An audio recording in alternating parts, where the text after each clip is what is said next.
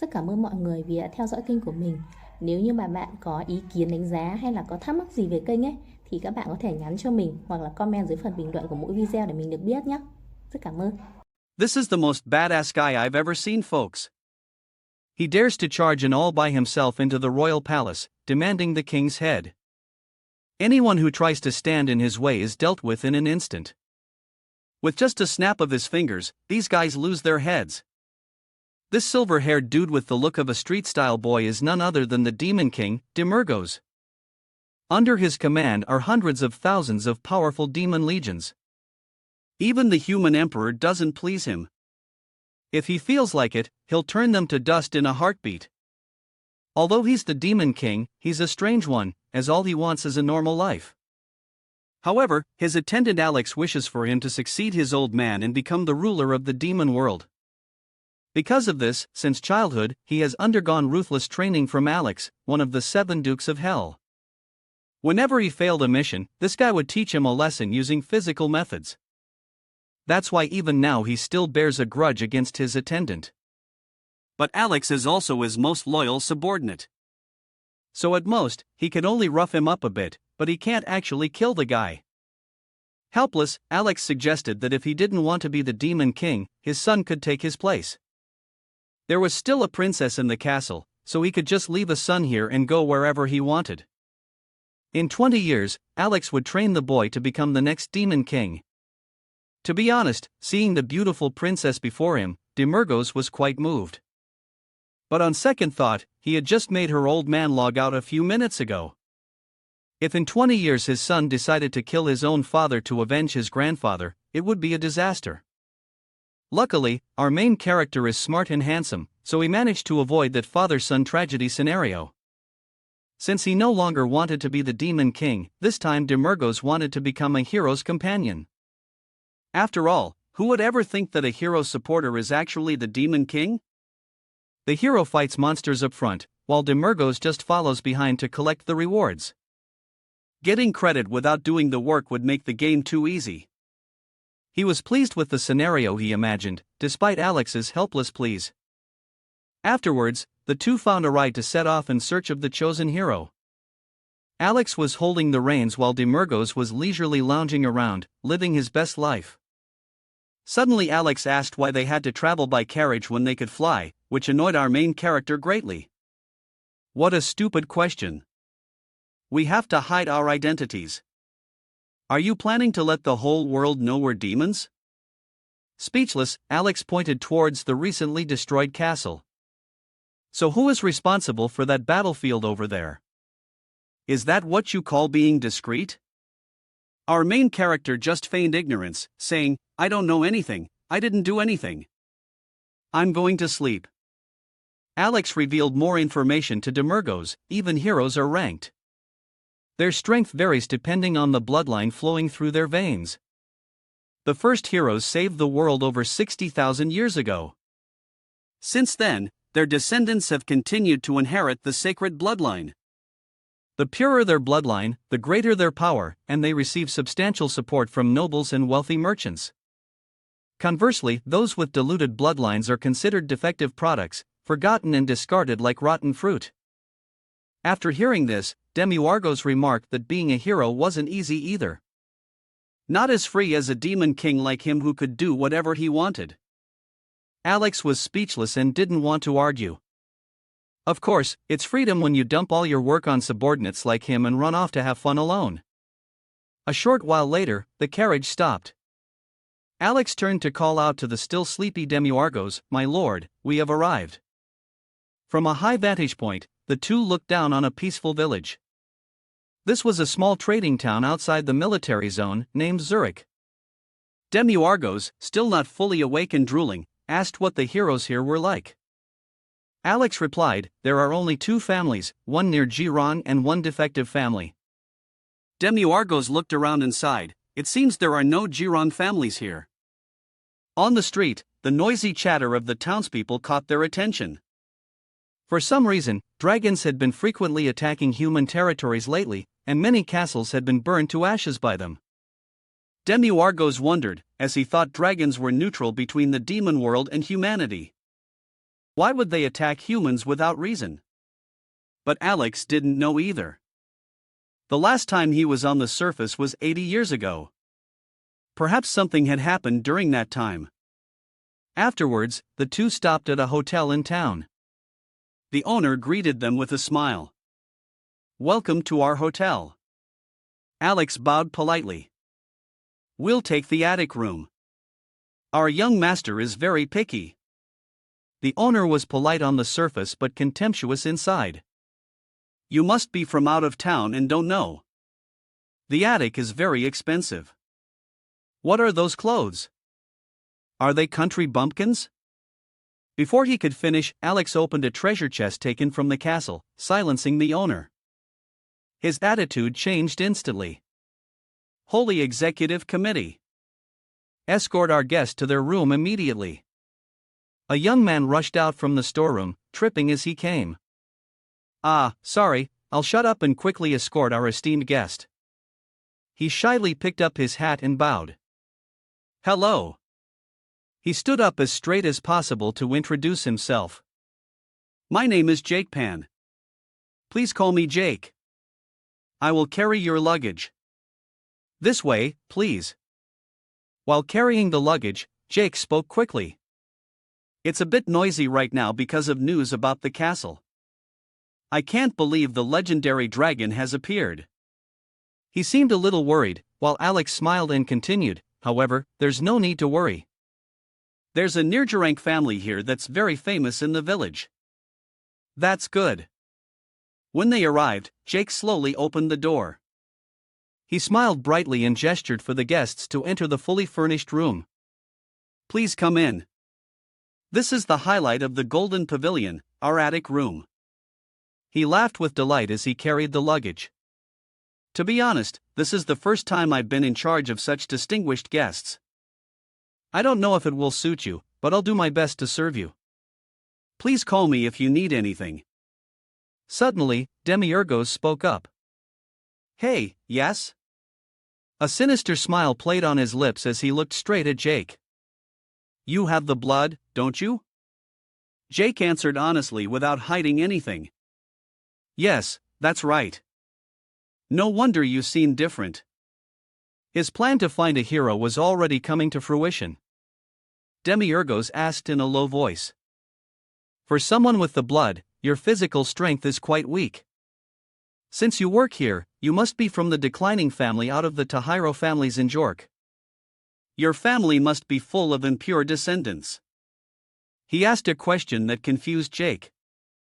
"What's your blood purity?" He scratched his head shyly and replied, "Unfortunately, I'm a defective product." Suddenly, the hotel was struck by a mysterious fire. All three looked up in astonishment. A giant fire dragon appeared out of nowhere, breathing fire and burning a large area. The townspeople began to panic, crying out for help. "A dragon is attacking. Mother!" Jake gathered his courage and stood in front of the two. "You two should run." The demiurges pointed at the blazing fire. "You said dragons were gentle, didn't you?" "I wasn't sure." Jake grew more confused by his words. "It's all right, Jake Pan Holy Big." His eyes glowed red again with that same smile. "I will become your supporter. So you will become a hero." His once gentle eyes were now unpredictable. "After all, I was looking for a hero. This must be fate." Jake heard those words without any fear. "Accept my offer. I will grant you the fortune and fame you've always desired. I will erase your title as a failure." He looked straight into the boy's eyes. "You can live your whole life in waste, or you can accept my offer and change your destiny." Jake's gentle eyes revealed the fierce internal struggle. This was the only chance in his life. He remembered his suffering younger siblings abandoned by everyone. Why even have children if they'll just end up as failures? Failures are lucky not to starve to death, brother. Where are Mom and Dad? I'm so hungry. A chance. Just thinking about it, Jake made up his mind and knelt down. He kowtowed before Demergos. Please, take care of me. I'm just an ordinary person, but I will give it my all. I certainly won't disappoint you. Jake's expression was extremely determined. If you wish, I will offer my soul to you. Demergos was very satisfied. I was about to ask you for that. He looked towards the brutal dragon breathing fire outside. Then today will be your first battle. Go hunt that dragon. Shouldn't I start with goblins? Looking at the bowing Jake, he raised his hand and conjured magic. Then let's make a contract. A contract was immediately drawn up with 5 unfair conditions. Jake hesitated, feeling it was an unreasonably unfair contract. Demergo narrowed his eyes. Sign it. If you accept, the contract will be complete. In Jake's heart, a struggle raged. In the end, he just stared at 2 words, fame and fortune. Tears streamed down his face. The game continued. He accepted and shouted his name. Jake Panholibik. Instantly, his name was imprinted on the contract. The contract was established. Demergo was still smiling in satisfaction. He pointed to the gigantic dragon, startling Jake. Then this will be your debut. Go kill that dragon. What? Alex then spoke up to explain. Master, humans cannot kill a dragon. He raised a finger with a smug look. I know. He just has to pretend to kill it, and I'll be the one who actually does it. He laid out a seemingly simple plan. First, Alex will go and greet the dragon, then drop it in front of the defective product. At that moment, the defective product will swing his sword at the falling dragon.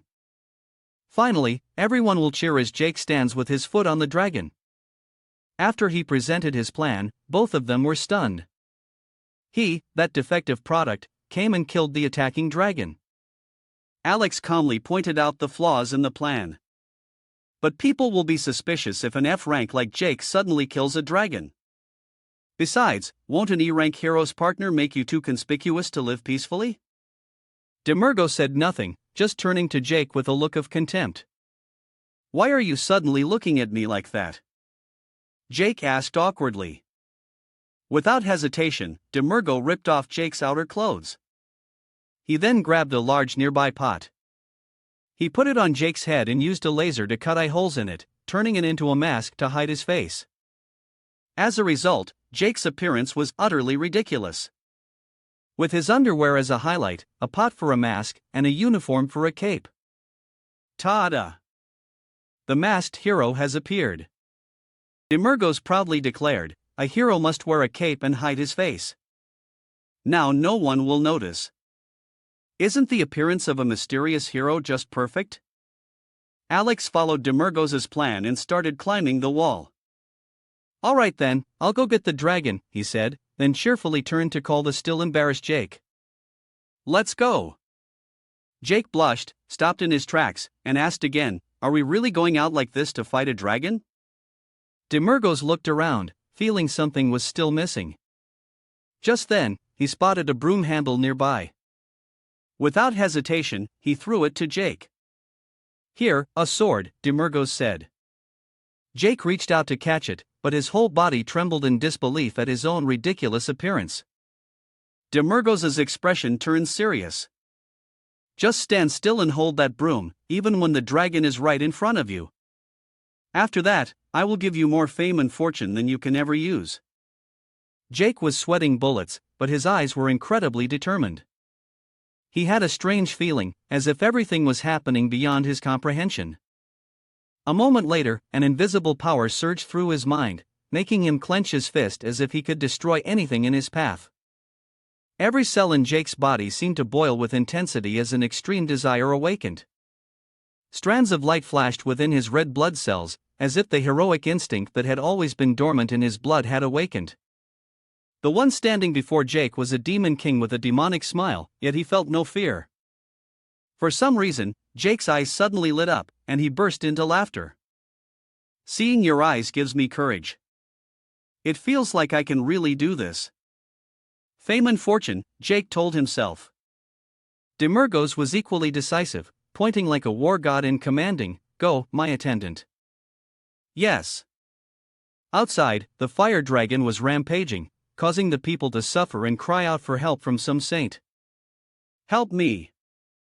Desperate cries echoed everywhere. The giant dragon didn't stop, continuing to breathe fire and burn down the entire village.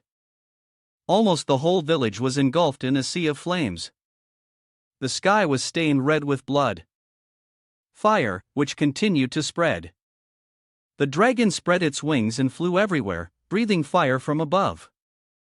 Alex stepped out of a barrier, standing firm on a crucifix.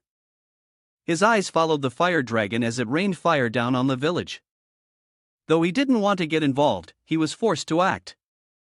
Without hesitation, Alex threw off his cloak.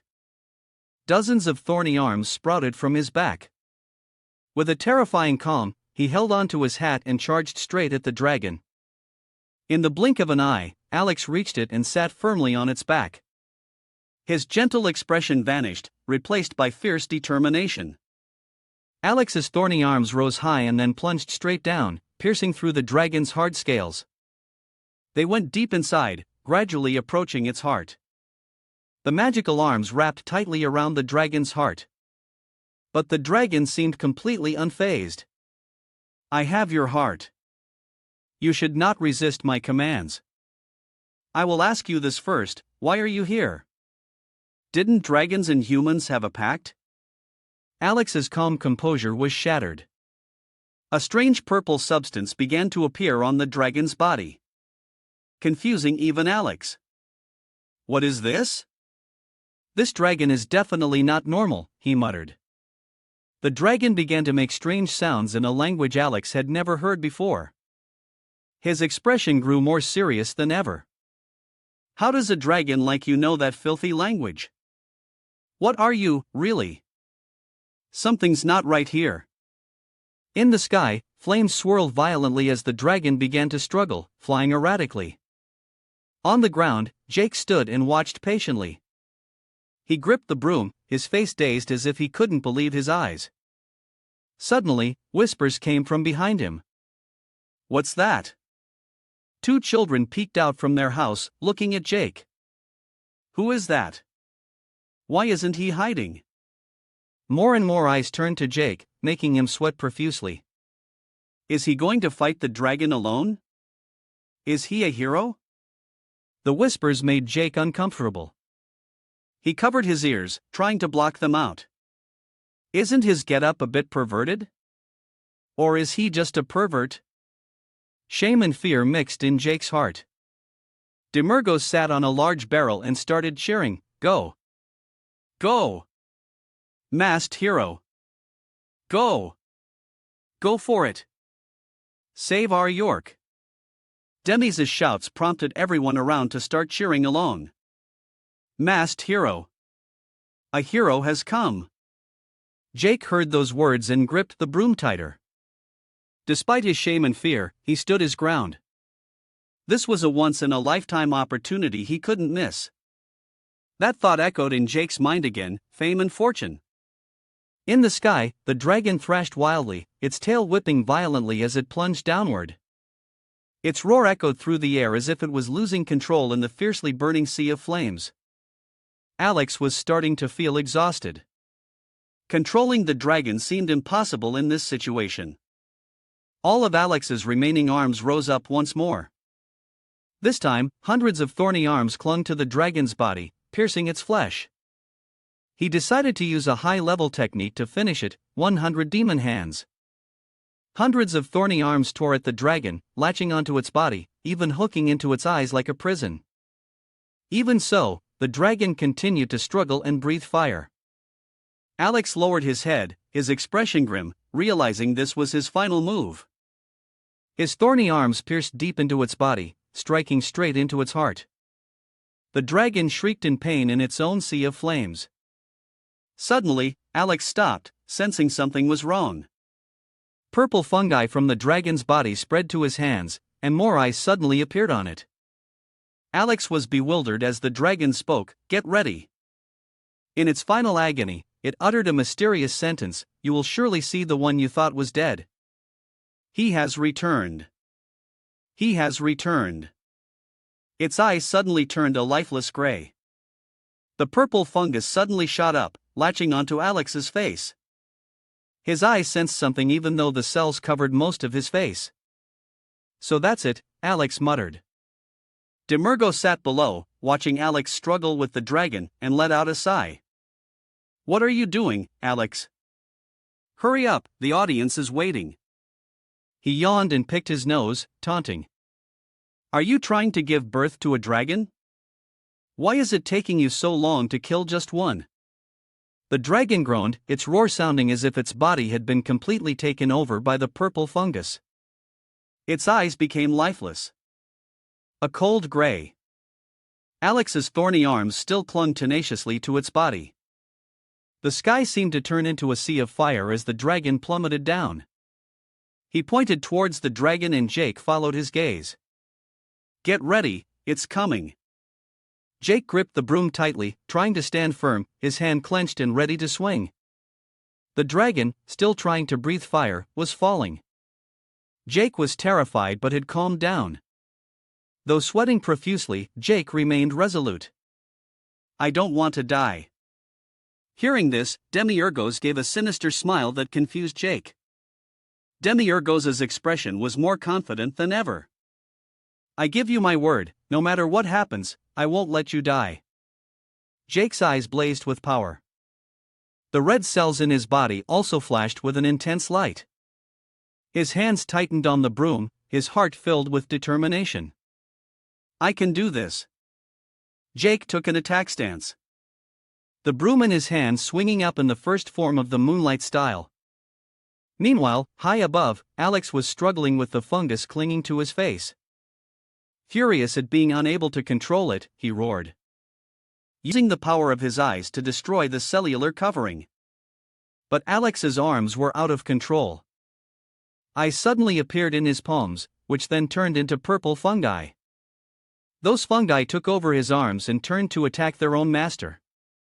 Alex gritted his teeth in pain, his remaining arms wrestling with them. Despite this, his mind remained clear. "This is a bit troublesome," Alex thought. His eyes lit up with the determination to deal with this monster. Both Alex and the fungal mass were falling towards the village. He once again used his blood demon art, 100 demon hands. His arms extended, carrying even greater power, and flung away the eye-covered purple fungus. Alex's main hand grabbed the layer of fungal cells on his face. He pulled with all his might, but they still clung on. Demiurgos, still unaware of the unusual situation, just sat and waited.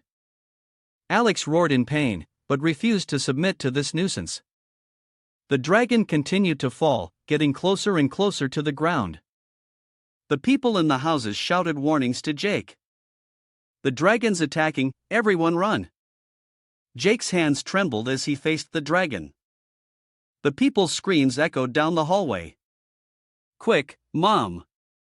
Only then did Demiurgos notice something was wrong and looked worriedly at Alex. "Hey Alex, what are you doing?" "Slow down," he said, confused by Alex's strange behavior up there. Alex was still struggling with the damned fungus.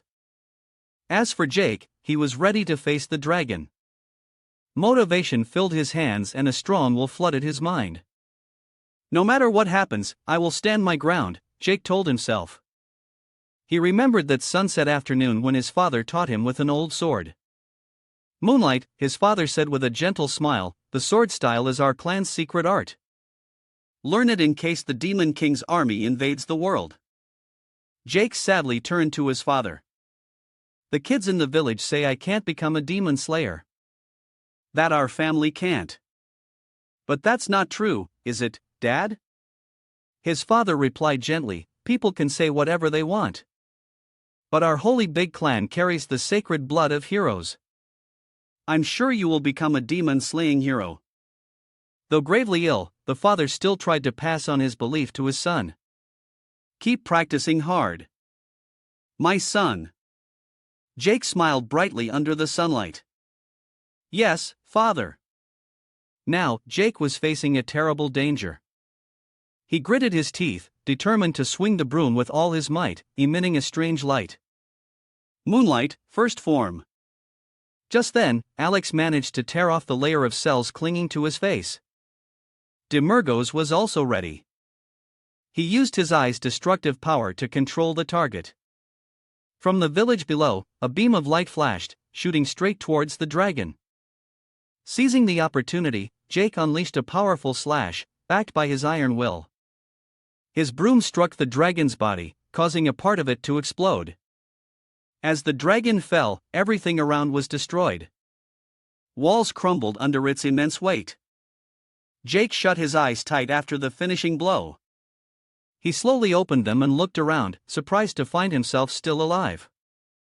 A wave of embarrassment washed over him. He turned around in confusion. He couldn't believe that the corpse of a giant dragon was lying behind him, and he was standing in a pool of its blood. People began to cheer. It's the hero! The villagers who had been hiding in their homes came out, shouting, "Our savior! The mighty hero! The gods must have sent him. Long live the hero!" Jake felt dizzy, his head spinning. Demergos, standing behind him, coughed a few times to get his attention. He gently reminded him, "Shouldn't you change your clothes and run away, masked hero?" Jake was flustered and embarrassed. Then he ran off like a scared rabbit and disappeared. Alex, who understood everything, watched from a crucifix. His face, nearly half destroyed, was slowly healing. He looked at the scene below, his heart full of doubt. The dragon's head was still there, but it was dead. What worried Alex was that purple fungus.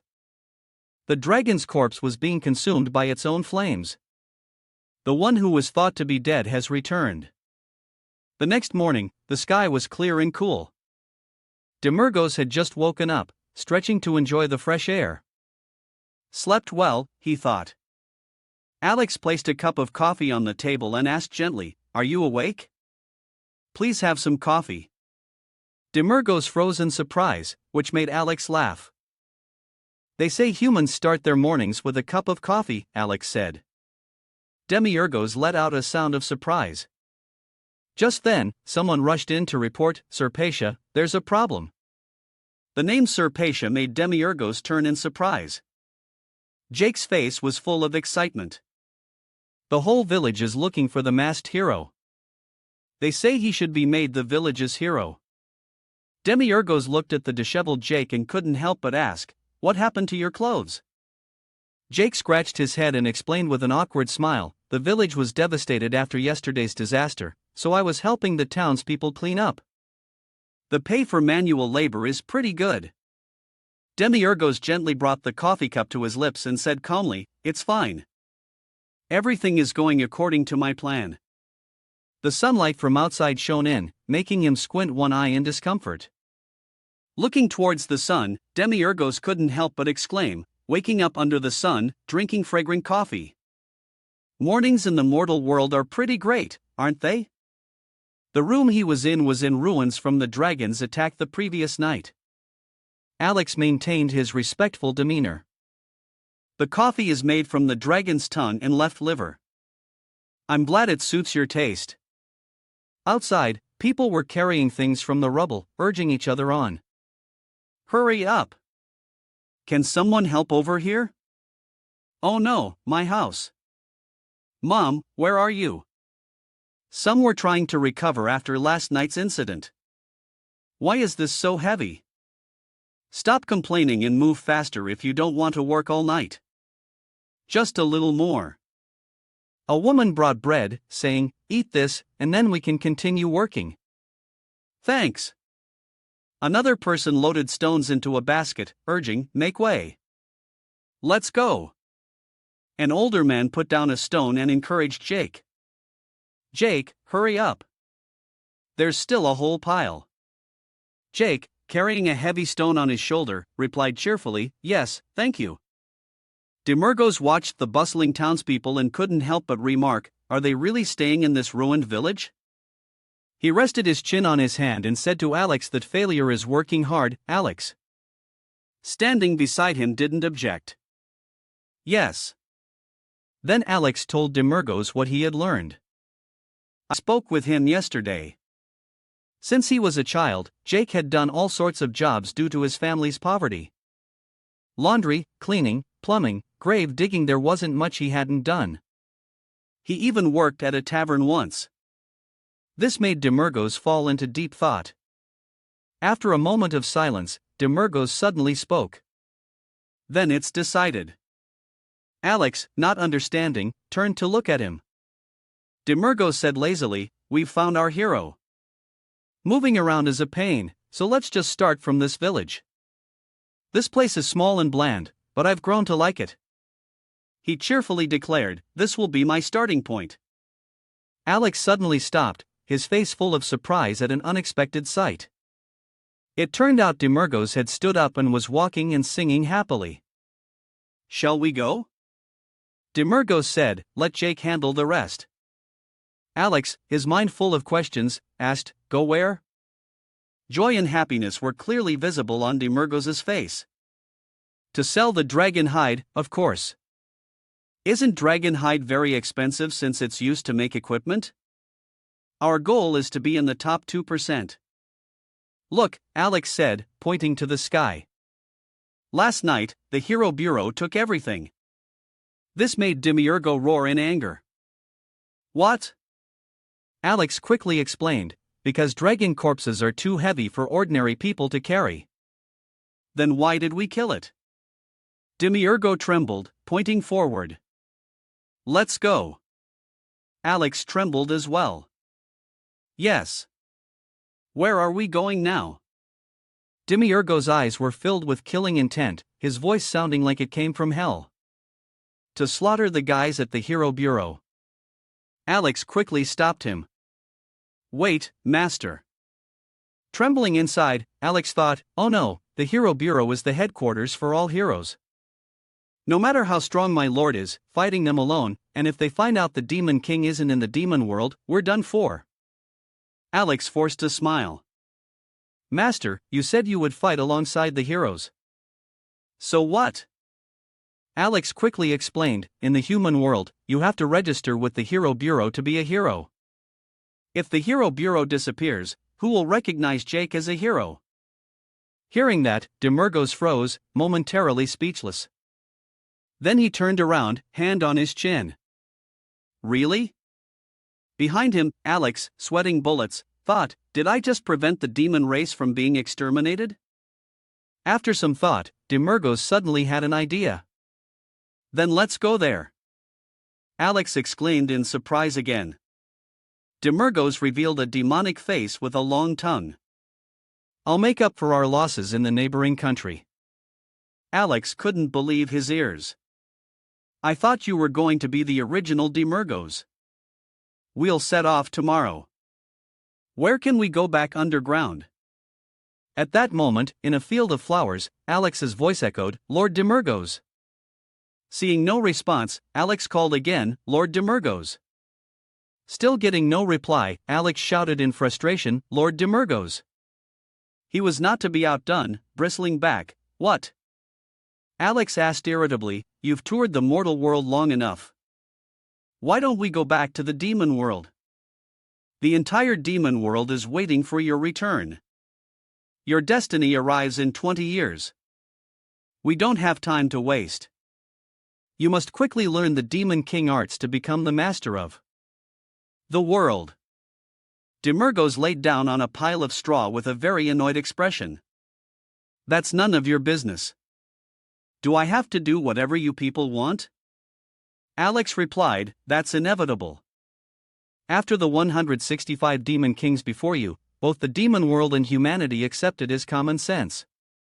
He enjoyed the breeze and thought, if everything went your way, what would the gods be needed for? I'm just doing this for the experience. Rethink it and accept it. There's no more demon king.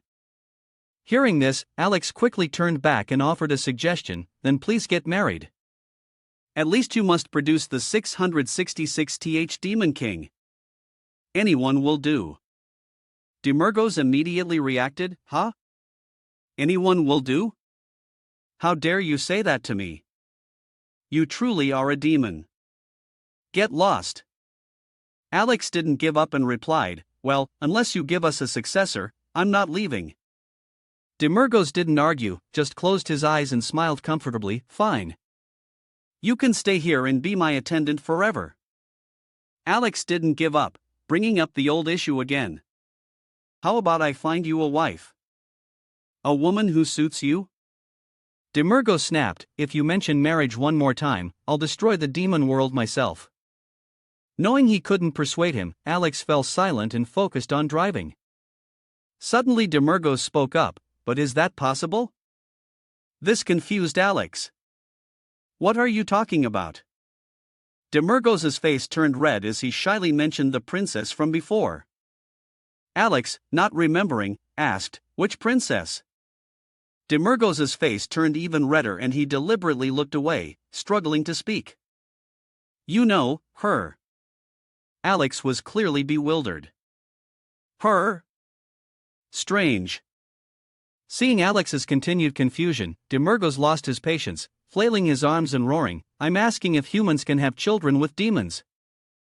Alex let out a sound of surprise and then answered, of course they can. Hearing this, Demergos' eyes lit up with interest. Alex happily explained that humans and demons reproduce in the exact same way normally. A man's testicles produce semen. When sperm meets a woman's egg, it forms an embryo. The child is born after 37 to 42 weeks. Demergos listened with one ear and out the other, growing impatient. He raised his hand to stop Alex's sex education lesson. Alex's expression suddenly changed again. If you wish, you can also transfer the demon lineage into another's body. Then just by mating, they will get pregnant. Even a deep kiss has a 50% chance of pregnancy. And a light kiss, 25%. Hearing this information, Demergos was completely shocked. What? Even a light kiss can get someone pregnant?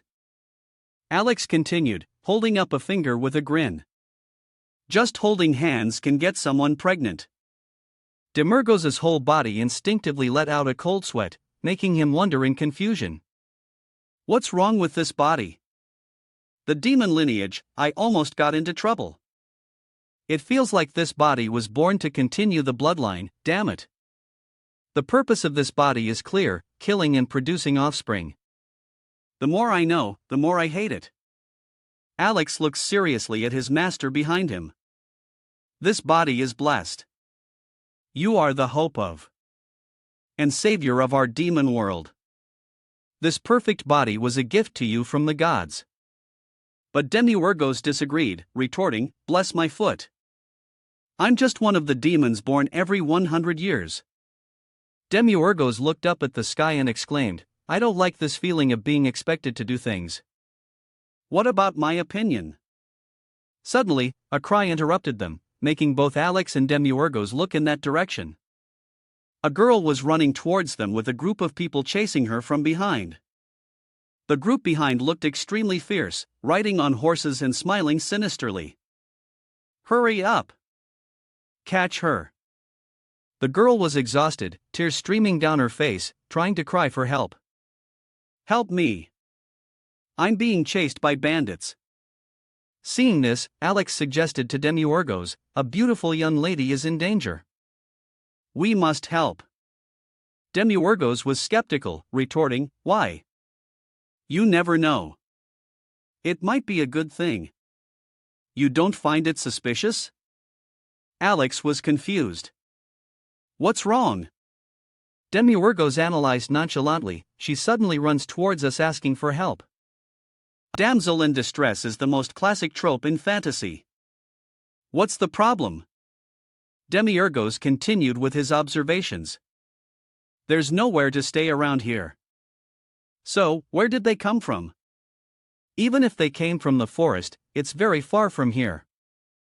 The atmosphere became more serious. Demergos got to the heart of the matter. More importantly, do you think they didn't spot us while chasing that girl? Neither of us saw them.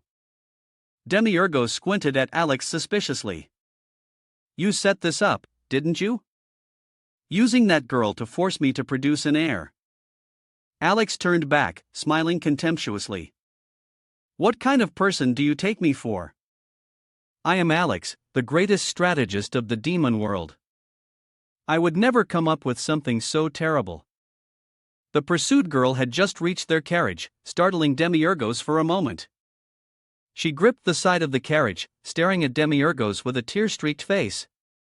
Please, Sir Knight, I'm being chased by bandits. Please save me. Demiurgos replied coldly, I'm not a knight, I'm a hero's supporter. The girl was stunned, but immediately she started crying pathetically again. Hero supporter, please save me. The bandits want to capture me. Demiurgos changed his posture, resting his chin on his hand and looking at her, still showing no sign of wanting to help. But we are a high-level party. We only hunt dragons. We don't do petty jobs like this. The girl bowed her head low and cursed under her breath. Why are you so picky? Demiurgos accidentally overheard and jumped up, pointing straight at her face. Did you just swear? The girl looked innocent. What? No, I was just begging for your help. Suddenly, an axe flew from nowhere and stuck into the wooden barrel next to Demiurgos. Demiurgos quickly turned his head at the sound, his eyes fixed on the axe that had just pierced the carriage, his face showing a stunned expression. Just then, a strange voice called out, Hey kid! A group of fierce-looking bandits on horseback charged forward. They laughed mockingly and provoked him. Look at his pale face. If you don't want to die, take your junk and get lost. What's with that outfit? Perfect, you must be from the future. Demiurgos glanced at the bandits, his lips twitching. My precious luggage is damaged. You, his voice dropped low, will burn for eternity. As soon as he finished speaking, the bandit leader was instantly engulfed in purple hellfire. The horrific sight startled the girl standing nearby, who could only watch in silence. The bandits, who were arrogant just moments ago, now stood frozen, watching their leader writhe on the ground, screaming in pain. It's so hot. Put out the fire. When the others were about to rush in to put out the fire, Demiurgos' voice rang out, freezing them in place, their bodies breaking out in a cold sweat. You can't put it out. No matter who you are or what divine magic you use, this fire will never be extinguished. You won't be able to die either. You'll just burn like this until the end of time. Anyone else want to be cremated with him? The bandits were immediately terrified and fled on their horses. I'm sorry. Please spare me. It's a demon, run. Seeing the bandits disappear, the girl couldn't hide her amused smile. Demiurgos glanced at her. Annoyed and urged, All right, you can go now. The girl quickly stopped him. Wait, Sir Supporter. The bandits have also taken over our temple. The nuns have all been enslaved, and the holy relics are gone. Please eliminate them and save the holy temple. At her plea, Demiurgos picked his nose and flatly refused. No, I don't do petty jobs. The girl was so angry she crushed the side of the carriage. Demiurgos lost his patience and turned to Alex. Let's go, Alex. Yes, master. Seeing them about to leave, the girl quickly stopped them. Wait. She was sweating, trying to keep them there. You mentioned a dragon, didn't you? Could it be that you're a companion of that masked hero? The temple taken by the bandits is the temple of the dragon god, the true supreme golden dragon. If you drive them out, we will reward you with the helmet and armor of the golden dragon god. Hearing this, Demiurgos stopped, a look of interest in his eyes. What are you doing? Why are you still standing here? Elsewhere, heavy footsteps climbed the stairs in panting echoes. Master, Alex called out of breath. Demiurgos, standing on Alex's back, asked casually, What? Alex, exhausted and breathless, said, Can't we just fly there? Come on. How can we fly? I'm not the demon king. Alex cried out in despair, at least let me carry you normally. My legs are about to break. The conversation between master and servant echoed through the mountains. Hey, I have the dignity of the demon world, Alex reminded him. I thought you said you weren't the demon king. Alex was sweating profusely, his eyes full of doubt, but that doubt was not unfounded. Looking up at the girl who was still running like the wind without getting tired, Alex couldn't help but wonder. She's been running for 30 minutes straight up a steep mountain like this. With the stamina of a normal person, how can she run while humming a tune? But before Alex could finish speaking, Demergos was already standing leisurely on his back, hands in his pockets. It doesn't matter who she is. I don't know what she wants, but if she dares to lie even a little, I'll skin her alive. Demergo paused for a moment, his eyes on the girl. But the true golden dragon god.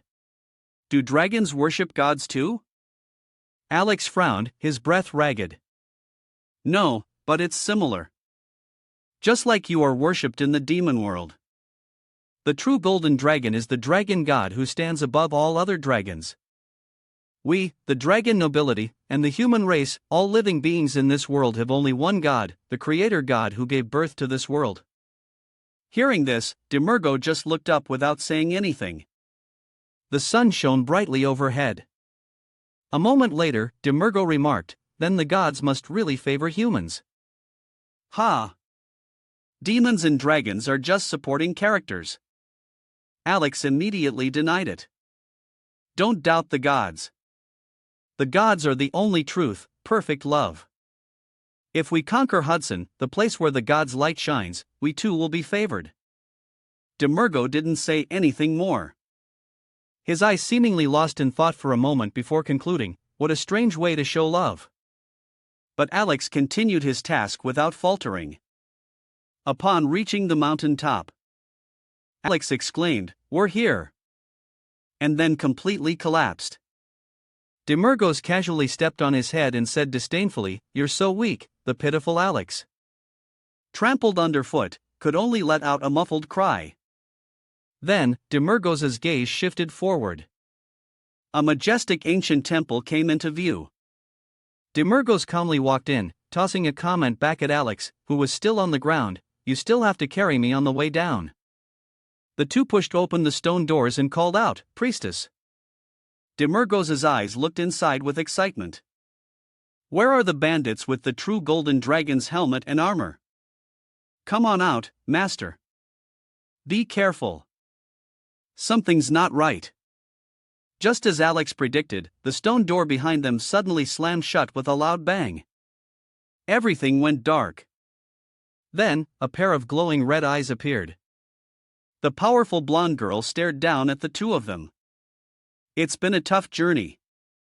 It seems your subordinate is smarter than you are. Demergos remained calm, a bright smile never leaving his lips. You look just like the mountain bandit occupying this temple. Where's your helmet? And armor?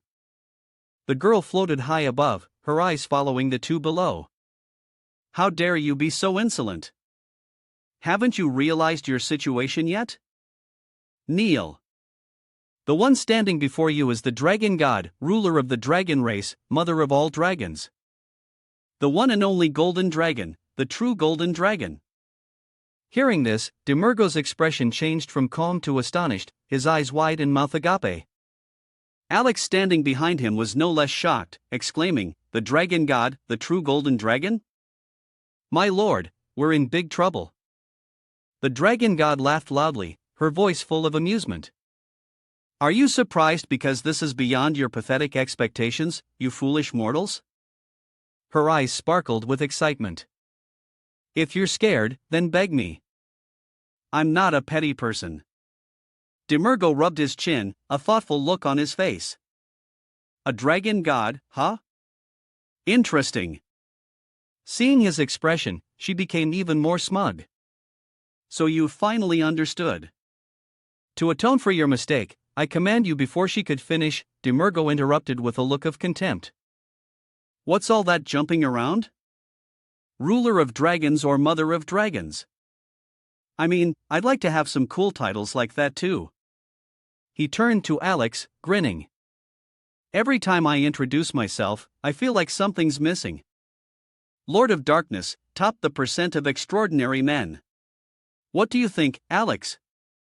Alex nodded, his eyes full of admiration. As expected of my master. The dragon god, standing to the side and being ignored, grew so angry her whole body trembled. She pointed at the two of them, her voice full of anger. Hey, stop talking nonsense. Hurry up and beg me to spare your lives. Don't you want to apologize? Demiurgos looked innocent, thought for a moment, and then said, I don't think I did anything to you. The dragon god shouted angrily, bringing up the past. Yesterday, you killed a dragon. I am the mother of all dragons. You killed my child. Hearing that, Demiurgos just gave a faint smile. You're making a big deal out of just that. Suddenly, the true golden dragon stepped on the air and gently flew up. He rushed forward, then close to Demiurgos' face, but he stood still. A confident smile on his face. She looked straight into his eyes and roared just that, so, you choose death. Instantly, a wall of fire appeared, surrounding them. She declared, this is the Golden Jade Realm. Even if you are Demiurgos, you have no chance of defeating me here. Alex looked at the flames and exclaimed in amazement, the Golden Jade Realm, good heavens! This is the territory of the true Golden Dragon. We're in her domain. Fighting her here is very dangerous. The true Golden Dragon smiled smugly, your subordinate knows a lot. Surrender now, number 666. Suddenly, a sentence rang out that left the true Golden Dragon stunned and confused. You know who I am and you're still doing this? If you're the true Golden Dragon, then it should be fine to use your skin. Get ready, I'm about to peel off your skin. Hearing this, the true Golden Dragon's eyes flashed with a defiant spark, you dare. Demiurgos raised a finger, covering her mouth and then spoke. Look, but first, don't you want to apologize for disappointing me? The true Golden Dragon was covered in question marks and shouted, what the hell are you talking about? Demiurgos goes immediately to deny the accusations. No, I really didn't come to the surface to cause trouble. I just wanted to go to the village quietly and make friends with the hero, but your child appeared, breathing fire and destroying everything. What was I supposed to do? It was just self-defense. But when your child was causing trouble, you didn't show up to stop it. And now you lure us here to seek revenge. You tricked us by pretending to be a sorceress and then suddenly declared you're the dragon god. You expect me to apologize? Do you think I'll kneel down and say, please forgive us this time? Do you think just because you're the dragon god, you can do whatever you want? Are all dragons like this? Alex, standing beside Demiurgos, agreed. He's right. It's arrogant to think you're always right just because you have power. When people resist, you assume they're wrong. What does that even mean?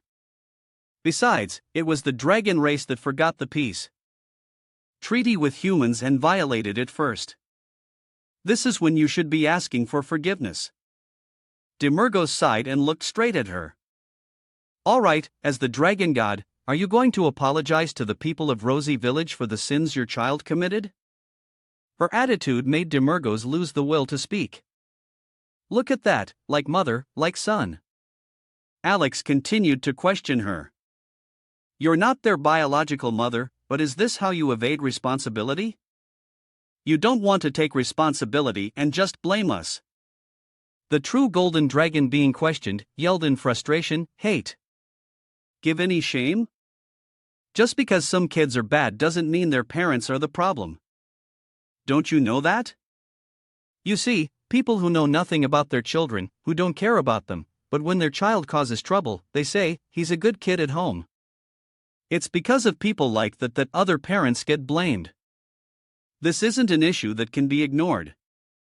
As the representative of the dragon race, dragon god, you must apologize for violating the peace treaty because of a delinquent dragon.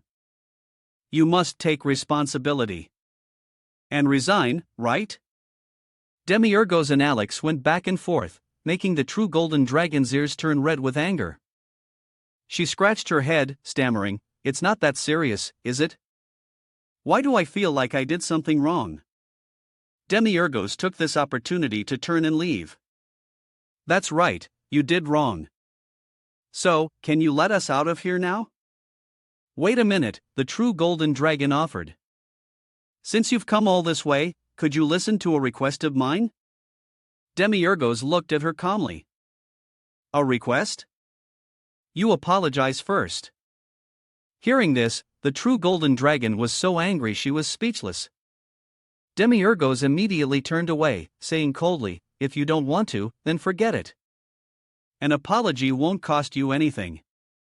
Seeing him leave, she hurriedly called out, "Wait, wait." This brought a look of satisfaction to Demiurgos' eyes. The true golden dragon hesitated and then said, I'm sorry." Suddenly, Demiurgos reached out and patted the true golden dragon's head, leaving her confused. Demiurgos chuckled, pretending to be a good person. "My father didn't like to do it either. But since you've apologized, I'll accept." The true golden dragon's face twitched as she sweated and muttered, "A bit weird, but I'll let it slide because I'm a generous person." After getting her answer, Demiurgos smiled with satisfaction and asked, "So, what do you want, dragon god?" The true golden dragon frowned, her voice becoming serious to tell Demiurgos in a roundabout way, "Dragon hunting." After a moment of silence, Demiurgos pouted. He looked at her with contempt. "The golden dragon, the true dragon god, the law, the mother is asking me, the demon king, to hunt her own dragon children? Do you think I'm stupid enough to believe that nonsense? This is clearly a trap. You've lost your mind, you stupid dragon." Alex, standing beside them, spoke up. "Is it because of the purple parasites?" Alex remembered when he fought that dragon, something like a parasite was attached to its body. Perhaps that's what made the dragons go crazy. The true golden dragon didn't deny what Alex said, admitting, "That's right. Something is wrong. The headliners are rejecting people. The dragon from yesterday was one of the headliners' victims." At this point, her gaze grew distant, lost in thought. After a moment, she continued. "The headliners are a group that has been hurt by humans, like losing their wives and children to them. Although this is unavoidable, they are blinded by their anger. They attack villages by infecting the young ones who live in peace. They use a strange and powerful magic that I've never seen before to reignite the war between humans and dragons." She looked seriously at the two of them. "So you must catch them before more innocent children have to die miserably as tools of war." Hearing this, Demiurgos smiled sinisterly. "I understand what you're saying. It's called hunting, but the problem is that the headliners are manipulating peace-loving dragons, making them go berserk and attack humans. And you want me to catch them before they're killed by humans, right?" The true golden dragon didn't deny it. Demiurgos didn't hesitate to reply bluntly. "So, what are you going to give me?" His eyes flashed coldly while a smile remained on his lips. "Where's my service fee?" "There has to be one." The true golden dragon frowned, her tone full of suspicion. "You. What do you want?" Immediately, Demiurgos held up 5 fingers, stating his condition clearly, 5 dragon scales. Since ancient times, the most powerful weapons have been made from dragons. "Every time I catch one, I'll take 5 dragon scales from them. Is that acceptable? In addition, I also need some weapons and armor worth over 100 gold, refined by the dragon clan. How about it?" The mother of dragons, hearing this, thought for a moment, then broke into a sweat and exclaimed, "What? Are you a con artist?" Demiurgos snapped his fingers, his tone cold. "Think what you want." Instantly, a contract appeared with clear terms.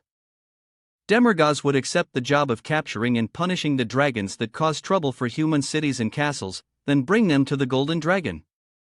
The agreed price was 5 dragon scales and weapons worth 100 gold for each captured dragon. The fee would be paid the morning after the job was completed. If the contract is breached, You will become Demiurgos' slave. Demiurgos smiled slyly, his eyes full of challenge. You just need to say your name, and the contract will be formed. This is a deal with the demon, you better not take it lightly, because you're betting your very soul. The true golden dragon roared with laughter, each word echoing with determination. I know that. Then she said loudly, Dragon God Golden Dragon. Upon her words, the contract instantly turned into purple smoke, signifying the pact was made. Seeing the deal was done, Demiurgos smiled with satisfaction, looked straight at the true golden dragon, and declared, the contract is signed. He and Alex turned to leave, urging, open the door, we'll solve this in a few days. But surprisingly, the true golden dragon called out, Demon!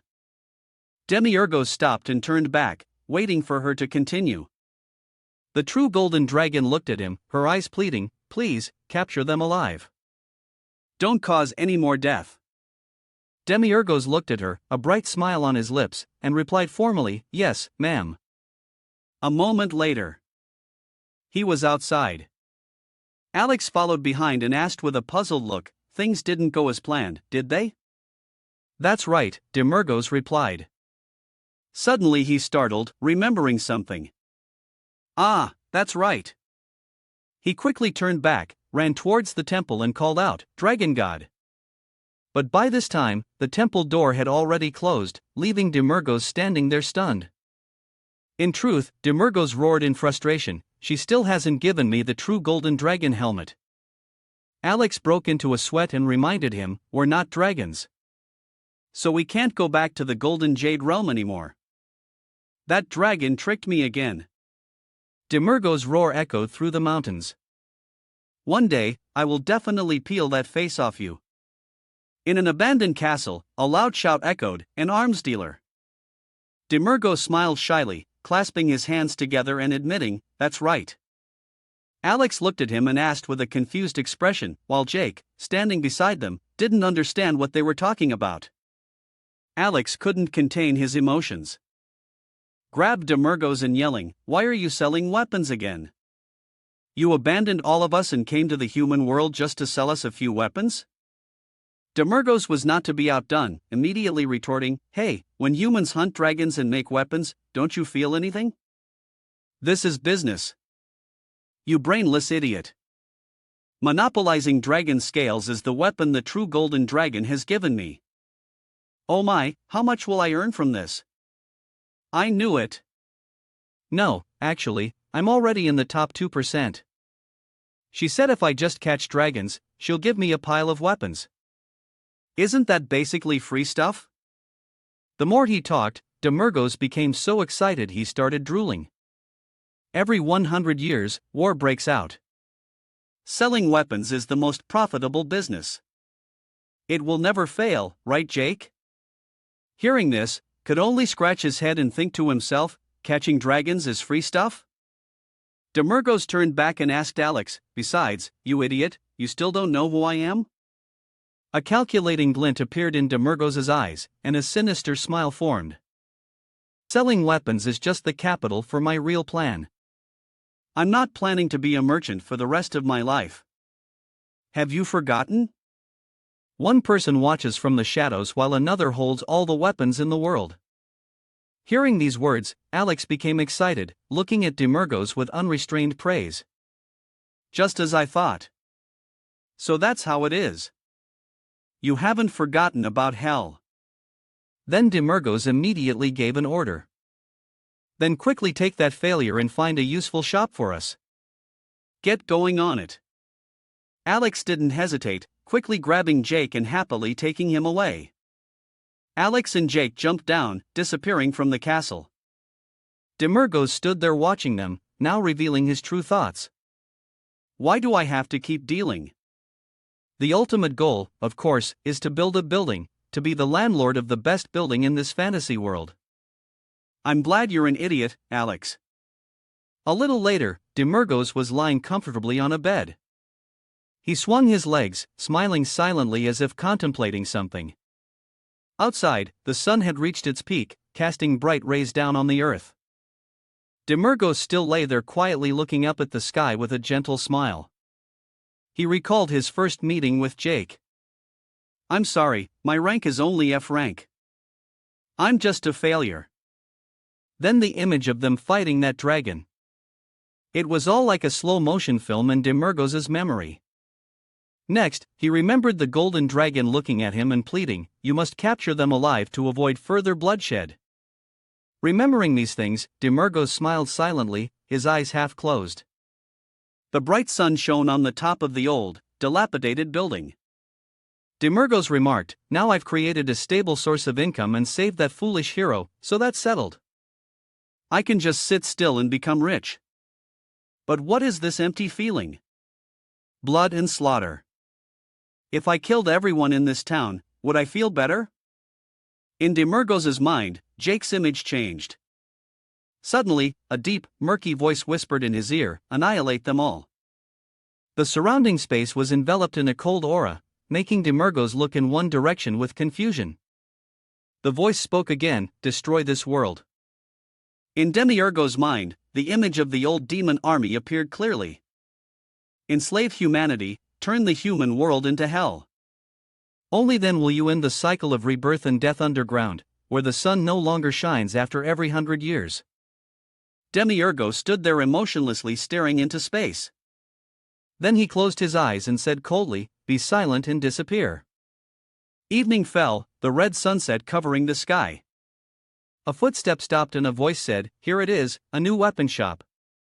Its owner died during the dragon invasion and the shop was bought for a cheap price. Demiurgo stretched and yawned, Not too bad. You found it quickly. I haven't even had a chance to sleep yet." Alex covered his face, saying shyly, "Once I heard the real plan, I was too excited to sit still." "Right, let's work hard together for that plan." Alex looked at the shop in front of them, calculating, if we ask Jake to help, this place will become a pretty good shop. "Can Jake fix houses?" Demiurgo nodded, "Yes, he used to be a carpenter."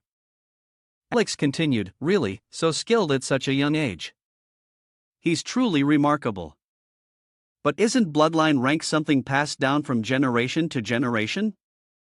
I mean, even if pure-blooded parents have a child, that child could still be F rank, right?" Alex admitted, "That's right. And conversely, there are cases where the child of an F rank hero and a saint becomes the final victor. It's all random." Demiurge asked again, "So, is there any hope for those considered failures? Just because their family is all F rank, their child is also labeled F rank?" Alex shook his head. "It's quite vague. Although skills aren't inherited, wealth is. A family that regularly produces high-ranking warriors or saints will have riches like kings. With that money, they can raise their children's hero rank or bloodline in many ways." Demiurge tilted his head back and looked up. "So in other words, even if the child is F rank, there's still a chance for success, right?" Alex nodded. "That's right. But since Jake calls himself F rank, perhaps he already thinks of himself as a hero." Suddenly Demergos exploded in anger, roaring in fury. "Those pathetic humans use money to decide their own level of heroism. Why do we demons always have to lose to people like that? Why, you bastards?"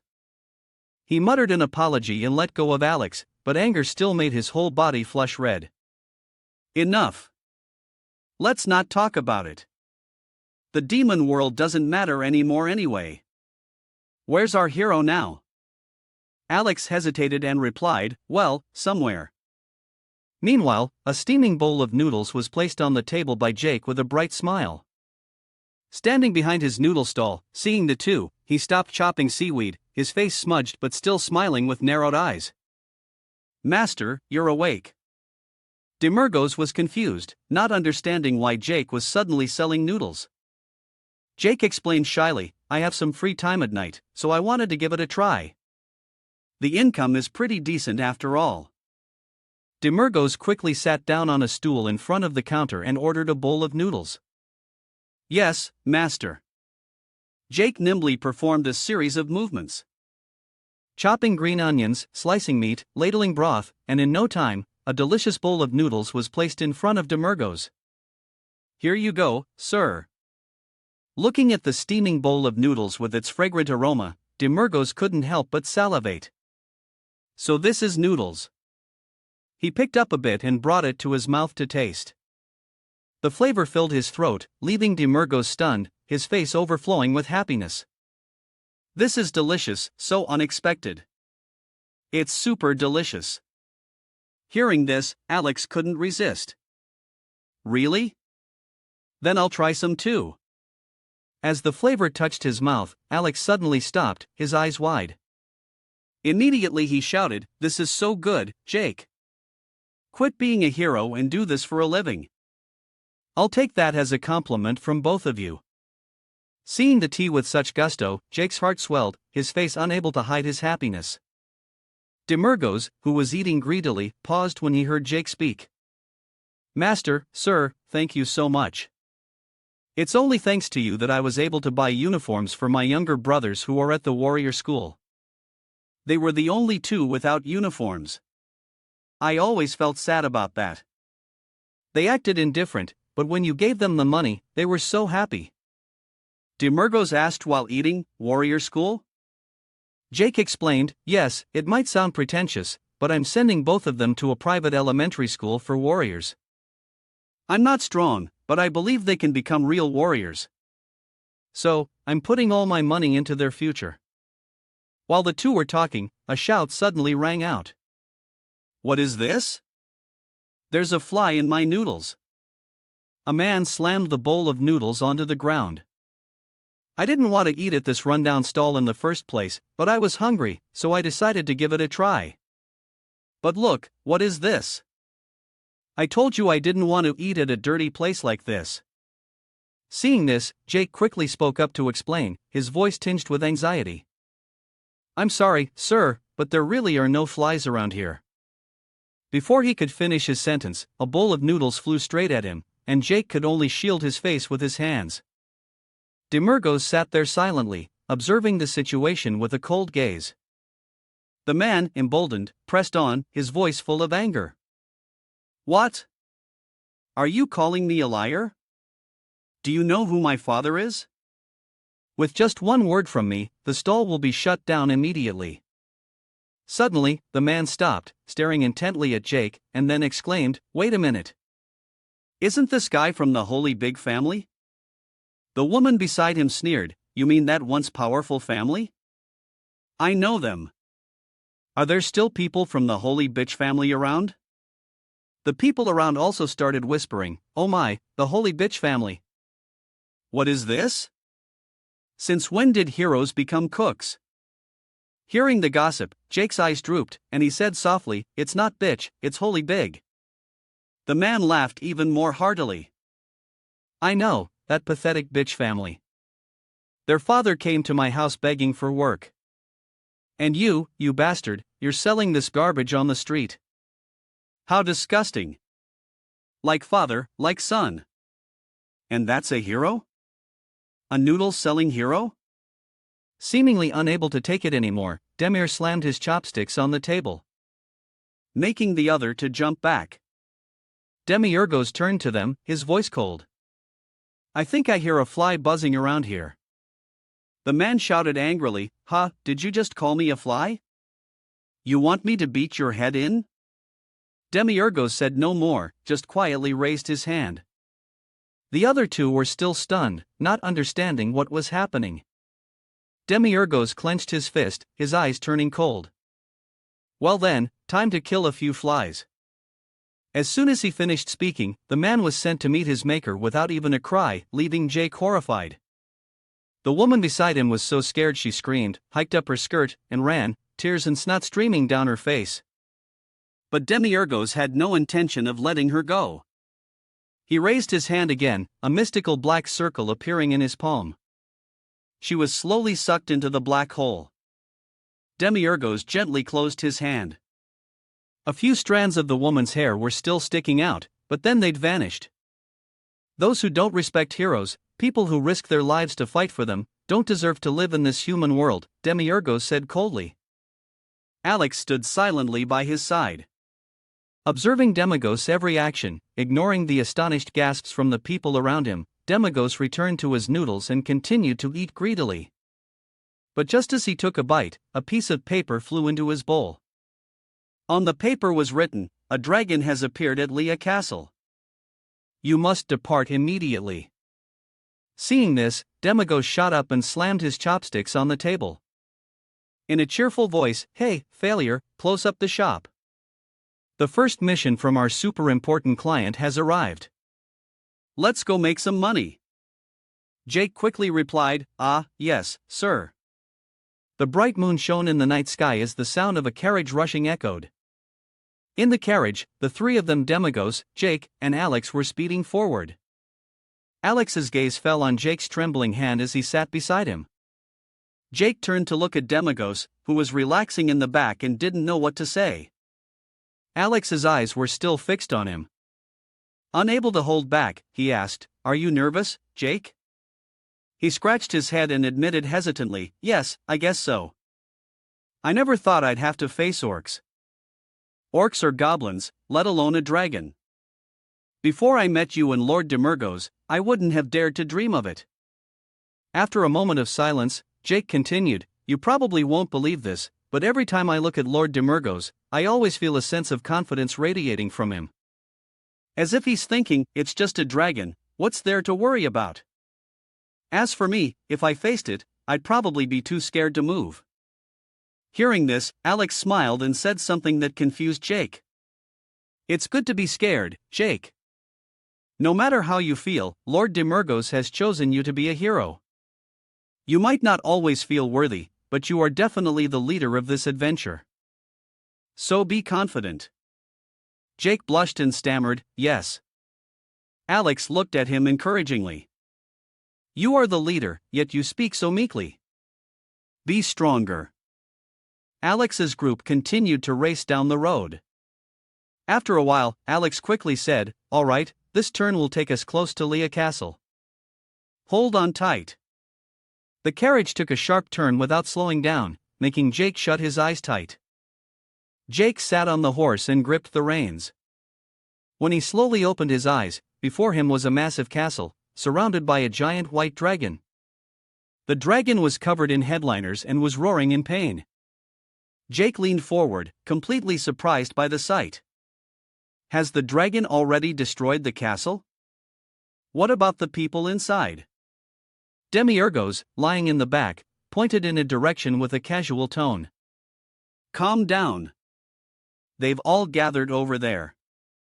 Alex, beside him, surmised a castle this large must have a few G-rank heroes. "They probably helped everyone inside escape safely, so don't worry." Demiurgos yawned and spoke as if giving an order. "The stage is set, and the audience has arrived. It's showtime. Get ready, failure." Jake was sweating, not daring to argue. In front of the castle, shouts and curses echoed. "Damn it! Where did that dragon come from? Is this the end of the world?" The people stood on rocky outcroppings, enduring the biting cold, their faces flushed with a mix of emotions. "Quick! Give warm blankets to the injured. It's so cold.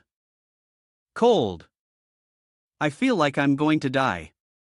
Amidst the chaotic scene, an overweight man prayed incessantly. "Oh Lord, please make this storm stop. Have you abandoned us from afar?" Another voice called out, "Even the king has left us to fend for ourselves, so why wouldn't the gods abandon us?" In another corner, someone lamented, "It's so hot. It feels like a sauna in here." On the throne, the king sat comfortably while members of the Holy Order used magic to ward off the cold. The king scratched his face, annoyed. "Hey, where are all those heroes who were supposed to find the savior? Good grief, it's so hot. We need to get back to the castle immediately." An old priest stepped forward and reported, "They were probably killed by the dragon. I can't contact any of them." The king was furious. "What? Then you'll have to manage on your own. If this continues, I'll die of heat stroke." Suddenly, a shout rang out, "Move aside, move aside." The king startled and stopped. Jake appeared heroically in the carriage driven by Alex. The people cheered, "The hero has come." The king leaned back in surprise, looking at Jake. Jake's teary eyes shone. The carriage flew over the king's head. He was astonished, only able to mumble, "A hero, really?"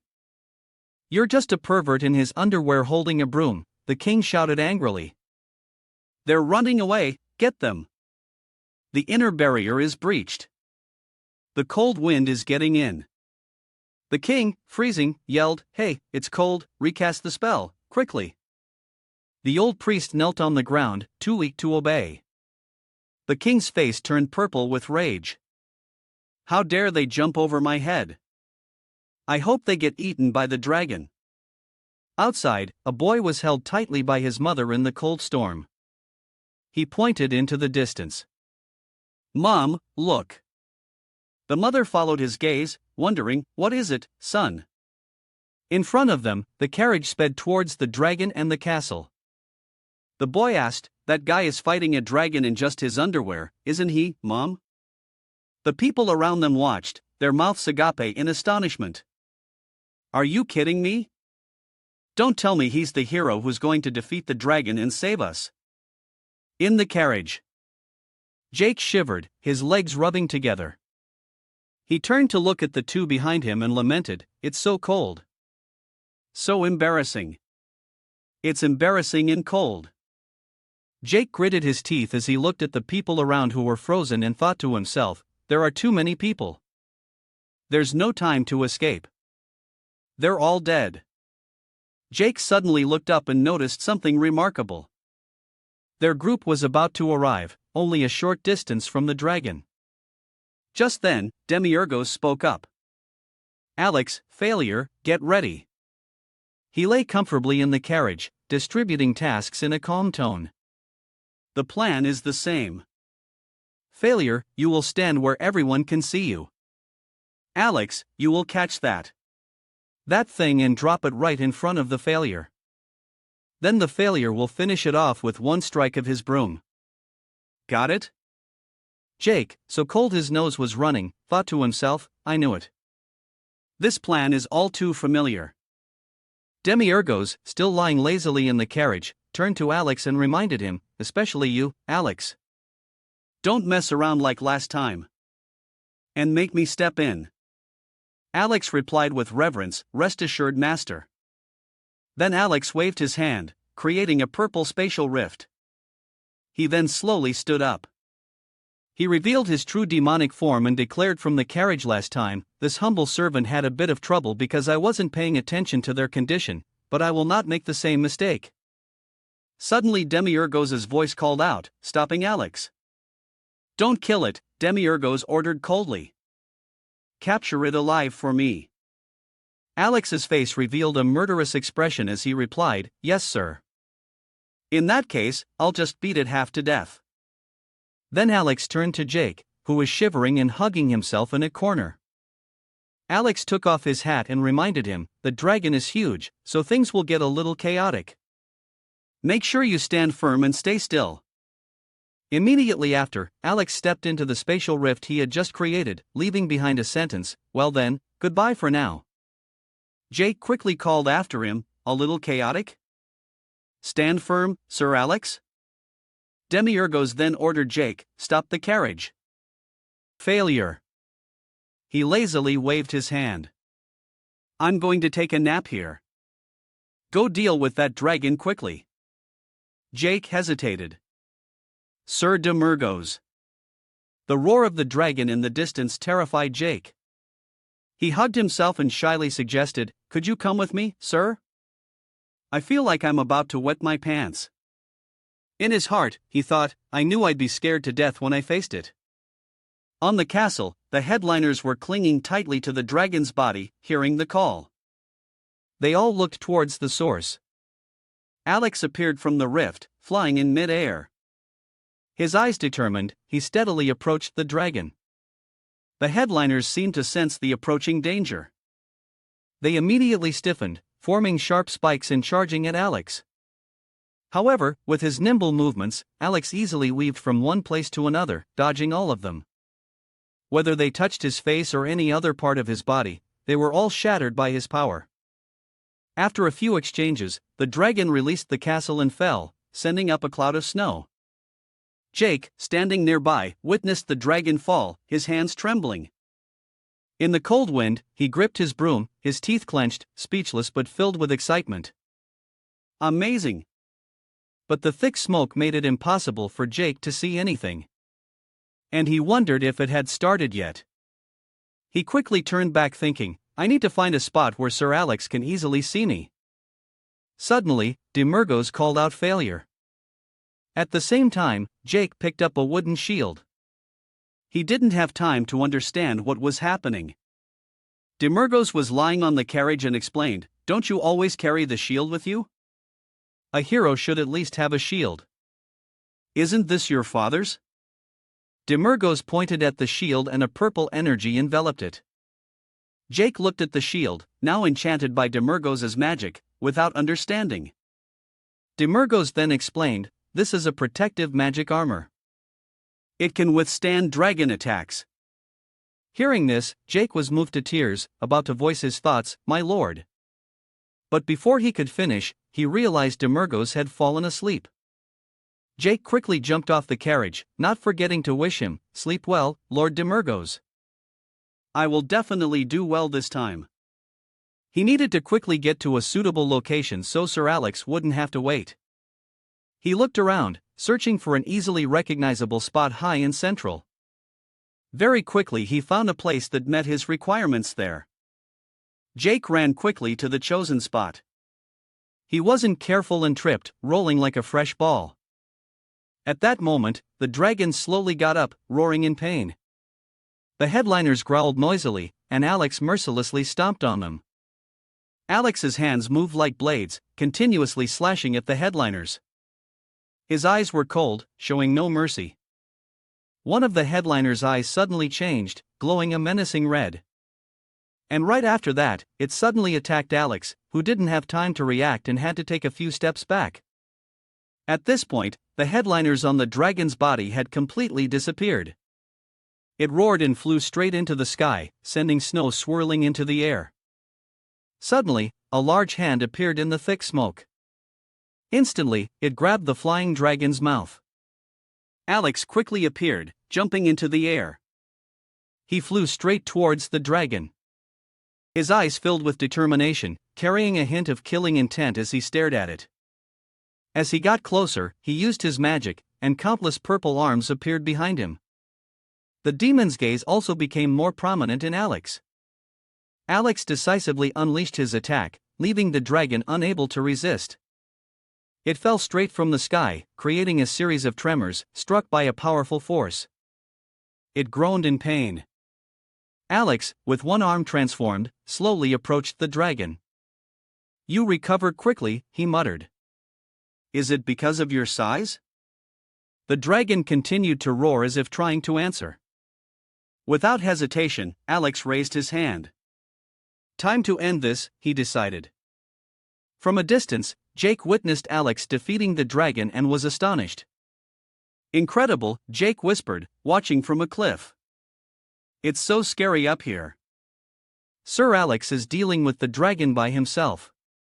Suddenly, Jake's eyes widened. Is that a D-rank hunter? He looked behind him where the townspeople were cheering, Hero. The hero saved us. Jake was confused. Is he winning? We're saved. Go hero. The Lord has heard our prayers. All the townspeople cheered. Moved to tears, hero. Hearing the cheers, Jake was extremely surprised. Everyone is cheering for me, he realized. The cheering grew louder. You can do it. Go. But to Jake, Alex was the real hero. Unlike me, who's trembling just standing here, Jake thought to himself. I'm so jealous. I want to be a hero like him, saving people and bringing hope. Lost in thought, Jake suddenly heard a cry for help. Please, save me. He quickly looked towards where the cry came from. A person, about to be frozen solid with only half their face visible, was pleading for help. "Please save me, Sir Hero." On the other side, the dragon's tail whipped powerfully, forcing Alex to fly back to dodge. The dragon's tail smashed into an iceberg, shattering it. Hearing the noise, Jake quickly turned his head towards the battle. The ice shards fell towards Alex, forcing him to dodge. Alex, looking displeased, muttered a curse. The dragon's foot slammed down, sending snow flying. The dragon roared, shaking the entire area, then it spoke in an untranslatable language. Alex stared at the dragon. "So you can recover indefinitely as long as the host isn't dead? Is it because of the parasite?" Alex assessed coldly. "You're like a living dead dragon." The dragon's massive foot touched the ground. It changed direction, crying out in pain. Hemorrhages began to appear all over the dragon's body. Alex realized, so they can replicate infinitely unless removed from the host. A true living dead dragon. The dragon still stood tall after all of Alex's attacks. A cold glint flashed in Alex's eyes. "If I can't kill it, there's only one way. I just need to chop off all its limbs." The dragon used the power in its legs to push off the ground. Then it suddenly soared into the air, letting out a roar that echoed throughout the region. Its mouth opened wide. It charged straight for the cliff where Alex was standing. Without hesitation, Alex immediately used his 100 hands technique. From behind him, countless arms began to sprout. They slowly coiled together before the dragon could reach him. The smaller arms gradually merged into one giant hand. It clenched into a fist and swung hard at the dragon. The punch, carrying terrifying power, slammed the dragon to the ground. Without stopping, Alex continued with his 100 demon hands technique. The giant hands repeatedly struck the dragon lying on the ground. Then, they merged into one, gripping its neck and slowly lifting it into the air. Suddenly, a white energy gathered in the dragon's mouth. Alex seemed unconcerned, still focused on his magic. The dragon unleashed a powerful blast of cold ice, shaking a corner of the sky. Jake, standing far away, was also affected by that wave of power. He was blown away and fell onto the white snow. He cried out in pain, struggling to breathe. At that moment, countless arms enveloped Alex. A cold light flashed in his eyes as he declared, "It ends here." The giant hands squeezed the dragon's neck, making it roar in pain. Alex's eyes widened as he used his ultimate technique, 100 demon hands, single strike from a single point. The merged hand immediately split into 3. Moving in 3 different directions. 2 hands quickly grabbed the dragon's wings. A magnificent scene unfolded as the dragon's entire body was restrained. Unable to move, it let out cries of agony. Alex didn't care, slamming it to the ground. "Reverse flow piercing finger," he shouted.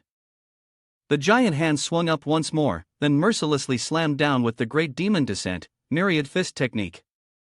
The people from afar saw the dragon fall and were stunned. Jake was also dazed, sitting motionless as everything happened too quickly. Suddenly he realized, "Oh no, this is no time to be a spectator." Jake rushed towards the person who had just cried for help. "I have to save them quickly." When he arrived, he saw the person shivering from the cold and reassured them, "Don't worry, I'll get you out of here right away." Jake touched the iceberg, and the cold immediately spread through his cells, making him shudder. "So cold," he sighed, and then noticed a young man who had lost his life. He died while trying to save the girl. The other person spoke weakly, revealing a child with a flushed face. Tears and snot everywhere. Pleading, "Please save the child." Hearing the child cry, Jake quickly took his broom and slammed it against the iceberg. His strength shattered the ice into many small pieces. He tried to reassure them. "Hold on a little longer. I'll get you out right away." But in his heart, he thought, "I have to leave the father to save the mother and child." On the other side, Alex and the dragon were still fighting. Jake calculated, "Sir Alex will be here soon. I need to hurry, save them, and get back to my spot. A white light began to emanate from the dragon. The townspeople, recognizing the light, shouted in panic, "That light, get back, Sir Hero! That's the light that destroyed our castle." The light suddenly intensified, spreading out like a shockwave. And it was heading towards Jake. He quickly raised the shield enchanted by Demiurgos to block it, but he couldn't hold out for long. The shield shattered, sending him flying several meters away. The townspeople from afar could only watch as the beam of light approached. And as it rushed towards them, they could only let out a few cries. Even the king felt the cold air and couldn't help but exclaim, "So cold!" Ice began to form around the dragon, making it roar in pain, but Alex stood firm and said, just like last time, "It's a bit hard to maintain the Zota barrier that's been preserved for the battle 20,000 years from now." How annoying. Jake, now buried in the snow, let out a few groans. He slowly opened his eyes and realized, "I'm still alive. Maybe it's thanks to Lord Demiurgos' shield magic." He shuddered, so cold. Suddenly, Jake's eyes snapped open as he remembered the child. He struggled to sit up from the snow, looking around, seeing the baby still crying. He couldn't help but feel relieved. The child is still alive. He looked at the mother, who was shattered but still holding her child tightly. He let out a curse, "Damn it! The mother!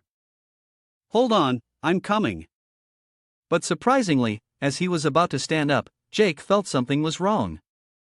He looked behind him and discovered that both his legs were shattered from being frozen, and one of his arms hadn't escaped either. The ice on the dragon's body began to move.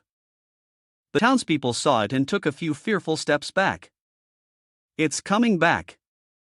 Someone quickly shouted, "Sir Hero, run! Over here!" Jake clenched his fist until it turned red, his mind made up. "I have to save the child. I'm a hero. I may be a failure, but I will save this child." The voices of the townspeople still echoed, "Sir Hero, watch out! Sir Hero!"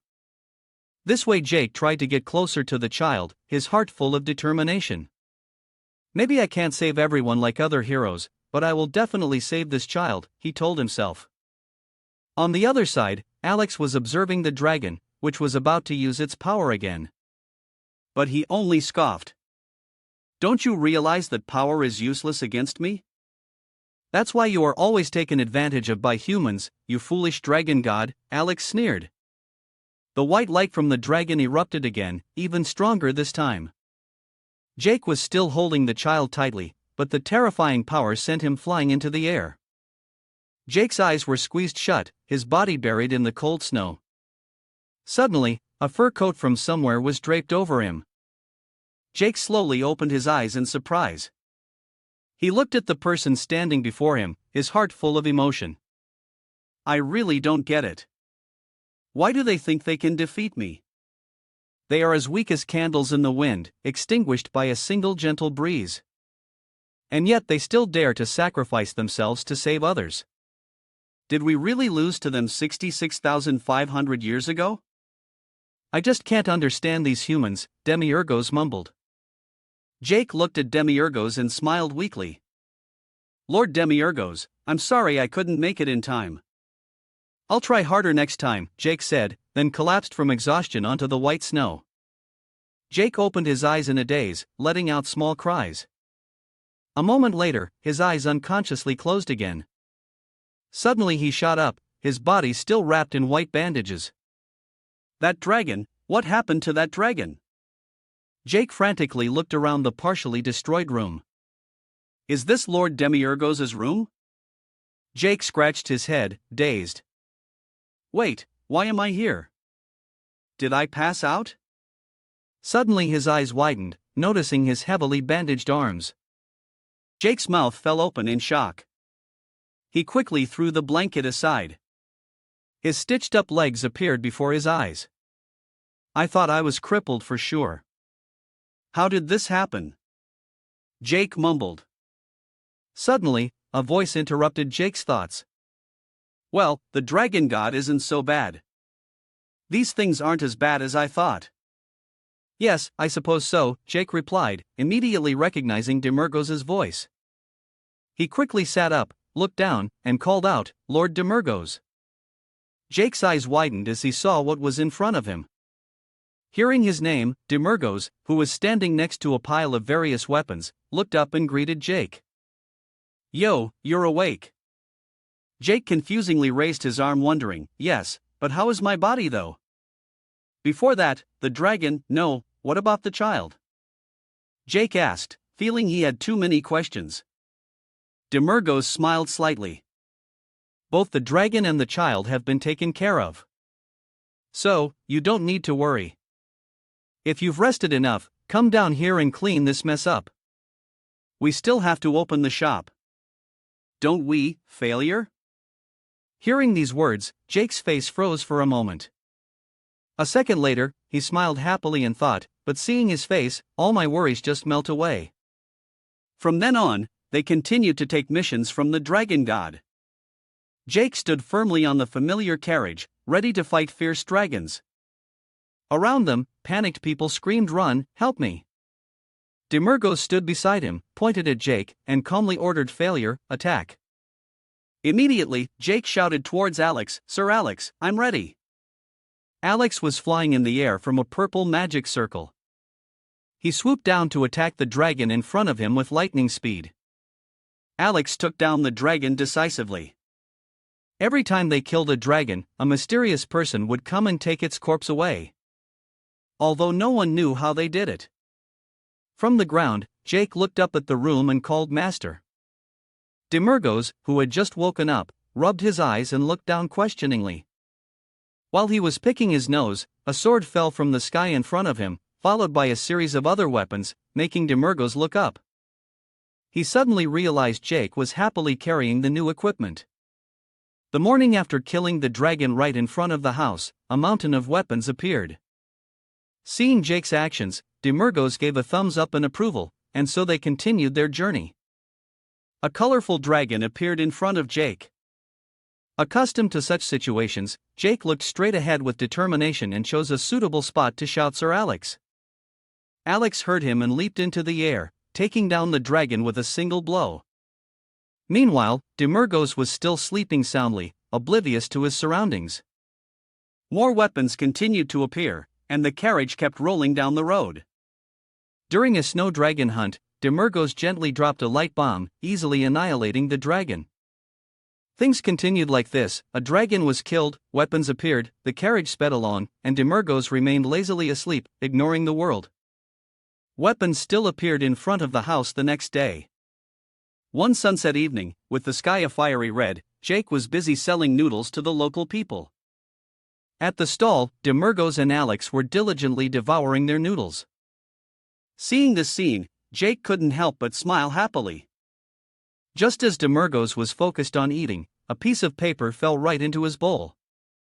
On it was written, "A dragon has just appeared at Sandcastle." With his mouth still full of noodles, Demergos stood up and shouted, "Go!" They immediately got into the carriage and headed towards the new dragon. As always, Demergos was sleeping soundly, oblivious to his surroundings. Suddenly, his eyes snapped open and he ordered, "Attack!" In a dramatic battle, Jake faced a ferocious dragon covered in headlines, its mouth wide open as if to swallow him whole. Not only that, but Jake also had to face a fearsome fire dragon. With his agility and masterful skills, Jake leaped high into the air. Using a Demon King technique, he delivered a fatal blow that the dragon couldn't react to, leaving it to only roar in agony before collapsing.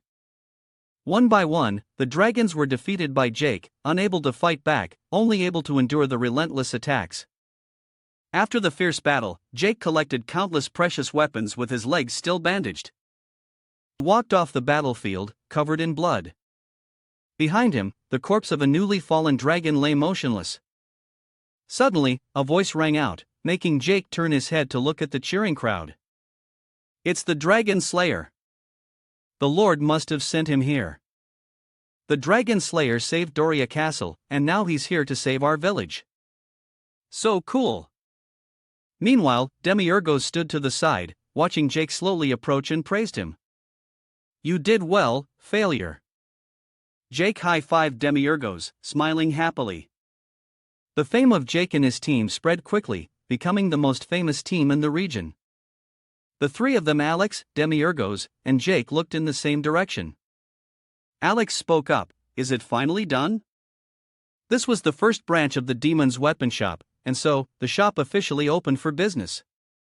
In the magnificent space, thousands of sparkling weapons were displayed on racks. Jake couldn't help but exclaim, "Wow, this place looks so luxurious, Lord Demiurgos." Demiurgos put his hands in his pockets and turned to Alex, praising him. "I didn't think the interior.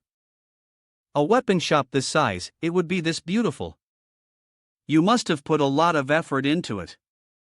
No other weapon shop in the region can compare, not even the big guilds." Demiurgos gave a sinister smile. "Oh, is that so? Anyway, you two will be managing this shop." Alex and Jake were surprised. "Us? What about you?" Demiurgos put both hands behind his head and smirked. "Hey, have you ever seen a boss do the work himself? I just want to sit around and count money. If you're still hesitant, let me just say that you two are the ones excited about managing the shop, not me, right?" After hearing these pleasing words, Demiurgos relaxed and laughed happily. "So that settles it. Work hard to grow the shop," he said. Just then, a voice called out, "Sir Demiurgos." Demiurgos stopped laughing and turned to look at Jake, who was scratching his head shyly and asking, "Can I continue working at the stall after I'm done here? I still need to earn money for my twin brother's tuition." Demiurgos replied immediately, "Whatever, do what you want." Then he turned to Alex and ordered, "Alex, go get what I asked for." That afternoon at the weapon shop, the sunset painted the sky red. The three gathered to observe the item that had just been brought. Jake couldn't contain his amazement and exclaimed, "Wow!" The item on the tray continuously emitted a dark purple aura. "It looks amazing," Jake whispered. Demiurgos approached and lifted the shield. As his hand touched it, a few purple sparks flashed. He held up the shield and turned to Alex, "Read it." Alex began to introduce it in a monotone voice. Doom's Lagoon. Crafted from dragon scales obtained as a dragon hunting reward, combined with emeralds and rubies, and exquisite craftsmanship. This is an SS rank shield worthy only of heroes. It was made by Hammett, the #1 blacksmith of the underworld.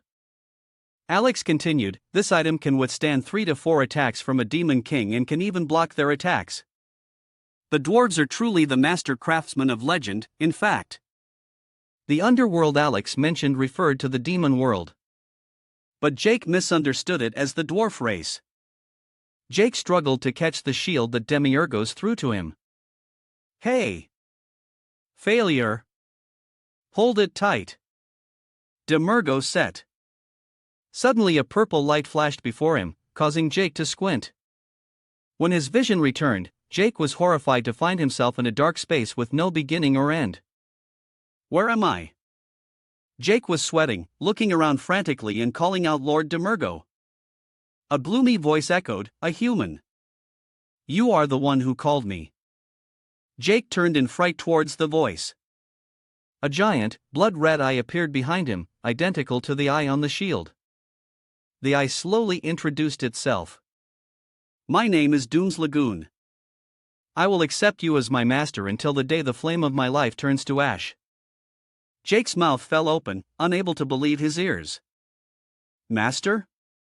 Before he could compose himself, the eye emitted blinding flashes of lightning, making Jake quickly cover his face with his hands. When he opened his eyes, he suddenly found himself back in the weapon shop, which made him look around in a daze. Where did Doom go? The question hung in the air, unanswered. Only Demiurgo coldly reminded him, "It's coming, block it." Jake stood there with a bewildered expression, not yet understanding what was happening. Suddenly, Demiurge waved his hand lightly, and a huge wave of power rushed towards Jake. Jake was terrified, his face pale, and he quickly raised the shield to defend himself. The eye on the shield immediately lit up, blocking the attack. But the force was too great, and Jake was still pushed back through a brick wall, shattering it.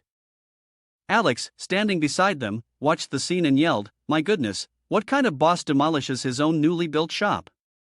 Demiurge just shrugged, his tone casual. "Come on, it was just a little test." From the pile of rubble, Jake's hand slowly emerged. He hugged the shield and crawled out with a joyful expression, waving and calling, "Lord Demiurge, this shield is truly amazing. It's so great that even an S-rank hero or even a G-rank would want it." Demiurge nodded, his eyes filled with satisfaction. "Even though it's only 1/100th of its true size, I guess it can still block my spear of ruin." Then he coldly called out to Jake, "Failure." Jake still replied cheerfully, "Yes, sir." Demiurge continued with news that left Jake gaping in astonishment. "From now on, it's yours. We want you to use stronger equipment because you're too weak. We'll add things one by one, starting with this." Jake asked emotionally, "Really?" At the same time, a tear unconsciously fell onto the shield, greatly surprising both Demiurge and Albedo. Jake hugged the shield tightly, tears streaming down his face. "Giving me such an amazing shield even though I'm just a useless low rank. Is this really okay?" Demiurge looked at him, his lips pursed in silence for a moment before he gently affirmed, "Yeah." Those words made Jake even more emotional, and his tears continued to flow. He held the shield like a treasure, his nose running, and caressed it. "Even if I lived for 1,000,000 years, I wouldn't dare dream of a day I could hold such an amazing shield. This is the best shield in the world." Hearing this, Demiurge just said coldly, "You idiot. I didn't even hit you, so why are you crying?" Akama Castle, which had been destroyed, but inside, a group of people were still eating, drinking, and laughing wildly. The leader raised his gold-laden hand to admire it and sneered, "Wearing so much is heavy. You've gathered quite a bit. I never thought you'd have so much. You can't take it with you when you die." That old man had no conscience. Then he looked down at Princess Abro, who was kneeling motionless on the ground, his voice full of contempt. "Am I right, Princess Abro?" After speaking, he sat on the throne and laughed smugly. While the crowd was reveling, a strange footstep suddenly appeared, making them stop and look up. A shadowy figure emerged from the doorway, saying nothing, and walked straight from the door up the stairs. This strange appearance silenced the entire hall, and all eyes followed him. He moved nimbly, looking around from corner to corner. Then he continued to the second floor, muttering, "Not this place." He returned to the main hall, his steps swift, causing even the drunk and revelers to stop and watch his strange actions. He weaved through the people lying on the floor and then stopped in the middle of the hall, kneeling.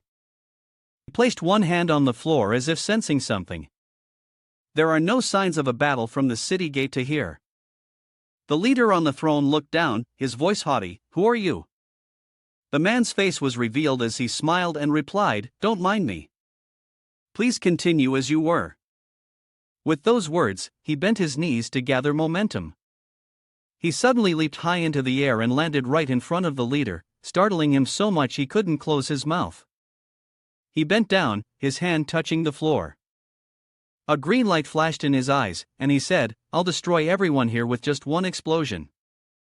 Suddenly, he shot up and looked straight at the leader. The mountains seemed to be cut in half under the full moon. He wondered to himself if a human could do such a thing. The leader, terrified, gritted his teeth, about to say something, then shouted, "Get this bastard out of here." The soldiers all shouted, "Yes, sir." The man turned back, waving his hand in warning, "Don't move. It's dangerous. Your lives are still precious." But the soldiers still charged forward. He pointed up, wagging his index finger, "The works of God shouldn't do that." Immediately, a flash of light swept through. The charging soldiers had their legs severed so quickly they couldn't react. He pointed at the remaining people. "You all stay still if you don't want to end up like him." The leader pointed at him, his voice trembling. "Magic? What's happening? Who are you?" The mysterious man maintained a radiant smile.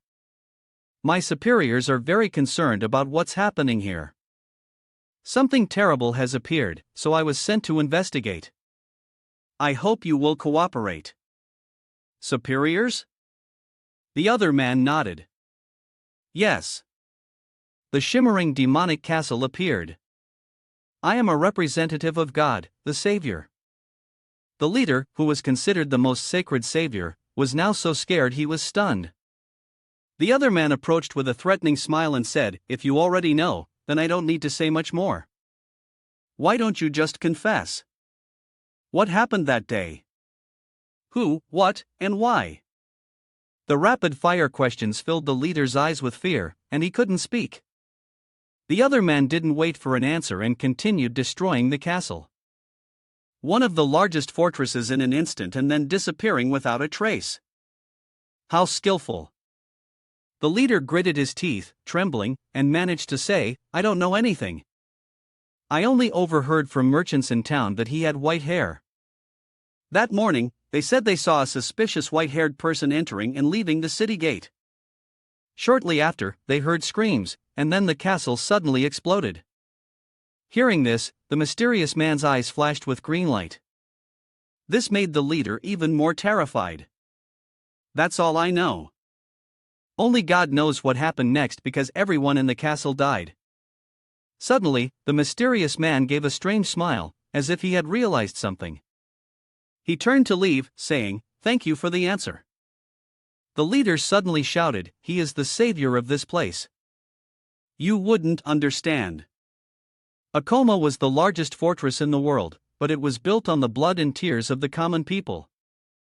That white-haired youth was the savior sent by God to kill the tyrant and help us reclaim what is ours. He is the true savior, more capable than that bastard who only used divinity to live in luxury." The other man turned back, his eyes full of danger, and said, "Well said. However, we will see if he was truly sent by God or is just part of some faction." He raised his ring-covered hand and continued. "Also."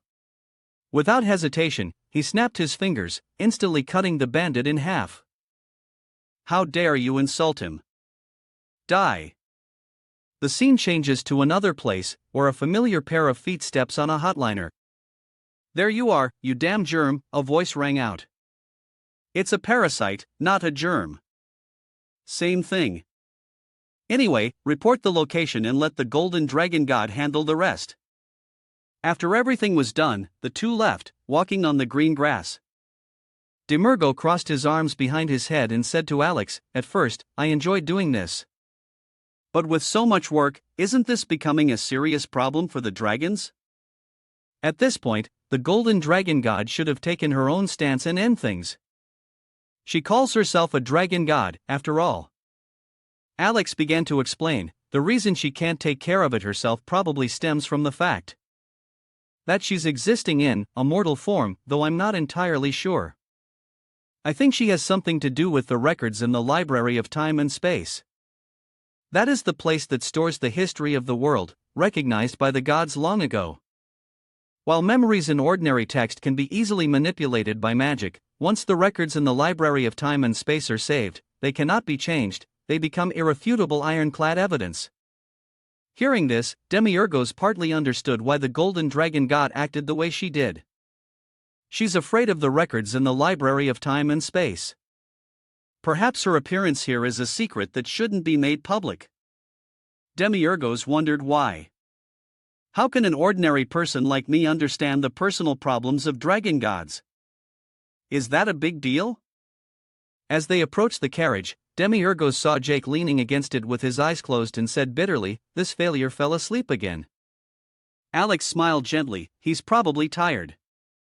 Demiurgos looked at Alex confused. Seeing the blood all over Jake, Alex explained he just acted like it was nothing.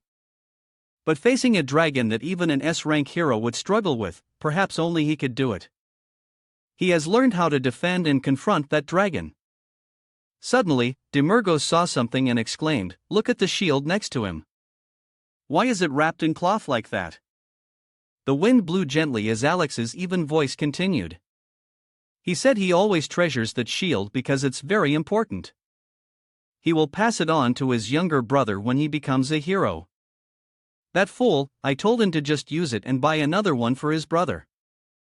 Demergos calmly walked ahead and urged, let's keep moving. Just throw him in the carriage and let him sleep. The moon was high in the sky as they continued their journey. Suddenly, Demergos broke the silence. He hasn't unwrapped it yet, has he? Demergos turned back to look at Jake sleeping soundly. The bandages on Jake's arms and legs were still intact, and he was still hugging the shield tightly. Alex said, I thought those doctors were doing a half-hearted job, but it seems they're quite diligent. If you dare to cut, you must know how to reattach. I guess they've done it many times. Demergos smiled thoughtfully. You think if he had a better starting point, he would become a great hero? His sense of responsibility is very high. If he had the chance, he could definitely do it. Alex burst out laughing and retorted, don't talk about such fantasies. If that were really the case, in just 20 years, the two of you would become enemies. Demergos pointed to himself and asked, why would I do that to that fool? Because you must follow the path of the Demon King. What are you talking about? Isn't it obvious at a glance that I'm more like a hero's close companion than a Demon King? But then Demergos wondered, but if that were true, would Jake become the hero of humanity? Alex immediately replied, that's impossible because he doesn't belong to Generation O. Alex's eyes sharpened. That is the natural law of this world. The final hero must be born in the 5th generation. An ordinary person has a child at 20, then their child has a grandchild at 20, and so on. By the time the 5th generation child turns 20, exactly a century will have passed, which is also the year the Demon King descends. That child will declare war on us. And then the cycle of Generation Alpha will continue. In Generation Alpha, only one person can become a hero. A 4th generation child like Jake can't possibly become a hero. Only his child might have a chance. After hearing this, Demergos burst out laughing, confusing Alex.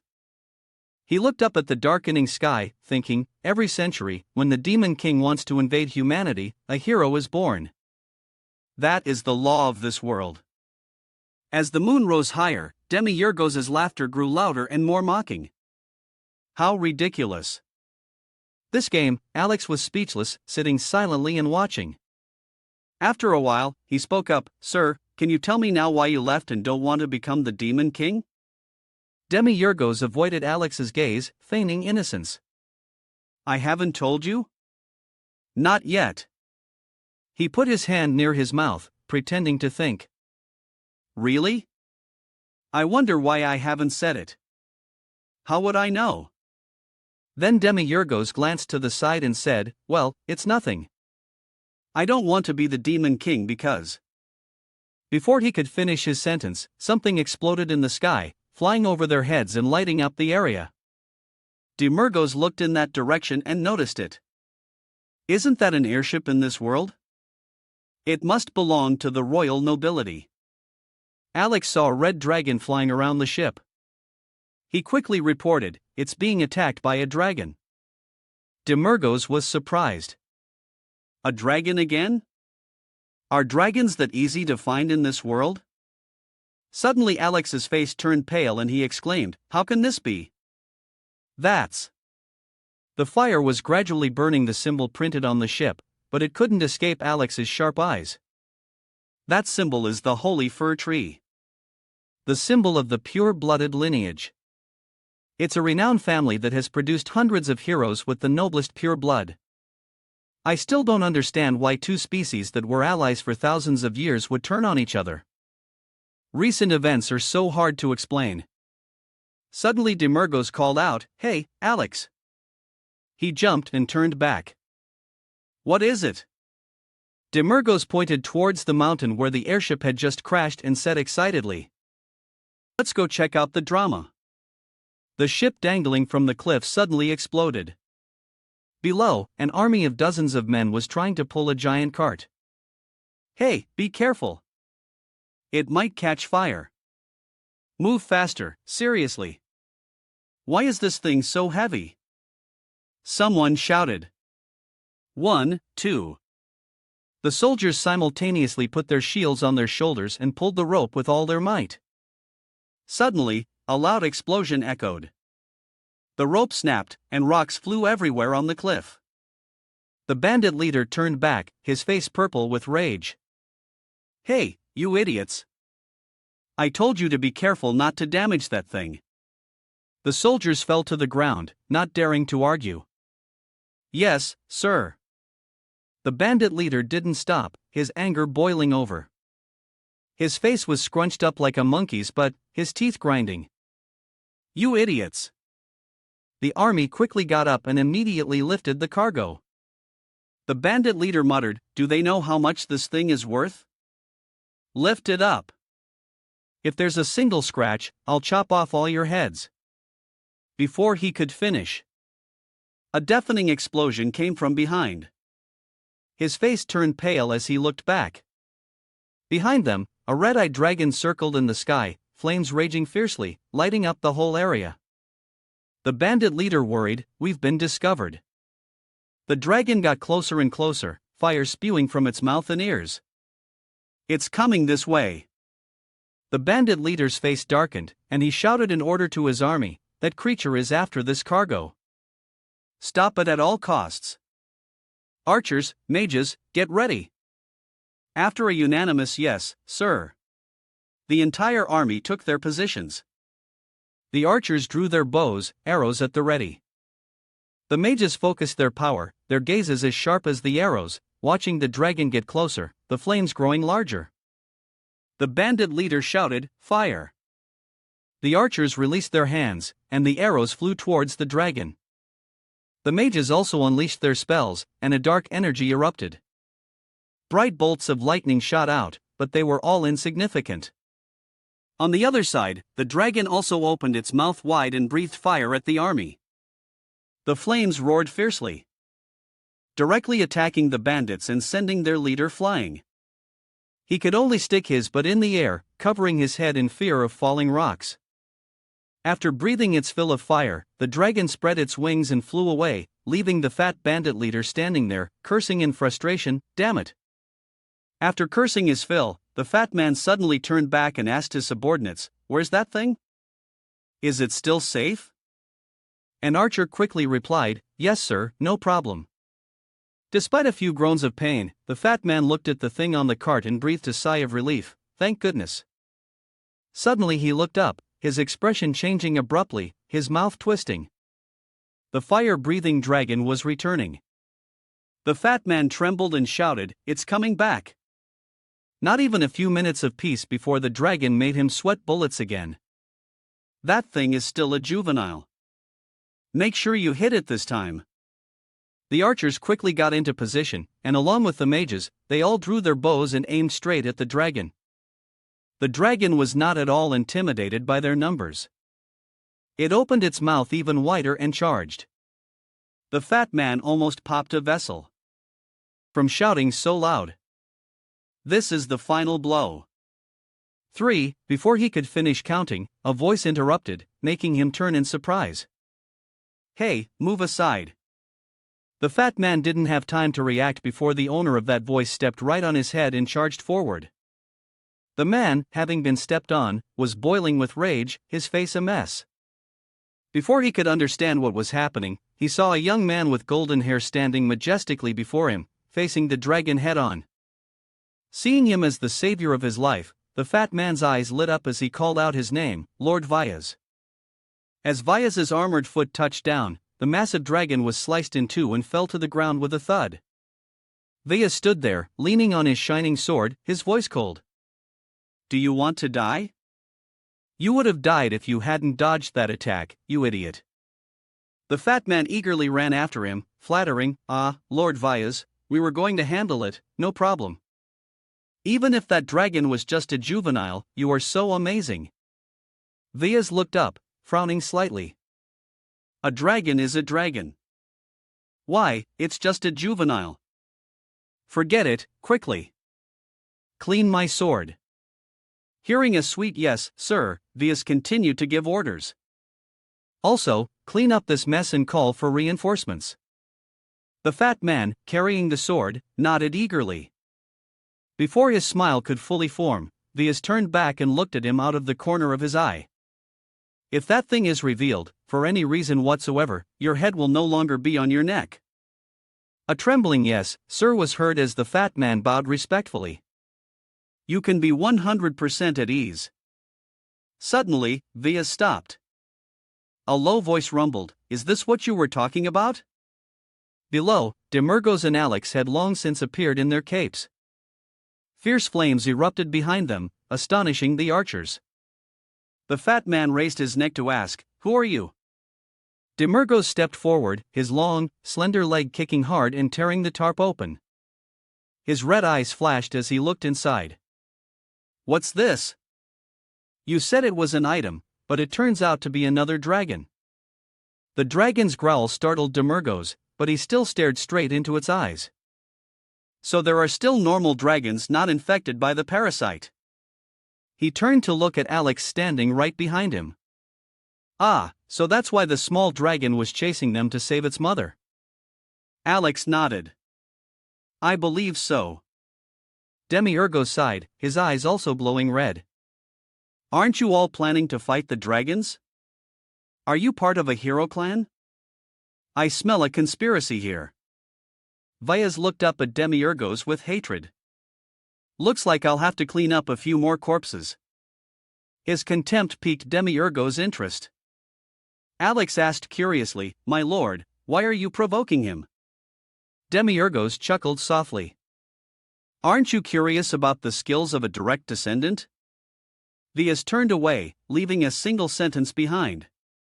Deal with them. His words made the fat man and Demiurgos sniff, but soon after, he regained his composure and became arrogant. I don't know who you are, but you've seen something you shouldn't have. Men, take them down. His army was instantly ready. With a single command, they advanced. Demiurgos watched Vyas leave. Feeling disappointed. He's just leaving like that. I had high hopes for a direct hero descendant like him. How boring. Alex, kill them all. Seeing no movement, Alex said something that confused Demiurgos. But Sir Demiurgos, aren't we supposed to be playing the role of a hero's companions? Demiurgos pouted. What does that have to do with anything? Alex suddenly asked, Isn't it bad to fight a direct descendant when you're a hero's companion? Demiurgos nodded. Now that you mention it, come to think of it, is he a holy light Jake? Alex's eyes followed Vyas. Yes, hero families are always holy. Plus the name of the type of tree showing they've been blessed. Demiurgos grew more curious. Was the first hero a tree or something? Why do they like using tree names so much? Alex patiently explained. They used the name of the most common tree in their territory. But Demiurgos was still clueless. What's that for? It's not like it's Arbor Day or anything. How funny. Seeing the two showing no reaction, the fat man got angry. Those bastards are looking down on us. What are you doing? Kill them quickly. The mages immediately cast their spells. The archers drew their bows and aimed at Demiurgos. 3 massive streams of power combined. The attack hadn't even reached them, but the soldiers and mages were already looking back nervously. Demiurgos was casually chatting. They're attacking us, right? Let's finish them quickly. They might wake up. The fat man and the others shouted in unison, What? When did they get there? On this side, Alex was still explaining to Demiurgos, killing them isn't hard. But is it really okay? Demiurgos scowled. Why do you keep asking that? Alex shook his head, his eyes glancing over the men. Didn't I already say? Are you a hero's companion? Demiurgos was so angry his face turned as red as a tomato, and he yelled, So you want us to bow our heads, ask for forgiveness, and let them release us? Alex remained calm, pointing at the dragon. It's probably too late to ask for forgiveness. We've already seen a secret this big. Demiurgos's mouth fell open. Unable to contain his anger, and he lunged at Alex. So what do you want me to do? You're so troublesome. Alex persisted, advising that they should both run, but Demiurgos only replied with a sarcastic question. Are you afraid of them? Turning to the fat man who heard the two still joking around, he became so angry that veins popped on his face. That giant tomato was fuming. You bastards! How long are you going to mess around? The fat man stood on a high platform and shouted, Kill them immediately! Below, the entire army responded in unison, Yes, sir. Alex calmly watched the march charging towards him. I don't want to get involved with the hero family, but it seems unavoidable. In Alex's sharp eyes, a massive beam of light shot forward. On the other side of the mountain, the scenery was still beautiful. The sky red with deafening explosions, but it didn't affect the horses at all. Even Jake was still sound asleep. Alex and Demiurgos stood proudly before the encirclement of the aggressive army. Neither of them flinched as the sound of footsteps echoed. Then a spectacular jump from a mage appeared. He pointed at Demiurgos and shouted, Fire Fist. Alex immediately shot a glance with his glowing red eyes. One soldier disintegrated into black fragments, and immediately another, oblivious, charged straight forward. Alex only needed to use his sharp gaze again. Those soldiers were like gnats trying to bite Alex. As soon as he turned away, the other guys had flew off.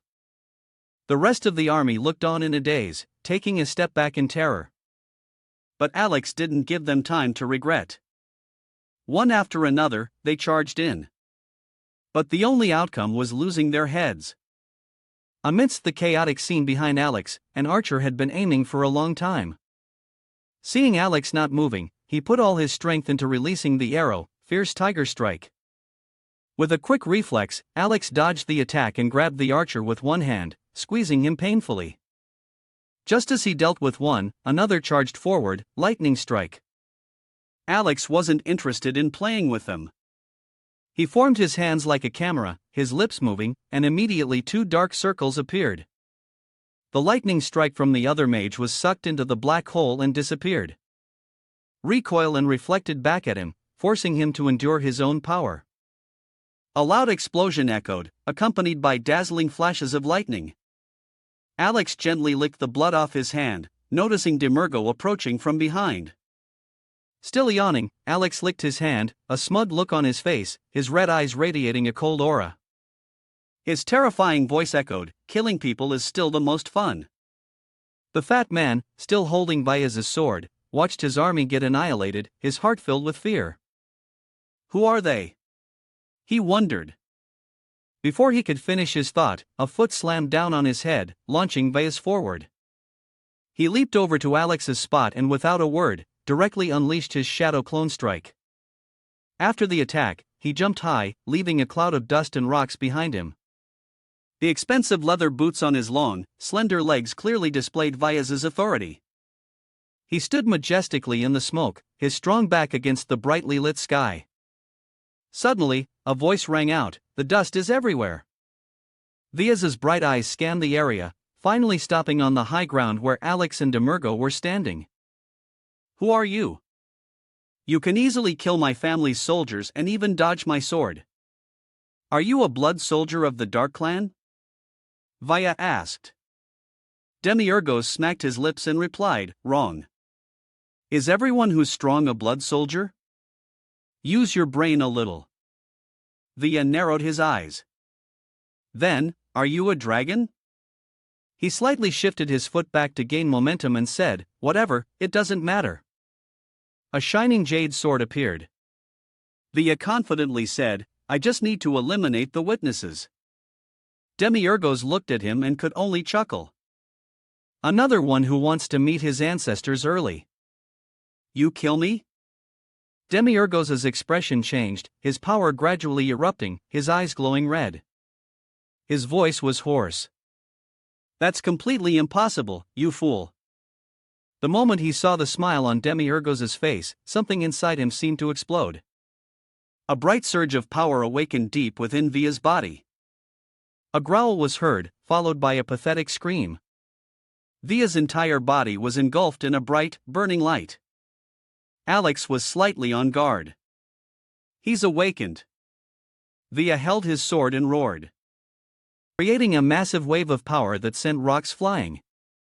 The fat man covered his mouth and ran over in fear, looking through the dust and calling out, "Lord Vias." Vias clenched his teeth, looking at the floating rocks. He had completely awakened. But with a fierce expression and eyes that shone like car headlights, the bright aura made him look like the main character. But the real main character at this moment was a bit dumbfounded. "Are you trying to show off again?" Without a reply, Vias stomped his foot on the ground and charged forward. His speed was so fast it startled both Alex and Demergos. His eyes were glowing, but deep and dark. His face now had some strange patterns. A growl was heard. But Demergos was still in control. "He's changed a bit." Vias clenched his teeth even tighter, his speed so fast it distorted his face. He shot straight between the two, but Alex was faster. He had already dodged. Vias's blade only struck some lifeless rocks. On the high ground, a foot landed gently. Demergos calmly watched the fire and smoke below. "Hey! You idiot! You're still too slow. Hurry up. The witness is about to fall asleep." Suddenly, a voice next to him made Demiurgos jump. Lord Demiurgos?" Alex had appeared beside him at some point. Alex smiled brightly. "Shouldn't we be going?" Demiurgos sighed, his face full of disappointment. "It was just getting fun. Why won't you let me play a little longer? Are you afraid of those heroes?" Alex replied bluntly, yes, as he held up his severed arm. A smile was still on his face. "I am a little afraid of him." Demiurgos was angry, narrowing his eyes at the sparks that made Alex's blood flow in a stream. "What is this? How disgusting." While the two were still talking, Vias took the opportunity to charge. But before he could reach them, Demiurgos' sharp gaze was fixed on his face. The name of his attack hadn't even left his lips. Demiurgos got serious. "You can't fool my eyes. Alex, you could easily kill this bastard, so why are you hesitating?" A shadow clone strike was unleashed, and the two massive forces collided, creating a huge explosion. Vias's sword thrust out from behind, but was met with Demiurgos' casual words, "I told you so." Demiurgos' casual smile terrified his opponent. "That's impossible." Demiurgos' glowing red eyes narrowed. "You can't even touch a single hair on my head." Demiurgos was calm, his hands in his pockets. But Vias had already brought his sword back to prepare for another attack. He stood up straight, slashing repeatedly, and at the same time asked, "Are you a blood soldier?" Demiurgos only had to glance from side to side to dodge all of his attacks. Demiurgos didn't fight back, only dodging with light steps. The distance was constantly closed and then widened again. Demiurgos taunted, "Do I look like a blood soldier?" One side attacked relentlessly, the other dodged continuously. Throughout the mountain range, the sound of swords clashed with explosions and bright flashes of lightning. Demiurgos looked around until his neck felt stiff. He paused for a moment and yawned. He glanced at Vias, who was gritting his teeth in frustration. After nearly destroying several mountains, he still hadn't managed to touch him. Demiurge sighed. "This is so boring.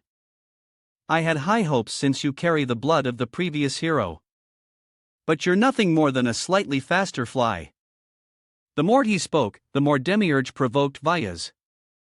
"I'm even too lazy to kill you. The ones who died at the hands of people like you before facing me," Demiurge continued, "must have been a bunch of useless trash." Demiurge's foot finally began to brace for a launch. He enunciated each word as if they were giant boulders being kicked into the air, assembly of extinction. Alex, wanting to join the fun, rushed in just as Demiurge was about to finish Vias off. Demiurge was startled by the scene before him. Alex had suddenly rushed in to take a fatal blow. The sword pierced through his chest, causing him to spit out a mouthful of blood. Demiurge, enraged, looked at the blood dripping from Alex's mouth and growled, "What are you doing?" Alex didn't answer. He turned around, slamming Vyas and throwing him off balance, then spat a mouthful of blood. Of pitch-black blood onto him. Vyas's bright eyes were covered by darkness, and the light within them gradually faded. A few seconds later, his eye color returned to normal, but the dark stain was still corroding him. At this point, Vyas was completely defeated. The sword wound in Alex's chest also disappeared. Demugos looked at Vyas writhing on the ground and asked curiously, "You knocked him out instead of killing him?" Seeing no response from Alex, Demugos growled, emphasizing his question, "Why, huh?" Alex ignored the flowing blood, listening to Demugos' accusation. "You kept avoiding him, making me think you were afraid of him, and now you block my path to save him?" Demugos looked straight into Alex's eyes and commanded, "Explain. Explain your reasons to me now." Alex turned, coughed once, and spoke, stunning Demugos, "My apologies, sir. My concern wasn't with this young hero." Alex's gaze suddenly turned resolute, but rather with the will of the people of this world. Demugos questioned, "The will? Isn't causing chaos, destruction, and slaughter your specialty?" Alex replied, "That's only possible on a small scale.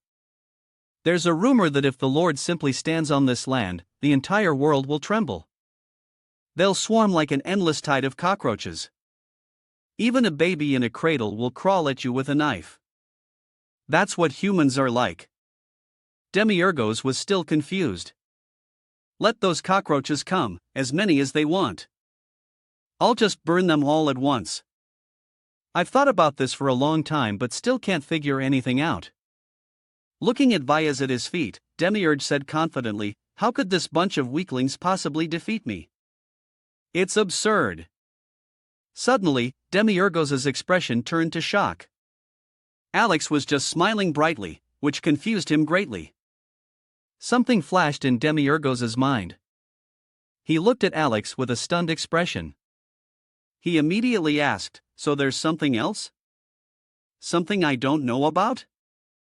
Alex just smiled with narrowed eyes and didn't answer. Demiurgos stood among the rocks on the peak, his earlier anger now subsided. "And I'll only find that out in 20 years. Alex, still smiling brightly, finally replied yes. Demiurgos slightly relaxed his eyelids.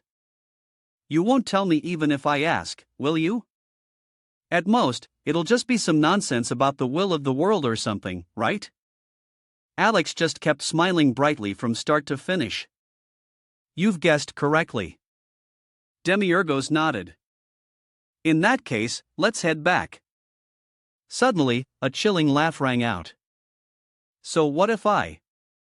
As he transformed, dark claws began to emerge. "If I kill this bastard right here, what will happen?"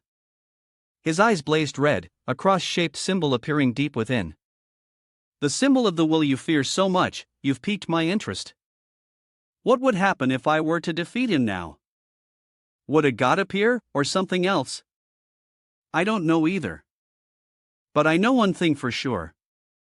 My dream of becoming a member of the Heroes Party and living the life of the top 2% will become meaningless. Because you'll have to annihilate every hero and destroy the world to end it all. Forget becoming the Demon King, you'll be the greatest Demon King in history. Attacking humans before the hero rises might not be a bad idea." Hearing this, Demiurgos' face flushed red, and he looked like he wanted to swallow Alex whole. As Alex raised his foot to stomp on Vyas, he said, "That's right, I'll handle him myself. The Lord can rest now." Demiurgos yelled, "No." He ran over and put his arm around Alex's shoulder. "My brother, Alex, don't say that. I was just kidding. This whole Demon King and war business has nothing to do with me anymore. I don't need to get involved." Alex still tried to insist, "Are we just going to leave him like this? I just need to deal with him and it's over." "All right, hurry up and open the gate." a dark portal gradually appeared. Demi-Hugo stepped onto its edge, looked back, and asked, "Aren't you coming?" Alex replied, "I'll follow after I've cleaned up our tracks here. Please go ahead and rest." Demi-Hugo still tried to check on Alex's arm, but Alex quickly pushed him away. "These wounds will heal as soon as I return to the underworld. Don't worry, just go ahead." Hearing this, Demi-Hugo's was reassured. After all, Alex was very strong.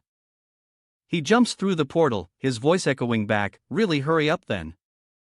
Alex bowed, "Safe travels." The portal closed and the scene became so quiet you could hear every gust of wind. Alex transformed into a demon, his calm demeanor vanishing as he gritted his teeth. He brought his face close to Via's and whispered, "You damn brat, you dare to strike me? One of the 7 demon barons with that filthy light?" Strange tentacles began to emerge from his eyes. "With my own hands, in 20 years, I will take the lives of your descendants and end the lineage of the Holy Adia family." Suddenly, a shadow appeared, blocking the light that was shining directly on Zeke's face. Demi-Hugo's had returned. He looked at Zeke, who was sleeping soundly. A sense of satisfaction welled up inside him. He must have been exhausted. He collapsed in the middle of a lush green field under the biting cold. The light shining down made the whole area sparkle. In the distance, plumes of smoke were still rising. Demi-Hugo smirked, wondering what would happen in 20 years. These rules are so annoying. Just you wait, that 20-year mark will never come. His eyes darted in another direction, curious. But why are those dragons so messy? Does that foolish dragon know what's happening to her children? Demi-Hugo's didn't notice the divine dragon hovering above. "The foolish dragon you mentioned, that wouldn't be me, would it?" Demi-Hugo's turned to look back at the 2-meter-tall, long-legged beauty. Her image, illuminated by the moonlight, was even more stunning. "Yes, it's you exactly." Demi-Hugo's turned back to look at the divine dragon, his curious gaze unwavering. "Have you been following me?" The divine dragon didn't deny it. "I placed one of my feathers on you." Demi-Hugo's looked blank. "You mean a scale?" He pointed in a certain direction. "About that, if you want to press charges, I can be your witness." The divine dragon said with a scornful look, "You?" She smiled brightly, teasing him. "You're making me laugh. Having a demon king like you as a witness? Hello, I'm the demon king. I stopped a hero who was trying to break the peace treaty by attacking dragons. As if humans would believe you." Demiurge leaned against the carriage and sighed. "Why does everyone think so poorly of demons?" The divine dragon shook her head. "If you're not so bad, then why do you rampage through the world once every 100 years? Demiurge stroked his chin thoughtfully. "You're right. Why do we keep destroying the world? Why don't they just stay content living in the demon realm?" The divine dragon angrily clenched her fist. "What kind of stupid question is that? And the one asking is a demon king." Demiurge felt embarrassed. He quickly turned away, rubbing his nose in embarrassment, then changed the subject. "You shouldn't talk so much, birdbrain. Just standing here idly chatting with me while your descendants are being slaughtered." The more Demiurge spoke, the brighter his impossibly handsome face became. "They even call those children merchandise. This certainly isn't the first time they've done this. Why do you think they hunt dragons? To craft equipment, what else? Your bodies are very valuable. They even slaughter innocent young dragons." The corner of his lip curled up. "Isn't it? That's a blatant disregard for the treaty." The divine dragon hesitated for a moment. "So, could you do me a favor?" Demiurge was curious. "What is it?" The beauty's scheming voice rang out. "Can you help me take revenge on the filthy race that is slaughtering my descendants?" Demiurge looked up, thought for a moment, then sighed in exasperation. "Why should I do that for you? You can do it yourself, he said. The divine dragon was still hesitant. I can't. Now she was in a weaker position and had to rely on him. If a dragon leaves its territory and enters the human world, humans have the right to kill it. It's like your centennial war. That's the law of this world. So, no matter how many of my descendants die, as long as humans exist, I can't do anything. Demiurge suddenly spoke up. What kind of damn rule is that? What idiot made it up? Suddenly, a flash of light appeared, making both the divine dragon and Demiurge stagger. Rocks and dirt suddenly slammed into Demiurge, causing him to collapse. Seeing the red blood flowing from his nose, Demiurge shuddered. I'm bleeding. What is this incredible pressure? Demiurge's eyes turned bloodshot and the cross symbol slowly became visible. The divine dragon reminded him, that is the rule of the world. Demugos knelt under the moonlit silhouette of the divine dragon, listening to her continue, the binding of the plane where you and I exist.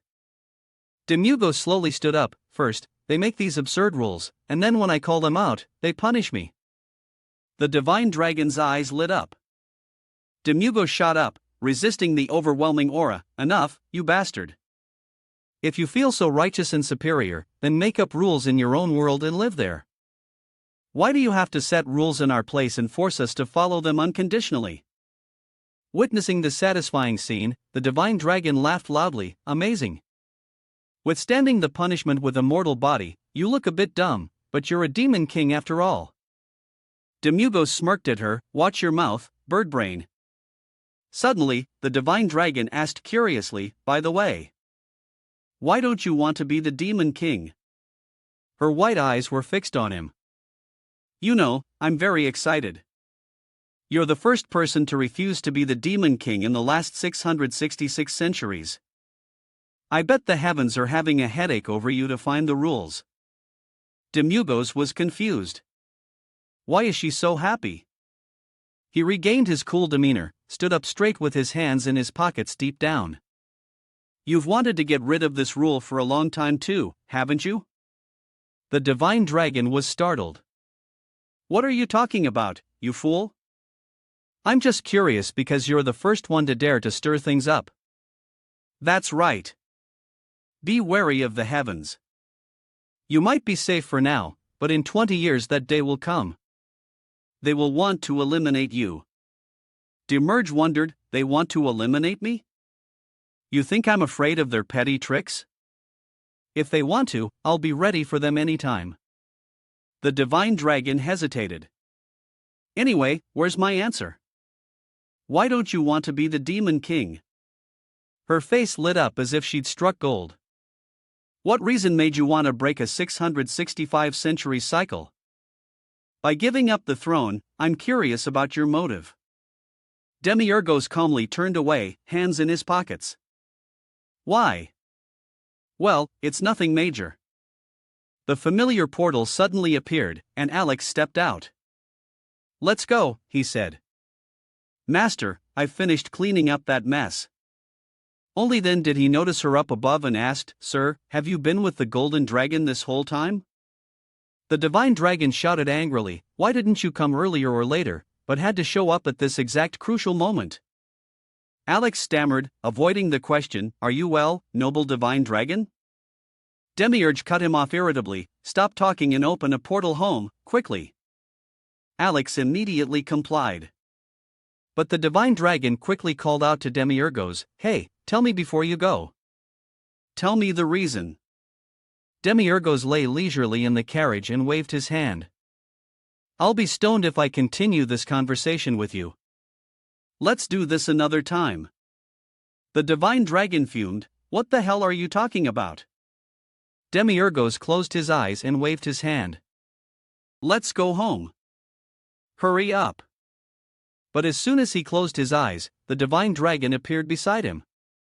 Hey, Demon King, she said, looking straight into his face. If you can't help me get revenge, at least expose them. Let them know how many heroes were involved in this and how many innocent children were brutally murdered.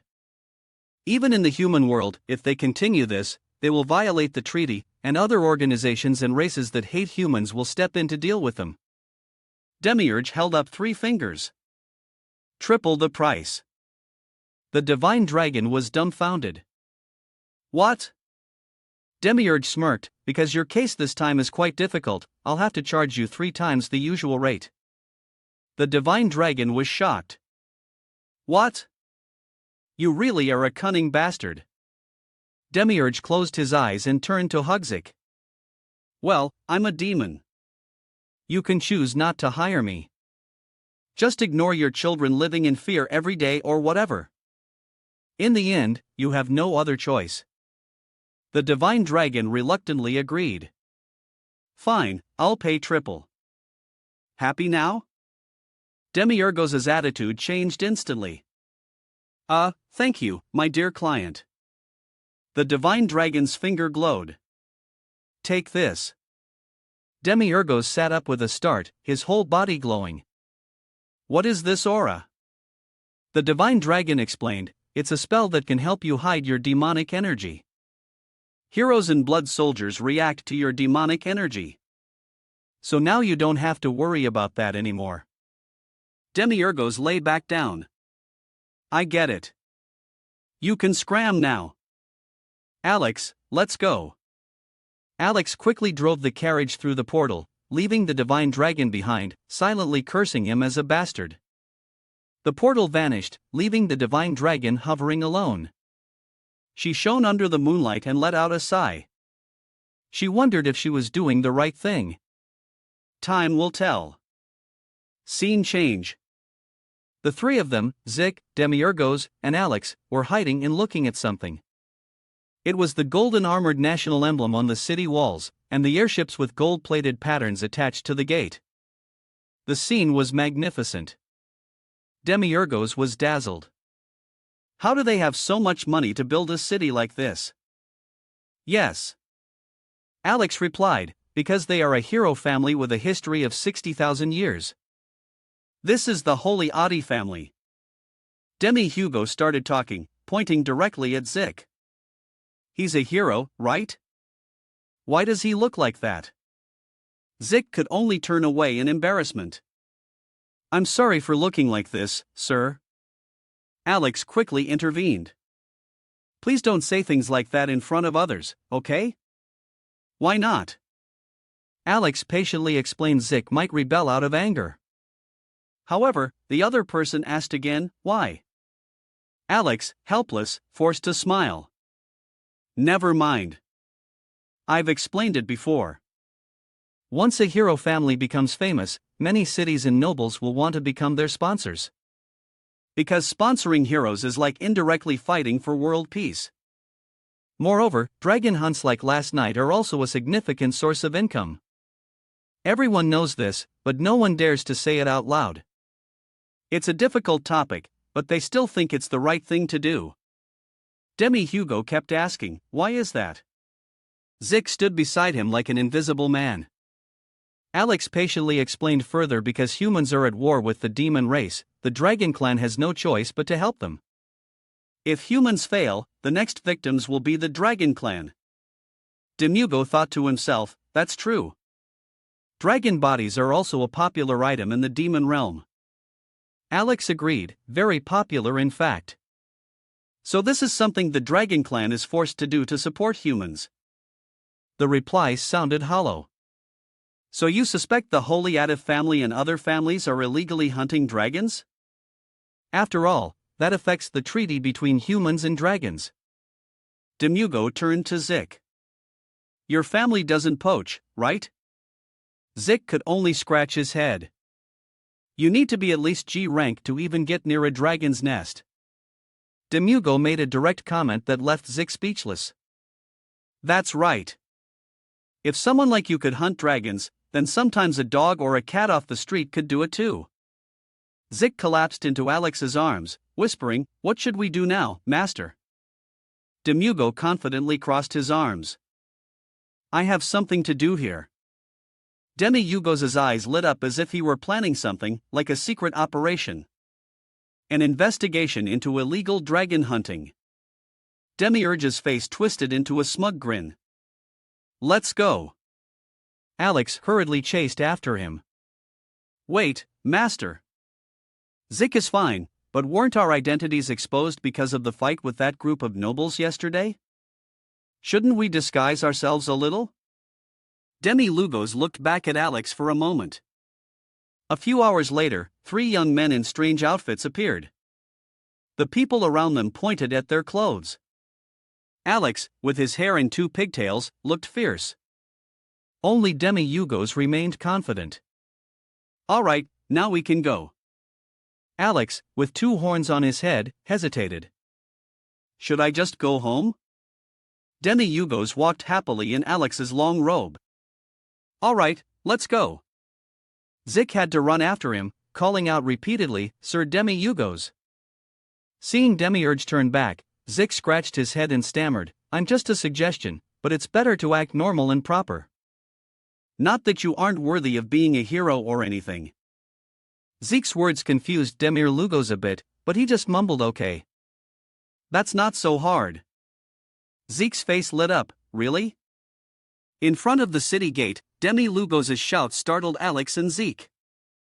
Zeke, the candidate for the final hero position, considered the hero of heroes, Zeke Van Holybig has arrived. Open the gates now! Demi Lugos roared. Then his attitude completely changed as he looked at the 2 of them. I was originally going to use force, but I chose to resolve it with words instead. I did well, right? The gate opened, and the 3 of them stepped inside. Inside the city, the scenery was magnificent, with sparkling gold-plated decorative details. Demi Lugos and Zeke were invited to sit as honored guests, while Alex stood like a bodyguard. Suddenly, Zeke's gaze stopped at a painting. Is that the person from the textbooks? Hasten Panelist Awardshaw, the final hero of the 52 indie generation, who fought the Demon King for 13 days and won, Zeke thought to himself. He felt embarrassed comparing himself to such a great hero. Demi Lugos noticed Zeke's discomfort and comforted him. Don't worry too much. Aren't all heroes equal? Don't be afraid. Just then, a voice rang out from behind. You're right, all heroes are equal. However, not everyone has the same skills. God only bestows the finest bloodline upon those who can bear its weight. Welcome, hero of the Holy Big Family and your companion. Solis Van Holy Studia, the 3rd generation hero, appeared. I have retired and am currently managing this mansion, he said. Demiurge glanced at Solis.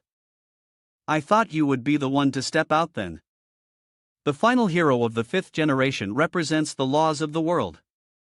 That title is an honor for their lineage, like Zik and Via's. The children of the 4th generation heroes, born from one of the holy maidens, they will be the final heroes of this transitional period. Zik quickly stood up.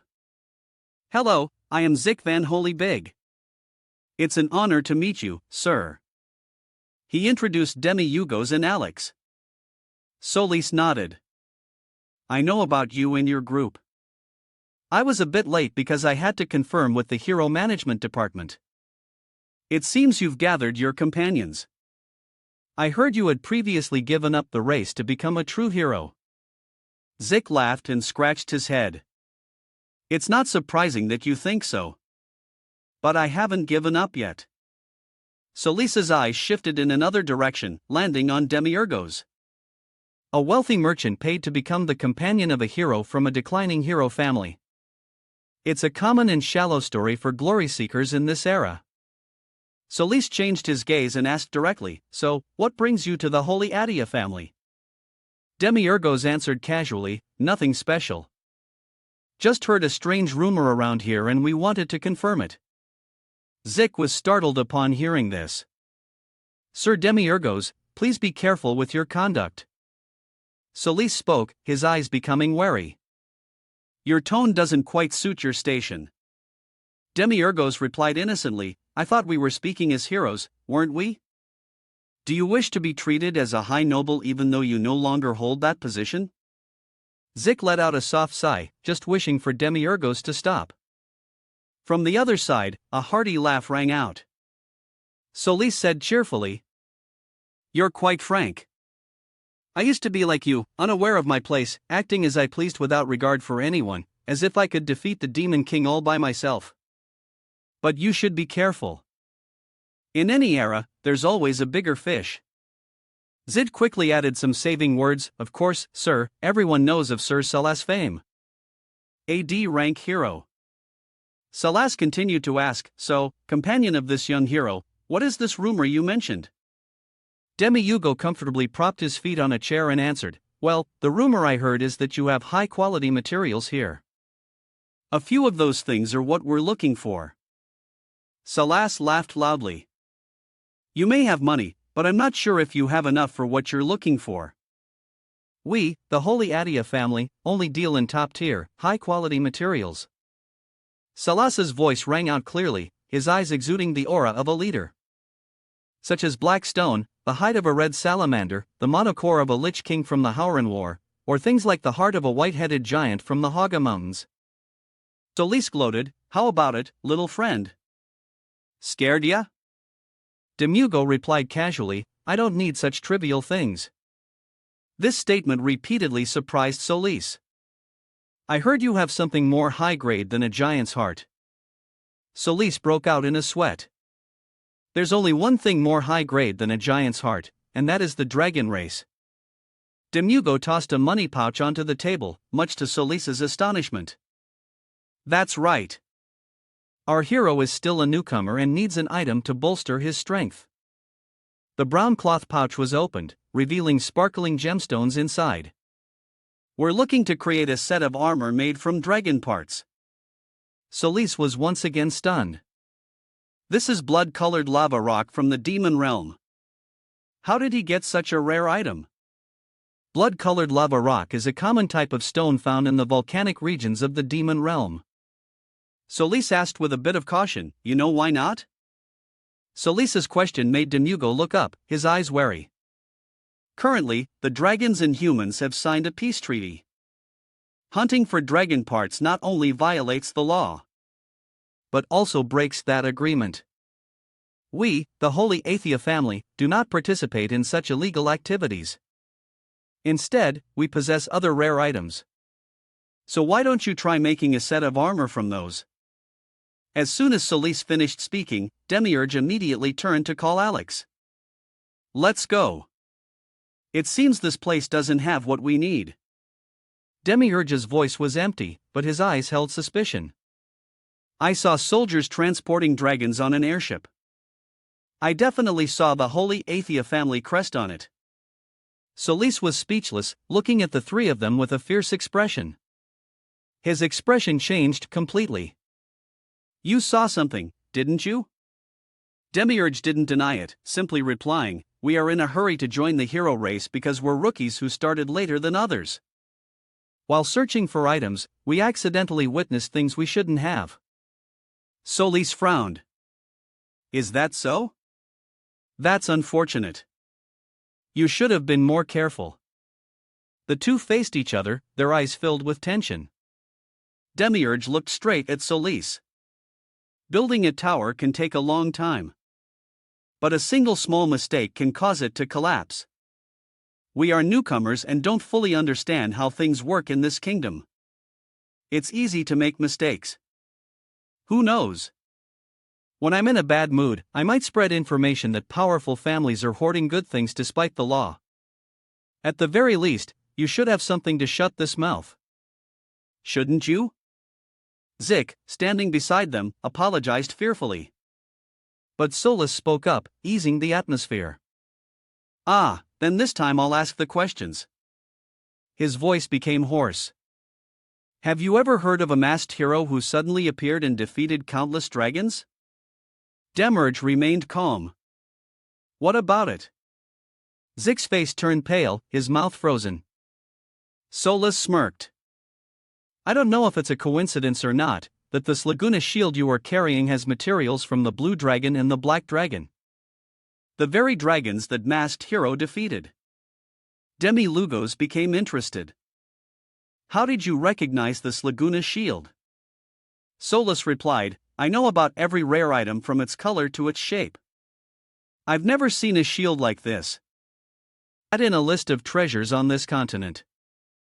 Therefore, it must have been secretly created recently. Demugo screamed internally, but on the outside, he remained calm. Not a bad observation. Your name is Demirid, right? It seems you are the real leader of this group, not that young hero.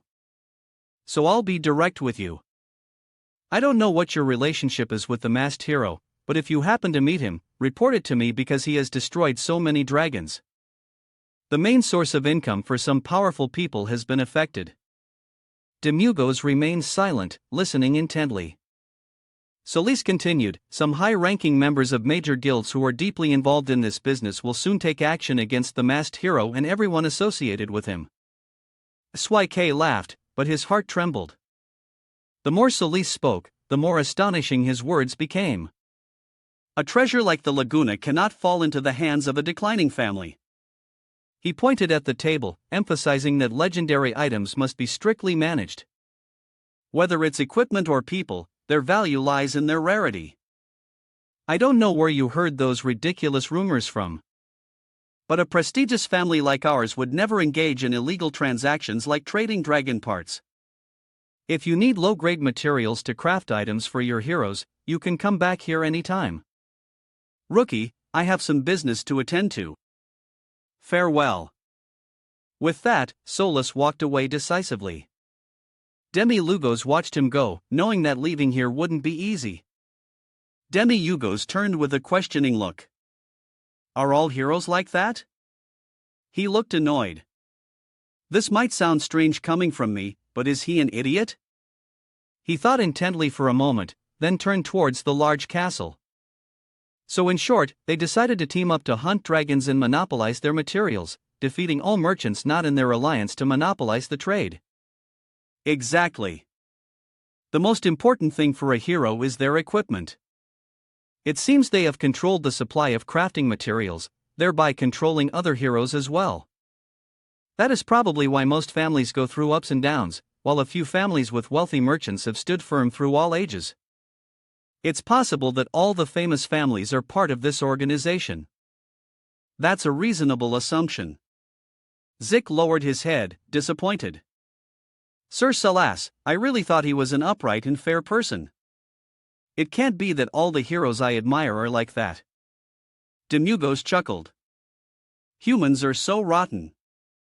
Looking back, we're pretty decent compared to them, aren't we? Alex heard this and just smiled without saying anything. Demugos emphasized again, no wonder they won 665 times against us. Alex felt so bewildered that he broke out in a cold sweat. He quickly put on his coat and exclaimed, well, congratulations on achieving your goal. Alex repeated Salas's words, I heard the higher-ups of that organization are eagerly searching for the hero. Zik cried out in panic, that's right. They're probably all from D-rank families.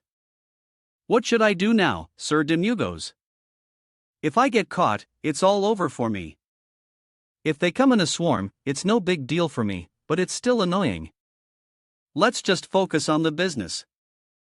Our shop will be filled with weapons. Demugos continued to explain the rest of the plan, which quite surprised Zik. We'll let the masked hero lie low for a while so they can't find him. Zik asked in surprise, what? Demi-Lugos snapped his fingers. Tonight, let's finish the last thing. Zik asked nervously, tonight? Demi-Lugos smiled a devilish grin that made Zik tremble. There are some things we need to put an end to. Destroy the rotten noble family, Holistiardia, and the dragon poaching gang. We will tear them to pieces. The moon was high as the sky turned dark. Demi-Lugos' expression showed some surprise as he looked at the surrounding scenery.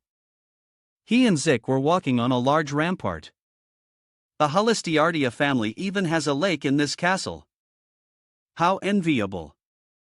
Suddenly, Zik waved and called out, Sir Demi-Lugos. He was still wearing his super cool hero outfit. I have a small question. Demi-Lugos asked back, what is it? Zik looked bewildered. What are we doing here? Are you planning to secretly infiltrate this place and bring out a dragon carcass hidden somewhere in the castle as evidence of their theft? Demi-Yugos proudly replied, exactly.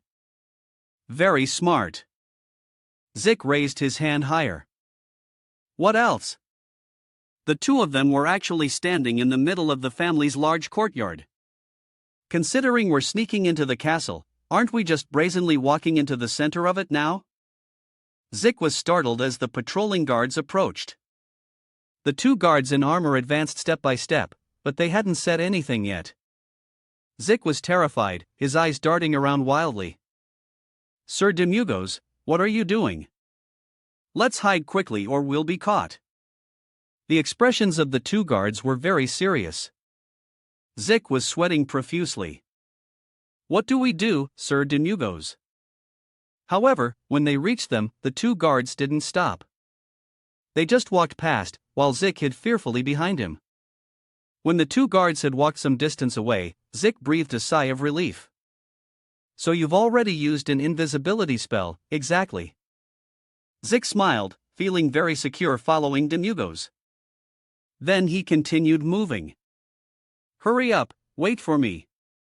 As he continued inside, Zik saw that everything was gold-plated from top to bottom, and he was dizzy from looking at it all. Even the outside of the large building was filled with splendid and expensive things. Even the benches in the courtyard were made from the highest quality materials. Demi-Yugos walked silently while Zik, preoccupied with admiring the scenery, had to hurry to catch up from behind. Panting, Zik said, Sir Demi-Yugos, it seems they don't really dare to cross the river. What should we do? Demi-Yugos looked at Zik, his voice low, really? The two of us will just keep going. Now that I think about it, where is Sir Alex? I haven't seen him at all. He quickly replied, he went ahead to work. Demi-Yugos nodded. I see. Suddenly, Demi-Yugos' voice became more serious. He looked at the splendid objects in front of him and asked, regarding this matter, has your family ever lived this well? Zik scratched his head in embarrassment. That's an old story, almost a legend. Certainly never like this.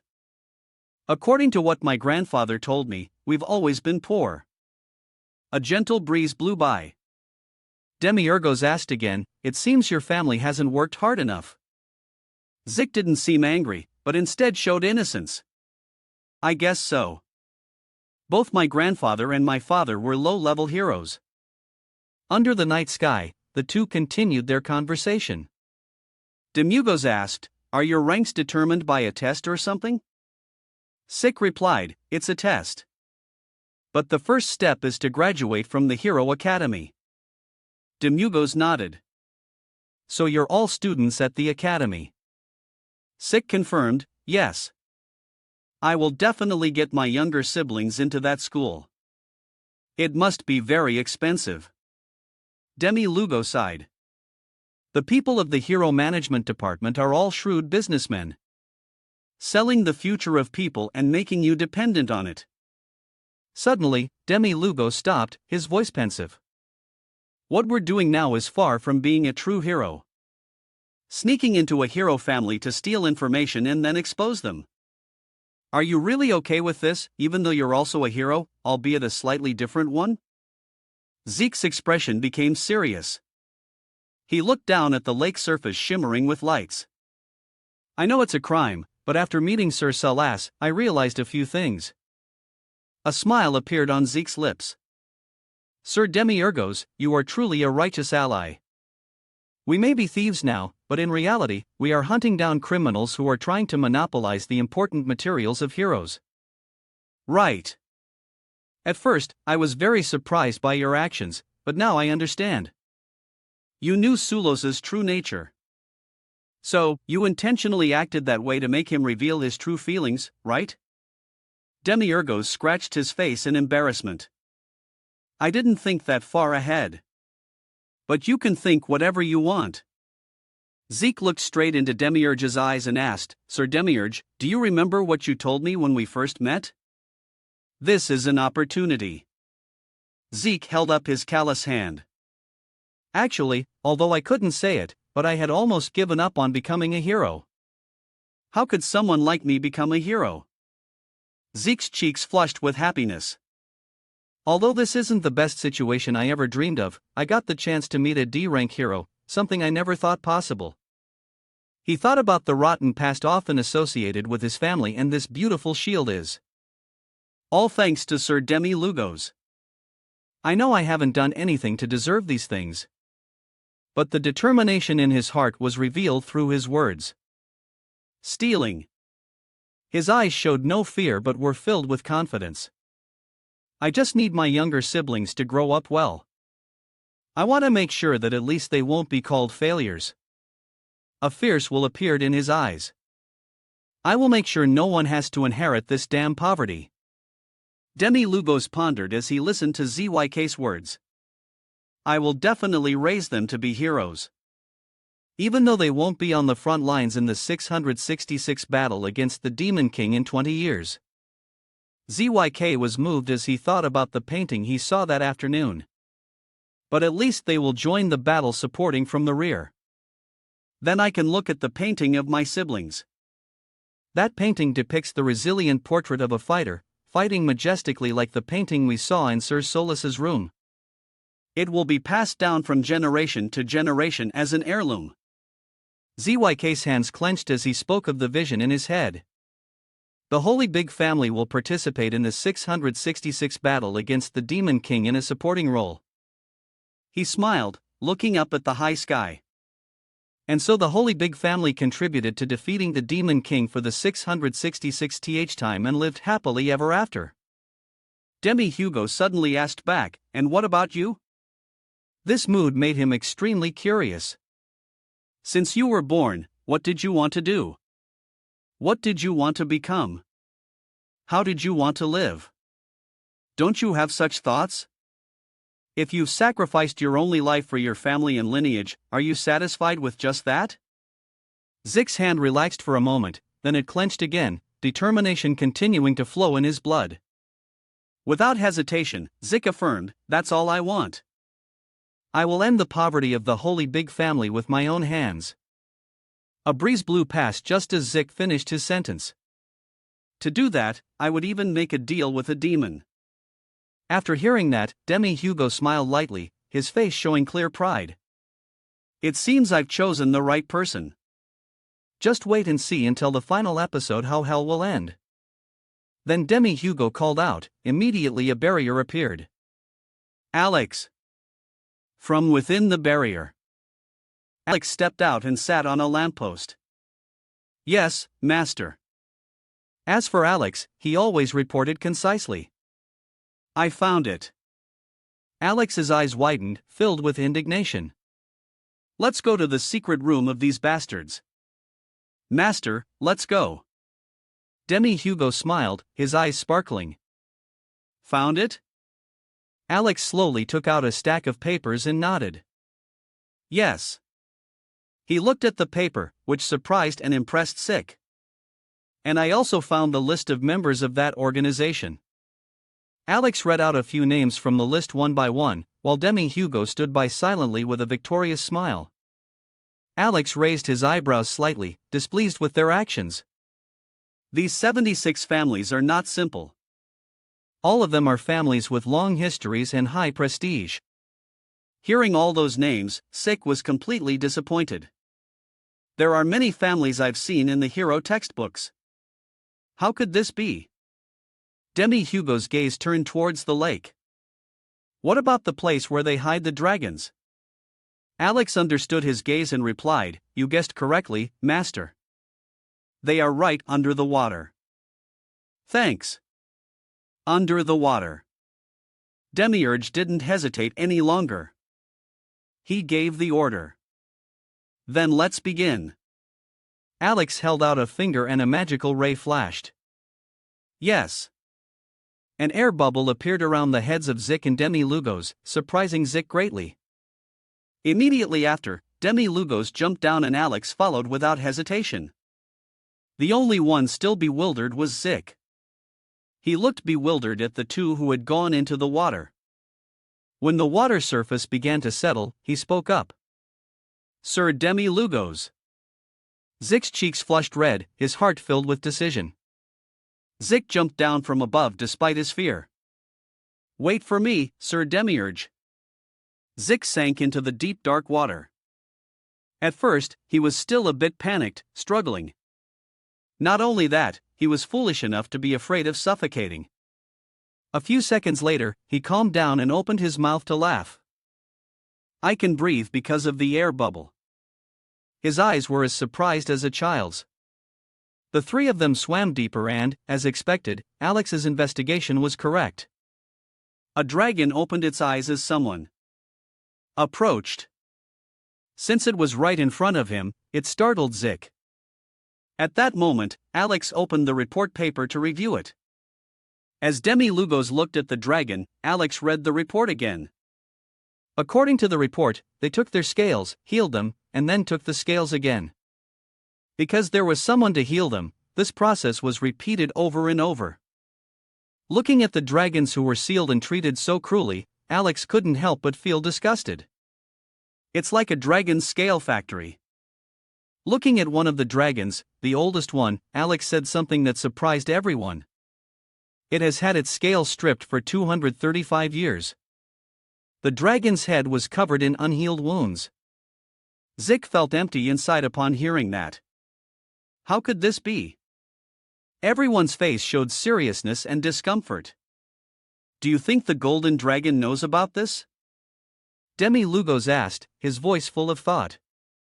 Probably, Alex replied. Even though things have gotten this bad, the golden dragon still can't do anything. His eyes seemed lifeless, but he was intently thinking about the problem. That might explain why the dragons are being controlled by those strange parasites to fight humans. I'm starting to understand, Demiurge said, his voice filled with indignation. These damn hero fim. At least they've gone too far. Alex realized from Demiurge's posture that he was furious.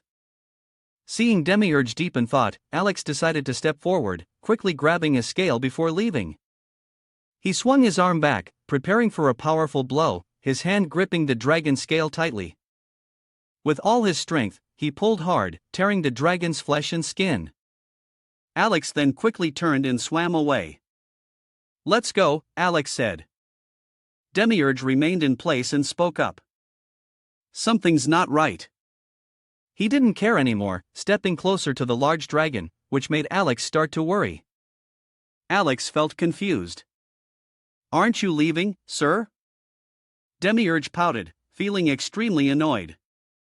This isn't my style at all, Demiurge said, then delivered a powerful kick that completely broke the thickest chains. Zick and Alex were horrified, their mouths agape. Demiurge didn't say a word, just silently activated his power, to the astonishment of his two companions. He released energy from his eyes, incinerating all the chains imprisoning the dragons. The dragons, no longer chained, rose up powerfully, breaking free from the spell. The strongest dragon, which had been imprisoned for hundreds of years, let out a fierce roar. One by one, many other dragons broke free. The largest dragon flapped its wings powerfully, escaping its shackles and sealing spell. It roared again, and the water's surface churned violently. Alex didn't stop him, but instead approved of Demi-Lugos' actions. The water's surface moved rapidly. The imprisoned dragons flew up in front of the two patrolling soldiers. The two soldiers looked fierce, not understanding what was happening, standing frozen in place. The giant dragon stared at them with glowing eyes. A few seconds later, the two soldiers came to their senses and shouted, "The dragons have escaped." The dragon was conscious and extremely angry. Its mouth had been wanting to breathe fire for a long time. Now it breathed out a blast that engulfed the entire castle in a sea of fire. Another dragon vented its anger, firing a magic beam. In an instant, it destroyed the massive structures and luxurious buildings. The main mansion's turn came, and it did not escape the fate of being burned down. Next, an ice dragon flew to the treasury, crushing an entire building. Zig climbed ashore, panting, completely shocked by the scene before him. Demi-Lugos and Alex set foot on the ground one by one. Alex revealed his thoughts, why on earth did you release those dragons? Because, Demir answered frankly, the stupid face of that bastard Solis suddenly popped into my head and pissed me off. While the two were arguing, Zig turned to look at the scene behind him. Didn't you say we'd just take the scale and leave? Whatever, I don't care. I didn't touch any blood soldiers. You've made a huge mess, so take responsibility.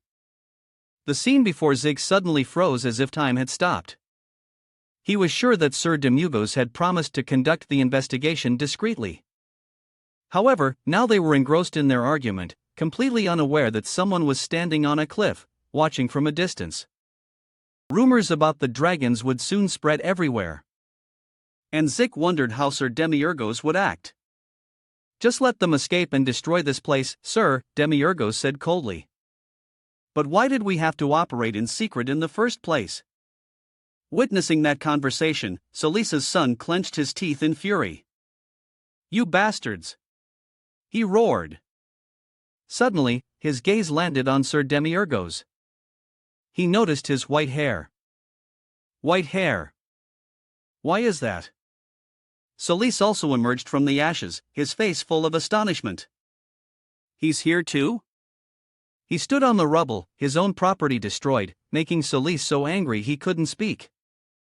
His voice trembled, his eyes looking as if they wanted to crush all three of them. My castle. Solis was stunned when he saw Zik, the masked hero. And he roared, startling Zik. Meanwhile, the other two maintained a frighteningly calm expression. Solis and his son stood on top of the building holding two giant swords. Sir Demiurgos smirked slightly, his hellish eyes revealing a terrifying look. Well, hello there. Don't touch me this time, or I'll kill you. Solis's son glared and roared, you bastard. Solis was also ready to fight, his hand gripping his sword tightly. Masked hero, I've been waiting for you, Zik. Hearing that, Zik clutched the pot on his head and cried out, spare me. Solis's son jumped down from above, filled with extreme rage. He swung the family's heirloom dragon slayer sword powerfully, his eyes full of confidence in his strength. Solis also came in swinging his sword. But suddenly a large dragon swooped in. Its sharp teeth crushed both of them in an instant. Below, the three of them had yet to act. Sir Demerge casually waved goodbye to Solis and his son, then turned to Alex and asserted, I didn't lay a single finger on them, Alex. Always the calmest in the group suggested, then let's run while it's chaotic. The three agreed and casually walked across the courtyard, while those trapped in the castle screamed endlessly, run, save me. The flock of dragons continued to attack until the castle completely collapsed. Through the large window of a luxurious room, the morning sun shone in. Zik woke up, scratching his head fiercely. Hey, it's already morning. Remember what I told you? From today we focus on the shop. He hurriedly prepared everything to open the shop before Sir Demir arrived. When Zik opened the main door, he was startled to see a long line of people from all over waiting. Could this be the weapon shop with items forged by the breath of a dragon? I told you. The best shops are usually in the countryside. Hey, don't push. Don't cut in line. What's your hero rank? Someone asked. Oh, it's open. The demanding customers immediately teased him. What took so long? It's open, let's go in. I'd been waiting since dawn. Seeing so many customers, Zik couldn't help but be overjoyed, his cheeks flushing with happiness. Ah, hello. Welcome to Devil's Weapon Shop, he said. And everyone immediately flooded into the store. How much are these two swords? A customer asked. A total of 7 gold and 87 silver, Zik replied. After paying, the next person came up. I'll take this mace. This one is 2 gold and 13 silver. Many people came in to look at and buy weapons. And Zik had to work non-stop. Oh, look at this.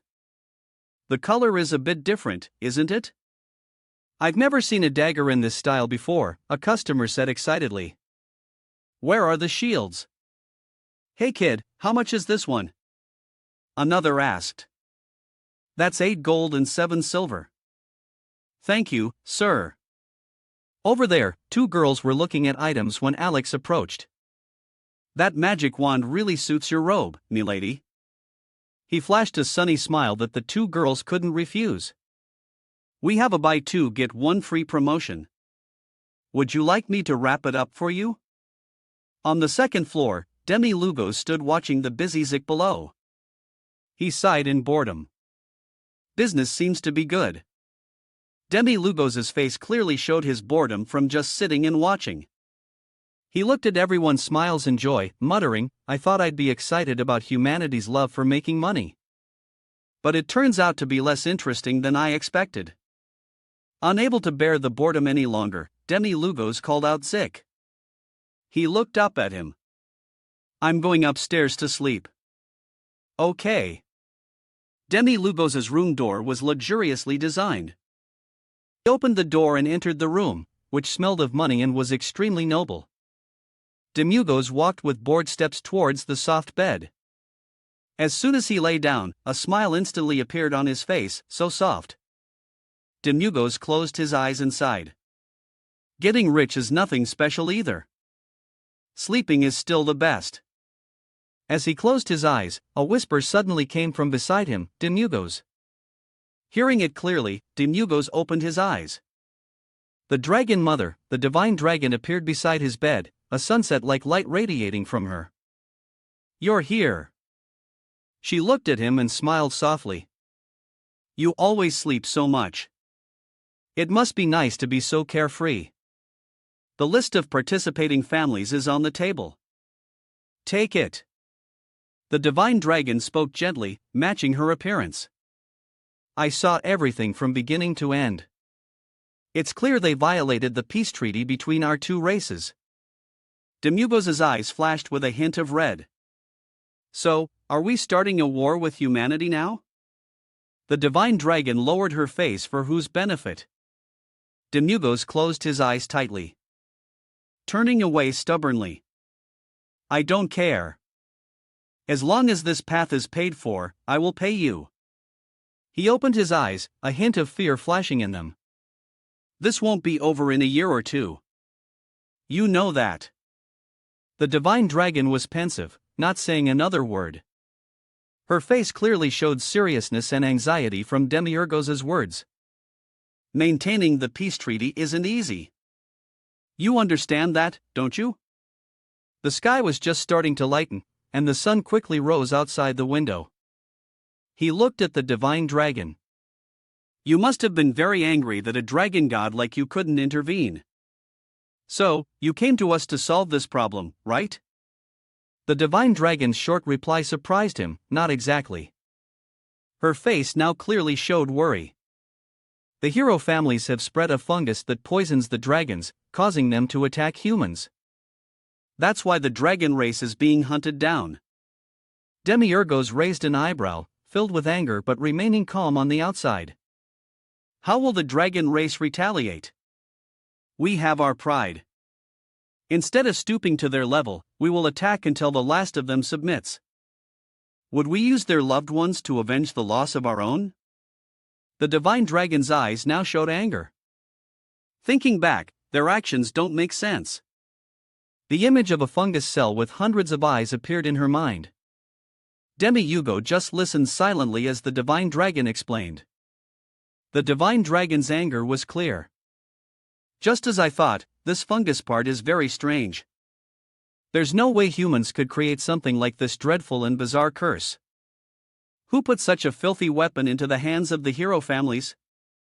A spark of fire ignited in her eyes.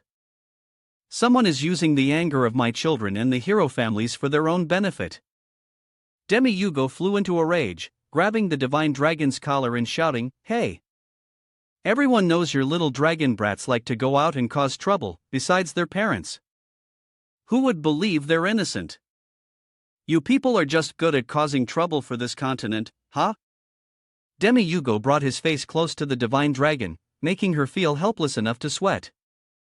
You just call them back here and give each of them a beating. That'll solve it.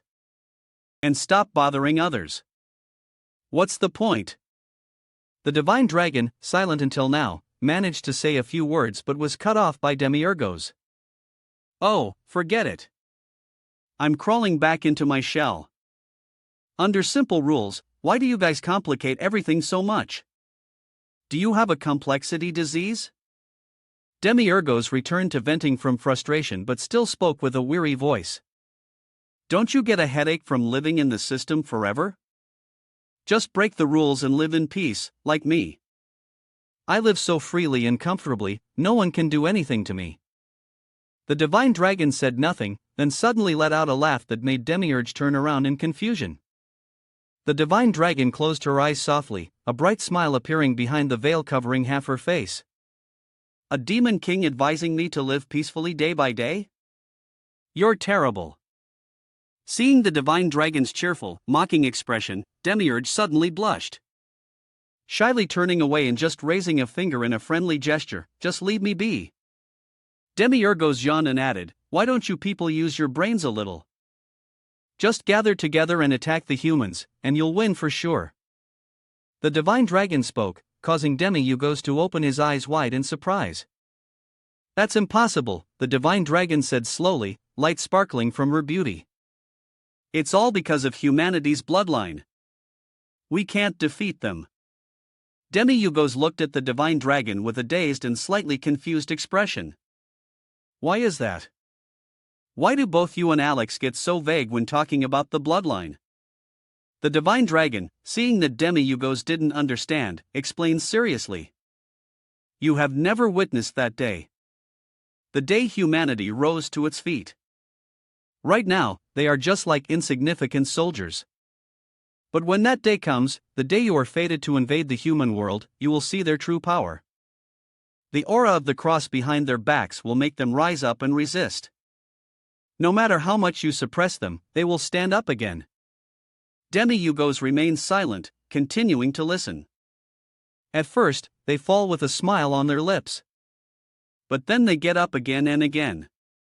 When you think you've succeeded, a new bloodline awakens and the counterattack begins. It begins again. Scattered moths appeared, flying around the brightly burning flame. They flew into the flame named the Demon King, and then dozens, hundreds of other moths swarmed in. The real problem is that those moths are countless. You will be afraid of their courage. Demiurgos remained on the bed, just looking up silently. The divine dragon continued, humanity's belief in the final hero will be the great enemy you must face in 20 years. Her eyes gradually became pensive. In 20 years, the day you officially confront the great enemy, you will have to face humanity. You will wear the armor of light.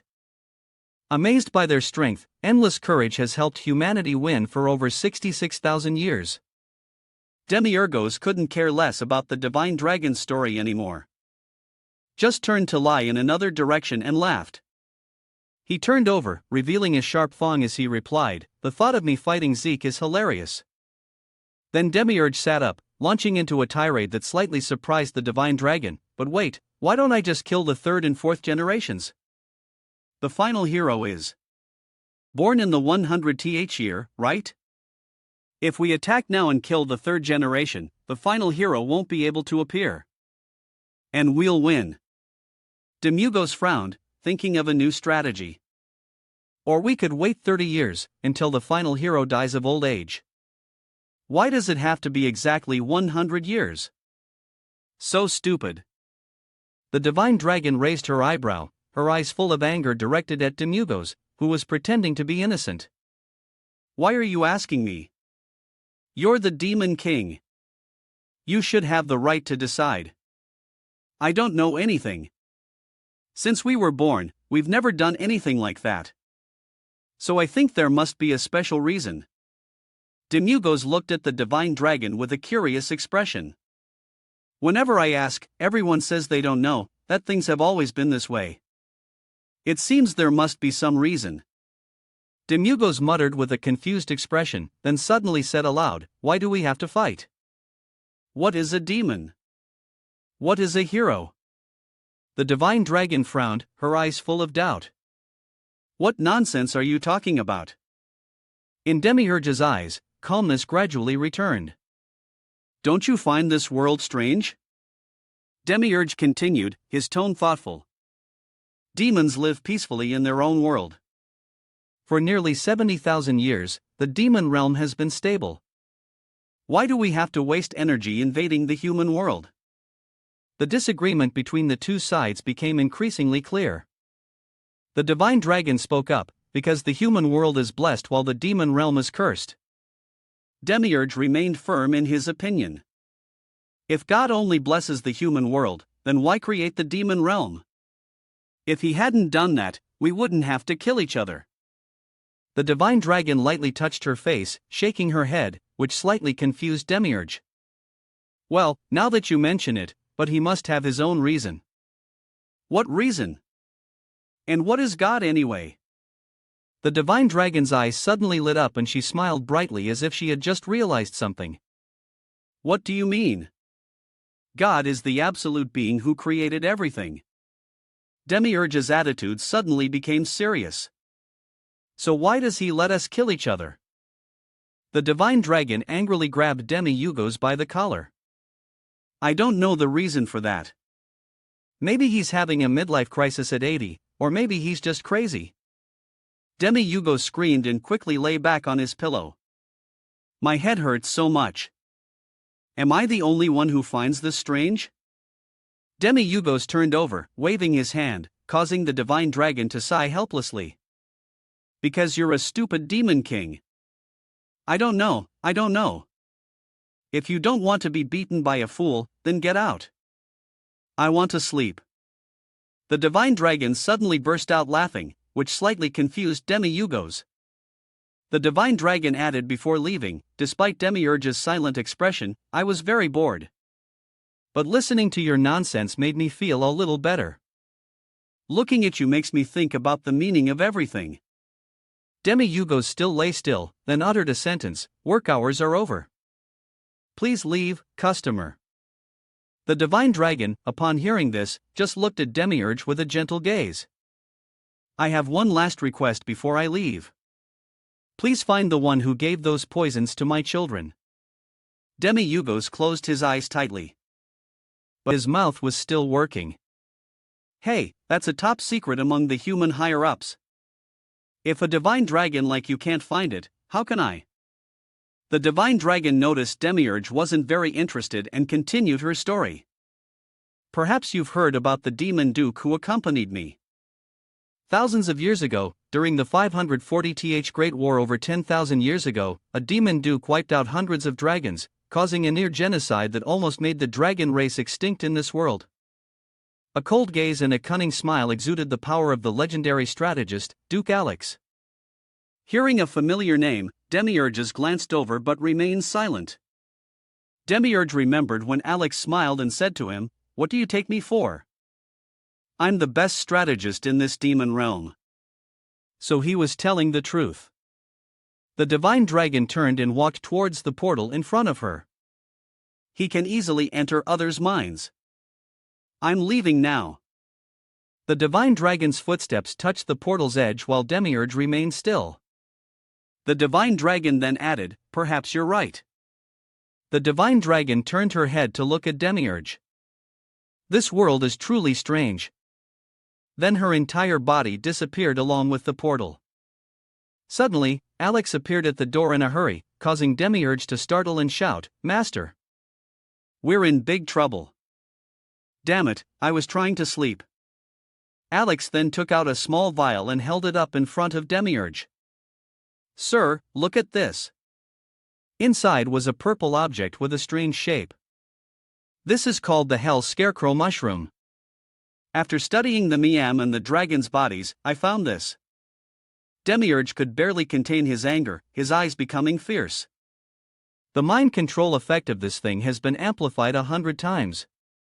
Just as Alex finished speaking, Demiurge suddenly realized something. It's a type of mushroom that only grows in our demon realm. Alex continued, his eyes serious. And there is only one person who can freely manipulate this thing. According to my knowledge, that person is Dairos, one of the 7 dukes, the embodiment of plagues and poisons, the Plague King Dairos. With a sharp gaze, immense power, and superhuman intelligence, Dairos is one of the 7 dukes of the demon realm. Alex looked seriously at Demiurgos and asked, "Should I cover it up?" Demiurgos, who was sitting dejectedly on the bed, suddenly rushed in front of Alex and shouted, "Do you think you can handle it? It's a 100-year-old dragon that caused all that chaos." Alex replied coolly, more accurately, "It's a dragon over 66,580 years old." Demiurgos quickly suppressed his anger, scratching his head haggardly, causing Alex to sigh helplessly, "Damn it, in the end, the culprit is still one of us. There's no proof we're the headliner. You need to know, Muse, the thing that tipped off the dragons about Dairos, he didn't spread it himself." Demiurge nodded, "Of course it was the demons. Who else benefits from war? There's even a civil war between humans and dragons." Just as he finished speaking, Demiurgos was startled and repeated, "Civil war?" Demiurgos' attitude changed immediately, pointing at a confused Alex, "Hey, do you realize you're the one who started the civil war? I heard you're an expert at causing internal conflicts."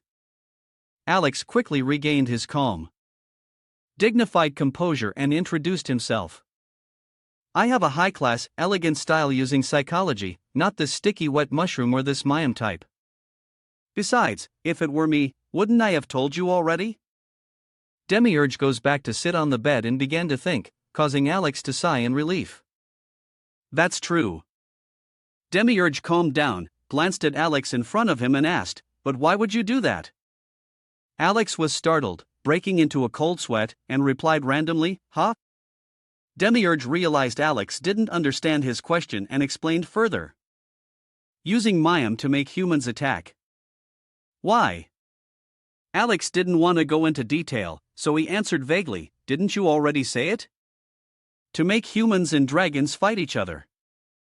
Demiurge remained seated on the bed, silently listening as Alex continued. "No. If you want them to attack each other, you should use poisons or curses that humans commonly use. With just a little investigation, it's obvious this was done by demons." Demiurge glanced at Alex, deliberately asking more, "You know Darius and the Golden Dragon, right? You recognized it immediately when we first met, didn't you?" Alex's gaze turned cold as he nodded in agreement. "Of course." Then he recounted how, hundreds of years ago, the demons fought against humans, while Demi-Lugos just listened silently. "How many times over the past 665 centuries have we faced humanity on the front lines?" Alex stood in front, looking at Demi-Lugos still sitting on the bed, continuing to ponder. "Perhaps something is wrong. There must still be a hidden twist here." Demi-Lugos couldn't maintain his seriousness for long and immediately changed his attitude. Angrily tapping his fingers, Alex, standing behind, could only sigh helplessly. "Just call Darius. It's time to use the Demon King's torture techniques we learned as children." Alex, seeing the situation was getting complicated, spoke up, surprising Demi-Lugos slightly. "I'd been to Darius's workshop." Alex seriously recounted what he did while there. "I searched all over the demon realm, but there was no trace of him. He's missing." As soon as the words were out, like a bucket of boiling water poured over his head, Demiurge erupted in fury again. "What the hell? I just want to live in peace, to restrain myself. But all these things are gradually making me lose control." Then Demiurge sighed wearily, exhausted, making Alex think, is he really crazy? "Why did you find that useless thing?" "Because of you, I'm ruined." Alex quickly replied, "No, I just wanted to help you, my lord." But causing you to be ruined sent Demiurge into silence. Alex just stood there, his red eyes gazing thoughtfully at Demiurge and thinking, what about the Grand Duke? "The only one who can move Darius, one of the 7 dukes, is you, sir." Alex frowned, his eyes seeming to realize something. He looked at Demiurge's dejected body, thinking he was ruined, and thought to himself, could it be that the Lord is behind this? Alex began to sweat, revealing 2 sharp fangs. Come to think of it, you stirred up the dragon hunting gangs yesterday and made veteran first-class heroes tremble. You also gave the guild list to the Golden Dragon to break the peace treaty. Alex imagined the scene of the book. Then handed to the divine dragon. And the slaughter of the dragons, certainly giving her evidence of humans hunting dragons.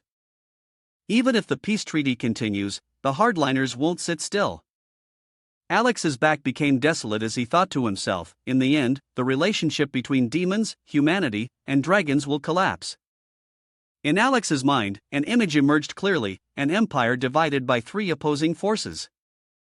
For the first time in history, a three-way war between demons, humanity, and dragons is about to break out.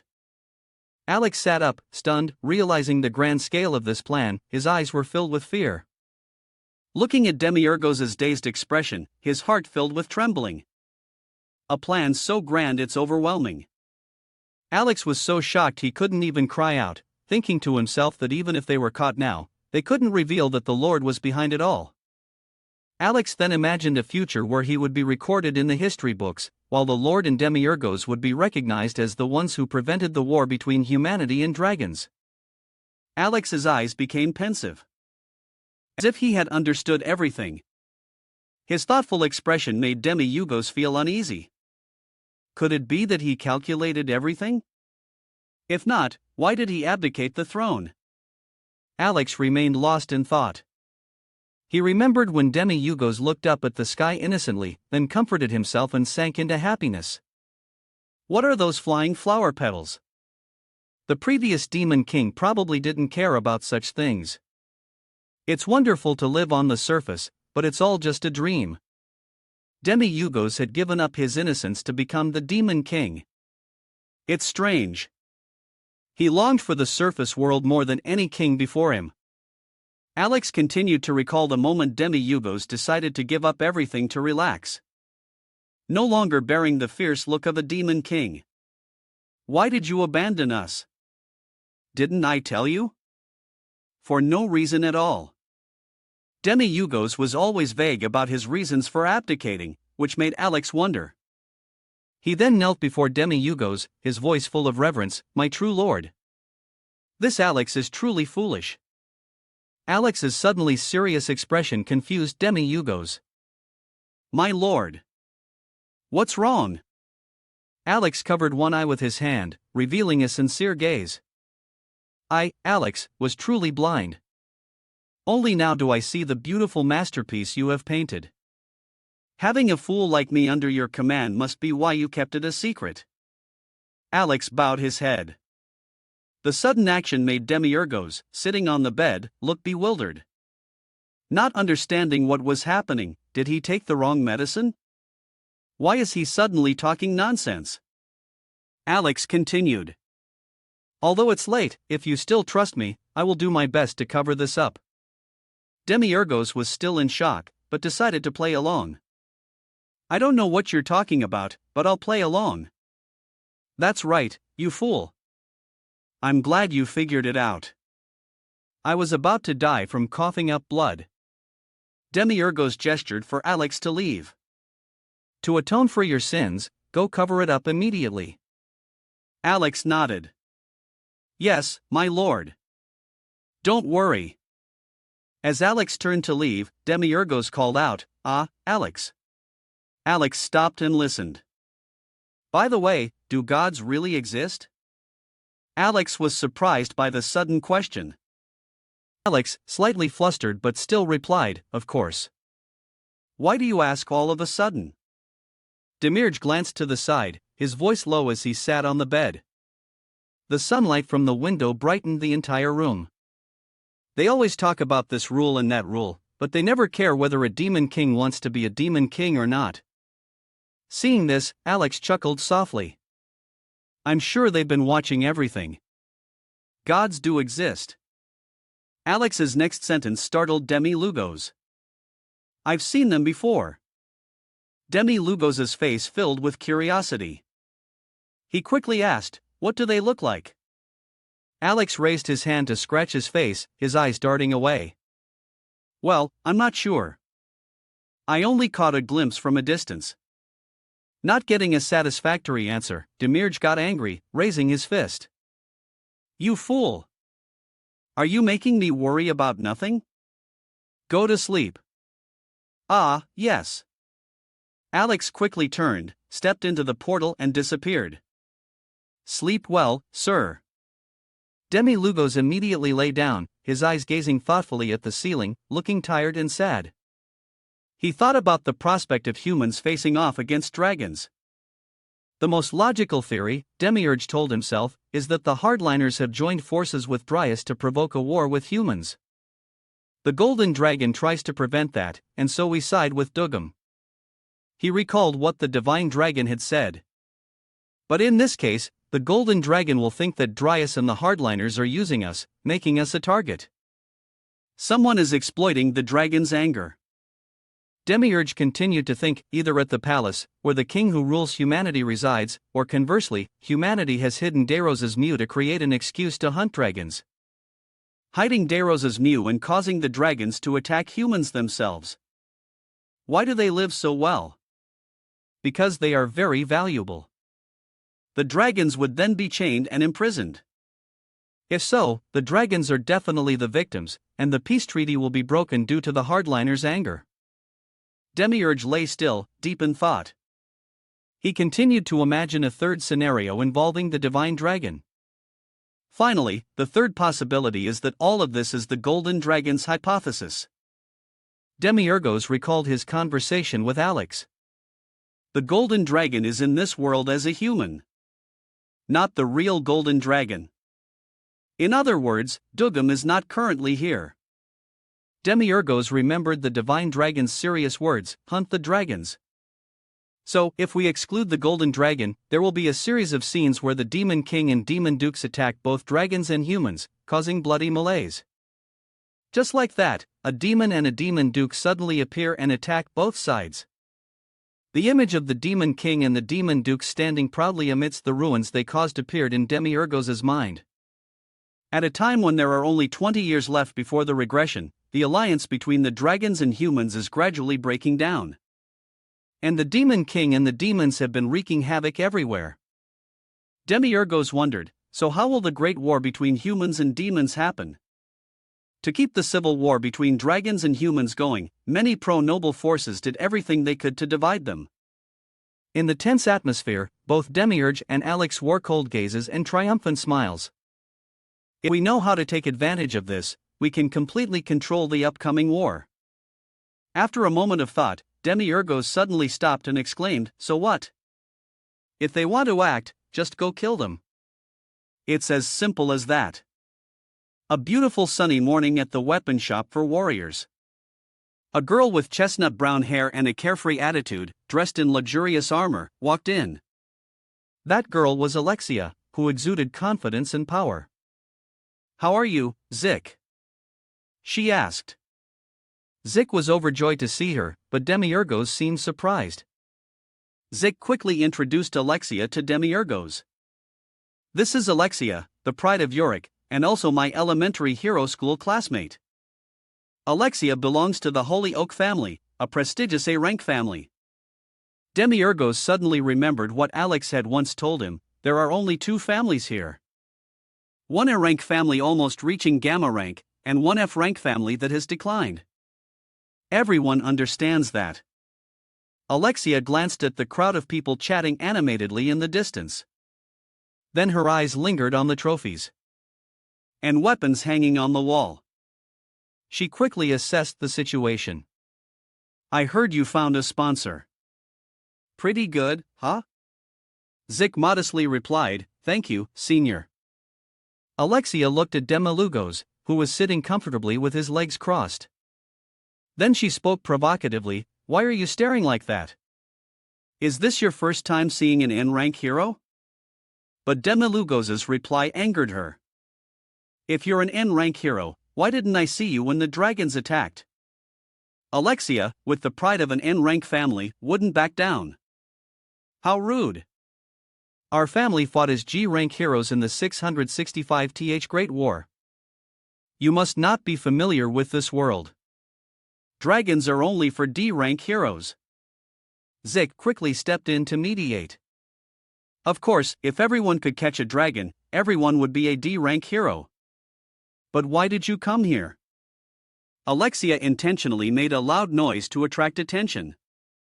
But the person she wanted to ask was Zik.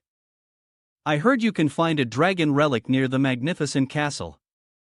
Turns out it was you, Zik.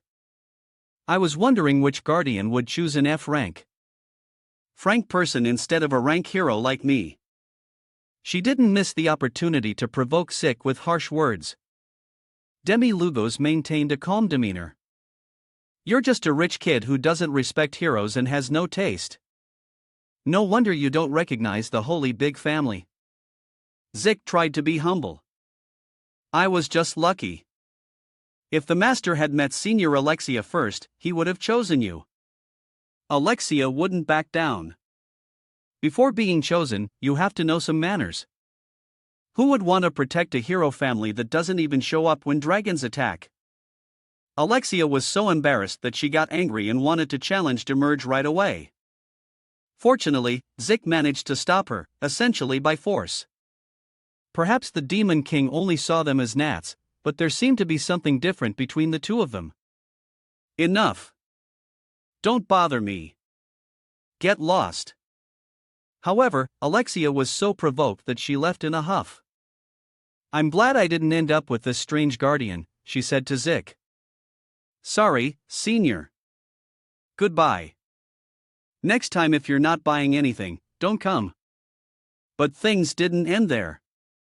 Before leaving, Alexia reminded Zik, now that you have a guardian, you should at least take the bloodline level test. You still don't have a rank. Demugos heard this and immediately sat up, surprised. He was startled to learn that the person he was protecting still didn't have a clear rank. Didn't you say you were F rank? You still haven't taken the test? Zik smiled sheepishly.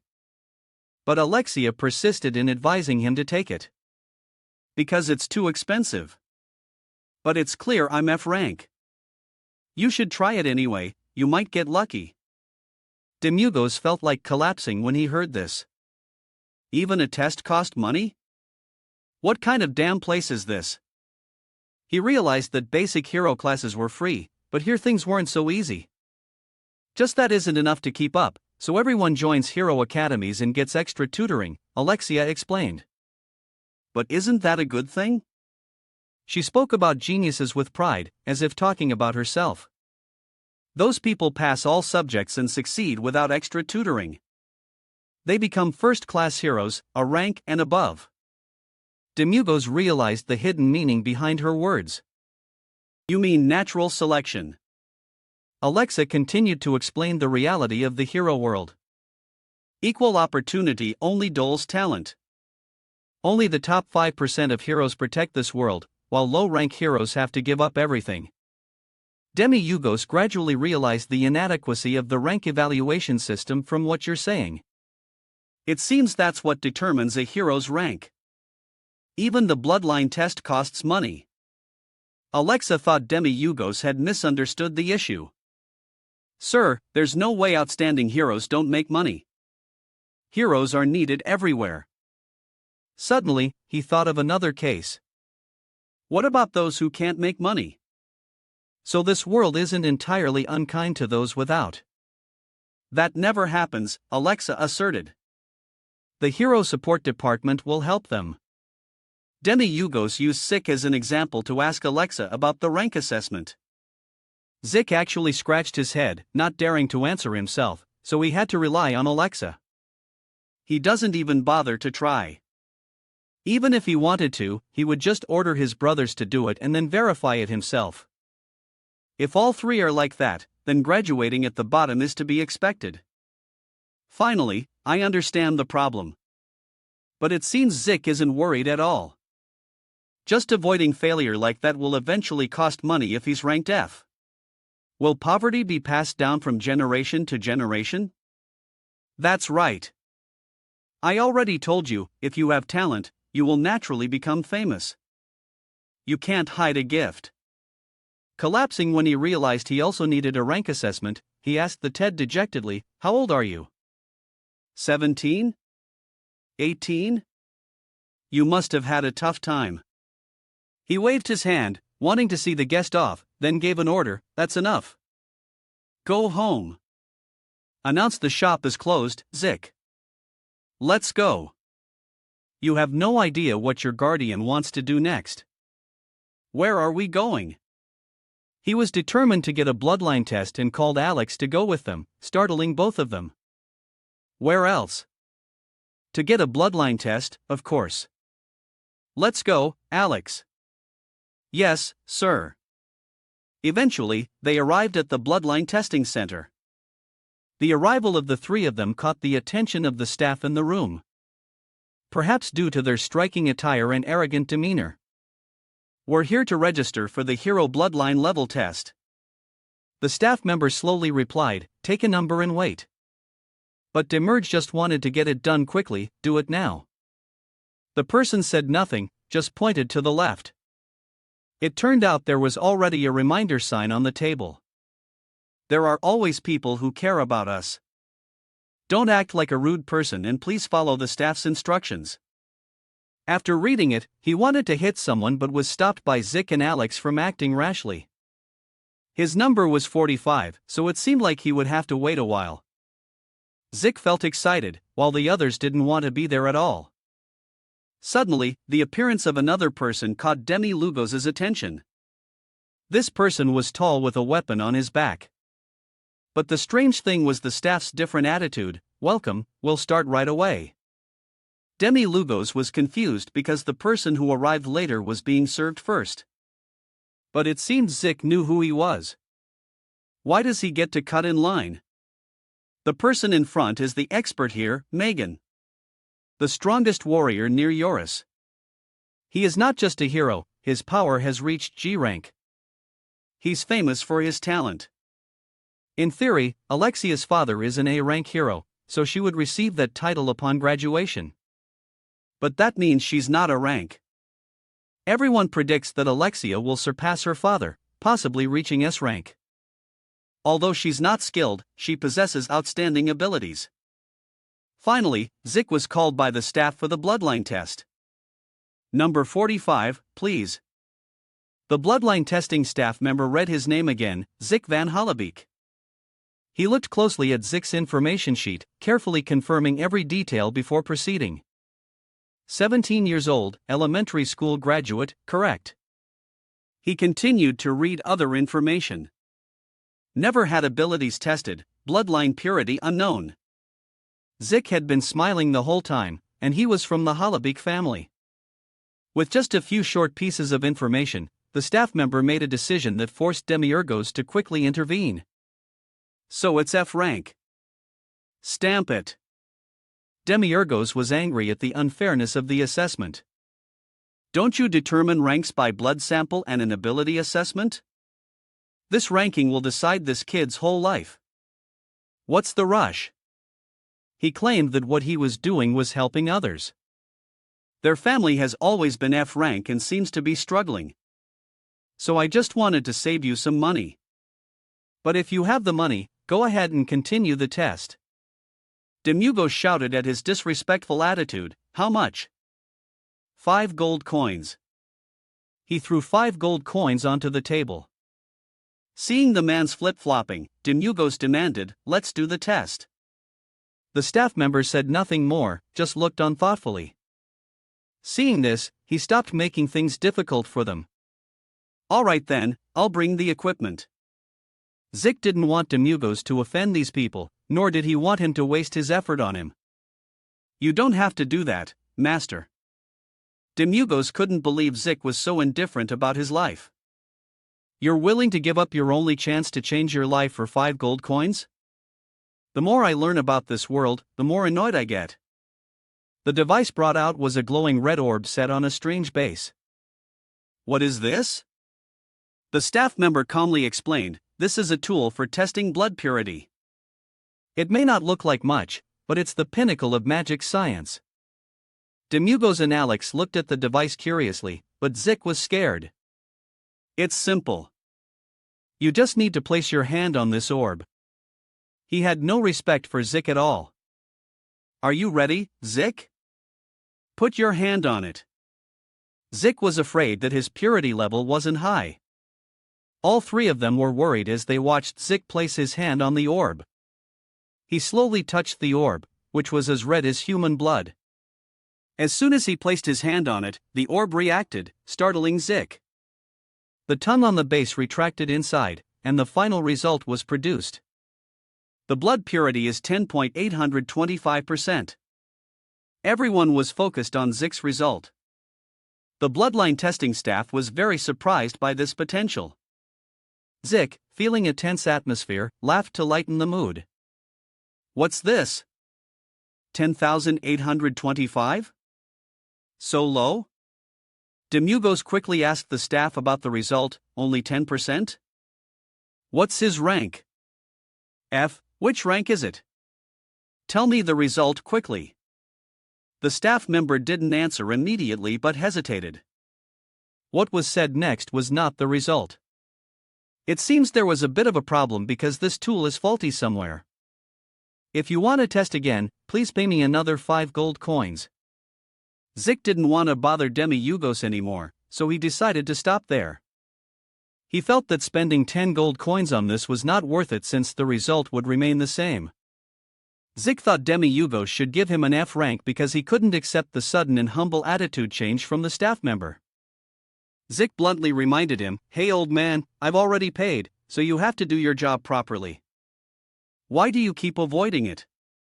The result is 10.825, so give me a deserving rank."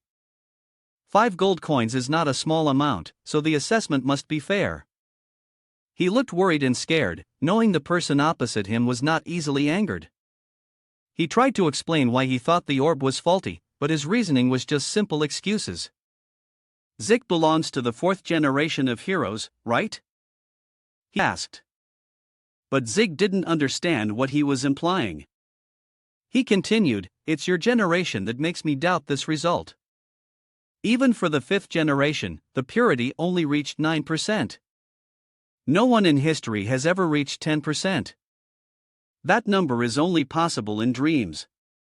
But his ultimate goal was just to get Zik to pay another 5 gold coins for a higher rank. D rank is often compared to dragons, and their index is at 6%. This tool is definitely broken.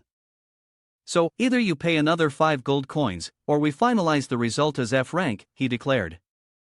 Demerge didn't care about his request and only focused on the rank. Give him a B or D rank, Demerge ordered. However, he still tried to convince Demi-Yugos that the tool was faulty. B rank is already very high. You can't just get that rank because you want to. A 10% figure is too absurd. This tool is definitely broken. Demi-Yugos, hearing this, slammed the table hard as a warning, then, test it again. But if the result is still 10%, you have to pay us 5 gold coins. 5 gold coins. What do you say? He started to change the subject, acting as if he was very knowledgeable. I'm quite familiar with the relationship between you two. You're probably the type of person who likes to find heroes in the countryside and treat them like lottery tickets. If you don't get a good result, you'll kick them out and find someone new. And if the next person is the same, you'll just discard them again, he said. He continued to assert that his speculation was correct. It's true that you're helping poor heroes, but your words are becoming more manipulative. This made Zik worried. But imposing your desires and forcing me to give an inappropriate rank is fraud. The rank will determine your missions, he said, silencing the entire room. Are you done? Demugos asked, his voice full of menace. Now it's your turn to be afraid of my words. Why so much drama? I absolutely will not let Zik become F rank. Do you want to try again and bet 5 gold coins with me? Or will you accept giving him AB rank? Demugos bluntly stated his demand, not hesitating to show his displeasure at having to give Zik a D rank. He broke into a cold sweat and trembled at the threats he had just heard, becoming even more doubtful about the accuracy of the frequently malfunctioning testing machines. What if Zik gets 10% again? Impossible. 10% is too rare. But what if it's 1%? He glanced at the person protecting Zik. 5 gold coins is nothing to Zik, but to him, it's 3 months' salary. Zik is just a useless person away from his wealthy family's protection. He stared at the 3 people in front of him and decided to send them away with a C rank for Zik. He didn't want to be bothered and lose money for nothing. Let's go with C rank. I know you want a higher rank, but this isn't a joke. I'm doing this because I'm genuinely worried about Zik. An F rank hero fighting a B rank monster is too dangerous. He could die instantly. He got so agitated that Zik and the staff were terrified. Finalize it as C rank before I change my mind. Stamp it now. He immediately stamped the decision. This time it was real, not fake. He even held up the decision and read Zik's name aloud, Zik van Halobert. Officially recognized as a C rank hero, Zik couldn't believe his ears. By the time the Hero Management Council finished this matter, it was already late afternoon. Demiurge and Alex walked ahead in a relaxed mood. That old man dared to take 5 and then 10 gold coins from me. But when I demanded 5 back, he showed his true colors. What a cowardly, petty man. Zik walked slowly behind, feeling amazing for scaring the man so badly. How dare he try to swindle me, Demiurge? He looked at the result sheet, tears welling in his eyes. The decision for him was C rank hero. Zik remembered the words from before, so your blood is F rank. Instead of wasting your effort, why don't you just drop out? I'm saying this because I'm worried about you. Blood like that is worthless. Is the entire holy big family just outsiders, no different from commoners' blood? Zik closed his eyes tightly as he remembered the poverty of those days. Then he suddenly opened his eyes and looked straight ahead. He felt as if Demiurge was radiating the aura of an angel. Sir Demiurge, you know what? Zik looked at Demugos, who was happily chatting and laughing with Alex. With eyes full of admiration, you are the first person to extend a hand to help me. Zik looked up at the sky, which was changing color as evening fell. This is also the first time I've felt this warmth. Zik truly cherished and admired Demugos. He looked at the decision paper and made a resolution. I've made up my mind. Since you've helped me get a new life, I will definitely repay you fittingly. I will dedicate my entire life to you. Zik was happy because he never thought he would achieve C rank. Now I understand. Our meeting was not a coincidence, Sir Demugos. You must be the angel God intended for me. Zik gripped the decision paper tightly and started running forward. Zik rushed towards the one who had reached out to save his destiny. Let's go, Sir Demiurge. Hurry up, you fool. From now on, his mission was to protect Sir Demiurge. About a month after Zik was recognized as a C rank hero, the sky suddenly darkened strangely. High above, an unusual stream of light, unlike normal lightning, struck straight down at the ground without any concern for anyone getting hurt. It's turned out that Demiurge was also present to witness this strange phenomenon. It seems that stream of light came from Zik. It's that kid, Zik. I'm not sure what to do next to suit this situation. What should we do? With giant swords and a long winding monster, his attack seemed to do no damage at all. He looked straight at the glowing object in front of him. One of the forgotten gods, the destroyer of the old world, Red Phoenix. Did you come here to burn this world instead of the Demon King? Back in the present, Demiurge's team and everyone else were looking in the same direction. On the mission board, which was covered with various papers, Zik couldn't help but wonder, why are we looking at this mission board? Demiurge smiled gently. Because now that you're officially a hero, you have to take on official missions. Ah, yes sir. A scary-looking person in the group laughed loudly. Deal with the Lich and his followers who are trying to revive him in the Mad Cemetery to the southeast. This has to be an A-rank mission. Aladdin will take it. Demugos sighed. Honestly, what's there to brag about? We should just pick a C-rank mission. Let's see. I suppose so. Alex read each mission paper one by one. Bring back 3 bags of wild wolf certifications.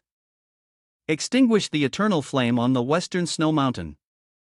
Or find the 7 child spirits that appear every night behind the mountain. Suddenly, Alex stopped at one mission. Defeat the merfolk who have been haunting and harming the villagers. Merfolk? Demugos was bewildered. What are merfolk? Merfolk, a tribe of half-human, half-fish creatures.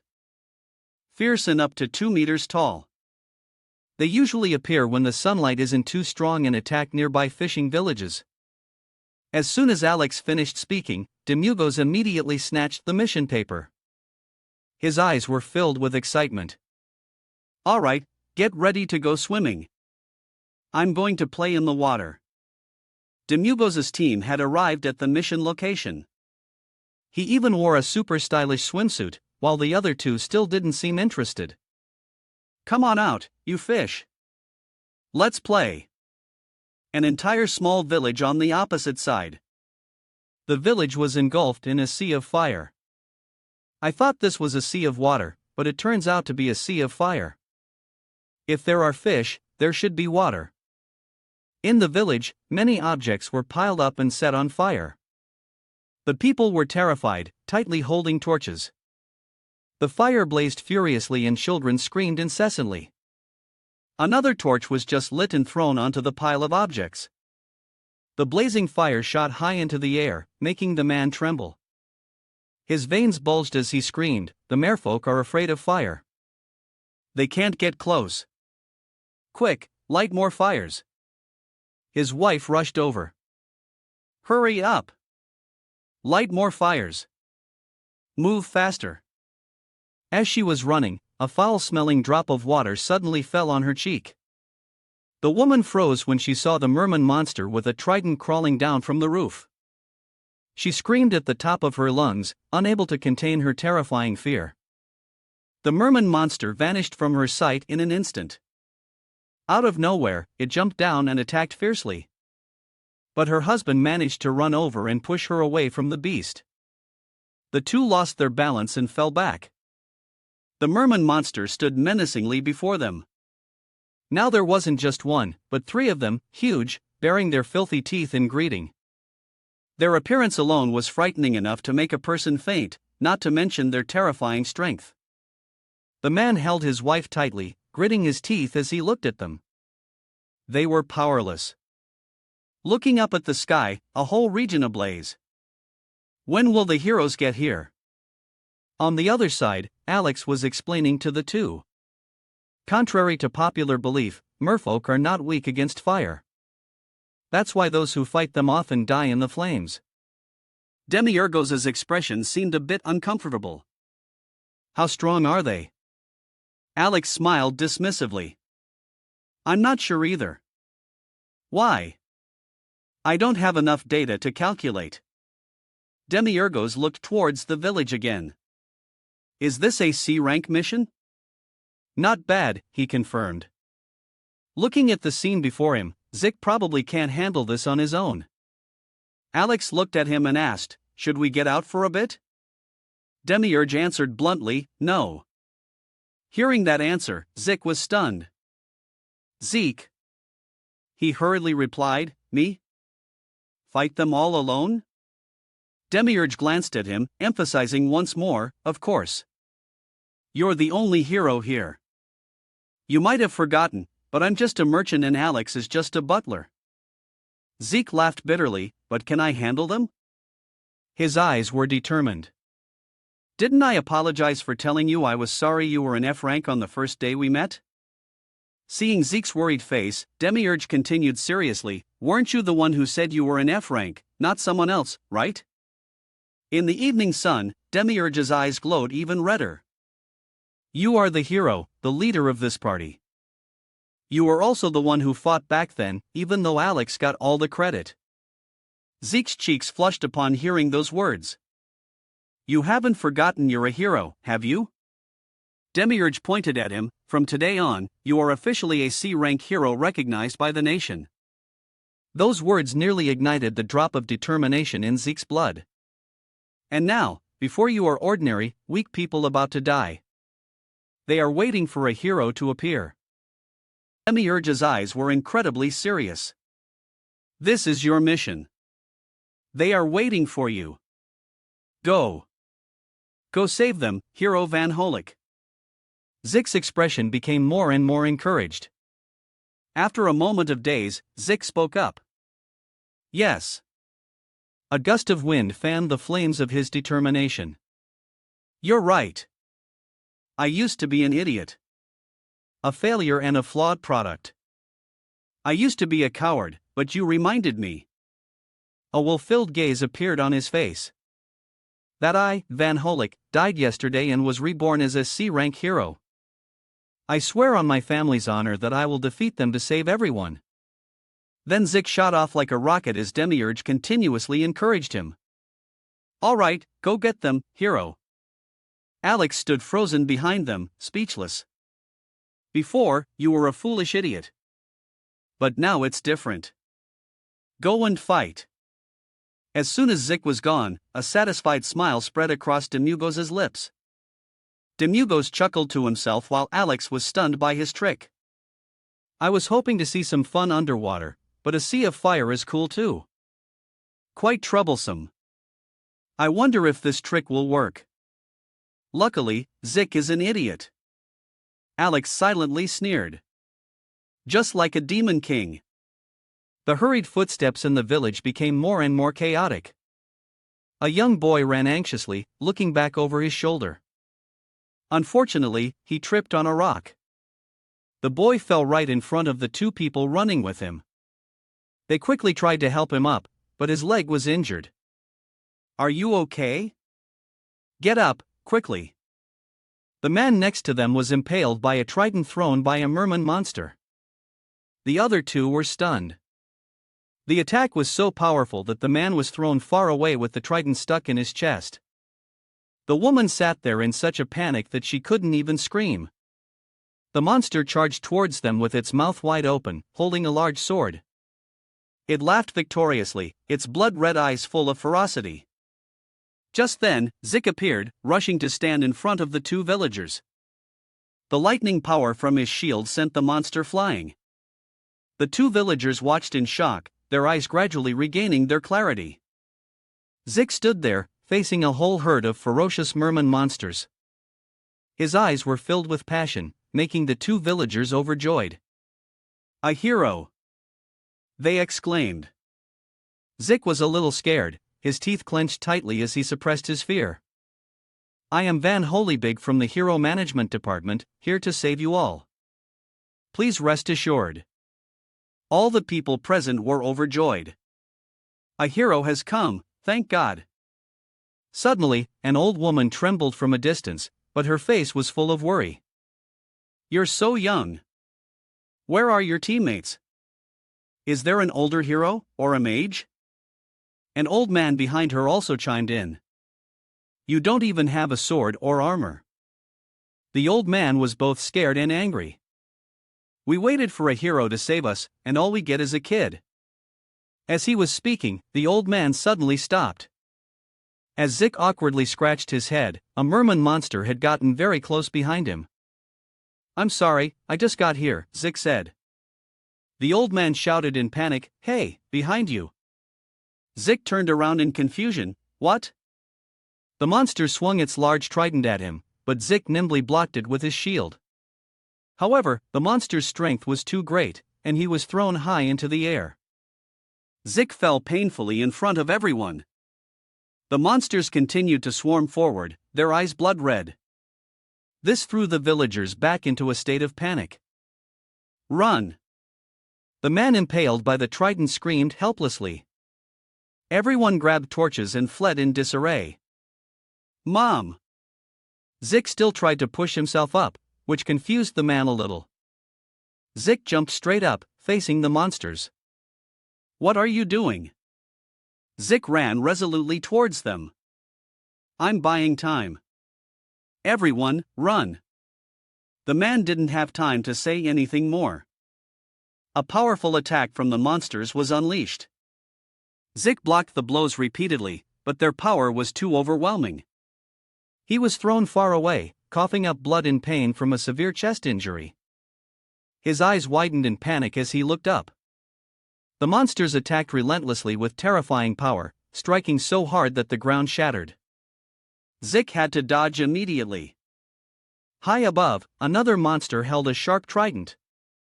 He rolled painfully to the side, but immediately got up to continue fighting. The monster from above threw its trident down, accompanied by a powerful surge of water-based energy. Zik was used to moving nimbly to dodge attacks, and this time was no exception. With a decisive move, he charged forward, activating the lightning power from his shield. The energy from the shield shot straight into the monster's weak point, causing it to fall. In Zik's eyes, a spark of absolute determination flashed. He swung his shield back, preparing for another lightning strike as another monster charged at him. Suddenly, another one grabbed his ankle and pulled hard. Zik was so shocked that he screamed in surprise.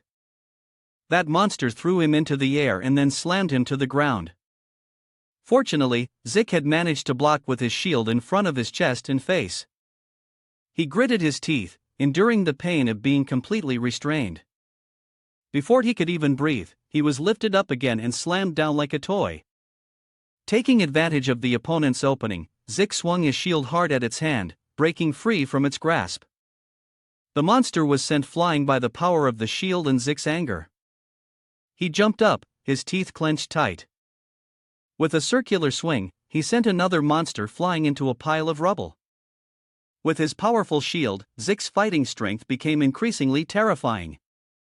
Despite being heavily injured, he ignored the pain and continued to fight to the end. Zik single-handedly faced the entire group of monsters, a spark of heroic blood flashing in his eyes. The merfolk still stood there and Zik charged forward, wanting to tear them all apart. Suddenly, one appeared from behind him, preparing to deliver a fatal blow. In the next second, a brutal punch made Zik roar in pain. It grabbed his head tightly and then slammed it into the fiery rubble. The villagers stood watching from a distance, completely helpless. Not believing what was happening, they just wanted to keep living. On the other side, Alex and Demugos sat leisurely under a cool tree. Demugos wore sunglasses, looking like a relaxing young man while Alex sighed. Then Alex wondered about Zik. Don't you think he's not that bad? I mean, he's grown up a bit, hasn't he? Demugos pondered for a moment before answering, is that so? Zik was thrown into a wall by the merman monsters, creating a large hole. Thinking he had given up, but no, from within that hole, a resilient Zik charged out, wanting to tear them to shreds. I am a warrior. The more folk surrounded him again, but Zik still had enough time to strike one of them. His movements became faster and more agile, blocking countless fatal attacks from them as he faced the monster's powerful punch. Zik's strength was also depleted, and his legs had to tense up completely. The monster delivered another punch like a clap of thunder. Its power was so great that Zik had to scream in agony, fighting back against the vicious monsters. The resilient will in his body was never extinguished. He knocked one monster away and severed its arm with the Laguna shield. I am a warrior. The four monsters behind him picked up their tridents and charged straight at Zik. They leaped up, tridents in hand, their eyes frenzied. The fierce battle took place against the backdrop of a fiery red sunset. Zik, with the Laguna shield in hand, had to face a series of relentless attacks from the merman monsters. Each of their attacks was fierce and brutal, but Zik did not falter.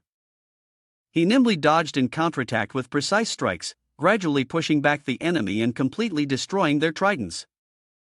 Suddenly, another one appeared from behind, its arms outstretched.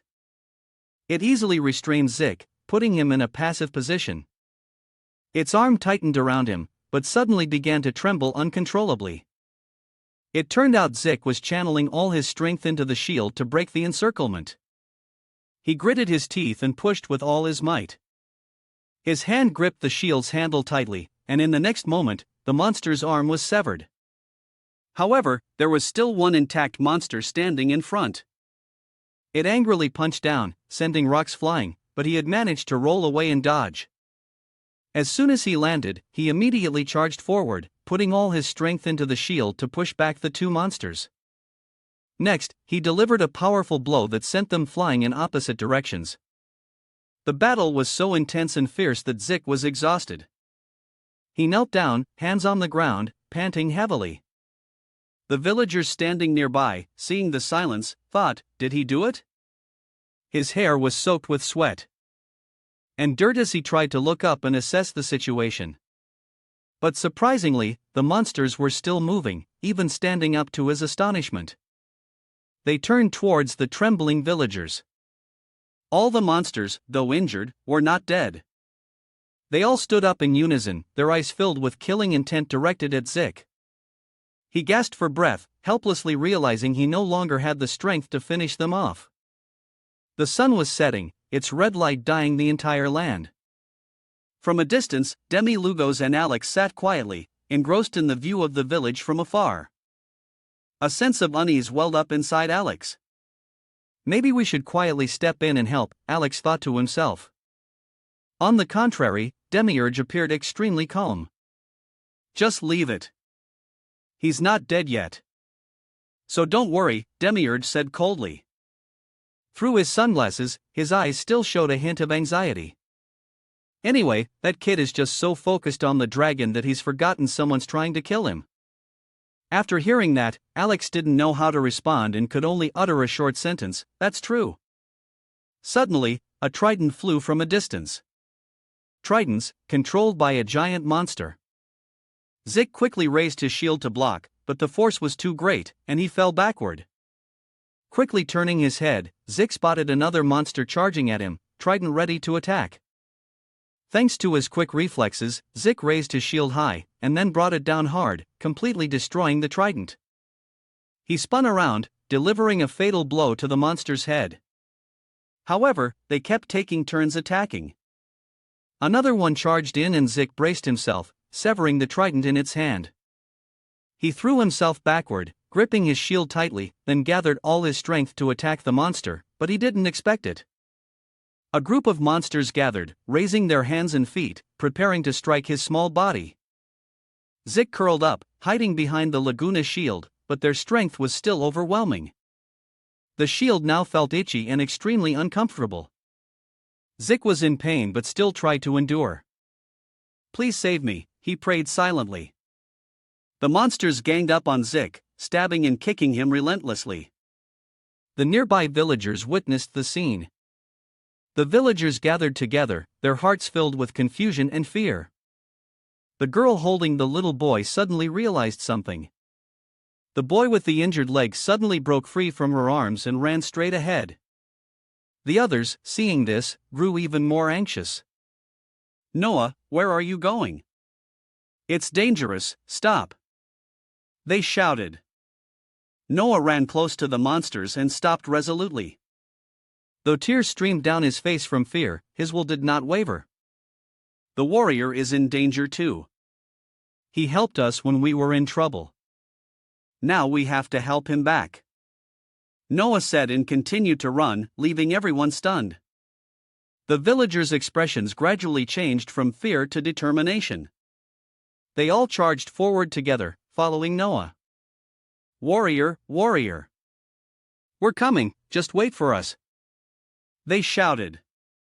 Demi-Hugo stood to one side, his eyes thoughtful, observing the scene. The villagers joined forces, some grabbing arms, some holding hands. Others grabbing the beast's legs. Warrior, get up quickly, get away from it, hold on tight. Don't let go! They shouted. Zik lay on the ground, witnessing everything. Completely surprised. A villager shouted forcefully, Warrior, we've got it. Now you finish them off. Zik hesitated for a few seconds, then replied excitedly, All right, I'm counting on all of you. He pushed himself up from the ground, gathering his strength, preparing to deliver a fatal blow to the restrained monster. But unexpectedly, the monster powerfully threw the villagers off and clawed at Zik. Its power caused everything around them to collapse. Zik let out a cry of pain. Then he swung a blow that sent all the monsters flying. He turned his head to check the situation behind him and saw that the monster had grabbed an old man. It lifted him up, squeezing harder. Zik was stunned, thinking, no, it's too far. At that moment, the eye on the shield suddenly flashed, emitting a terrifying source of power. Zik used the shield to launch a powerful attack on the beast to save the man. His blow shone brightly against the red sky. The monster still stood there, but a shout rang out, "Everyone, stay back within a 10-meter radius." Zik immediately unleashed his skill, causing them to fall backward. Suddenly, from behind, a monster with a trident prepared to strike. Down. The shield was no longer in Zek's hands. He panicked and covered himself with his hands, exclaiming, "Oh, the shield!" Suddenly, the shield shot forward. It flew in front, blocking the trident from the beast. This left Zeke stunned. The beast didn't give up, baring its teeth and thrusting the trident down, attacking Zeke with all three hands. But the shield split into three pieces, expertly blocking the beast's attack. Then the shield shot up, striking the beast directly and knocking it down. It shone brightly against the sky, suddenly projecting a beam of light upwards. Zeke grimaced and grabbed the shield. He opened his eyes and looked around. Instead of beasts, there was just a pile of them lying on the ground. He screamed with joy in his heart, "I did it!" The shield suddenly attached itself to Zeke's hand, surprising him. The eye in the center still emitted a magical feeling.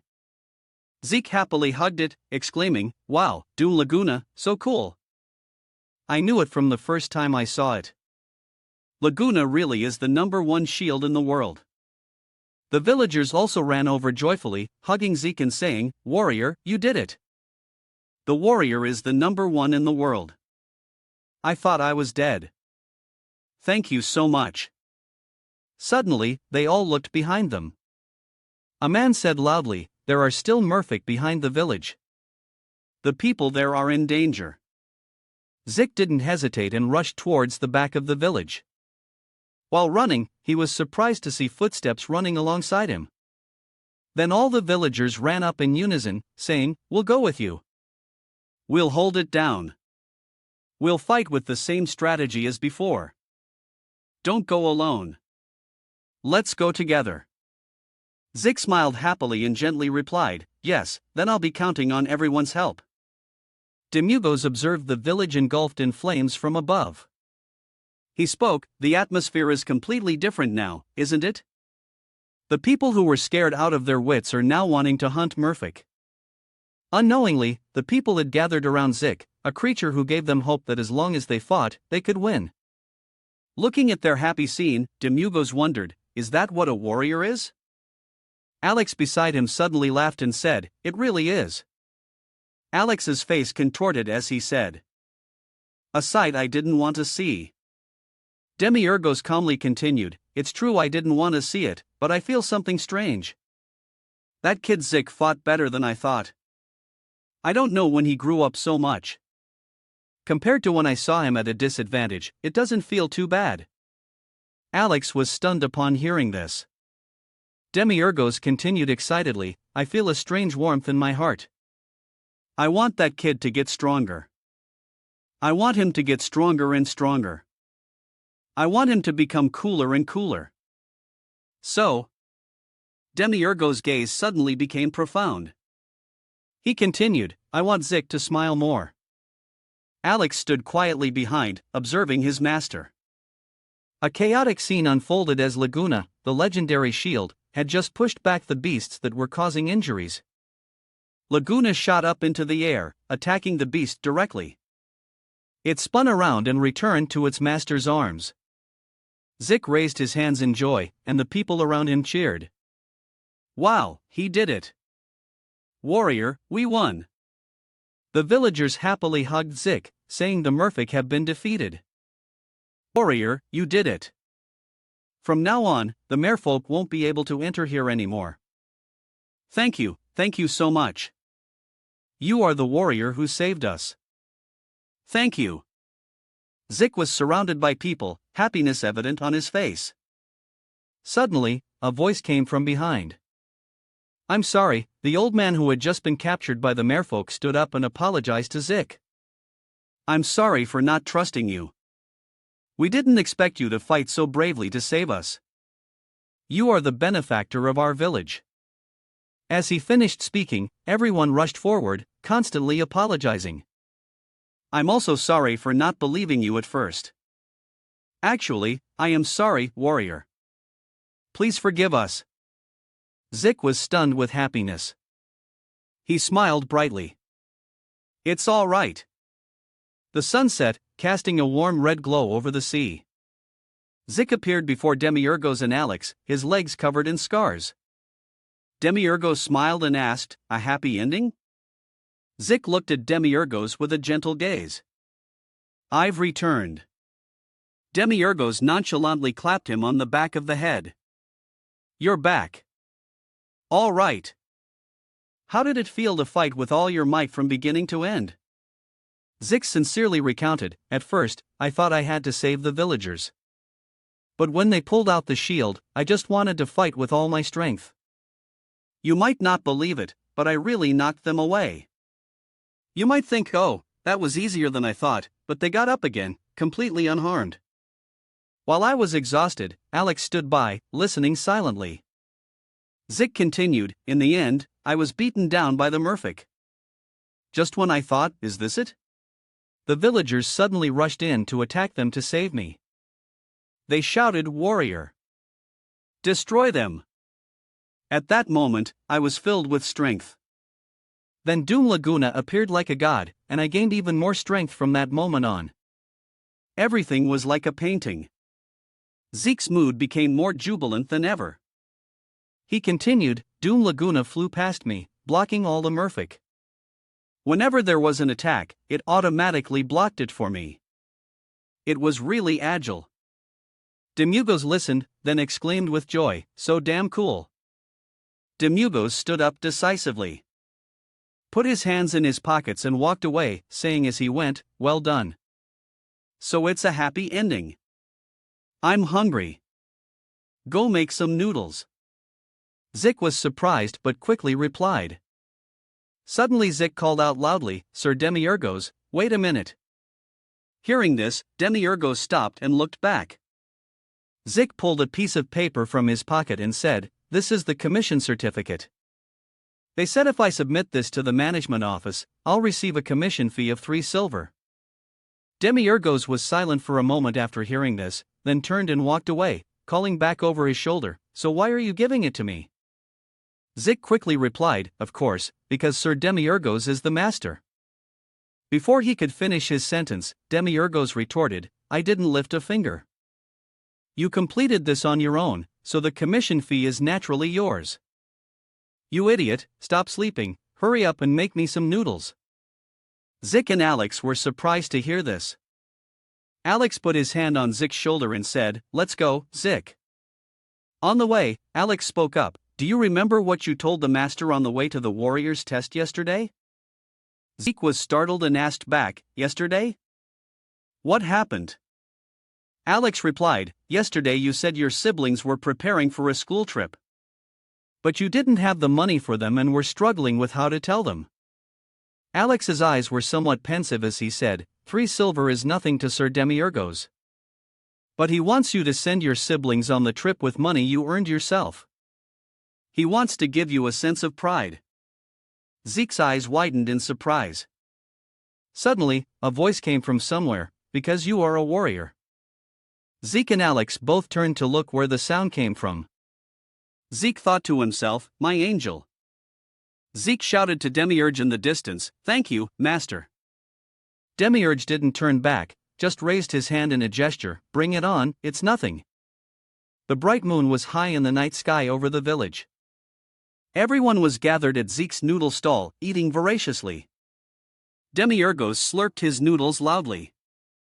Broth splattered on his lips, his eyes widened in delight as he exclaimed, "This is definitely the flavor."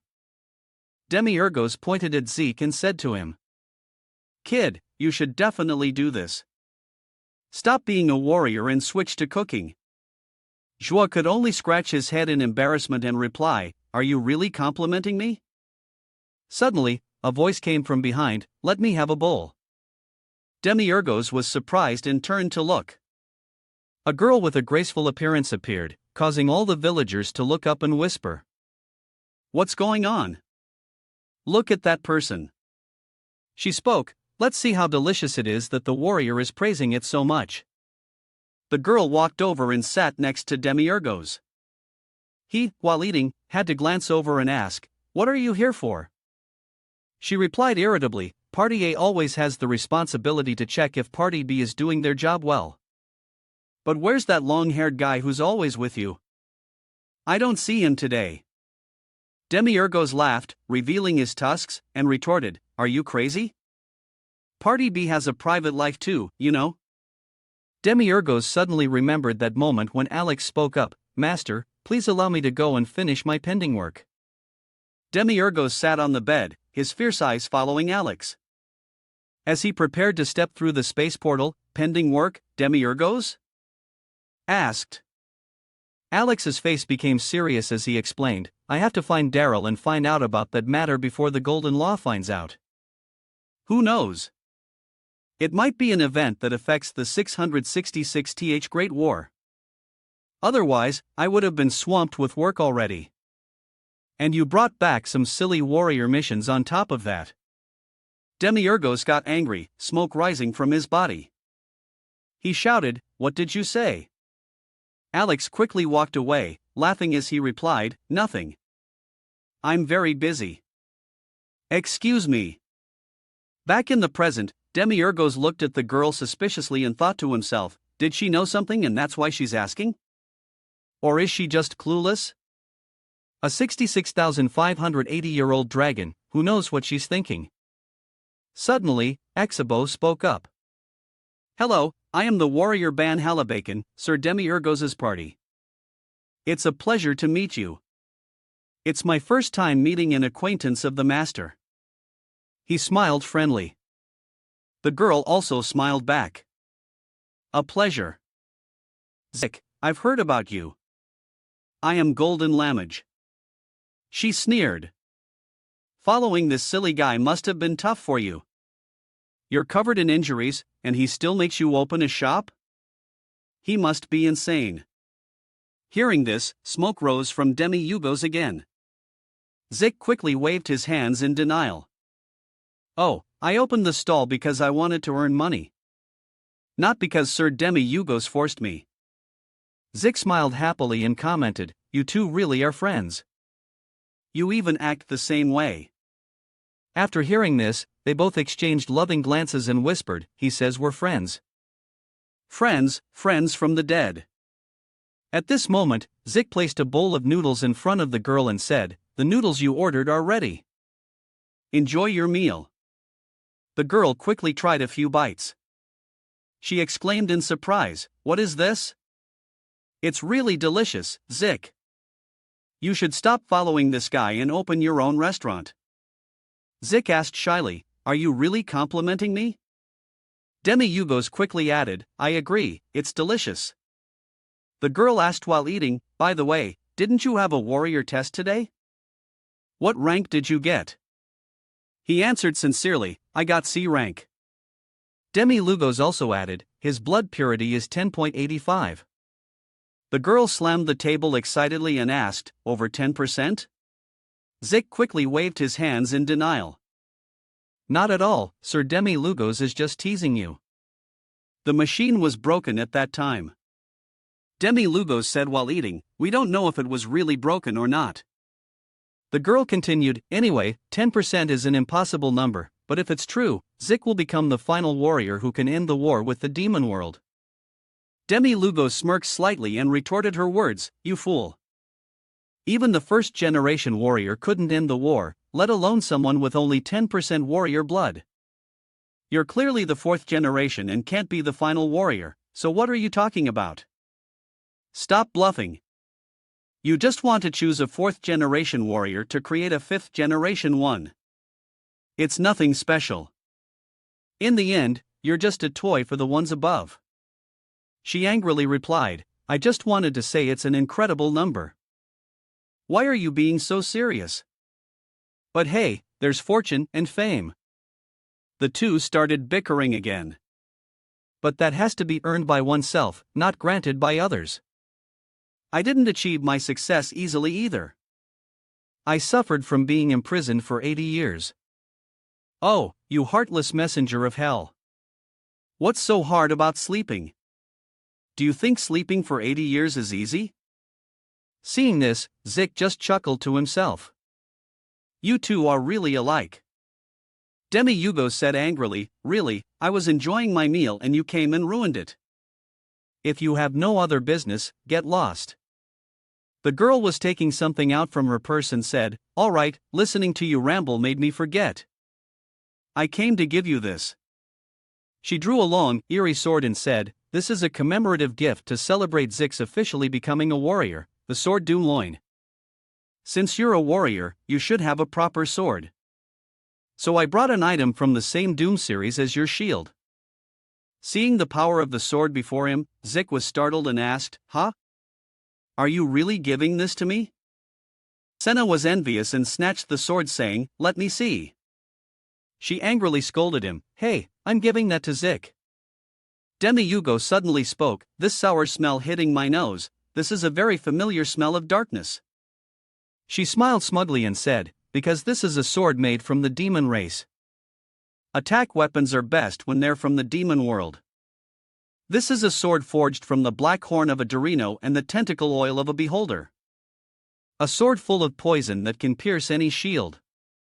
Demi-Hugo carefully observed the sword. It unpleasantly bared its human-like teeth. Demi-Hugo asked, do you feel like this every time you see a dragon weapon? The girl just smiled and replied, I don't know. The bickering pair started at it again. Demi-Hugo asked, why are you giving my warrior a demon race sword? I really can't understand you, you 60,000-year-old snake. Good heavens, it's just an item from the Doom series. What's so special about it? Are you kidding me? Demi-Hugo tossed the sword to Zik, saying, all right, whatever. Here. Your gift. Zik awkwardly took the sword. Ah, yes, yes. Suddenly, a strange light blinded Zik. He was thrown into a strange red and black space. A strange smell hit his nose, forcing him to cover it quickly, thinking, ugh, the smell of sulfur, so unpleasant. After all, everything in my sight is on fire. This place is the demon world. From beneath the blood-red water, a powerful growl suddenly echoed, catching Zik's attention. The eerie sword that had just appeared let out a wicked laugh and introduced itself, I am Doom Loin, the embodiment of accumulated resentment. In this noisy world full of dissonant sounds, your cry of resentment is nothing. If you accept me, I will protect you and help you destroy every enemy before you. At that moment, a strong gust of wind hit Zik, waking him up.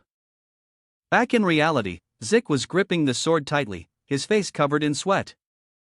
Demi-Hugo rested his chin on his hand and asked, how is it? Do you like it? Zik looked at the sword and replied, yes, I don't know if it's because of the demon race's power inside. This time it feels completely different from Doom Laguna. For the first time, I heard a dark whisper. It's really powerful. Suddenly someone spoke up, then let's go test the new sword. Hearing this, Sig became excited. What? The girl angrily pointed at Demi-Hugo's head. Hey, your warrior will die. Let him rest a bit. Demi-Hugo retorted just as sharply, shut up. Trouble just finds its way to us. The three of them sat on the carriage to go test the sword. Demi-Hugo suddenly spoke up, I have to ask, why are you following us? The girl replied while nodding, well, since I'm here, I might as well hang out. Sig just chuckled. Then he asked innocently, but where are we going?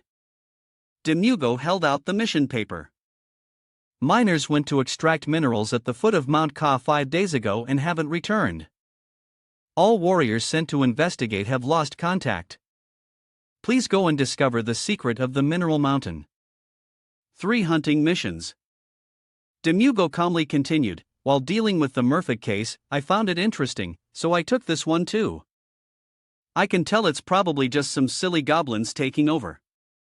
Since we're testing a new sword, it should get a little bloodbath, right? Zik smiled awkwardly. Yes. Zik was silent for a moment, then asked, Sir Demi-Lugos, what kind of monster is the Demon King, anyway? What kind of creature has not given up for 60,000 years and still wants to destroy the world? To plunge all beings into suffering? I really want to ask the Demon King this question. Does he know all the cruel sins he has committed? Suddenly, someone spoke up. That's what I'm saying. I don't understand why that guy has to be in such a hurry when he can't win anyway. But who knows? Maybe he has his own troubles. Maybe the Demon King doesn't even like fighting. The girl looked at Demi-Lugos with a surprised expression. Zik chuckled. There's no way the Demon King doesn't like war. He's the ringleader of all this. Demi-Lugos laughed along. I think so too. Demi-Lugos's gaze suddenly became thoughtful as he looked up at the sky. Under the bright moonlight, the sounds from the carriage echoed. There's truly nothing left to say. The wheels suddenly stopped. Everyone looked over following Demi-Lugos's words. Over there, Mount Ka. So, you understand. I'm going to sleep here, so you go take care of it and come back. Zik excitedly started running. Yes, I'll go and come back. The girl on the carriage called out, Hey, wait. Zik, carrying his treasures, suddenly stopped. He became excited and exclaimed, Power. I'm full of power. The girl watched him helplessly, sighing. So foolish. Even if it's a slave contract, going into battle twice in one day is too much. You know, I've given you some corn. So as a warrior, you must protect yourself at all cost. Zik smiled happily. Thank you. His feet continuously stepped on the ground, running powerfully straight ahead.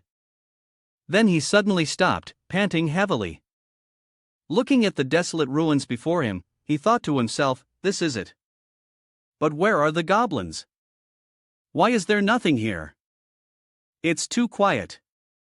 He continued to search deeper inside, then stopped in front of a pile of something. He wondered, are those armor and swords? They look like the equipment of the warriors who came here before. There are no signs of them being used at all. Zek's eyes widened in surprise again. He approached a wooden crate. He picked up a feather. Suddenly, a noise from behind caught his attention. A song echoed from deep within the forest. He just stared deep inside. He couldn't contain his curiosity any longer, and his feet ran as fast as they could. The girl's singing isn't far, it's close. His face was filled with urgency and worry. Who knows? The singing might attract the goblins. It's too dangerous, I have to hurry. The singing continued, drawing Zek's footsteps closer. A question formed in his mind, but why is there a woman deep in the forest in the middle of the night? His feet suddenly stopped, his eyes stunned by the sight before him. Dozens of men knelt in a pile, surrounding a singing girl. The faces of those men were not normal at all. Their minds were completely controlled by the singing. The girl singing had seen Zeke and continued to enchant him with her voice. The sharp teeth in her mouth became more visible. Zeke stood frozen, staring at it without blinking.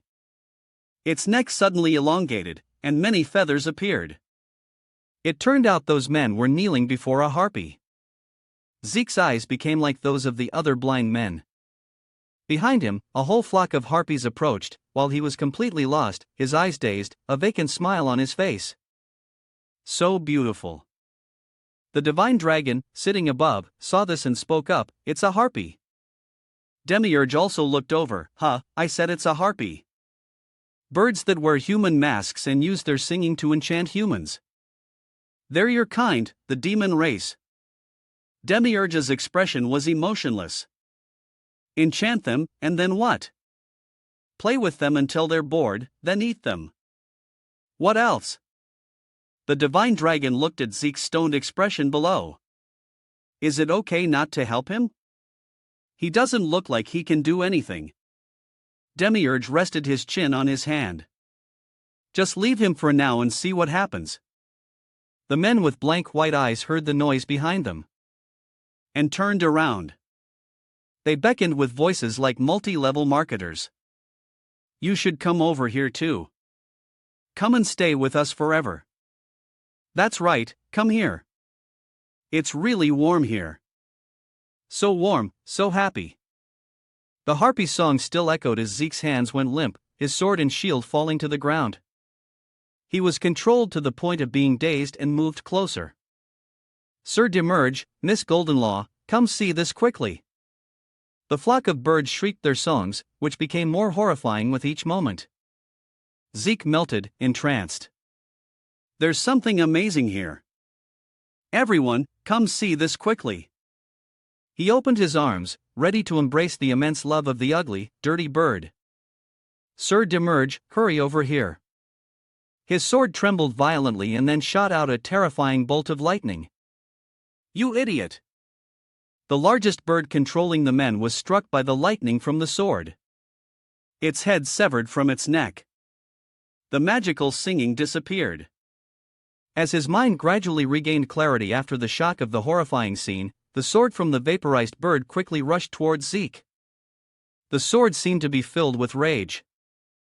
And Zeke had also realized the problem. Loin, with its terrifying power, suddenly charged straight at him. While Zeke was still stunned, Loin returned to his hand. The sword's rage weighed heavily on him. How dare a user like you belittle me? Don't be swayed by those low-class demons. Kill them. Slit their throats. The ugly, filthy birds angrily charged forward, opening their mouths lined with sharp teeth and emitting a horrific melody to control Loin. But the sword was not so easily defeated. It released a wave of power that shattered the terrifying melody. Zeke gripped the sword, trying to withstand its immense power. The birds were stunned by the power Loin unleashed.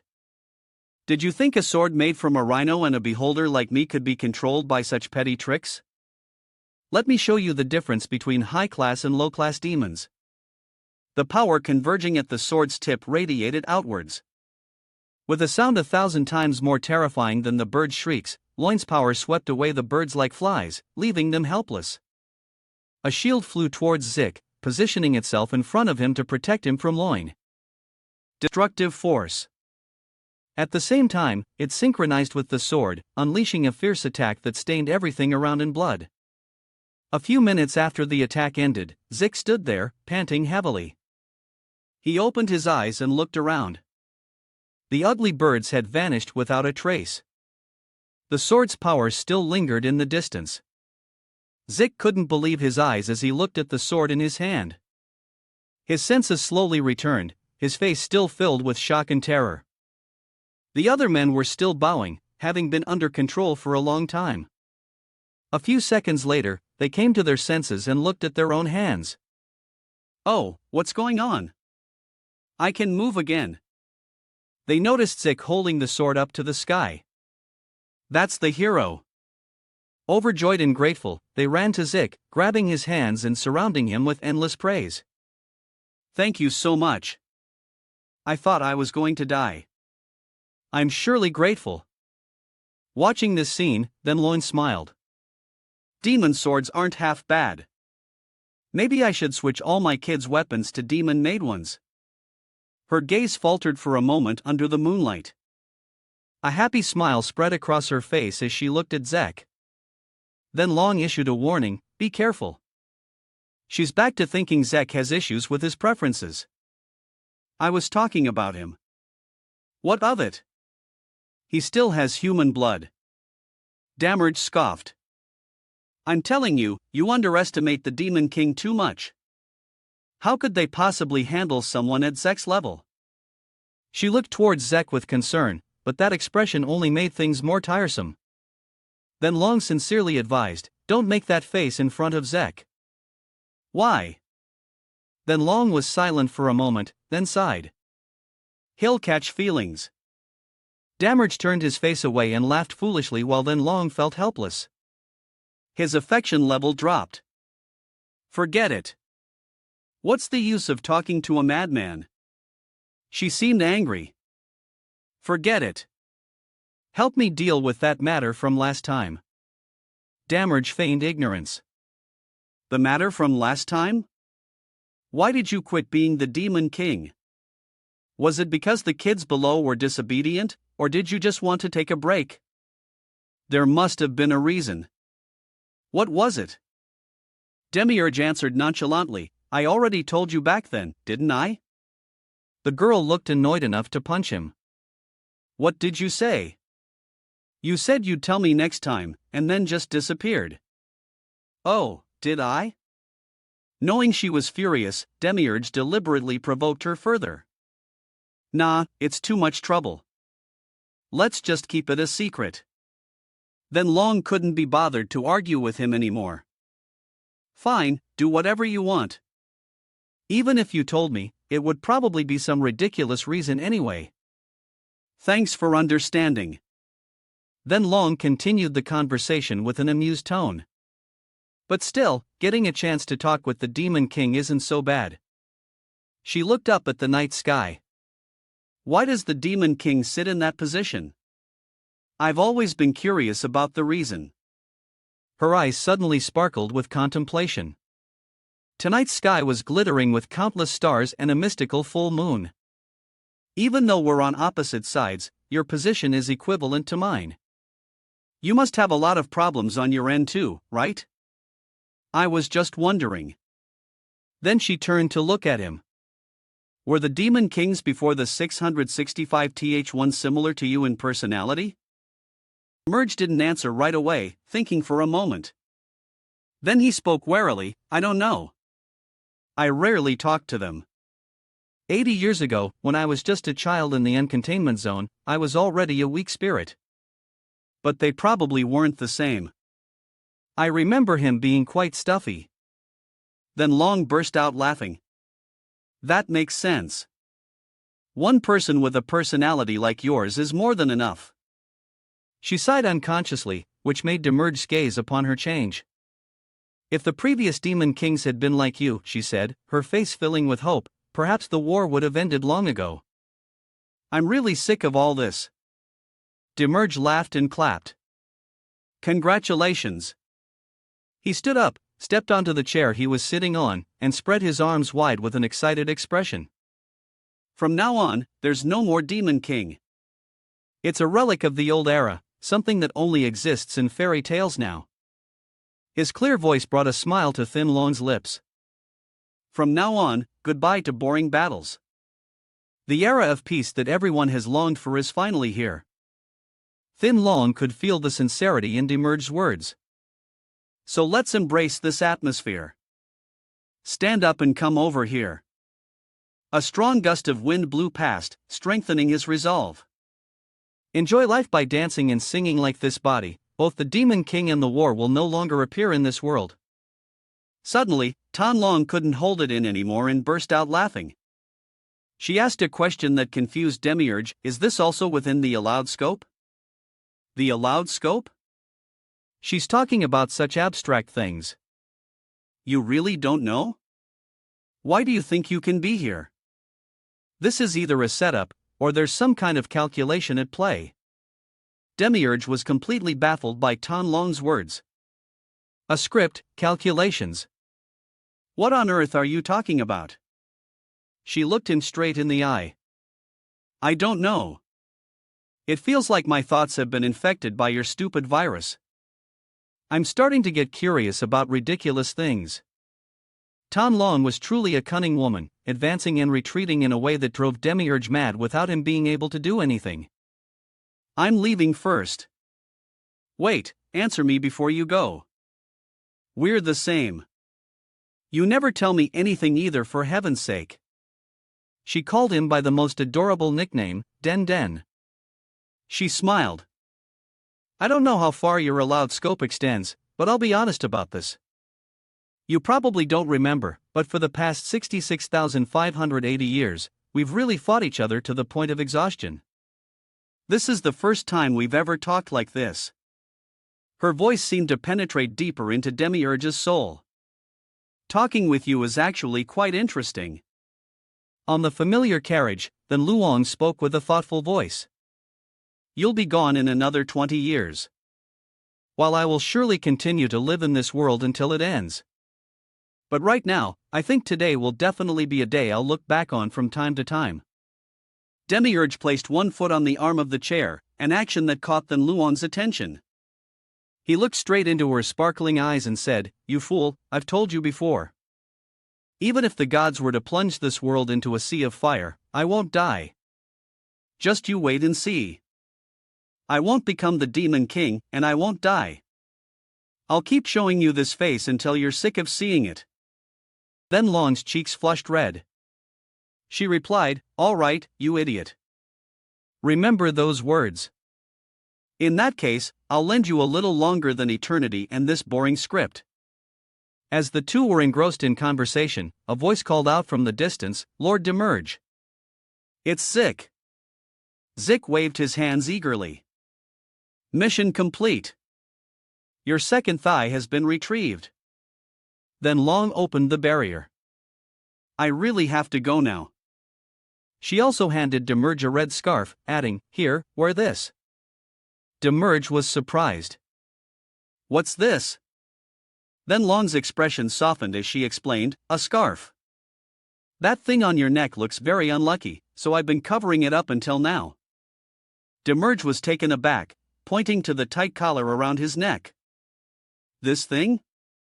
Then Long stepped into the barrier without another word. Demiurge muttered, "How was this unlucky?" The barrier disappeared and Zik came running over breathlessly, panting as he spoke. "Sir, look at this. We got a reward of 7 silver for this job. That's equal to 5 months of selling noodles." "Nalong? Ha? Where did Nalong go?" Demiurge looked quizzically at the scarf in his hand, finally speaking after a long pause. "She's been dealt with." "What?" "Never mind. It's late. Let's hurry home and sleep." Zig nodded. "Ah, yes." Zig drove the carriage back across the lush, peaceful green grass. He was in high spirits after completing the mission, while Demiurge lay in the carriage, gazing up at the beautiful sky. The two peacefully returned home together, the carriage moving leisurely along the long road. After a long while, Zig brought Demiurge to the shop's entrance and bowed goodbye. Demiurge walked up the stairs step by step. Returning to his beloved hidden room, he gently opened the door and stepped inside. Demiurge relaxed his body, sinking into the soft bed with a sigh. Ah, bed truly is the best. His eyes opened as he suddenly thought of something. He took out the red scarf that Nalong had given him and examined it. Suddenly, a barrier appeared in the room. It was Alex, looking extremely angry. Demiurge spoke nonchalantly, "I'm about to sleep. Come back tomorrow." He looked at the scarf inside. "I said, come back tomorrow." Alex said gravely, "Dairos is dead." Demiurge's gaze, which had been fixed on the scarf, froze. Alex continued, his voice tense. "He told me I couldn't reveal it, but I felt terrible for putting pressure on our monarch. Then he drank poison and killed himself in front of me. We are now down to 7 dukes." Alex's voice grew harsher. "We may have fought, but for 665 centuries, we always fought side by side with all our hearts for the demon world. So, please tell me, what were you and Dairo doing together without my knowledge? Is that what caused Dairo to die?" Alex's eyes widened with suppressed rage. "If not, then what in this world could cause one of the 7 dukes to commit suicide besides our monarch? Who has the power to do such a thing? There is only one other person." Alex mentioned her name with a vengeful tone, the god of the dragons, the golden dragon god, Hong Kim Tan Long. Demiurge's eyes blazed. He stated firmly, "It wasn't her. She was with me the entire time until just now." Alex remained unyielding. It's rumored that Tianlong possesses up to 10,000 clones. That's how she has managed to live for 66,580 years, far surpassing any monarch. Are you certain that the person with you was her original body? His hand tightened around the scarf. Then he suddenly stood up and walked straight towards the barrier. What about Darrow's funeral? Is it ready?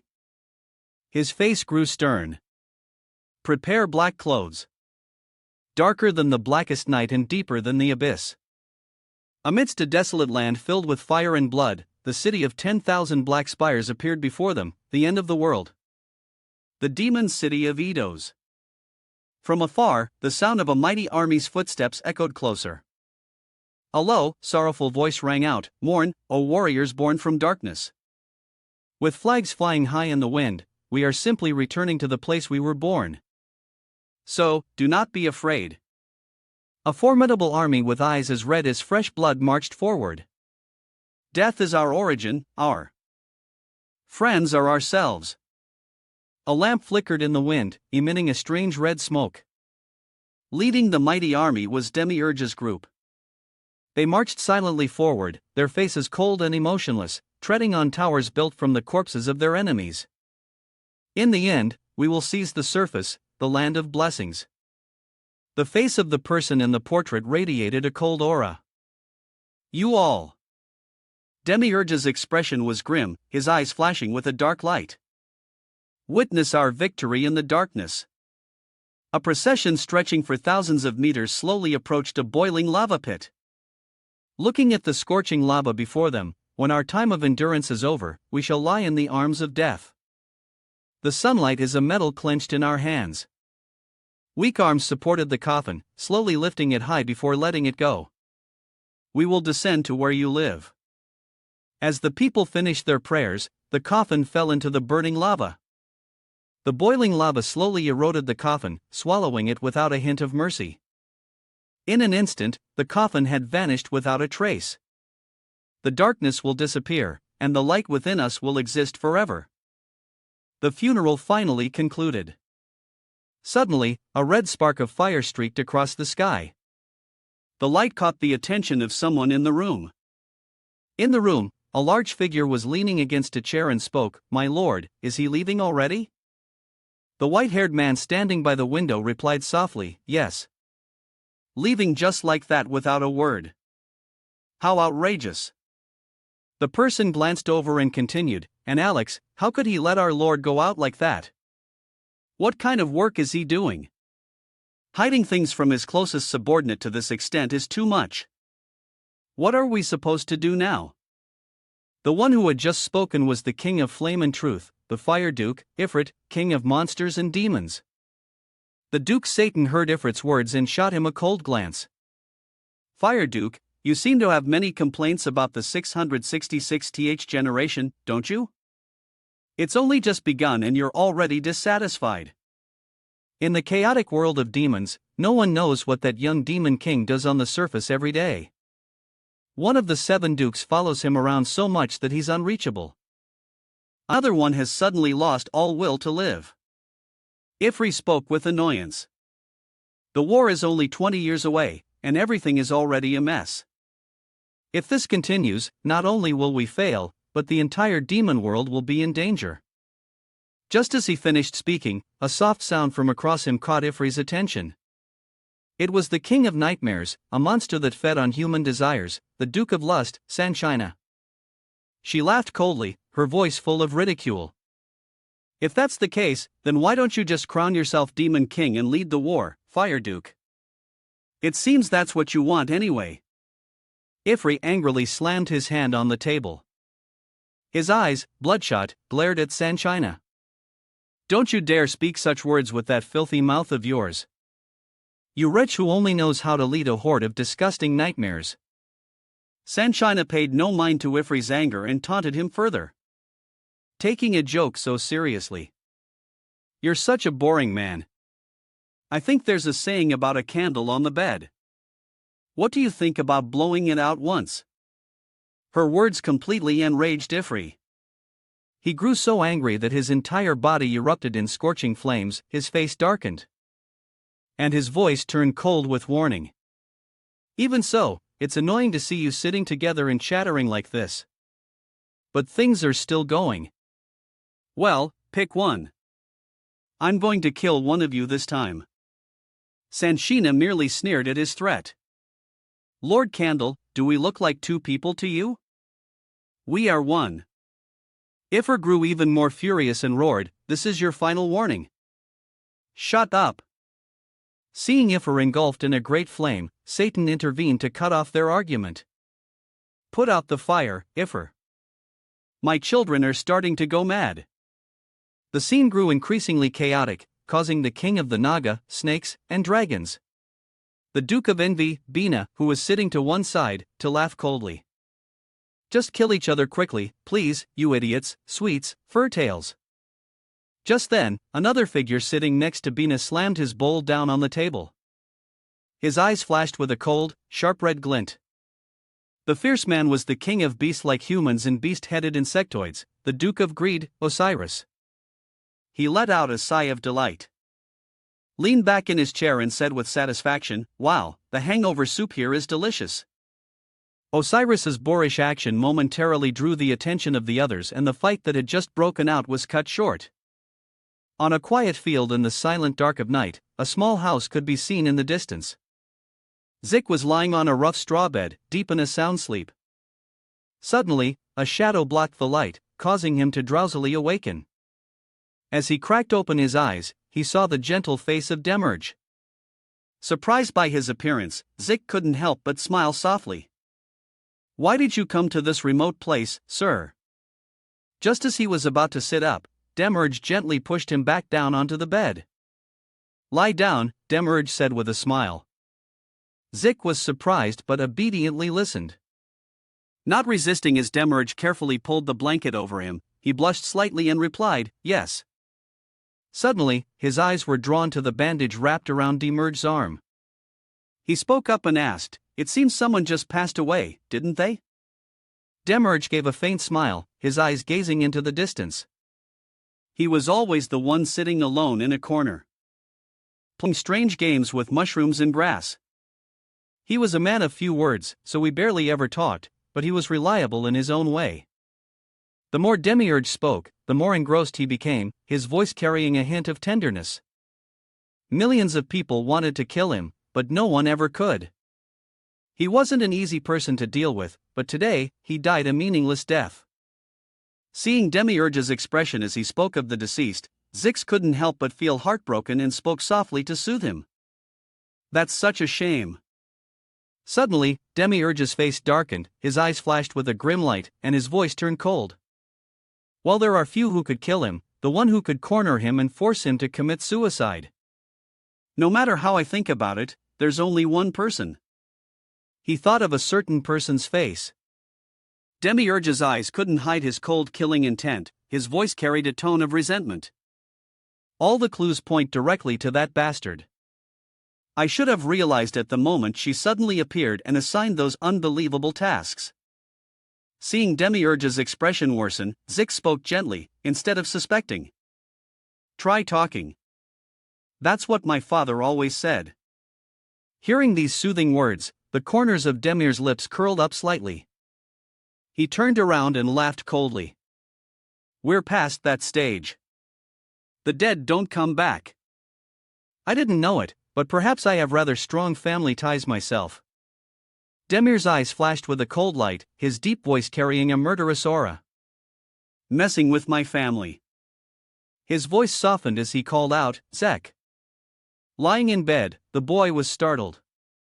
"Yes?" Demir looked into the distance and spoke somberly. "I'll be away for a few days. You'll be in charge of the shop during that time." Zek obediently replied, "Yes," but Demir's next words startled and confused him. Demir stared at Zek with his blood-red eyes. "If I don't come back, the shop is yours." With that, he turned and left. These perplexing words shocked Zek, who hastily jumped out of bed to chase after him. "Sir, what do you mean?" he called out loudly. "Lord Demir." Before he could say more, his eyes widened in astonishment. Demir gave a faint smile and raised a hand, stopping him from speaking further. Then somberly strode outside. Zik ran after him, but was too late. He could only call out helplessly, "Lord Demerge."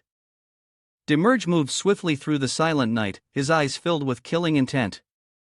Looking at the scene before him, Demerge smirked coldly. Moments within long flashed through his mind, followed by images of innocent children turned into tools of war, only to die tragic deaths. Then came the image of a beautiful girl in a flowing dress, a bright smile on her face.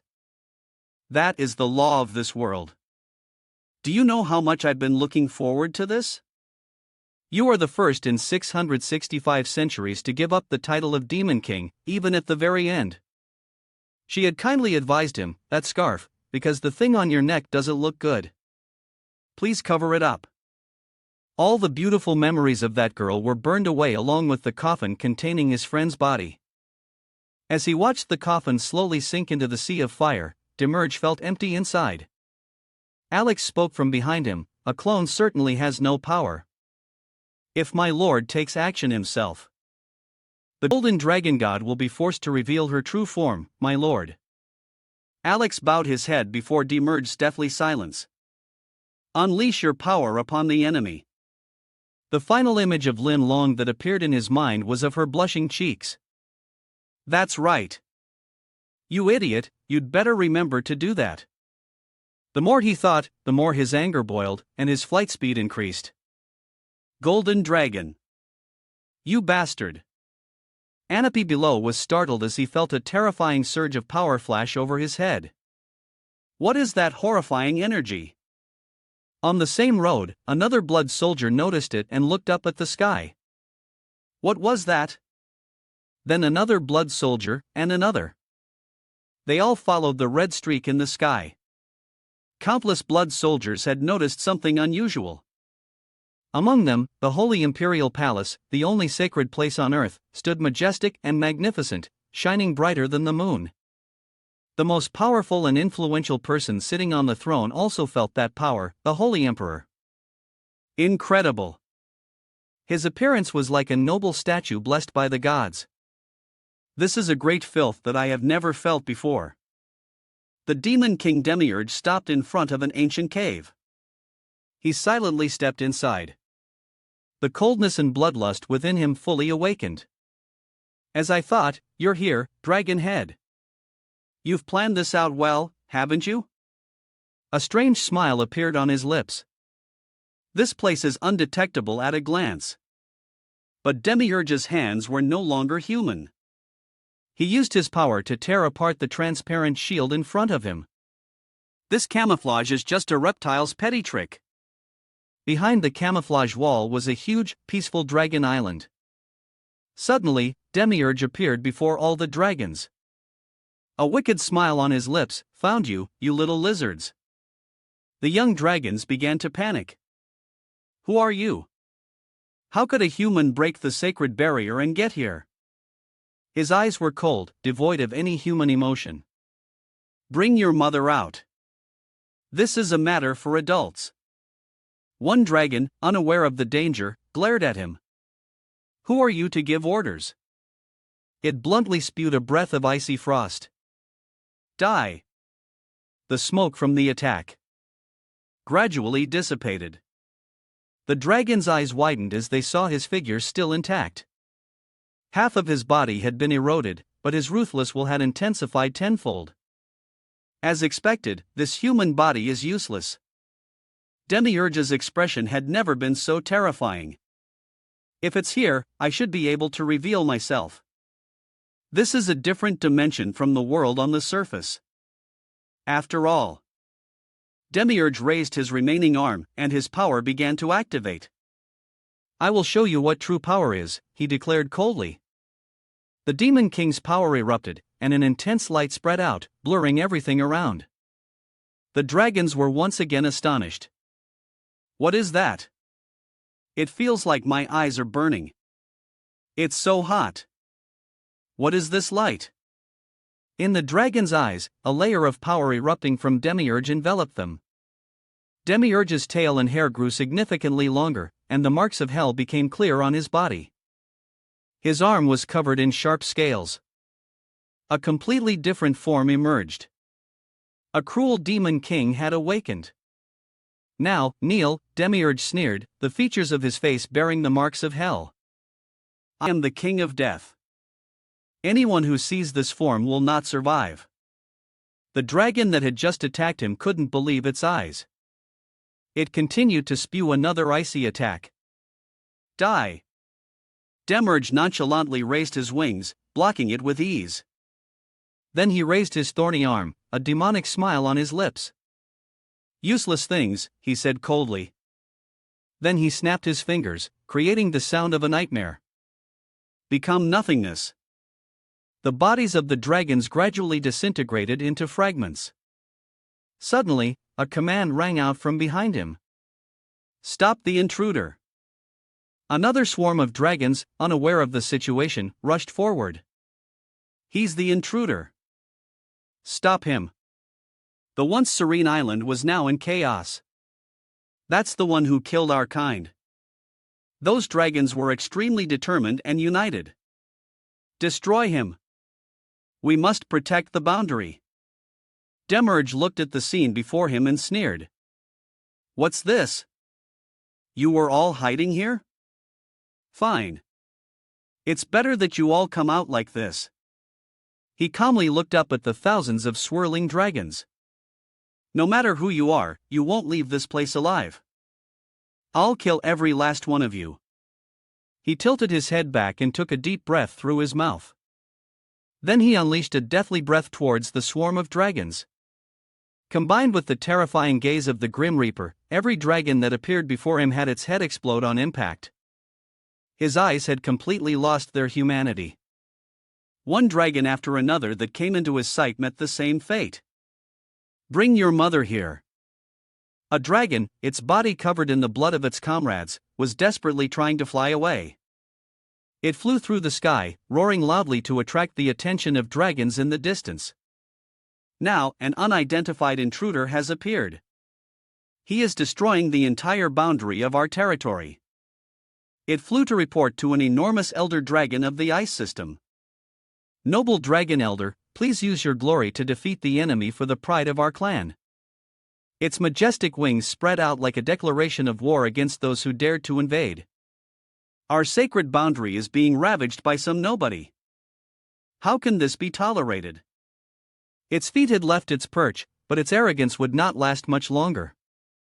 The Azure Jade Ice Dragon Swarm, under the leadership of the Elder, advanced resolutely, with no one turning back. They were ready to fight to protect their boundary, not allowing the enemy to trespass. A fire system dragon, its body stained with the blood of its comrades, it hastily flew towards the Elder Dragon's lair. It could not ignore the chaos that was unfolding. A similar scene also called upon their ice system comrades, the stalwart warriors of the Black Jade Mirror. They were the protectors of the realm, warriors who never submitted to an enemy. Our territory has been defiled, and now is the time to show the wrath of the dragon race.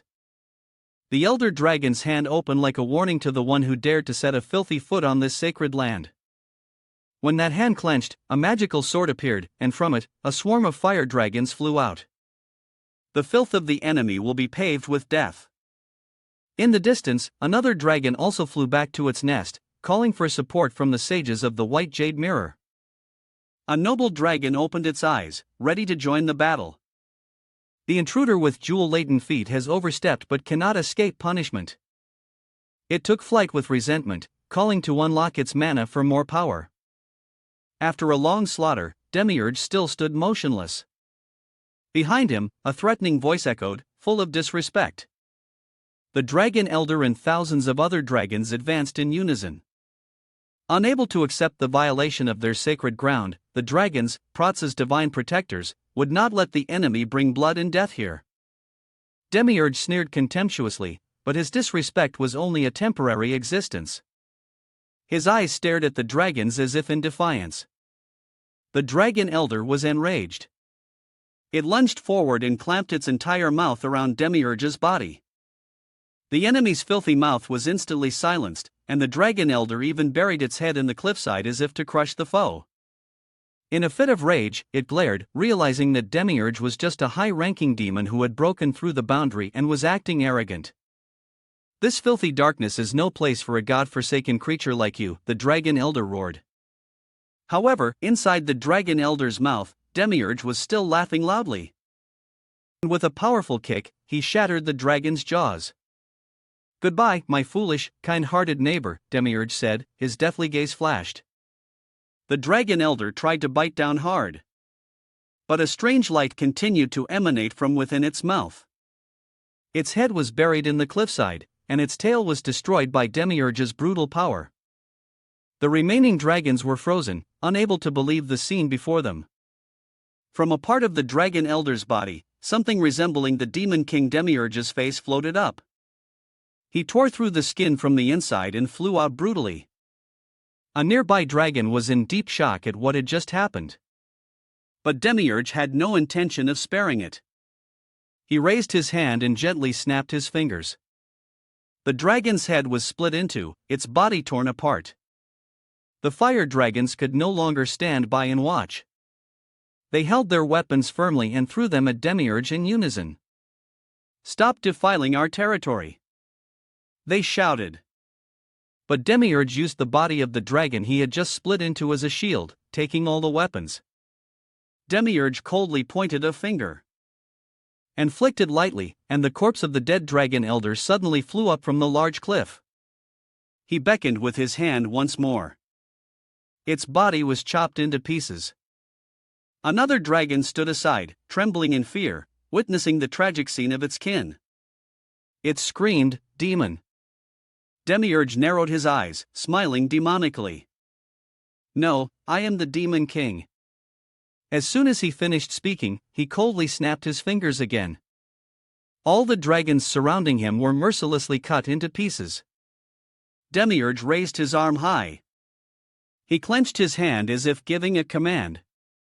The fragmented bodies of the dragons he had destroyed now gathered into a giant mass. The remaining dragons stood frozen, utterly terrified. Demiurge looked nonchalantly at his creation. "What do you think? The world's strongest dragon is complete." His face was the embodiment of a ruthless demon. "So, am I your god now?" The remaining dragons could only stand there, stunned and speechless with rage. Then they flew away in chaos, screaming, "He's a demon! Run!" Demiurge pointed and suddenly the dragon elder moved again. The dragon elder, now under his control, opened its mouth and gathered an attack. Hundreds of dragon heads from the massive corpses moved in unison with it. Together, they launched a powerful attack. Suddenly, a silk ribbon from Tham flew over. It gently blocked the attack. Tham had arrived just in time to save the dragons. They were fleeing from danger. After the recent destruction, Demiurge was satisfied to see the person he was looking for. Tham feet gradually appeared from behind her flowing robes. Her appearance was extremely serious. "You're a real nuisance, so I'll eliminate you, Lord Golden Dragon." Demiurge became a true demon king as his face completely transformed. "So, your mother has finally appeared." Tham frowned, her face dark as she looked at the desolate scene around her. She spoke resentfully, "You spend all your days chasing after mushrooms, so I guess mushrooms have gotten into your brain too. And you've made this place into such a mess." The dragons, who were bowing their heads in gloom, immediately looked up. Everyone perked up when they heard Long's voice. One of the black dragons extended its long claws, clenched its fist, and looked at her with resentment. Its voice, filled with sobs and indignant anger, rang out loudly, "Mother! What were you doing out there to let us end up like this? It's all your fault. I hate you. Please just die quickly for our Lord's sake, Mother." He stood to the side, listening to these words, the smile on his lips growing wider with satisfaction. Long stood silently to the side, listening to the accusations. Suddenly, she raised her hand and a stream of golden light quickly gathered in her palm. The stream of light shot towards the dragons, burning them to ashes in an instant. Demiurge watched the scene, a cold smile on his lips, his eyes full of mockery. Well, well. You know how to handle death too, do you? Ham Kim Long's face fell, and she bowed her head in silence. Faced with Demiurge's mockery and the departure of the dragons, she floated in mid-air, her heart torn, and cried out, "My children, you fought bravely against the Demon King. And sacrificed yourselves. May you find peace." Demir still stood coldly in the sky, his crimson eyes radiating an icy chill. His smile full of mockery. "Who are you praying to?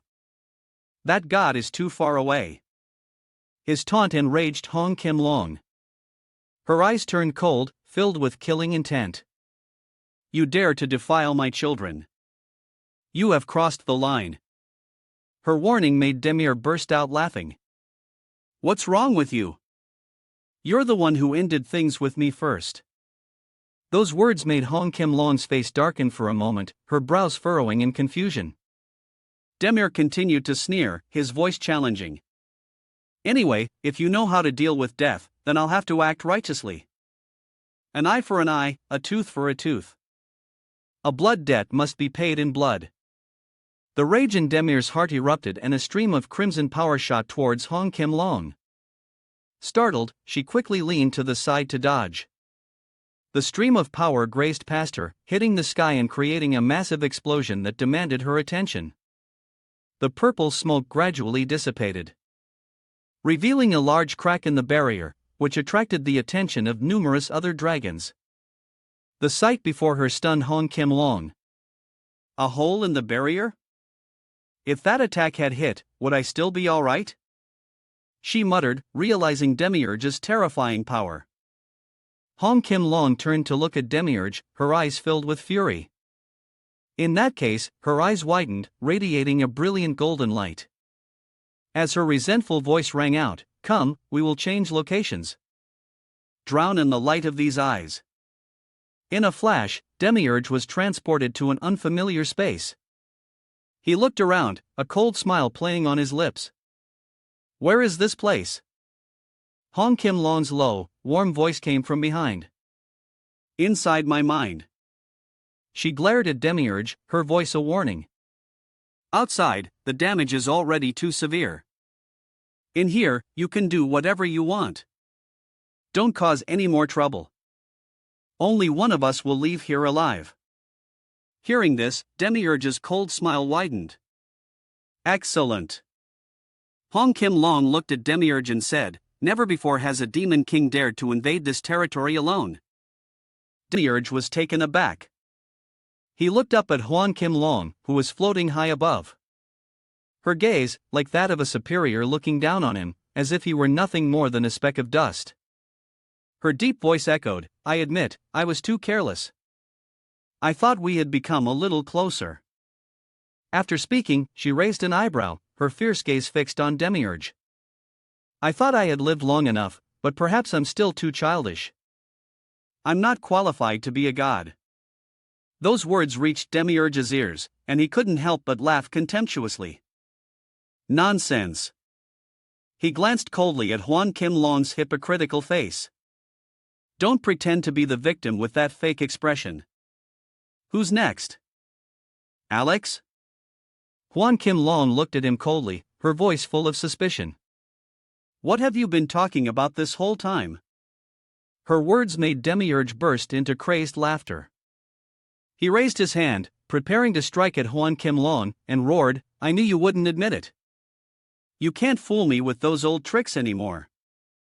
With that, his anger flared, his cold eyes unable to hide his killing intent, and he immediately unleashed an attack at her. Die! Dark Vortex! Seeing the cold attack hurtling towards her, Hong Kim Long moved her feet slightly, ducking to avoid it. That's right, after all, demons and dragons have long been enemies. After dodging the attack, she glared angrily and rushed towards Demiurge, shouting, "Let's see what the 666th generation's power is like." A piece of golden cloth shot swiftly towards Demiurge. He coldly raised his hand. His armored hand swept past the cloth, carrying a cold streak of power that glowed blood red. It quickly sliced the cloth in two. The moment the cloth was cut, thousands of other cloths rushed to attack Demiurge, wrapping tightly around his body like a large cocoon. Hong Kim Long gently raised her hand and a gleam of light flashed at her fingertip. She shouted coldly, "Golden Destruction Jewel!" A great fire erupted in the middle of the cocoon. The large cocoon, heated by the scorching flames, stirred slightly and then burst open. It was shattered by Demiurge in an instant. Unable to contain his anger, he roared in frustration. "Damn it! This is so annoying." Seeing Demiurge's frenzied state, Hong Kim Long's face darkened and she frowned, thinking, he's insane. How could he break that technique of mine? Demiurge's face darkened as he shot a cold glance at Hong Kim Long, his eyes glowing with a crimson light. He spoke softly, "This is getting annoying. I'll end this in one blow." With that, he let out a great roar, his entire body emitting a powerful aura. A soul-shaking shadow form technique carrying an oppressive pressure on the surrounding space. That stream of power rushed towards her. Hong Kim Long quickly leaned aside to dodge, using the momentum to rush forward, glare, and shout, "Golden Dance!" With that, a stream of power glowing with brilliant golden light mingled with the cold purple light created by Demiurge. The two streams of power, one gold, one purple, mixed with black light, clashed against each other, with no clear winner. But soon, her brilliant golden power was swallowed by Demiurge's dark storm. Facing the great storm, she couldn't avoid being injured. A sharp pain from the wound on her leg made her think. What a terrifying storm of dark energy. Her hand clenched tightly as she thought, even the golden jade realm is shaking. Her eyes radiated a powerful light as she stared at Demiurge with great displeasure. The 666th generation is truly strong. Standing within the powerful dark storm, she tried to stand firm, taking step after step towards Demiurge. But we are gradually getting closer. Hong Kim Long's entire body glowed with a brilliant light. She rushed towards him, her eyes emitting a stream of scorching power. Remember this well, light is always stronger than darkness. She focused her power into her fingertip, raising her hand slightly to point at Demiurge. Seeing the brilliant light radiating from Hong Kim Long's fingertip, Demiurge couldn't help but let out a cold laugh. His whole body shook with laughter. Try to dodge every single one of the 100 million blades hidden deep within the darkness, because even a light touch can rot the soul and take a life. As Hong Kim Long's finger drew closer and closer to Demiurge, he thought to himself, to get this close, then Long's words were indeed not a lie. At this point, you must be thinking you can defeat me, but as he thought this, Demiurge's eyes narrowed, emitting a cold crimson killing intent as he stared at her. His somber voice rose, "I will show you true darkness, something that can even swallow light." With that, he focused his power and unleashed an attack, soul-shaking dark vortex. The attack carried tens of thousands of skulls, all radiating a cold killing intent as it rushed towards Hong Kim Long. This unexpected sight startled her, her eyes widening. At that moment, outside, high in the sky, a massive explosion of immense power occurred unexpectedly. It terrified the dragons flying nearby. They let out fierce roars, looking ahead as the smoke gradually cleared, revealing a single cold foot. Upon seeing the figure that appeared before them, the dragon's eyes widened in terror. Demiurge stepped coldly out of the large rift in mid-air, his icy gaze sweeping over the fierce dragons before him. In his hand, he tightly gripped the lifeless arm of Hong Kim Long. The dragon's eyes fixed on Hong Kim Long's cold hand in his grasp. The fierce dragons looked at that cold hand and roared in despair. Hong Kim Tien Long. Demiurge glanced at them and said coldly, "No one is allowed to touch my family." With that, he coldly threw Hong Kim Tien Long's arm to the ground. Seeing Demiurge throw Hong Kim Tien Long's arm, the fierce dragons immediately flew down, respectfully lifting the cold limb. Hong Kim Tien Long. Demiurge paid no attention to the coldness and raised arms of the dragons. He simply waved his hand gently. Instantly, a spatial portal opened, taking him back home. As Demiurge was about to step through, the dragon's resentful shouts rang out, catching his attention. He glanced at them coldly. "Demon King, that's not you," they roared. "You are just a cursed thing." Their furious gazes were locked on Demiurge, their voices filled with aggression. The Dragon Clan will never forget this day, not for 10,000 years, not for 1,000,000,000 years. Until the Creator reclaims this world, we will pass this disgrace down to future generations. Through words, texts, and incantations, you will be cursed for all eternity. Demiurge looked at the fury in their eyes, but he couldn't be bothered to care. "Do as you please," he replied coldly. Then he rushed into the spatial rift, leaving the dragons with their unvented rage. When Demiurge set foot back on familiar ground, a cloak was gently draped over his shoulders. Alex, who had appeared from somewhere behind him, bowed respectfully. "You have returned, my lord." Demiurge's face was dark, his brows slightly furrowed. "I have completed my revenge for Dairos." Alex bowed his head, his voice low. "I thought you had abandoned the demon world." "I have," Demiurge replied, startling Alex. He raised his head to look at Demiurge's back, who was coldly gazing at the distant moon. "I gave up the demon world and cast aside the fate the world bestowed upon me. I just want to live a simple, free life like this." After speaking, Demiurge raised his head to the sky, his eyes flashing with a cold light. He shouted, as if speaking to the world and to himself, "I am Demiurge." Hearing these words, Alex gritted his teeth, unwilling to accept it. His face darkened and he shouted, "My lord." Demiurge turned back and glanced at Alex. "Dairos was my family, and I only took revenge for my family. That's all." After saying that, he coldly turned away. "Let's go back to Zorik's castle." Watching Demiurge departing back, Alex hurriedly pleaded, "My lord, please. That is not a place you can return to." Alex approached, his deep voice filled with urgency. "Since becoming an enemy of the dragons, this war to annihilate you will become incredibly fierce. The Dragon Clan will do everything in their power to exterminate us demons." Demiurge waved his hand dismissively. "What does that have to do with me? I'm not the Demon King anymore. Whether it's the 6,666th or the 66,666th generation, you guys can handle it yourselves." He walked away, his words stunning Alex, but Alex didn't give up. He rushed forward and said loudly, "Family. You said you wouldn't let those who harm your family get away with it, right?" Demiurge stopped and turned back, pointing at Alex, his voice full of annoyance. "You idiot. A family is living peacefully, and suddenly someone comes to kill them. Compare that to seeking out the cause of a family member's death versus rushing headfirst into a war you know you can't win. Do those two things seem the same to you? Would any of you stop me from seeking my own death?" "My lord," Alex tried to explain, "calling it seeking death might be a bit of an overstatement, isn't it? After all, it's a war that is like a long-held dream of the demon world." Demiurge couldn't contain his anger and growled. "It's a disease, a real disease. Like being possessed by a demon, every 100 years, it appears on the surface, causing millions of people to die senselessly." Alex heard these words but remained stubborn, raising his voice to argue, "You can't live on that false land forever.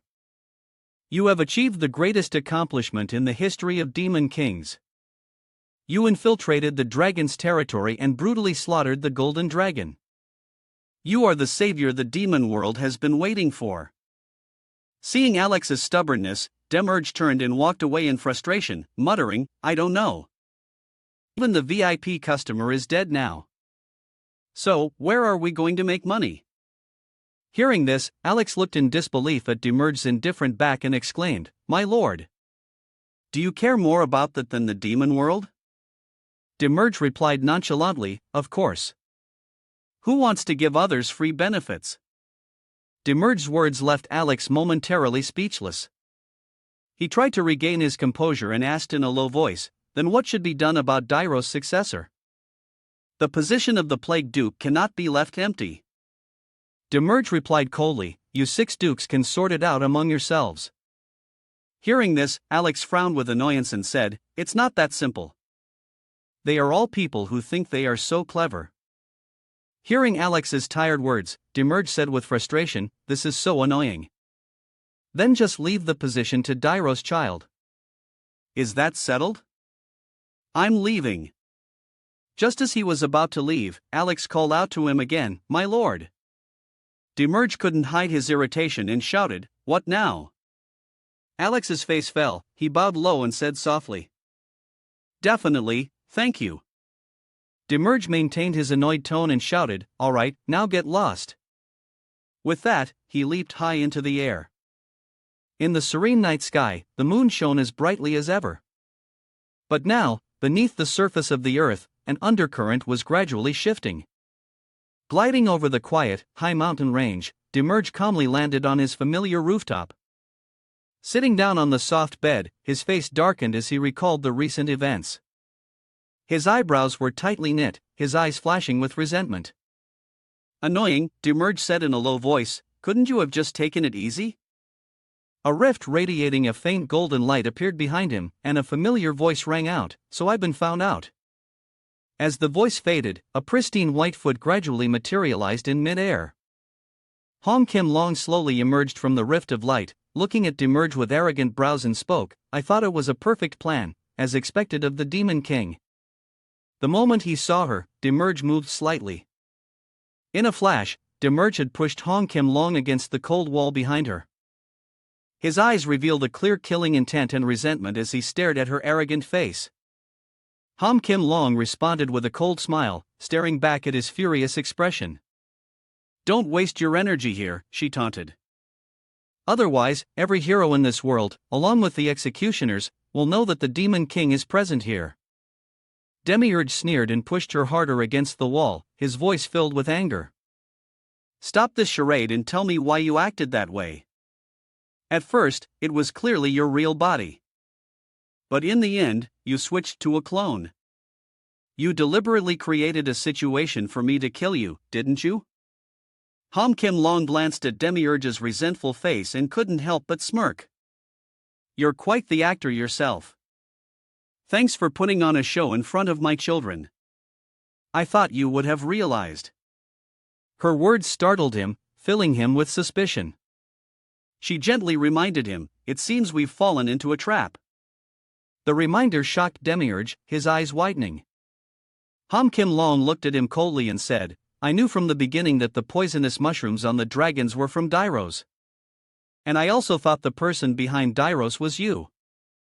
I guessed you were planning to use the poisonous mushrooms to create a rift between dragons and humans." Demiurge's brows furrowed as he asked coldly, "What you're saying is in the past tense, isn't it?" Hong Kim Long raised an eyebrow in response. "That's right. You were blinded by the cause of revenge. Unless you actually storm into our reflective world and kill everyone, everything is still fine. Who on earth set up everything to make the Demon King, King of Demons, and Hong Kim Long, God of Dragons, confront each other? Who laid such a large-scale trap? Who would dare to turn us into enemies at the same time?" Her words made Demiurge fall into deep thought as his cold gaze swept over Hong Kim Long's face, and then he asked somberly, "All right, so why did you have to fake your death?" She answered in a low voice, "Because of the variable. Although I don't know who orchestrated these events, they certainly didn't want the Demon King to kill Hong Kim Long. The situation has become too big. They must be very confused now since a variable has occurred. Everything will surely be revealed soon, that person's loophole." Demiurge's brows furrowed tightly as he said coldly, "If that person has already targeted us then." The corners of Hong Kim Long's lips lifted slightly, her eyes confidently directed at Demiurge. "The final outcome won't change," she said, her tone cold. "If their initial goal was my death, they will surely act decisively now, because that plan can only succeed if I disappear." Her eyes flashed with excitement, as if she were anticipating something big. "Let's see who benefits the most from my death." Demiurge stared intently into Hong Kim Long's eyes, his deep voice questioning, "Are you still suspicious of the warmongering dragon faction? Could they have joined hands with the demon world without our knowledge?" Hong Kim Long's eyes flashed with a faint light, and she nodded slightly. "Everything, including that." Then she let out a soft laugh, her eyes still fixed on Demiurge. The arm that was pinning her finally relaxed. Demiurge let go, a faint smile on his lips. Damn it, I really want to blow my brains out. Honestly, I don't want to get involved in this. But if I back out alone, you'll have to bear all the responsibility. Home Kim Long leaned against the wall, a slight smile passing over her face. Of course. We're in the same boat now. Of the three races that run the world, you, the one who governs the axis of the demon world, have broken the other axis by killing me, the dragon god. We two who don't get along have been forced together. Let's catch the bastard behind this and deal with him thoroughly. Demiurge smiled coldly, his eyes on Home Kim Long. So what about your hatchlings? Have the children been completely destroyed? She chuckled softly, her voice low. I don't know at the moment. Right now, I just want to tear you to pieces to avenge my children. Home Kim Long glanced around, thought for a moment, and then continued. In any case, you've lost one of the 7 dukes, those who have accompanied the Demon King for 665 centuries. We must repay everything that has happened to the one behind it all. Demiurge sneered, his eyes cold. Even if it's 665 centuries, I don't have any memories of it. In my situation, they are just foolish losers. Hong Kim Long looked at Demiurge sternly, a faint smile on her lips. But I remember everything. You were the ones who created that hellish scene. She pointed at Demiurge, her tone serious. Anyway, from tomorrow, I will join your team as a mage. This proposal astonished Demiurge. What? She chuckled softly, explaining, for now, I'll live as a human. If we want to investigate, it'll be more convenient to go together, right? In her heart, she thought, and I can keep an eye on you, suspect number 1. Hearing her explanation, Demiurge gave a cold laugh, then lunged forward, shouting, You idiot! Alex has known you for a long time. You think faking your death for one day will keep you from being discovered? Hong Kim Long laughed softly and dashed away, seemingly unconcerned by Demiurge's warning. Oh please, who do you take me for? His magic is nothing compared to my power. No one can recognize me, not even the whole world. Seeing Hong Kim Long's confident and smug expression, Demiurge laughed coldly to himself. So she wants to monitor me 24/7s. That deceitful snake. Thinking this, Demiurge glanced at the girl and said coldly, Fine. After all, you and I are both suspect number 1. Hearing this, Hong Kim Long was startled and glanced over. All right. Demiurge seemed to have calculated carefully, looking at the girl and saying, Let's try dancing once in this hellish party. Seeing Demiurge agree without hesitation, the girl smiled coldly, satisfied. Thanks. Not far from there, in a ruined castle under the quiet moonlight, the mournful cry of a girl echoed. A soldier's harsh voice called out, Duchess. Patrick frowned, annoyed by the girl's distressing state. Don't be sad anymore. Please be strong, Lady Emily. Emily's eyes were red as she looked painfully at a blue scarf flying among the ruins. She spoke shyly, I lost my husband and child on the same day, and the castle is also in ruins. Outside the castle, the survivors were busy clearing the rubble. Move faster, you bastards. We need more people here. No breaks. Work faster. The chaotic situation made Emily, Solas's wife, weep heartbrokenly. How am I supposed to live now? Patrick approached and took Emily's hand, speaking gently. My lady. His eyes flashed with greedy desire. Now that it has come to this, I, Patrick, will do everything I can to rebuild the family. Please entrust all the work to me and go to a place with fresh air to rest. In the meantime, I will handle all the troublesome matters. Patrick's words were like a lifeline, making Emily overjoyed. She looked at Patrick as if he were her savior and hugged him happily. Indeed, only you, Sir Patrick, worry about me. Thank you so much. Patrick patted Emily's shoulder lightly, a cold, smug smile on his face. I understand, he said, his tone dripping with sarcasm. I understand. Just as the two were lost in each other's arms as if no one else was around, a strange voice cut through the air. "Hey, hey!" From behind a nearby table, a low, warm voice echoed, drawing the attention of both. "Who is it?"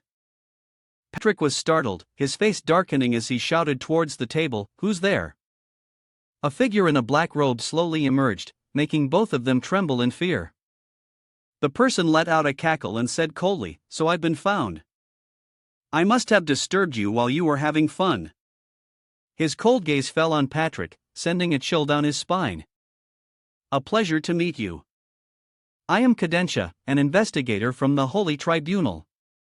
Patrick stammered, unable to speak, and could only stare at Cadentia.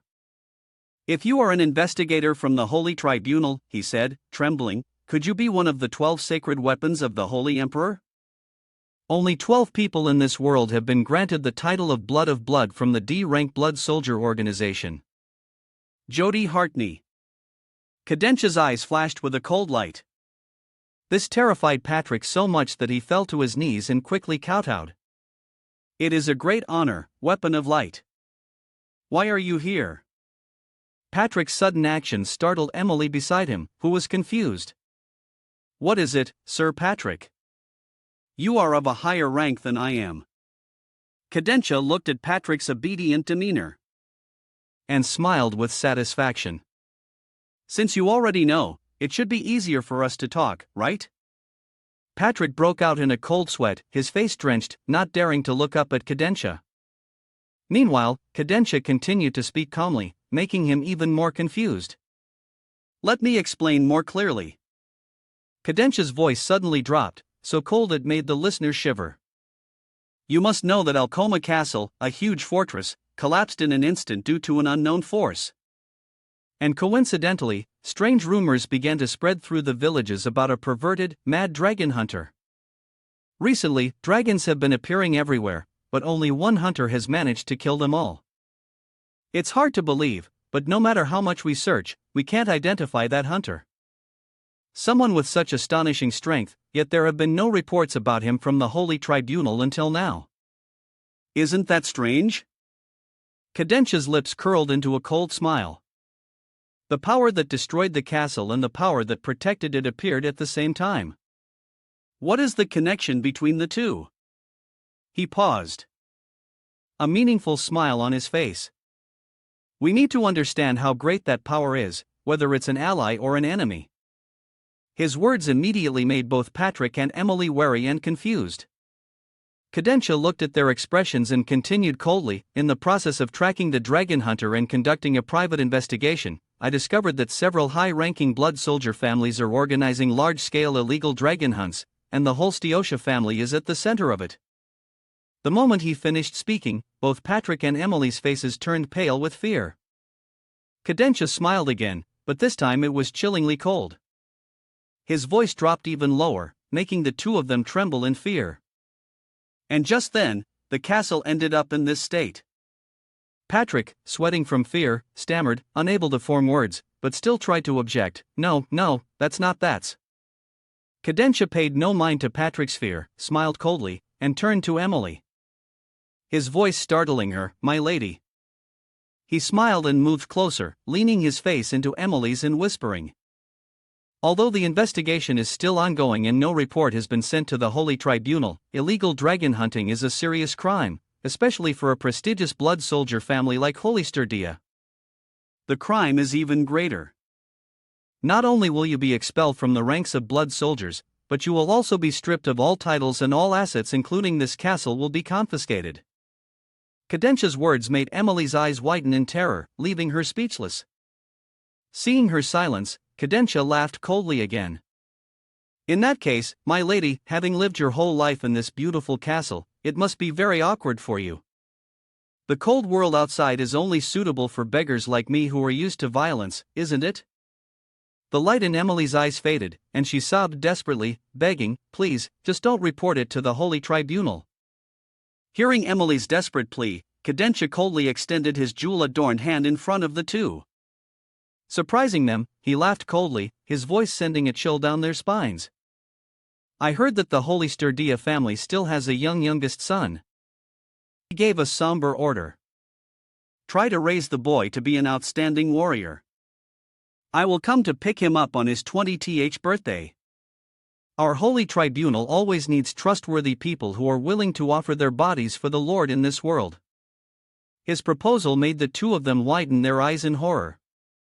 Cadentia continued coldly, especially blood soldier families that have risen to the level of power like Holy Stewardia. Because people like them will never volunteer, so if it's not done this way, they cannot be recruited. One more thing, there must be a ledger of cattle somewhere, a book listing all the families involved in the illegal hunts. I will come to collect it in 5 days, so be ready. The children of those families must also be talented individuals. Seeing their compliant demeanor without any resistance, he was satisfied, turned and strode away. Well then, before leaving, he suddenly stopped, turned and smiled at the two of them again. His voice somber, always live comfortably and happily. I hear that the parent's happiness is very important for the child's mental health. With that, he walked away coldly, leaving a frightened figure still kneeling on the ground. Not yet recovered, the cold ground, their eyes following his departure. The next morning, in Demerge's small house, Hong Kim Long's sweet voice rang out. Hello, she said with a warm, enthusiastic smile. It's a pleasure to meet you. I'm the new member of the team and also the new employee at the weapon shop. I'm the mage, Jun Jiam. Faced with Hong Kim Long's unexpected appearance, Alex seemed not to recognize the true identity of the smiling girl welcoming him. He said, I never expected such a beautiful woman to have such a close relationship with my master. I had no idea at all. Then Alex politely introduced himself. It is an honor and a privilege to serve. I am Alex. Demerge stood behind, carefully observing Alex's expression and attitude. Seeing that he was acting normally, Demerge turned to Zik. Faced with Hong Kim Long's sudden appearance, Zik was remarkably calm, even happy and welcoming. Zik introduced himself. Hello, I'm the warrior of the team. I'll make sure she gets help. I handle many jobs like cleaning, laundry, accounting, inventory management, cooking, and running errands. I am Zyc Van H. Lebeck. After hearing this, Hong Kim Long seemed interested. What's your blood soldier rank? Zyc smiled and replied, I'm C rank. Her voice immediately filled with admiration. C rank already? Even though you're not yet an adult? Seeing that Alex and Zyc seemed to have accepted Hong Kim Long's presence without any resistance, Demerge's thought was satisfaction. Well, that's good. There probably won't be any trouble. Thinking this, he turned to leave, leaving a cold message.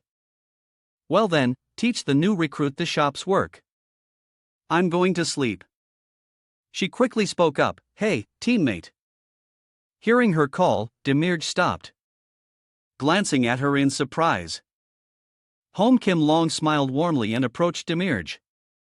Could you show me around the village?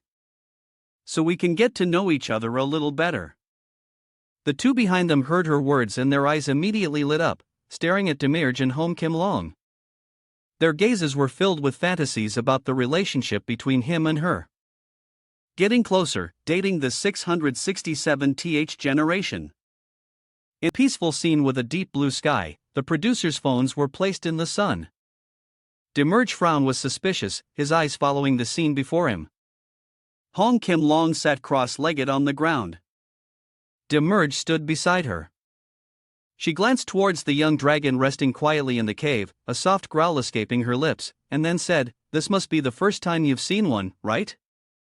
This is a baby dragon. Demerge showed little interest in the dragon sleeping peacefully in the cave. Instead, he looked at her with confusion and asked, So what? What does a dragon being born have to do with you bringing me here? Hong Kim Long smiled faintly and asked back, Aren't you curious? Demerge replied in a low voice, Not at all. Hearing his cold reply, she said softly, Is that so? What a shame. Demerge was quiet for a moment, then suddenly spoke up, Hey. Hong Kim Long replied in surprise, Huh? Demerge frowned, pointed at Hong Kim Long and shouted, "You lunatic! Are you that bored?" Seeing him get angry for no reason, she laughed. She spoke coldly and looked up, retorting, "What now?" Demerge angrily pointed his finger and demanded, "Just use your power to gather the warriors and extremists, deal with them all, and clean up. Why drag me to useless places like this?" Hearing this, she frowned and shouted, "Have you forgotten? The peace treaty. If the dragon god herself takes action, wouldn't that be a declaration of war on humanity?" Being called an idiot, Demerge grew even angrier and questioned her. "No, just go in your current form as a human. It's fine.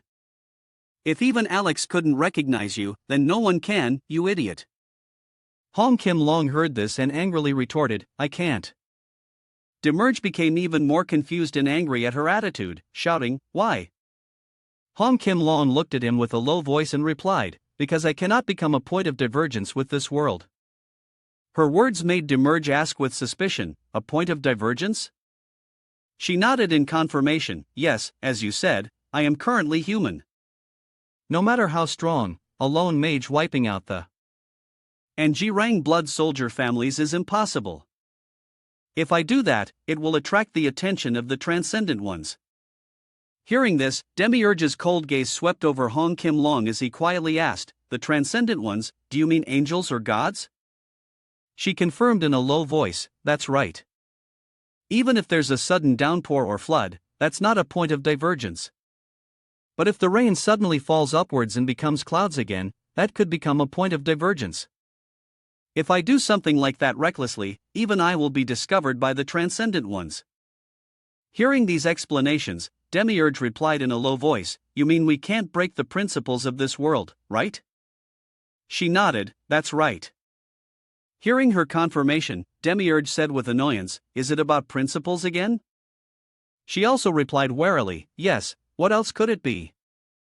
Demiurge coldly crossed his arms, his words startling her. "Well then."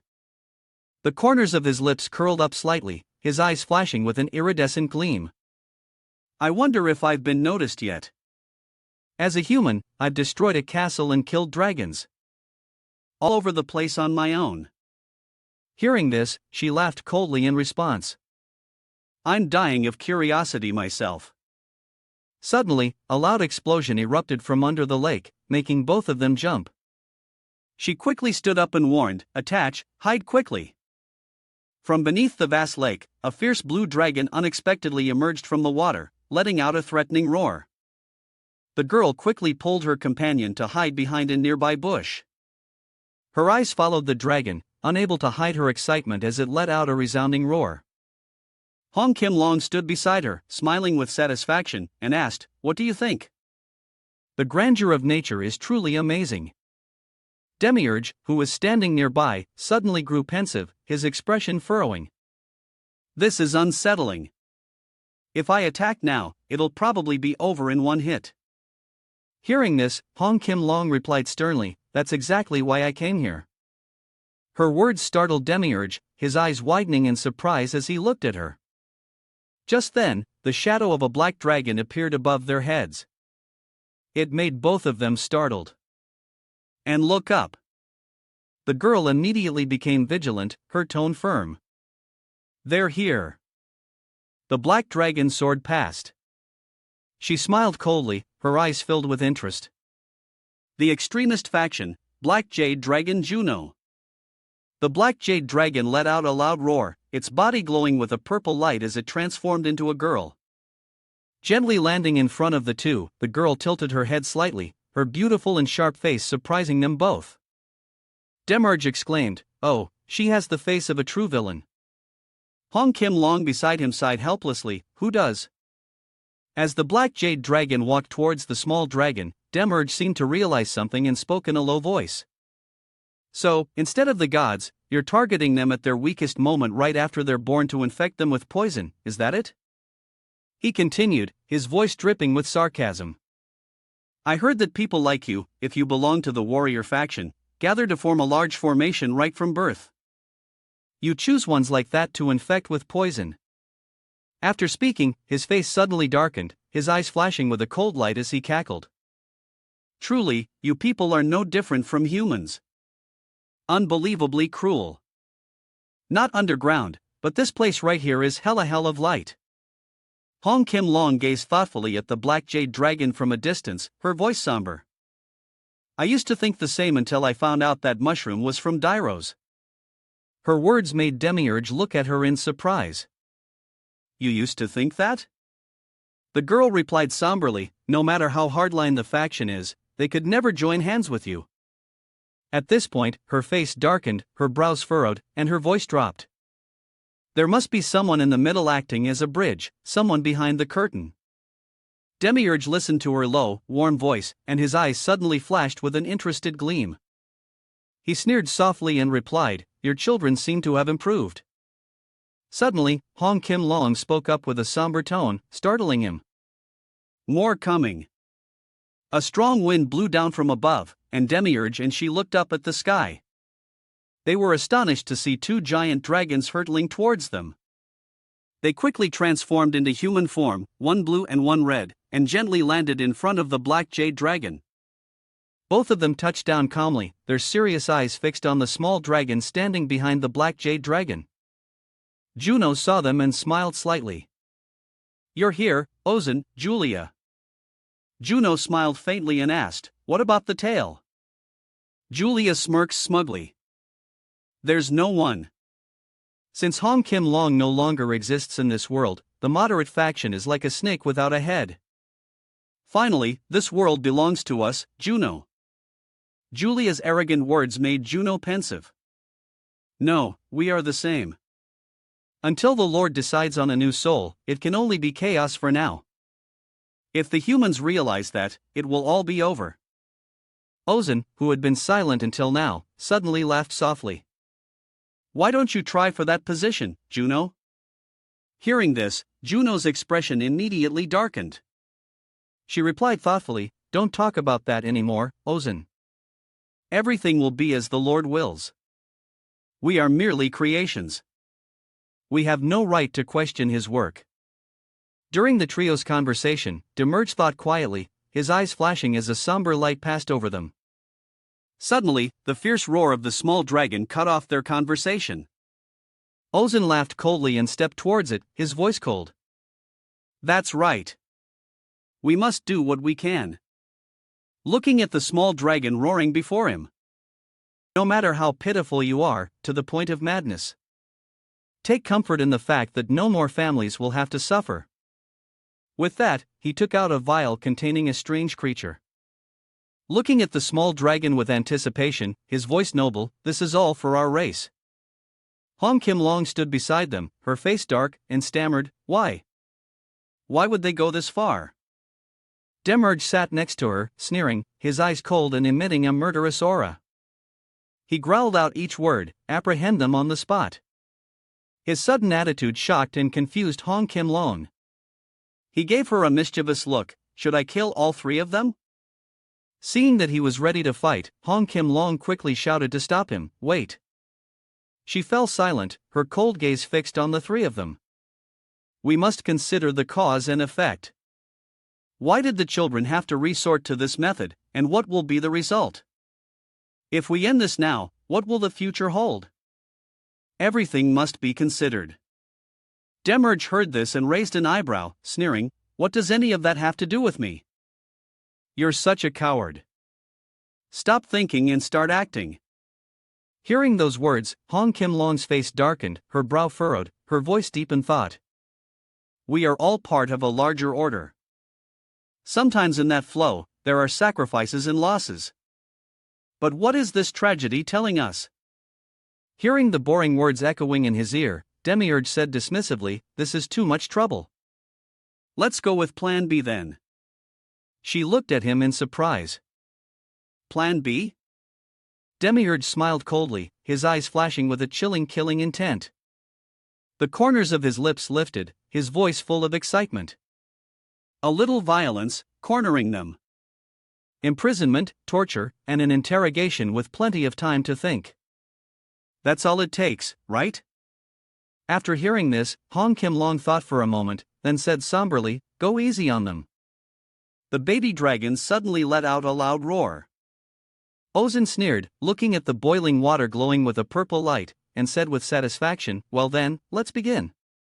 With that, he poured the strange creature into the water, to the astonishment of the baby dragon. Ozan said somberly, "Endure it for a little while, it'll be over soon."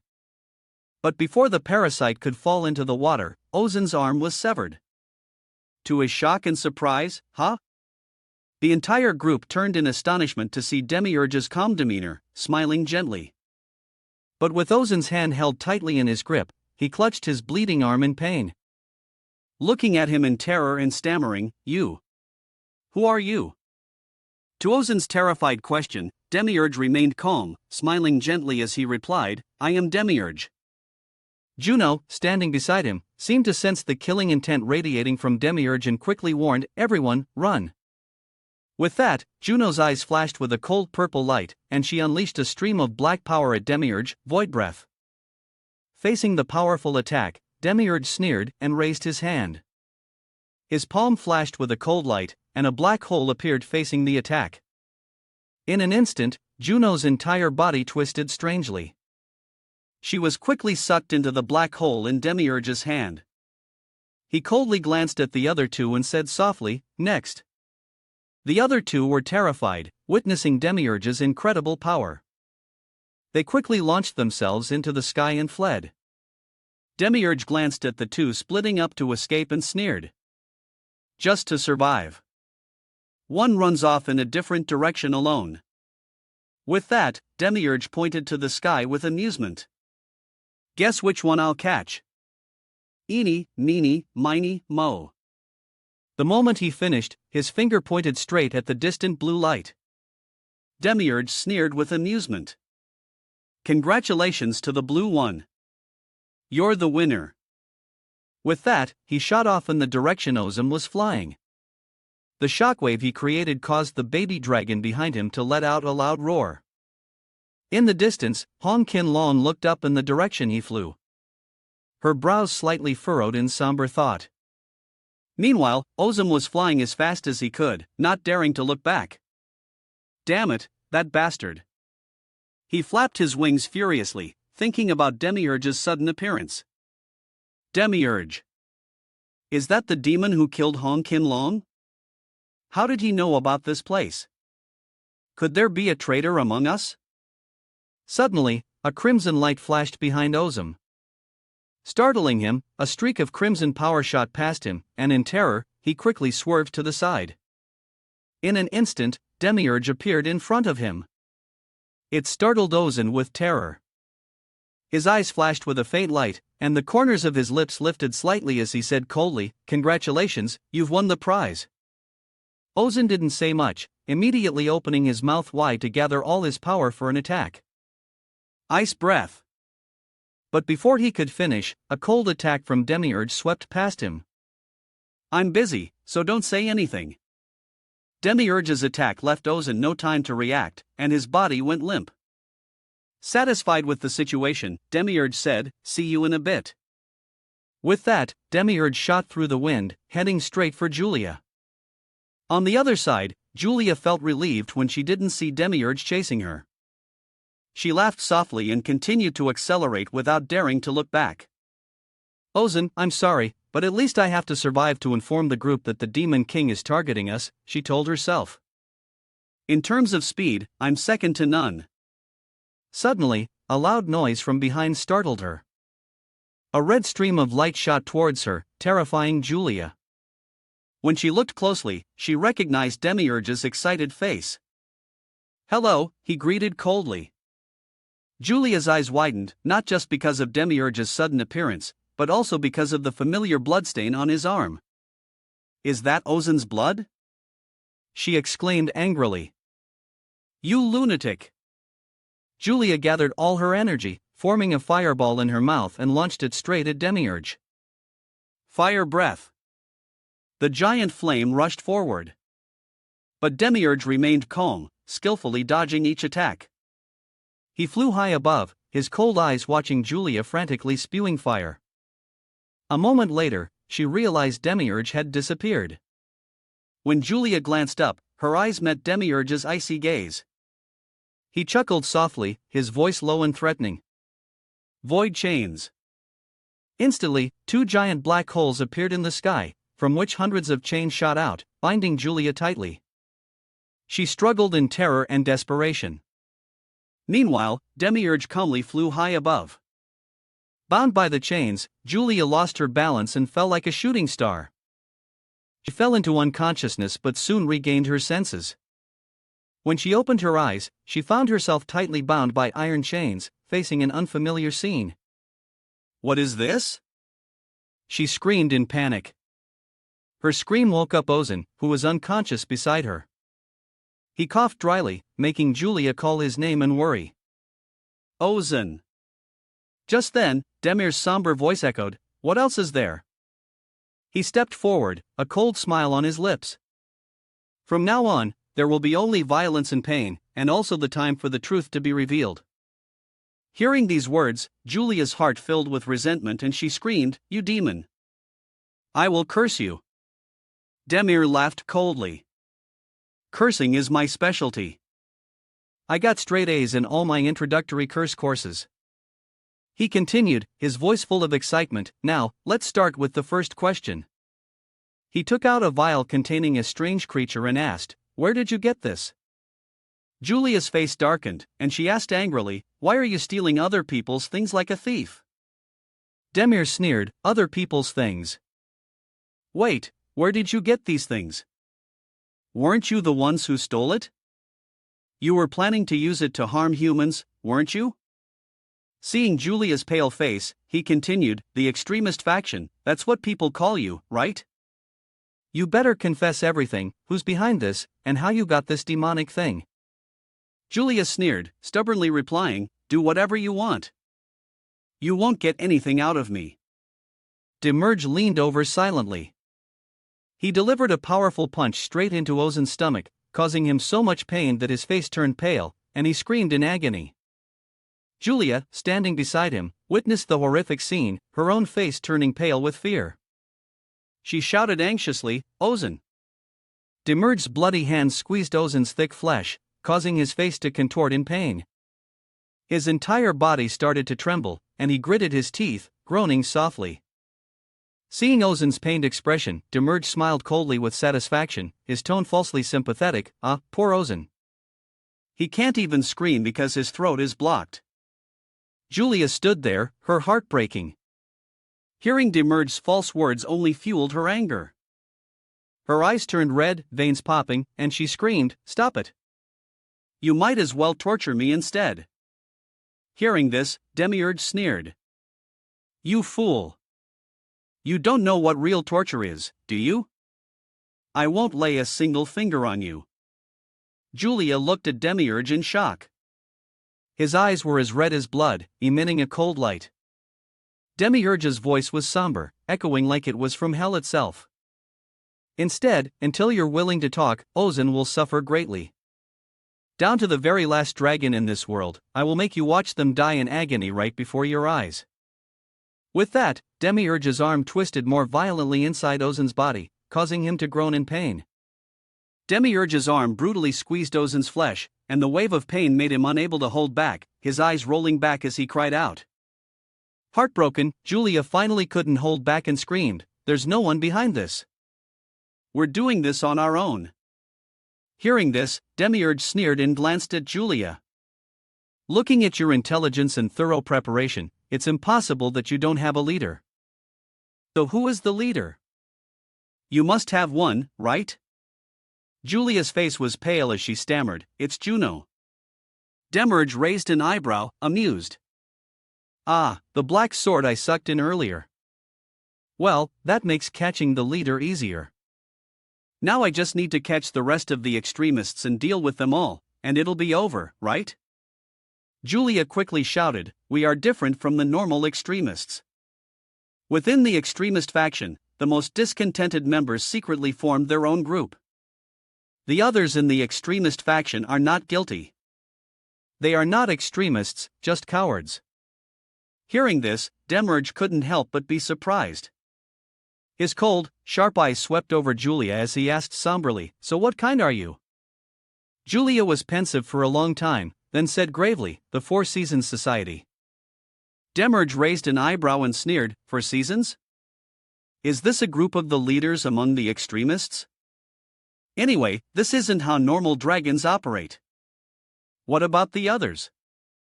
Demerge's rough hand tortured Ozen, making him groan in pain. Julia, growing more panicked by Ozen's groans, quickly answered, "It's Jen, April, May, Juno, me, and Ozen." Hearing this, Demiurge replied in a low voice, "September, October, November, December, huh?" Julia stared at Demiurge in astonishment, her face pale, her voice trembling with fear. "That's right. How did you know? That order is top secret." Julia was flustered. Demiurge laughed contemptuously. "Are you really that stupid? The Four Seasons are from January to December. Is that your code name based on the group's name? Or did you all gather because of similar names, as if by design?" Julia replied, trembling, "No, those are all our real names. It was a coincidence that the pronunciations were similar and we thought it was fun. So, we named the group the Four Seasons." Demiurge furrowed his brow and asked, "Who first came up with the name Four Seasons? Was it the leader, Juno?" Julia was drenched in sweat, trembling, "No, who's Juno? It's just that from a certain point, we started calling each other that." Demiurge laughed loudly, contemptuously among the extremists. The most idealistic ones gathered and formed a group. All the members happened to have similar names from January to December. Does that make any sense? It's obvious the 12 of you were selected from the start according to someone's plan. Was it Juno? Did she start it? Julia quickly retorted, "No, our goal is only to liberate the oppressed dragons. This is a group where every member joined voluntarily." Demerge asked in surprise, "Oppressed? Who is oppressing you?" The question seemed to touch a nerve, and Julia shouted, "The world's perception. The Non-Aggression Pact. Humans are destroying this world, not just us, their allies, but even themselves. Did you see the newborn dragon earlier? In fact, dragons are only supposed to be born in the secret realm. That is proof that this place was originally meant to be part of the secret realm." The more Julia spoke, the more agitated she became, tears streaming down her face. "This world was originally our territory, the dragons' territory. The humans stole our land, pushed the dragons to the borders and oppressed them. Our God and Creator are ignoring everything. Humans do not deserve to be the masters of this land." Demiurge cut her off wearily. "Now, someone shows up and declares that this was originally their land. So, you'd rather destroy this land instead?" He held the vial containing the strange creature up to Julia and asked, "All right, let's assume that's true. Then how did you get this from Dairos?" As soon as Julia heard Demiurge's question, she frowned and shouted angrily, "Dairos? That demon? What does he have to do with this?" Hearing Julia's denial, Demiurge couldn't help but laugh. "I already know everything. Just spit it out." As he finished speaking, he was suddenly startled. His eyes widening as he looked at the vial containing the strange creature in front of him. It was only then that Demiurge focused on the vial in his hand, thinking deeply, "What is this?" Suddenly, a memory fragment appeared in Demiurge's mind. At that time, Alex had shown him the final sample of the pathogen. Alex had carefully taken out an item and presented it to Demiurge. The pathogen found in the dragon's bodies is this hell fungus that drives bats insane. Remembering the shape of that parasite, Demiurge was even more surprised. That thing was clearly purple. He looked doubtfully at the color of the strange creature in his hand. "But this is pink.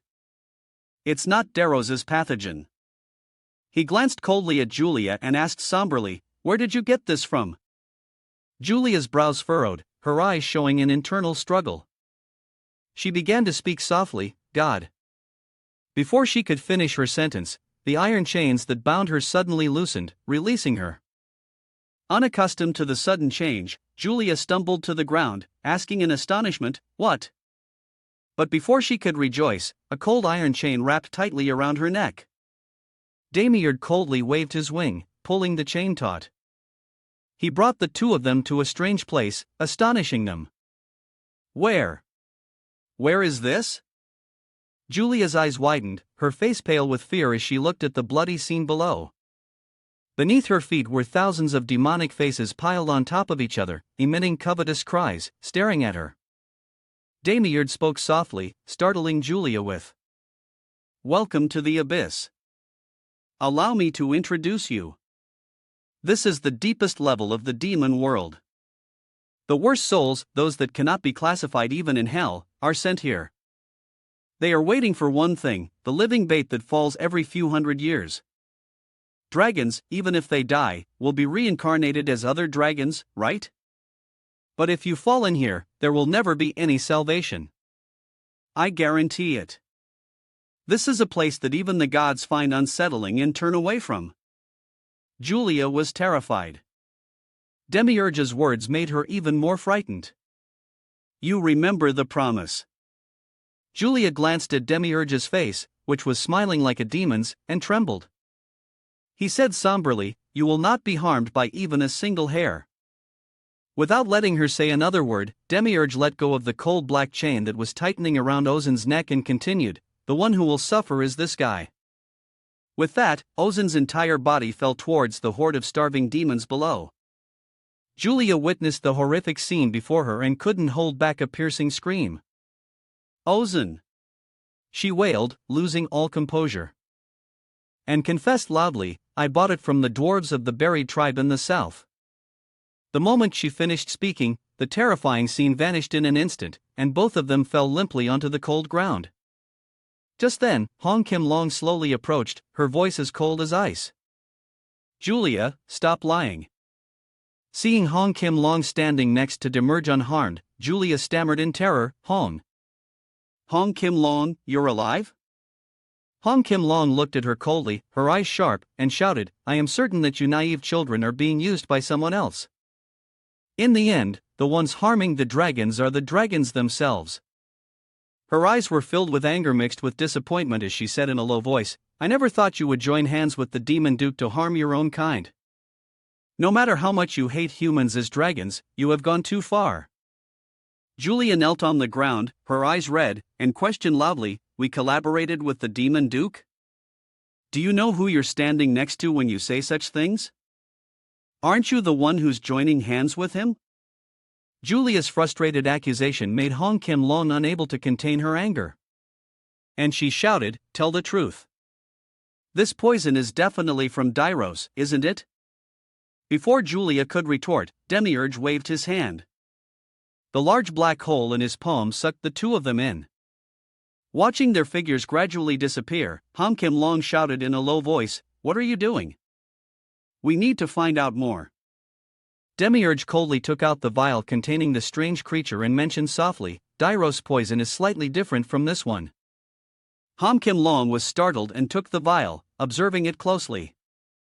If you look closely, the color and the shape of the eye inside are slightly different. She held the vial, her heart full of doubt. "Then whose is this?" Demiurge's face darkened as he said, "The dragons bought it from the dwarves in the south." Hong Kim Long couldn't believe her ears and retorted with a red face, "That's not right. The dwarf race are experts in stone. This kind of chemical concoction is nonsense." Demiurge nodded slightly in agreement. "I agree with what you just said." She looked at the vial thoughtfully, questioning, "So that means another type of poison different from Dairos is also in circulation?" Demiurge's brows furrowed.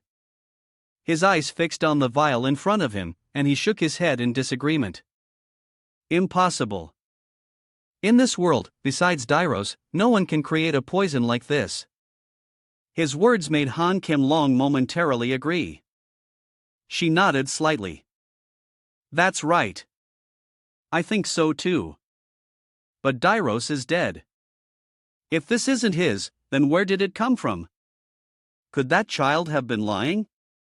Perhaps she was so desperate that she had to make something up?" Hearing this, Demiurge immediately objected. You saw it yourself. Those were words spoken when she was cornered, so it must be the truth. Hearing this, Han Kim Long's face darkened, her brows knitting together tightly. Her deep golden eyes stared at the vial in her hand. The truth before her was once again turned upside down, plunging her into a state of contemplation. Her voice trembled slightly. Could there be a second Dairos? Impossible. What on earth is happening? I don't know either. Han Kim Long fell silent, then spoke softly. But her gentle call made Demiurge glance over in surprise. Her face was serious. Her sharp eyes fixed on him as she voiced her thoughts. Do you think we've misunderstood from the very first step? Are you sure Dairos is really dead? Hearing this, Demiurge's eyes flashed with a cold light. He thought for a moment, then replied somberly, You think he faked his death? She furrowed her brow and continued in a low voice, the world's greatest poison expert committing suicide with his own poison. Don't you find that strange? Hearing this, Demiurge shrugged nonchalantly. You're the one writing the novel, but don't think it will move the readers. I attended his funeral myself. Han Kim Long coldly pointed to the vial in her hand, questioning, Then what is all this about? Demiurge shrugged slightly, his voice low, I don't know either. She seriously contemplated the recent events, her brows slightly furrowed. She wondered to herself, the Four Seasons Society and the demon world, what is their common goal? Hearing this, Demiurge's cold gaze swept over Han Kim Long's somber face as he said softly, The destruction of the human world.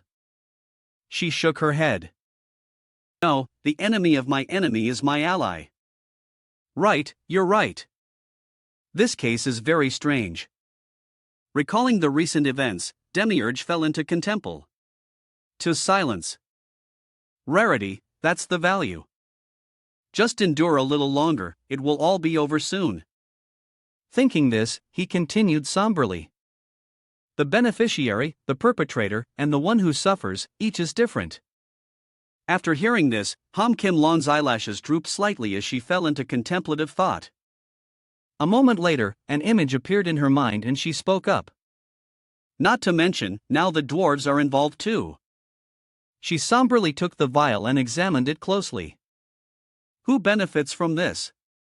The extremists and those who want weapons made from dragons. Demiurge stood beside her, looking at her and said in a low voice, The demon race too. It would be great if the hatred between humans and dragons deepened even more. She bowed her head, her eyes thoughtful and said softly, The perpetrators are my children, the Four Seasons Society. Han Kim Long's pained words echoed. Demiurge stood there, looking up at the distant sky. It was unclear if there was something wrong with his mind or his limbs, but his eyes remained fixed on the peaceful blue sky. His voice dropped as he spoke, Why do I get the feeling that only you and I have nothing to do with this? Han Kim Long, standing beside him, nodded in agreement and replied softly, That's right. At this point, Demiurge suddenly straightened up, looking tired. All right. At least we've caught the leader. From the Four Seasons Society's perspective, 3 of their members have gone missing. So the rest will surely not dare to act immediately during this time. Let's hurry up. Hearing this, Han Kim Long raised her eyebrows in surprise and asked, Go where? Demiurge coldly pointed to the sky and sneered, his aggressive tone startling Han Kim Long. Didn't you hear? We have to go to the southern underground to get the dwarf's poison. In a land deep within a ravine, thousands of cold corpses were piled on top of each other. The surrounding space was gloomy and cold. This was the prison of the dwarves belonging to the buried tribe in the south. In front of the prison entrance, the figures of Demiurge, Han Kim Long, Alex, and Zik appeared. Their somber eyes gazing deep inside. Alex carefully observed the surroundings and said softly, From then until now, this has been the territory of the dwarves. Hearing this, Demiurge replied in a low voice, I can tell just by looking. One person carefully took step after step deeper into the prison. Zik led the way with a torch, his eyes scanning the surroundings. The silence was so strange that it made everyone feel uneasy. Alex still hadn't had a chance to speak. A merchant, a butler, a warrior, and even a mage. Our team is quite complete now, isn't it? Zik, walking in front, heard this and laughed in agreement. That's right. Demiurge raised an eyebrow, questioning, really? Hong Kim Long, walking behind, laughed and added, of course, it's because of me. Demiurge glanced around briefly. He quietly walked forward and asked Alex, that poison you gave me back then, when did you get it? Alex chuckled softly and replied, who do you think I am? I took it from the dragon on the very first encounter. Demiurge glanced at Alex in surprise. Even the recent dragon? Alex smiled. No. There was no need to take from all of them, right? I already collected from 4 or 5 of them back in Zorix. Demiurge raised an eyebrow and asked, so that means you haven't collected any recently? Alex smiled and said, yes. Why do you ask? Hong Kim Long, walking behind, listened to their conversation, deep in thought. Demiurge rubbed his chin and replied softly, No. I was just asking. Suddenly, Zek, who was walking beside Demiurge, spoke up softly, Lord Demiurge. Demiurge was startled and turned to look at Zek, who smiled gently. Until now, I've just been quietly doing what you've told me to do, Lord Demiurge. If you tell me to do something, I'll do it. It must be things that someone like me, a low-level soldier, shouldn't know about, right? He raised an eyebrow and spoke, what is it? If you have something to say, just say it. Zek just sneered and asked. What are we looking for? Zeke asked. Demiurge glanced at Zeke, his eyes cold, and replied, I briefly explained when we set out. The fallen dragons are dealing with the demon race. We are tracking everything related to that. Zeke smiled and asked further, on the first day I met you, Lord Demiurge, could this be related to the dragon that attacked the village? Demiurge looked into the distance and nodded in confirmation.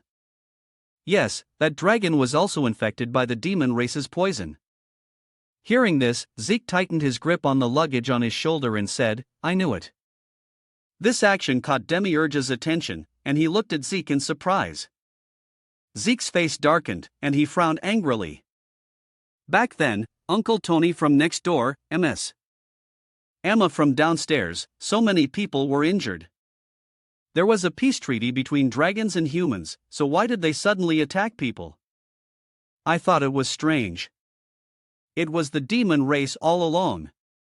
Why can't they stop plunging this world into suffering? Why don't the gods punish them? They are truly terrifying creatures. Hearing this, Demiurge just glanced over and replied. Yeah, that's right. Zek's voice softened and he laughed slightly. This incident involves both dragons and the demon race is truly on a massive, unimaginable scale. I've been thinking about it constantly. What I need are 3 people, no, maybe 3 people including you, Lord Ionium, to hide everyone's identities, right?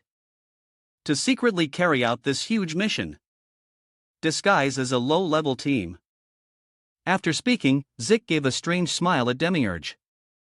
I'm sorry, that was a bit out of line, wasn't it? Demiurge's voice was low. Listen.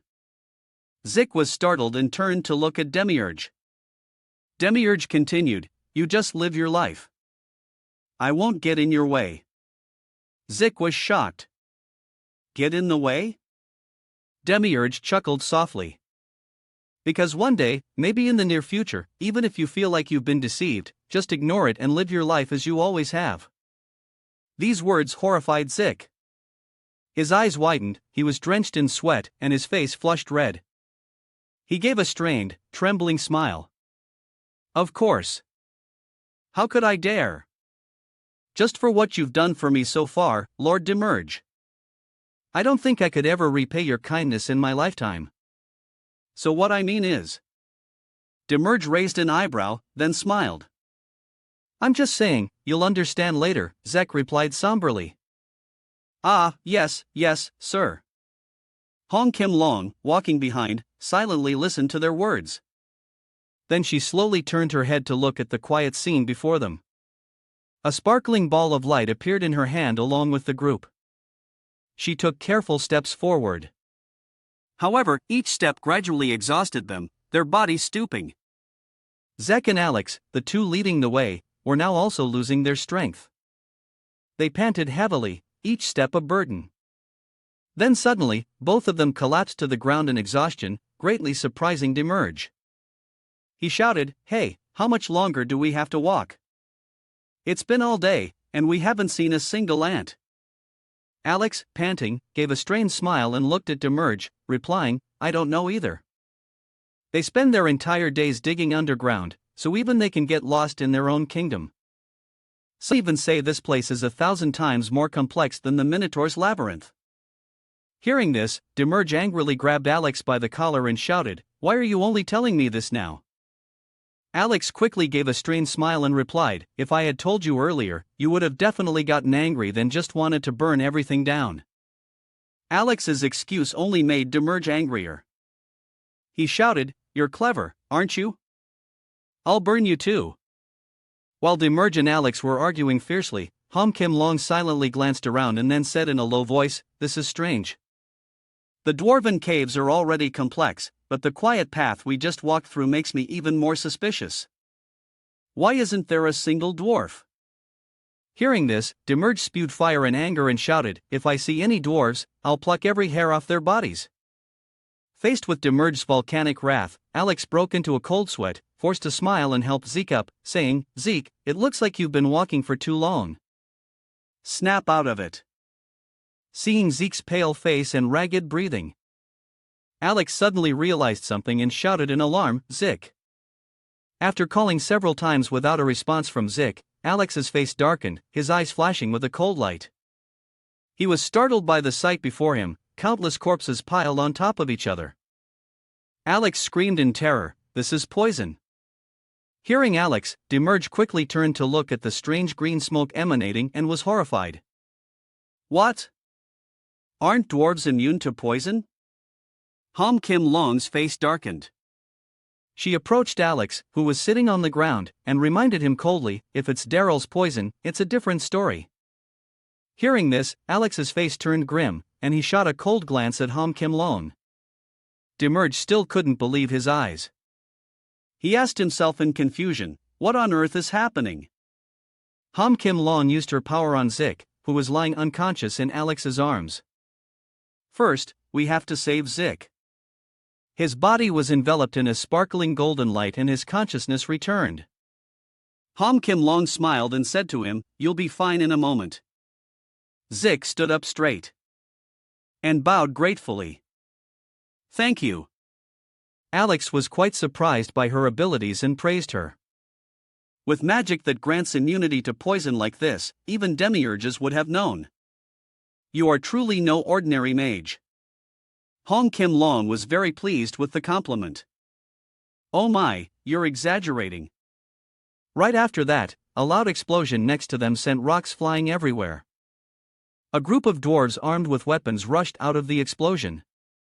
The one in the lead shouted, "It's you." Zik immediately raised his Doomsluffen into a defensive stance and asked cautiously, "Who are you?" The leader of the dwarves shouted excitedly, "You are the demons who have been spreading poison throughout the southern berry tribe, aren't you?" Demiurge, leaning his head on his hand against the earthen wall, asked nonchalantly, "That's right. What if I said we were?" His words were like adding fuel to the fire. The dwarf shouted, "We will kill you." He calmly asked again, "Then what if I said we weren't?" The dwarf replied, confused, "If so, then what are you doing here?" Seeing the dwarf's attitude, he replied firmly, "Then we didn't do it." The one behind him awkwardly said to the leader, "See, I told you it wasn't them. It was her 24. The leader naturally lost his momentum and stammered, asking Demiurge's group, "Is that so? Then what are you doing here?" Demiurge, hearing this, asked curiously, "24, what's that? And you, if I say I didn't do it, you'll believe me?" To be app. The one in the back said hesitantly, "I had been insisting that the poison is from her 24. The leader's mind was a complete mess, being spun around by Demiurge.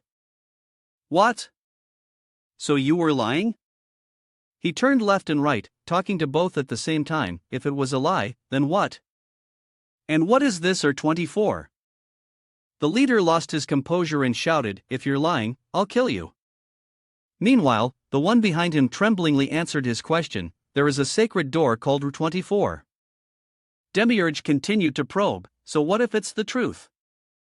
A door? What does that door have to do with the poison?" Both of them shouted almost in unison. "Then what are you doing here?" The people of the Southern Berry tribe tampered with that door. Seeing the three of them going back and forth endlessly, Hong Kim Long got so angry she laughed and punched all three of them into the air. "Talk about one thing at a time, you foolish idiots." The dwarves sat down properly and the leader began to recount the story. "We are the Western Berry tribe. When we heard that something had happened to the Southern Berry tribe, we quickly sent people here to see what was going on. When we arrived, the place was filled with poison and everyone was dead. While investigating the cause, we met you." Demiurge thought for a moment and then replied, "That sounds reasonable. We also came here to find the source of this poison, but found that everyone was already dead." "Damn it," he smirked, "the one behind this, just when I thought I had him, he slipped away." He posed a question to the others, "Where do we go now?" Zik, standing behind him, suddenly spoke up, "So what is this door you mentioned? Is it related to the poison?" The dwarf with the hat seemed quite knowledgeable and explained. In the R24 section of the Southern Berry tribe's tunnel, an ancient door was discovered 30 centuries ago. This door is made of a strange, never-before-seen mineral, and is a mysterious door that cannot be opened by any method. No one knows what's inside. It could be a god, or a sealed demon. He also shared another important piece of information with Demiurge's group, however. "I recently heard that the southern folks have started recklessly using a lot of explosives to try and break down that door. Although the other tribes all tried to stop them, they still did it. So, they were cursed, a curse from the sacred door." At this point, he seemed to lose his composure, his voice growing louder. "Actually, the workers in the R24 section have been dying continuously, but because they wouldn't stop, the sacred door got angry. The sacred door exterminated the foolish Southern Berry with a poison that can even kill dwarves." Another dwarf, not believing these words, retorted, "What are you talking about? You believe in that superstition?" "It was the person in the black robe with the lip ring who spread this poison. We have to catch him." But the dwarf with the hat replied, trembling, "Humans can't create a poison like this. This is the curse of the sacred door." Catching the important information from their words, Hong Kim Lan asked in astonishment, "A person in a black robe with a lip ring?" Demiurge was almost certain who the Berry tribe was talking about. "It's June." Hong Kim Lan excitedly said to the group, "Tell me more about that person." The dwarf who had just mentioned the person in the black robe with the lip ring explained, without holding anything back, "Recently, rumors started spreading about a person in a black robe with a lip ring appearing in the V24 area. That is a sacred space, not just anyone can enter. For a human to wander into a place like that, he must have been the one who spread the poison." After hearing this, Demiurge stepped forward and made a decision that surprised the entire Berry tribe. "Let's go." He put his hands in his coat pockets, an interested look on his face, and said to them, "Take me to the V24 area. All the clues lead to." The leader, not daring to risk the lives of his kinsmen and himself, gave them a map and retreated from the matter. "The poison there is the strongest. Even our gas masks can't withstand it. Instead, I'll give you a map." The four of them, undeterred, ventured deeper into the cave to find the art for Dodor. The path was filled with poisonous gas. Hong Kim Long used her power to create a small ball of light to illuminate the way for everyone. In her mind, she thought, "The closer we get to Area 24, the stronger the poison becomes. At this level, even a poison dragon couldn't endure it. This is truly a horrific poison, as if something must be hidden and not allowed to be exposed." Zet collapsed from exhaustion again, panting as he struggled to stand up. His face had turned pale from inhaling the poisonous gas. Hong Kim Long bent down and advised him, "Just rest comfortably in the back. This is indeed Daryl's poison work. It seems even my magic can't overcome it, let alone a human body." Knowing he had tried his best, she smiled gently and said to him, "Zek, you've worked hard from here on. We'll handle it ourselves. Zek, go back to where the dwarves were to avoid danger. You can't continue." Zek gave a strained smile, beads of sweat on his face, and replied, "I'm sorry I couldn't be of more help, truly. Level 2 missions are not easy even when we're together." Demerge looked at him and asked, "You know the way back?" He replied with difficulty, "Yes." After leaving Zek to rest for a while, the remaining three continued deeper to reach their destination. The poisonous gas grew thicker, but they pressed on without hesitation. "This is it, Arta 4. Demerge couldn't help but be amazed at what was in front of him. "What is that?" The object looked like a large machine buried in the earth.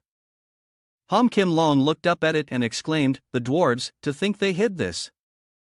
It must not have been easy to hide." Demerge asked curiously, "What is that thing?" She replied, "I don't know either." He became even more curious. "But why did you say they had a hard time?" She answered calmly, "Because they don't know." He suddenly realized something strange. Strange. Wait a minute. She doesn't know about that door. The door was discovered only 30 centuries ago. Yet this being who has lived for over 665 centuries doesn't know about it. As he looked up, he spotted a figure lurking nearby. The other person, knowing they had been spotted, immediately turned and ran. He pointed to the spot and shouted, "He's running away." He shouted an order, "Alex, catch him." Both their eyes glowed red. He shot forward first and replied, "Yes, sir." Alex leaped from the ground to that spot, quickly chasing after the person. He turned to Hong Ki Mang, only to find her approaching the machine. Is that the person behind all this? Finally, the clues are starting to come together. She gently placed her hand on it, using her ocular jutsu to see through the inside. Demiurge, standing behind her, became curious again and asked, "If someone who has lived for 665 centuries like you doesn't know, is it an artifact from a previous era?" He ventured a guess. Could it be the Silver Age? I learned about it as a child, before this world began. There was another world. Hong Kim Long smiled gently and replied playfully, "Even before that world." His eyes widened as if he couldn't believe what he had just heard. Could it be the Golden Age? Her gem-like eyes looked straight at him. Yes, the age when neither dragons nor demons existed. Only humans ruled this world. She could imagine large ships soaring through the dark galaxy. They used giant flames to traverse the sky and journey across the sea of stars. In the end, that was the first world to challenge the gods. She had seen the tragic past by touching the ship's hull just now. The Golden Age. Hong Kim Long used her knowledge and the past she saw from the ship to begin her tale. Once upon a time, in the first world, God created heaven and earth. Then created humans to live there. He was very pleased. The masters of the world, humanity. Humans began to multiply like other animals. Only they were the species at the top of the food chain. They built a mighty empire, developed science and technology to solidify their position, and even harmed themselves due to their immense ambition. The most prosperous era they achieved was the Golden Age. Without magic, they could still converse with each other across the world. The tower of their achievements rose endlessly to touch the heavens. They had enough power to leave this world and cross the ocean of stars. In the end, they destroyed themselves with the very weapons they created. The world turned into a hellscape. Fire scorched the earth, making the land boil, and even the seawater evaporated. The war plunged the world into darkness. The sea covered the sky, becoming a rain mixed with poison that fell for 1,000 days. All creatures including humans were wiped out in that catastrophe. the Supreme Being shed tears at the destruction of a shining era. Because of that, all life ended. God was very sad. Hong Kim Long recounted the entire story as if she had experienced it in the past. Demiurge looked at her and was stunned for a moment. Then she continued to narrate the world's development. God created humans again. And then he took away technology and science, the things that had destroyed humanity. And in their place, he gave humans magic. Humans possessed magic and quickly built a brilliant magical civilization. That was the second world, the Silver Age. With just a small staff, they could control water, fire, and earth at will. Create countless materials and fly in the sky. They turned silver into gold, created rain and wind, and resurrected the dead. However, that beautiful civilization also did not last long. Humans, with their greed to reach ultimate power, fought among themselves again for the ownership of the magic stone, the source of all magic. A war broke out and lasted for 500 years, leading to their extinction once more. God was saddened again. At this point, she paused for a moment, her voice continued evenly. Finally, the current world, the age of chaos. We, the demon and dragon races, were born. She recalled the formation of the present era. God created the world once again. But this time, he only gave humans one continent, Hawks. The world was divided among three great races. Underground, the dwarves dug tunnels and claimed it. Your demon race made a nest in the purgatory of Oe on the other side of the boundary of the era of magic. And the Dark War where I was born is also where the Dragon Clan took control. Demiurge looked at her and replied, "That's right. Before I was sealed in an egg, I learned those things as a child. I paid little attention back then, but thinking about it now, it's an incredible story." He smirked as if in derision.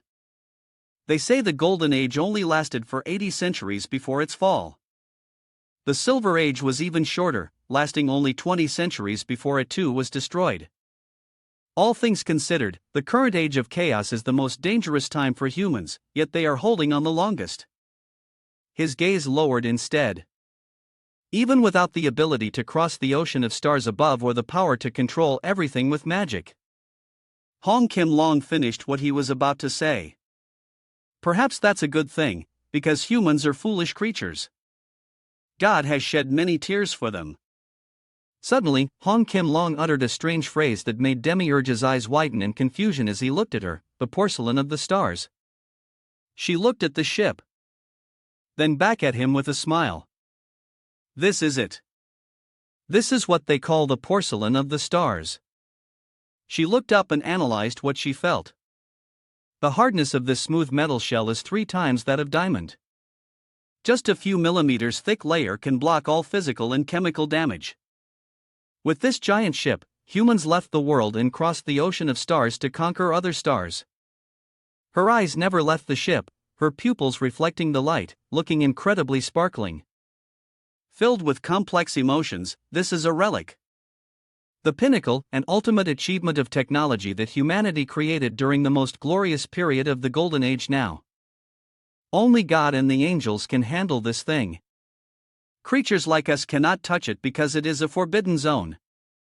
As she finished speaking, Demiurge rushed from behind, about to deliver a punch. He punched the ship's hull hard, creating a loud noise that sent Ho Kim Long flying back with a scream. She rolled a few times on the ground, groaning in pain. Her body was covered in scratches. She sat up and snapped at Demiurge, "Hey! What are you doing?" The ship's hull didn't have a single dent after his punch. He turned to look at her, impressed.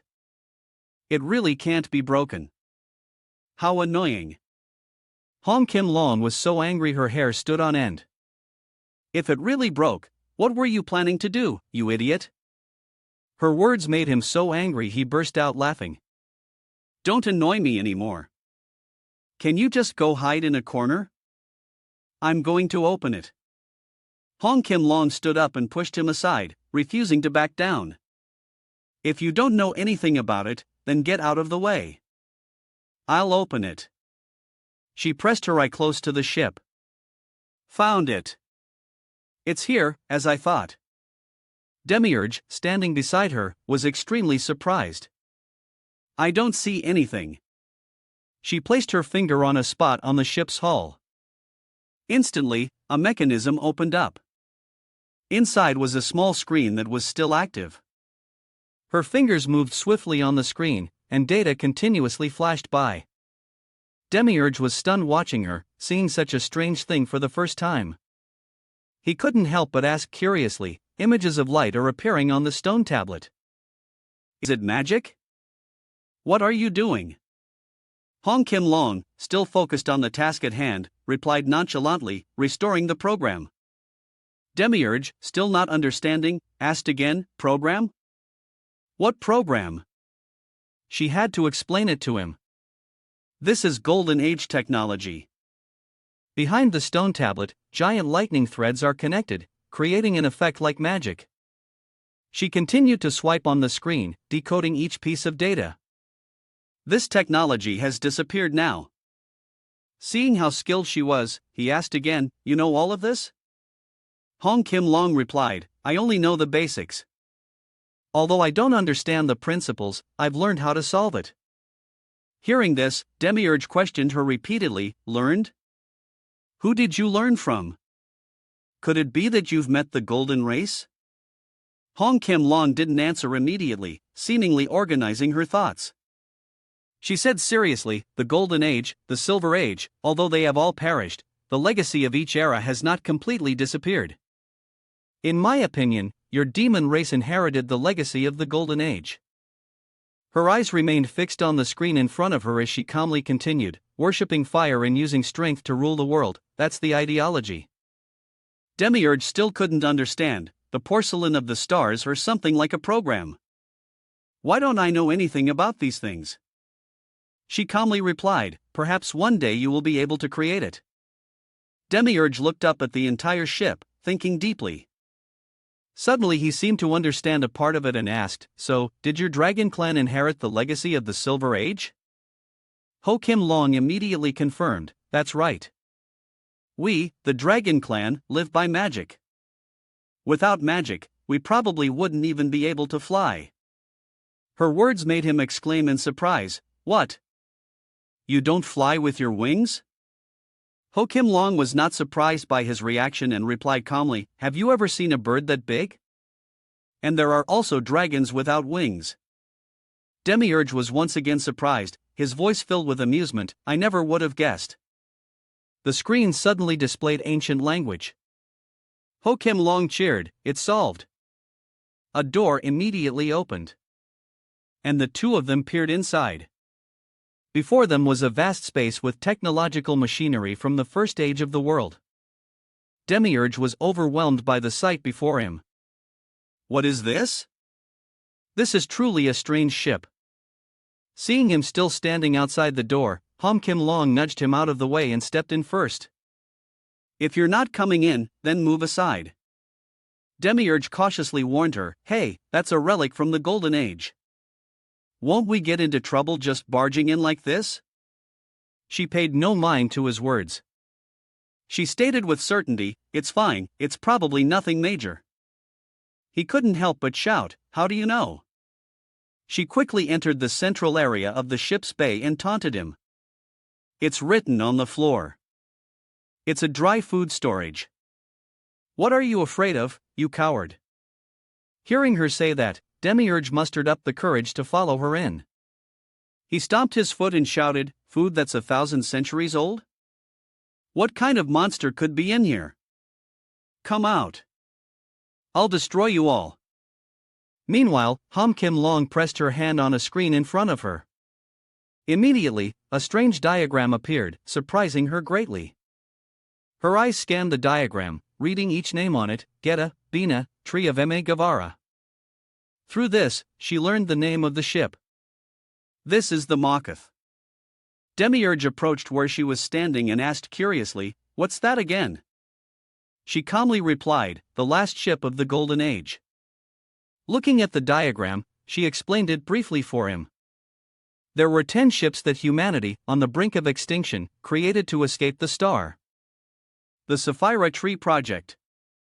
She had a guess. This block seems to be a food storage unit from one of those ships. They were probably in too much of a hurry, couldn't take off and stayed here, she muttered to herself. She didn't notice Demiurge's gaze on her from behind had changed. This is nothing to do with the poison. It's probably because this is a place the dwarves value. So few people come here. They probably thought no one would come here, so they chose this as a place to trade the mushroom spores. He asked her coldly, "Who are you, really?" She laughed mysteriously. "Someone in my position usually has many secrets." He sneered, his tone carrying a hint of contempt. "As the Demon King, I thought you were a rather powerful entity, but indeed, there are many things I don't know. As expected, this body of yours is just a disposable item for war, nothing more." Hong Kim Long glanced behind her. "Do you feel wronged?" He turned around with no intention of arguing with her. "All right, that nonsense is worthless. Since even the Demon King has been abandoned, what else matters? We need to quickly meet up with Alex and catch that guy who ran away, then punish him immediately." Just then, a laser beam shot down from above right at his feet, forcing him to jump back to avoid it. He looked at the hole in his hand in disbelief. "My hand was pierced?" His eyes glowed red, and he immediately became alert, scanning his surroundings. A monster clad in armor was hanging from the ceiling. He looked up at it in astonishment, wondering, "What is this?" "I couldn't sense any sign of it at all." Hong Kim Long spoke from behind him, "It's not a living creature. And it has no magic." She looked at the monster on the wall. "That's a robot. A golem machine from the Golden Age." Demiurge suddenly became excited. "A robot?" Hong Kim Yon seriously corrected him. "A Golden Age golem. It seems to be the guardian of this place." Suddenly she sensed a danger about to strike. Hong Kim Yon quickly ran to stand in front of Demiurge, protecting him. "Be careful." The robot fired a shot from a distance. But she managed to create a shield in time to block the attack. However, due to the power disparity, Hong Kim Yong and Demiurge were overwhelmed and fell backwards. He furiously counter-attacked with his laser eyes. "You're not the only one who can shoot." The robot activated its weapon, then fired a barrage of red laser beams. The deafening explosions of the collapsing building were blinding. Seeing this only made Demiurge more eager to fight. "No problem. I'll just shoot something stronger." But Hong Kim Yon leaped up and covered his mouth from behind, frantically stopping him. "Don't shoot." He was confused. "Why?" She quickly explained. "Didn't you hear me? This is a relic from the Golden Age. Are you trying to blow this whole place up?" But Demiurge was still stubborn. "If you're scared, hide behind me. I'll make sure you don't die." She tried to make him understand. "That's not it. This spaceship flies on nuclear energy." He became even more curious. "Nuclear energy? What's that?" Hong Kim Long shouted, "Just listen.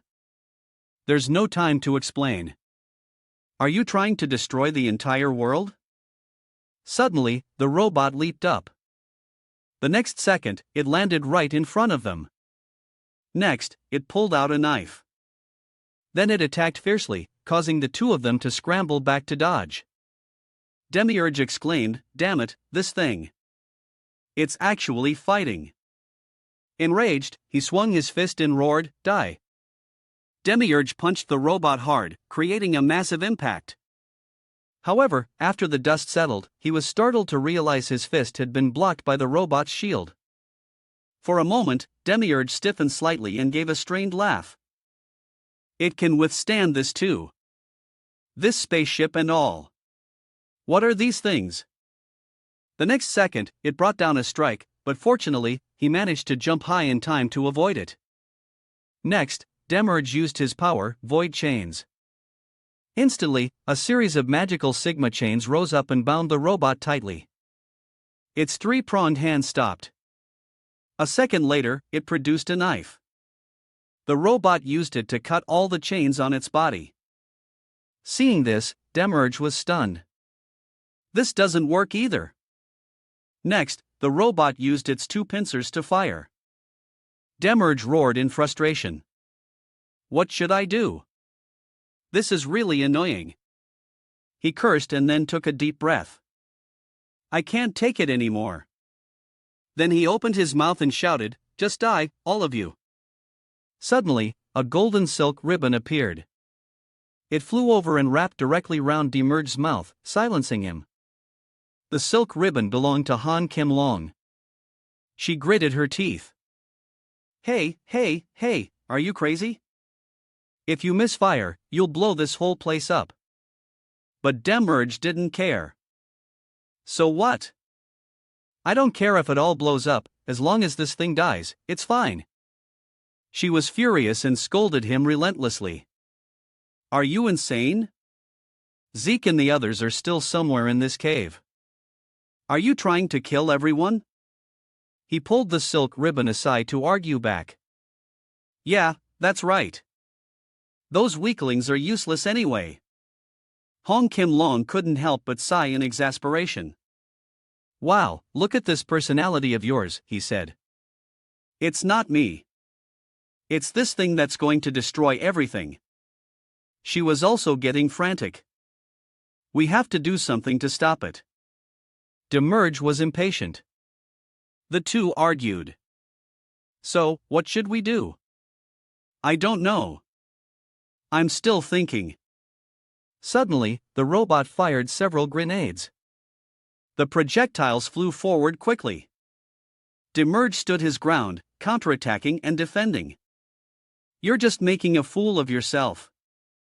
Meanwhile, Hong Kim Long was panicking, holding her head and screaming. This is too chaotic. Demerge gritted his teeth and fought on. Suddenly, memories of past battles flashed through his mind. The flashback startled him. He quickly asked Hong Kim Long last time. You blocked all of my combined magic breath with that cloth. She hadn't caught onto the issue. Why are you suddenly mentioning that? He gestured. Use your power, envelop this entire place with that cloth. Wrap this place up like a wall to protect everyone outside. Just leave us in your space, completely separated from this area. Only then did she understand the plan. She replied okay. Then she released countless streams of cloth that flew everywhere. They gradually spread out, covering everything. Suddenly Demiurge spoke up, reminding the robot, "Hey, Tinkin, you should put up a barrier too." Then he opened his mouth wide and spat out magic. Take this, the Demon King's breath. Finally, the robot's protective shield was broken. At this time outside, corpses were scattered everywhere. Inside where the two had fought, the robot had been completely reduced to a pile of ashes. Demiurge let out a soft breath. Done. Suddenly a message came from Alex, Master, I've caught him. He turned to inform Hong Kim Long, Alex caught him. Let's go. But she just replied calmly. You go ahead. I'll interrogate him and then follow. I think I need to clean this place up before I go. I have a few things to confirm. He looked at her silently for a moment, then instructed, hurry up and come over. At that moment, on the other side, Alex was using his tendrils to restrain the person in front of him. No matter who you are, just give up. Otherwise, you will die a painful death. Suddenly, someone appeared. Alex spoke up, hello, you've arrived. Demiurge awkwardly stepped over his tendrils. He walked up to the restrained person and said with a smile, finally, I'm about to find out the true face of the person behind all this. With that, he reached out and pulled back the hood that was covering the person's face. The moment Viscount Kim Hong's face was revealed, he cried out in alarm, I'm sorry, Your Majesty. Demiurge was suspicious. A transformation mage? Viscount Kim Hong? What are you doing here instead of in the demon world? The man bowed his head and confessed honestly, Sir, I was only following the orders of the Duke of Gree.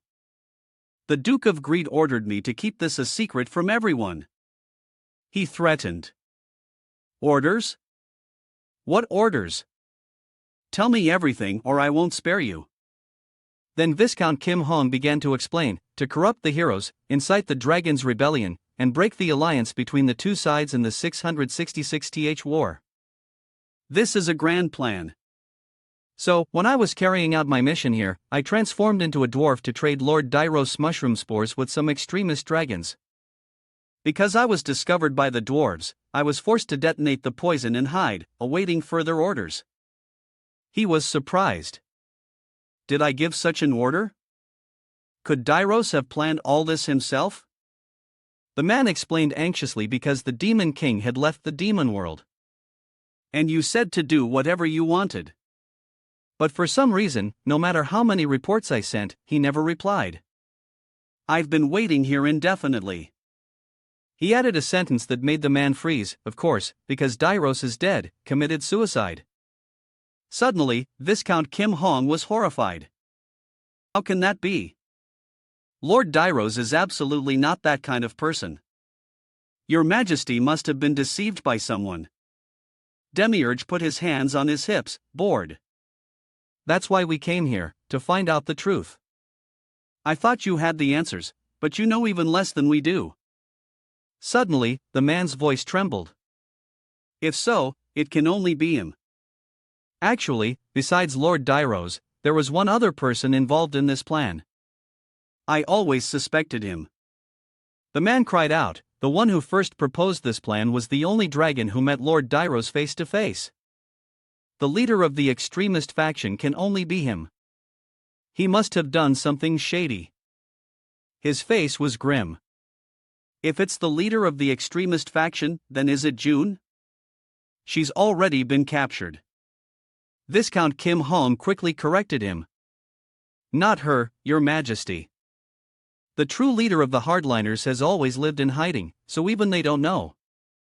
It's the White Dragon, the man stated with certainty. At that time, that person definitely said so. At that time, Viscount Kim Hong had asked. Trembling, are you Viscount Kim Hong?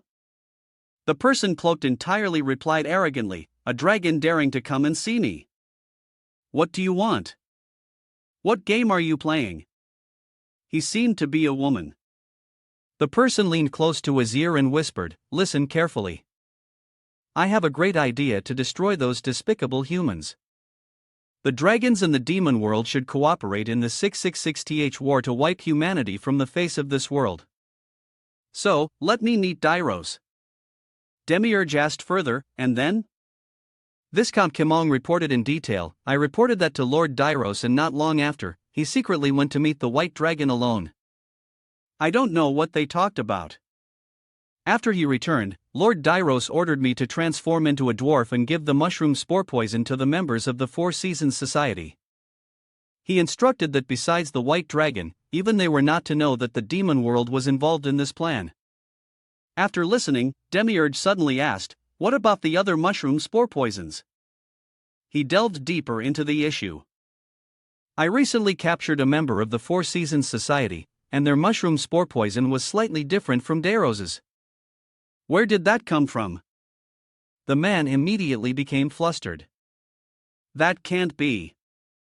Although it's true they haven't come to get mushroom spore poison recently, a different mushroom spore poison is impossible.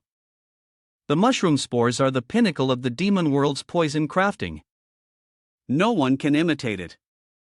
At that moment, Hong Kim Long suddenly appeared from nowhere. So the conclusion is, you don't know for sure either. So the one behind the Four Seasons Society is their anonymous leader, who is hard to find even for the extremists.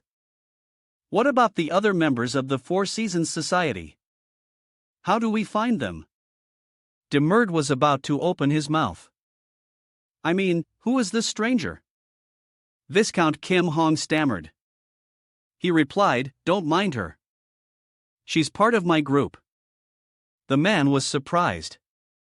A member of your Majesty's group, I apologize. Suddenly, he said urgently, I know their hiding place. In the beginning, they had trouble controlling the mushroom spore poison. I once went to their hideout to help them. The Agayato Gorge. That's their base. He quickly asked, the Agayato Gorge? Where is that? At this point, Hong Kim Long spoke up, the tomb of the early dragon clan for dragons. This place is very sacred. Not just anyone is allowed to enter. Damn it, we fell for it. It's on the other side after passing through Zorks. Hearing that, he turned sharply and walked away, replying nonchalantly, well then, let's go home now. She felt it was a bit sudden and asked, what about the Agayato Gorge? Demiurge shrugged, looking relaxed. It's in the same direction anyway. Let's go home and rest a bit, prepare thoroughly, then set out. When I get home, I'll have a bowl of noodles before going to bed. Seeing his casual attitude, Hong Kim Long snapped, what do you mean, rest? Let's go now. He turned his head and reminded her, don't you remember? We came here not knowing about the poison and almost died. Their base will surely be much more dangerous from now on. There will be no more adventures at Zeke's level. We have to let Zeke rest. For a second, Hong Kim Long was at a loss for words, then she blurted out, what? Has Zeke become your mother now? He scolded her lightly, do you want to die? Suddenly, Alex spoke up, Master, what about Viscount Kim Long? He said, you've worked hard. You can return now. Go, live your own life from now on. You are a free man. 7 hours later, in Lanzaris, Hong Kim Long slammed her empty beer mug on the table with a satisfied thud. Her voice was tinged with drunkenness, it's been a tough day, Zek. Give me another one. Zek advised, that's enough. You're too drunk. If you drink any more, it'll be bad for your health. She was drunk. She boasted, it's fine. Those kids have annoyed me to no ends, Zek. You don't understand the feelings of a parent. Hearing that, he hesitated. Well, I didn't know you had children. It seemed she realized she had misspoke and created a misunderstanding, so she stammered, That's not what I meant. Demiurge, sitting beside her, glanced at her. And then said to the boy, Zik, just listen to her. What's the harm? She's only destroying her own body anyway. And you get to sell more drinks. Isn't that good? If she gets drunk, just mess with the bill a little. Zik laughed. Lord Demerge, you're too much. Alex also leaned close to the boy and whispered, covering his mouth, just do as he says. If you do it right, maybe tonight a little Demerge will be born. Zik was surprised. Ha! He immediately turned and warned him with a bit of magic, distorting his body. Stop talking nonsense. Alex quickly surrendered. I am sorry. He changed the subject and asked Zik, by the way, how was your siblings' tour? The boy replied. Thanks to you, Lord Demerge, they set off without any problems. Thank you. Demerge casually asked, how old are they? Zik replied, my sister is 15, and my brother is 9. Demerge mumbled, 9 years old, and he's already in a dormitory. The boy smiled and explained. Yes, prestigious families send their children to live in dormitories and receive centralized education. Starting from elementary school, he advised. That must be tough. Next time something like that happens, just say so. Don't keep it to yourself and suffer. Zik replied, yes. Hearing their conversation, Hong Kim Long couldn't help but feel angry and jealous. Why are you only so generous with Zik? But with me, you charge me even for just cooking a plate of food. He replied arrogantly, because I want to. Suddenly she boldly asked, hey, you don't like Zik, do you? Demiurge became annoyed and irritable. Are you crazy? Don't get drunk and talk nonsense. Suddenly she slumped onto the table and muttered sadly, no, you can't. You can't like each other. You two can't become more than just friends. Suddenly someone approached. Hello. The person introduced himself, I am an investigator from the Holy Tribunal, Cadentia. Zik was very surprised. The Holy Tribunal? He stammered in reply. Hello, I am Cadentia smiled and said, I know. You are Zik van Halevik. I came here to see you. You recently achieved C rank. Right. I came here because I need to inquire about a few things related to that. Zik was a bit worried. What? What about it? Is there a problem? Cadence explained calmly, it's nothing major, just a special case. I heard the Holivik family can't even afford to spend 5 gold coins. Yet at the rank evaluation, you suddenly achieved C rank, which isn't bad at all. I have a perfectly reasonable suspicion that some kind of scandal might be involved. Zik replied, no, there's no scandal. Cadence said, we'll have to investigate to know for sure. Even if it's not a scandal, there's definitely something irregular. He spoke up, hey, investigator or whatever. Cadence replied, yes, Mr. Demerge. He was surprised, you know me too?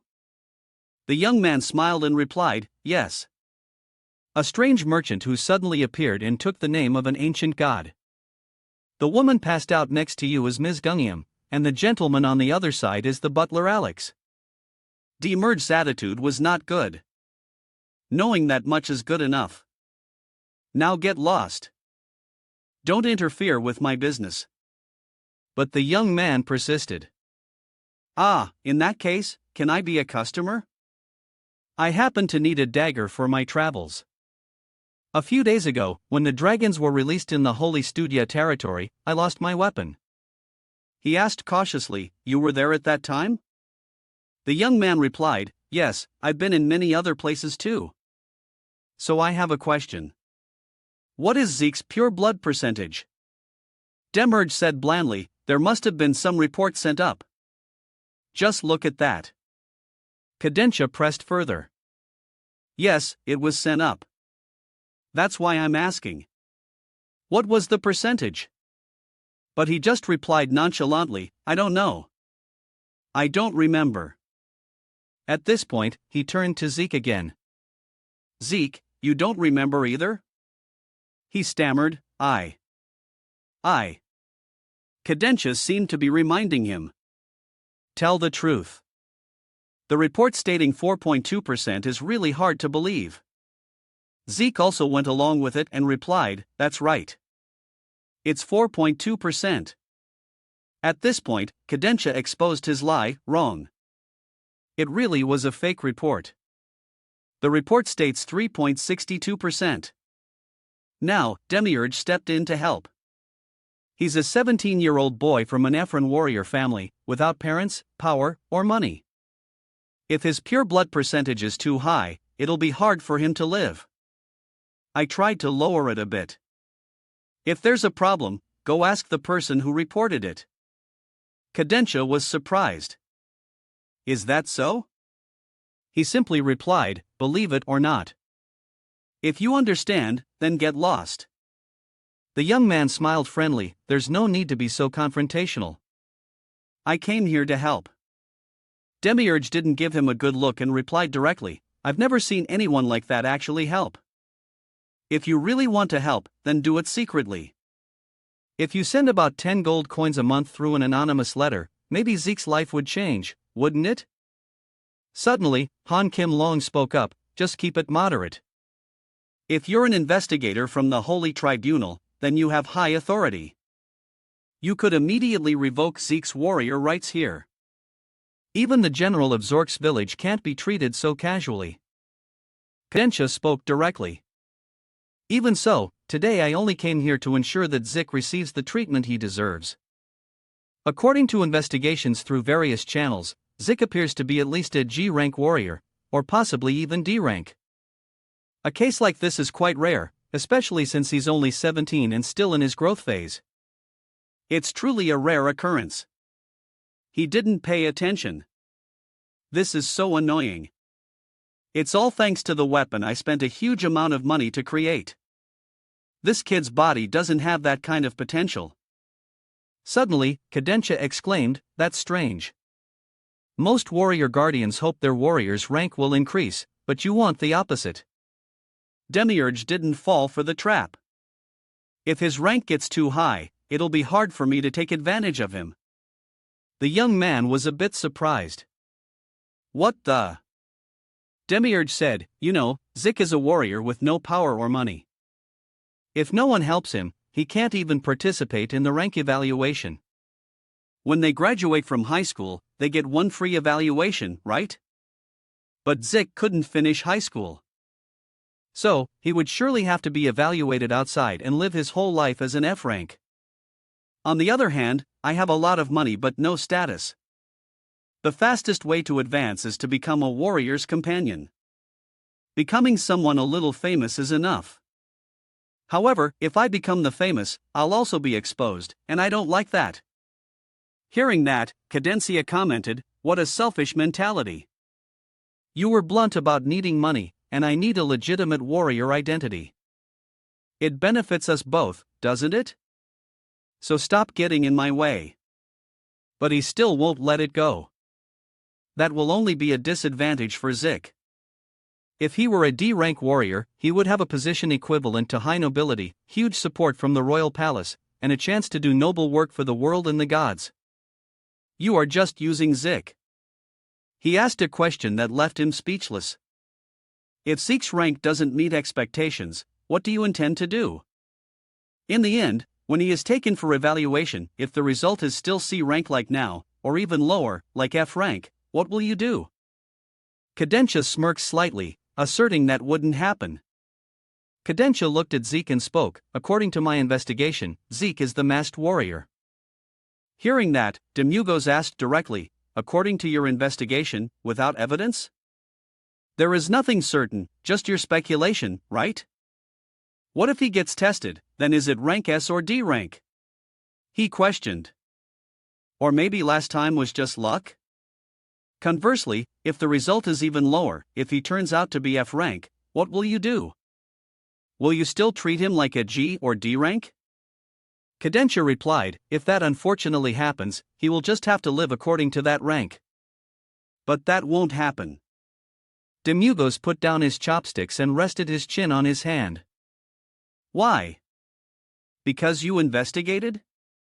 So you just trust your investigation and place Zek's entire future and life on it? You're a rich kid, aren't you?" Kadensha asked, "What does that have to do with anything?" Demiurge explained, "You think you can do anything just by working hard on your own, right? No matter how many times you fail, if you don't give up and strive to the end, you'll eventually succeed. You surely think such stories are obvious. That's why you people of the later generation can't do it." His voice lowered slightly. "Are you mocking hard work?" Demi Hugo subjected. "I'm not mocking hard work. It's fine if you fail continuously, but ignoring the help of others to avoid difficulties just to do it yourself is the problem." He unleashed a torrent of words. Is effort and failure the mother of success? Zik has lived a life where a single failure meant the end. But now, on the contrary, he chose failure for the sake of his siblings. He was even afraid that the choice to fail would itself fail. So he had to live a life of constant fear, carefully taking one slow step at a time. Everyone shook their heads at Jake, telling him not to live like that each time. Jake just apologized and continued living, ignoring those who understood nothing. "So you're saying all this is because Zik didn't try hard enough or challenge himself? So he had to live like that? You are looking down on his current life. But how did Zik achieve this failure? What did he trade to get this failure? You tell him to try to challenge, to prove your great research. What if it doesn't work?" Finally, he picked up his chopsticks again and concluded. "I will raise Zik. Don't worry anymore, just order 2 bowls of noodles, eat and leave. That is the only way you can help Zik." Cadencia reminded him, high-ranking warriors are valuable assets to humanity. He didn't care. "Then you should have managed them properly from the start. Why did a warrior who could be D rank have to do porter work and cleaning to the point of not being able to go to school? He smiled slightly. Your resistance is stronger than I thought. I will come back later. Jake, you think it over too. Demi-Yugos was annoyed. I told you not to come. Jake could only awkwardly reply, yes, yes. Finally, he turned to leave. That's all, goodbye. Suddenly Demi-Yugos called out, hey. He pointed upwards, reminding him, you have to clean this up before you go. Cadencia glanced over. A shimmering transparent thread appeared. Next, things around Demi-Yugos also began to become visible. Zik didn't understand what was happening and asked, what are you talking about? Nothing at all. He said they had been working non-stop until now. Everyone was still eating and drinking happily. Everyone was immersed in their own party. Suddenly, transparent threads like silk appeared around them, connecting everyone together. All of them originated from Cadencia's hand. He raised his hand full of jeweled rings, shooting out silk threads and smiled slightly. Sorry, I forgot. In an instant, those silk threads twisted and released everyone. He gradually retracted the threads. Cadencia raised his hand to wind them back. He bowed. Well then, excuse me. Zik replied politely, thank you for coming. Have a safe trip home. Cadencia turned and walked away, his face darkened as he thought. Even normal D-rank hunters can't see them, yet he noticed them. These people must be investigated thoroughly. Wait, Zik called out, Lord Demi-Yugos. He smiled sincerely and said, thank you, sir. He mumbled with a mouthful of food, replying nonchalantly. Idiot, I'm just using you too. Night fell, making the bright moon round and full. At the inn, Demi-Yugos kicked the door open, carrying the unconscious golden dragon. Oh my god. I told you to drink, and you actually drank until you passed out. Thinking back to when those two sneaked away earlier. I have work to do, so please excuse me first. I have to clean the shop. He swore in annoyance. Damn it. Tomorrow I'll kill them all. Demi-Yugos angrily carried her to the room. He dropped her heavily onto the bed. Damn it, she's so heavy. Hong Kim Long slept quietly and obediently. For a moment, Demi-Yugos froze, suddenly remembering her words. You know, I'm actually really looking forward to it. A demon lord giving up the position of demon king. You're the first. Honestly speaking, it was because I was negligent. I thought we had become a bit closer. Don't waste your energy here. Immediately, all the hunters in the world, and of course the executioners, will know that the demon king is here. Just do it. That way it will be a bit more comfortable. Demi-Yugos just stood quietly by her bed. Suddenly he raised his hand. Just as his sharp claws were about to touch that face, Demi-Yugos stopped. He turned his back and scolded softly, Idiot, you're so unguarded in front of a demon lord. He paced around the room observing. Finally, Demi-Yugos lay back on the sofa next to the bed. Just for today, I'll sleep here. He opened his eyes and looked up.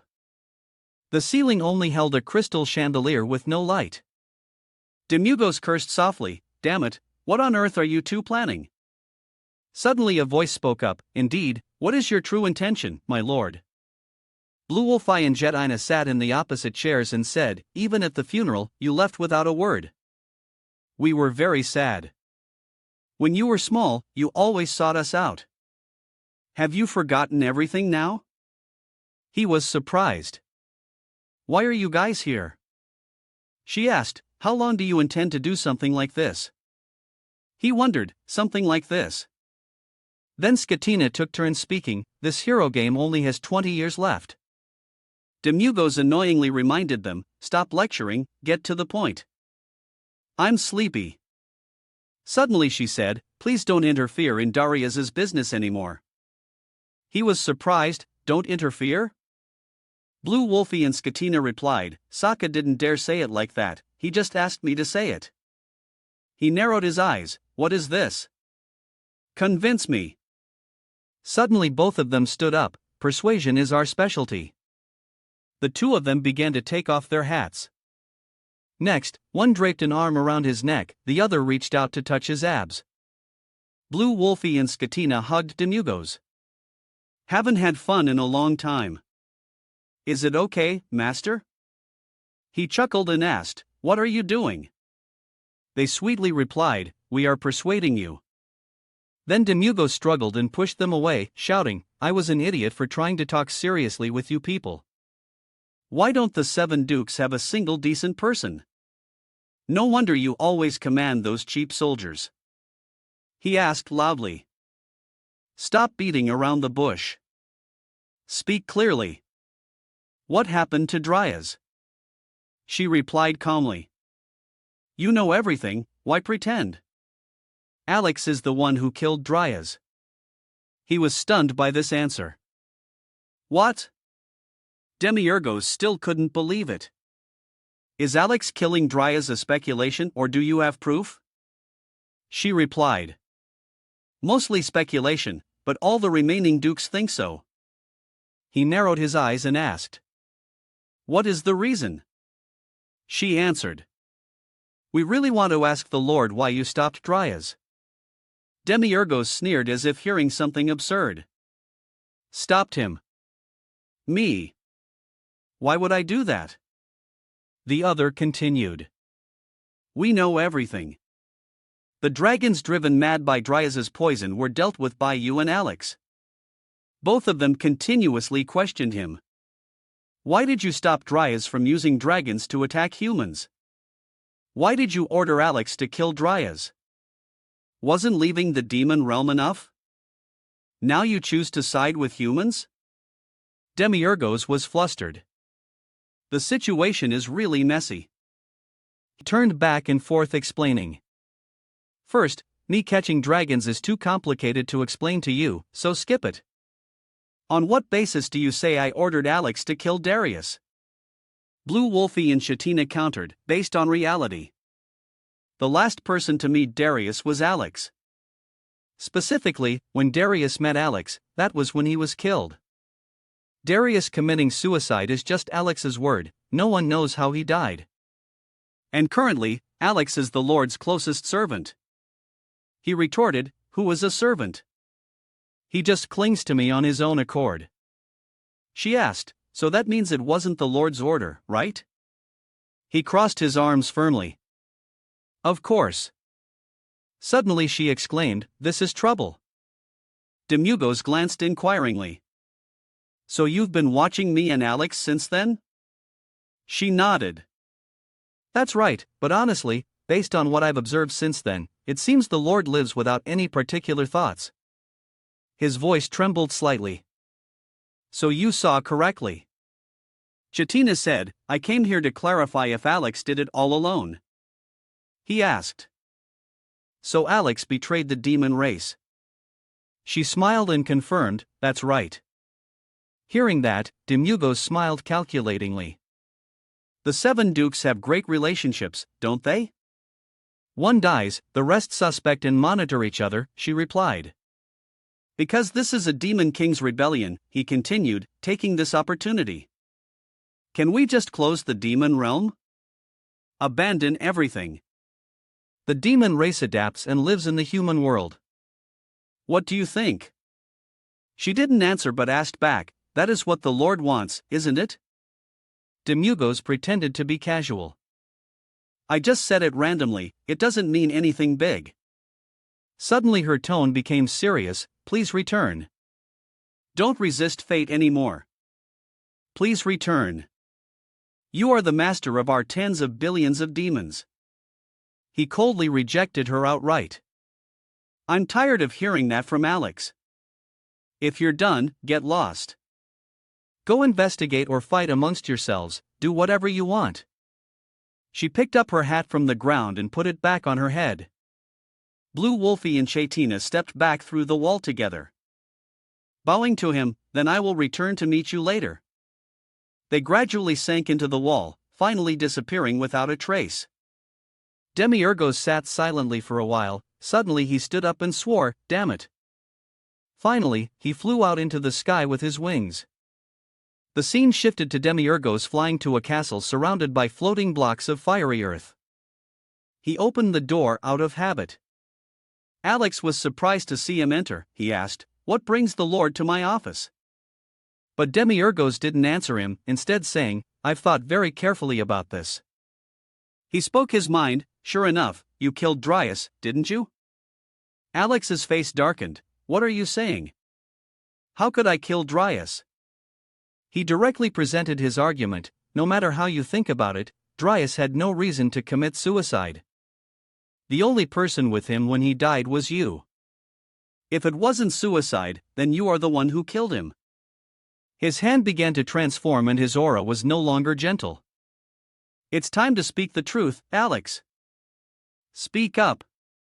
Considering the affection between you and me all this time, I will grant you a painless death." Suddenly Alex knelt straight down. He confessed, "I was born in the demon realm, lived only for the demon realm, and for that, I prepared myself for death. Although I don't love the other dukes, I wouldn't harm them to cause loss to the demon realm's forces. If even the Lord, who has always been by my side, cannot trust me, then although it breaks my heart, I can't do anything else. But if even I disappear in the 666th war, when Dryas and the Lord are gone, then the defeat of the demon realm is inevitable. I definitely cannot die here. No matter what means I have to use." Hearing those words, Demiurgos froze. Then he changed his attitude, sighed and said, passing through. He crossed his arms and commented nonchalantly, "That's exactly the answer of someone who has passed the test. Sure enough, your head is only filled with war. Did you suddenly come here at night just to test me? If you are that free, learn how to use magic." Then he revealed, "Idiot. Tatiana just came to me and said that you were the one who killed Darius." He was surprised. "What?" Demigod analyzed from the perspective of the other dukes. "I can understand why they think so. Because of our past actions, anyway.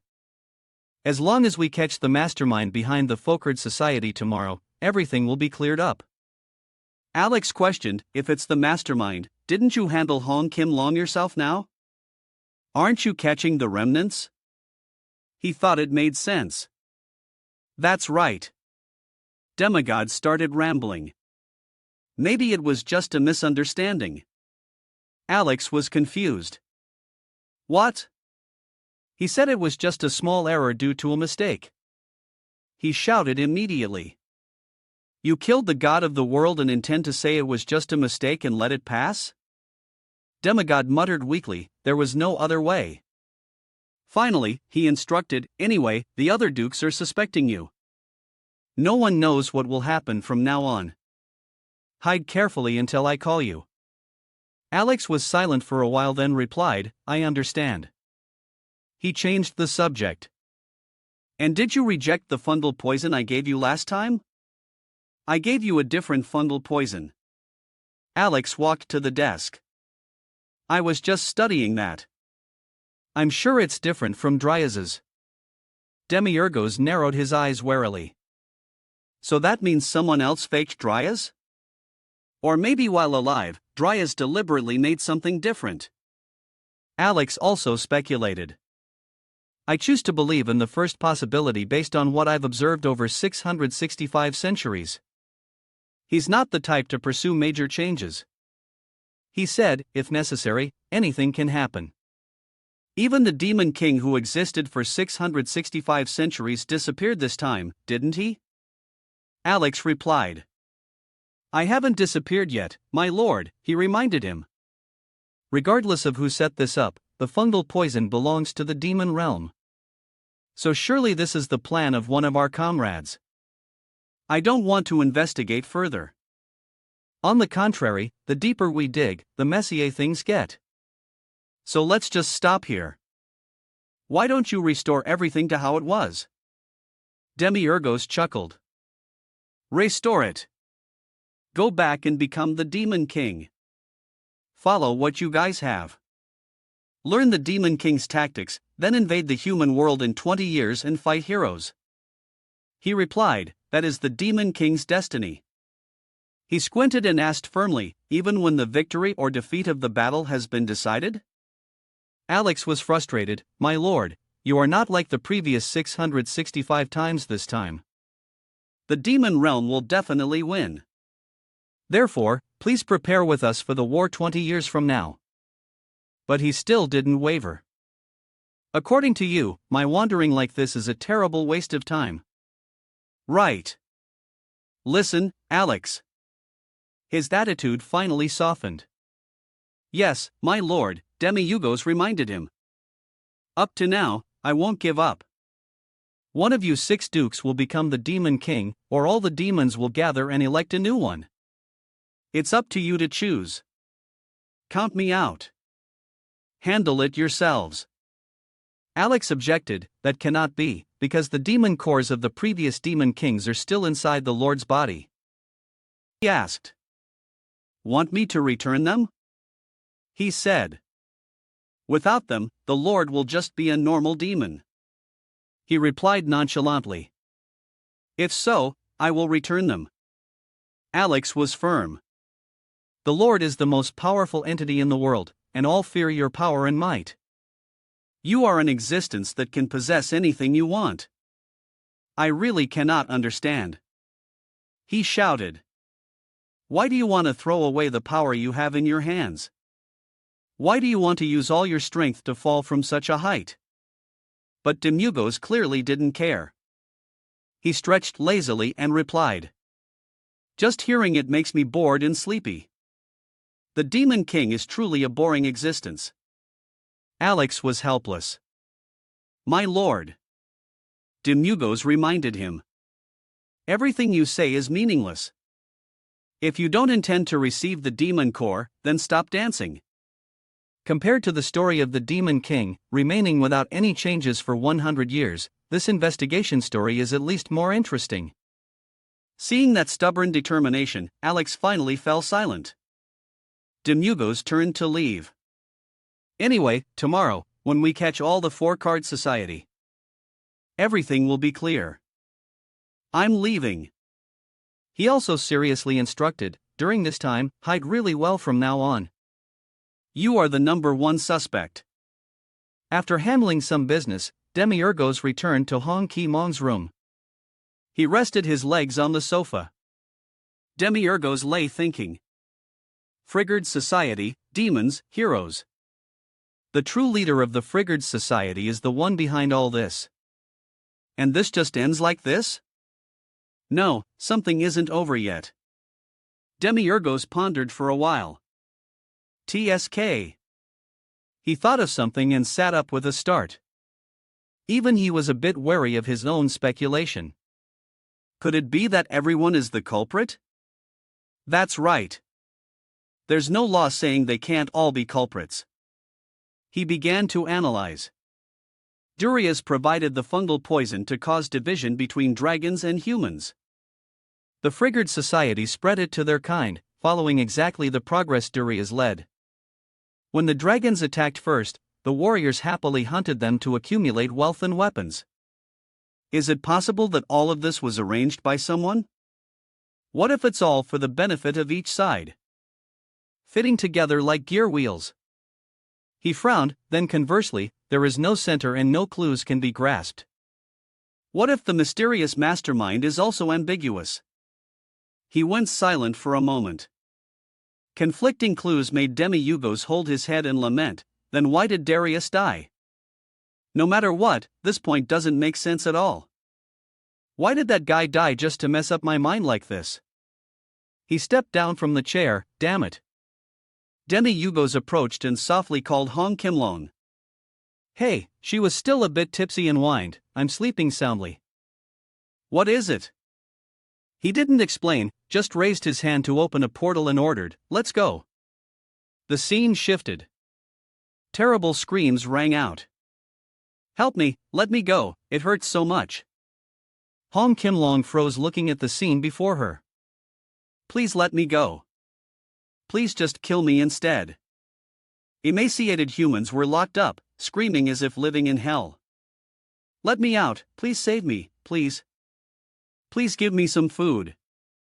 Please give me anything." Flying monsters, flying monsters. Voices of guards and prisoners rang out continuously. "New guy, come here and let's see. When will I be released? I've been here too long." Hong Kim Long asked softly, "Is this the prison inside your body? You probably don't care much about the prisoner's human rights, do you?" He calmly replied, "I'm taking good care of them. They're still alive, aren't they? Besides, even if they want to die, they can't die without my permission." She asked, "Where are we going?" He stepped forward and answered, "Just walk and you'll know." Before attacking the main base of the Ficard Society, I have one last thing to check. Demi-Yugos reached for the closed door in front of him. "That person is here. I specifically locked them in a separate cell." Hong Kim Long wondered, "Who on earth is it?" Demi-Yugos opened the door and asked cheerfully, "You good? Still alive?" Hong Kim Long froze, eyes wide. In front of her was a woman bound in iron chains, revealing only a bit of skin. She listened to Demi-Yugos call that person June. She trembled and woke up. "Is it finally time? Kill me." Suddenly her eyes widened. Demi-Hugo spoke leisurely. "I want to kill you right away too, but things aren't over yet. Most importantly, the person next to me opposes it strongly." John was astonished. "You're not dead, Hong Kim Long." Suddenly her spirit became frantic and she screamed. "That's right. The Demon King found out about our actions. Did you really abandon us?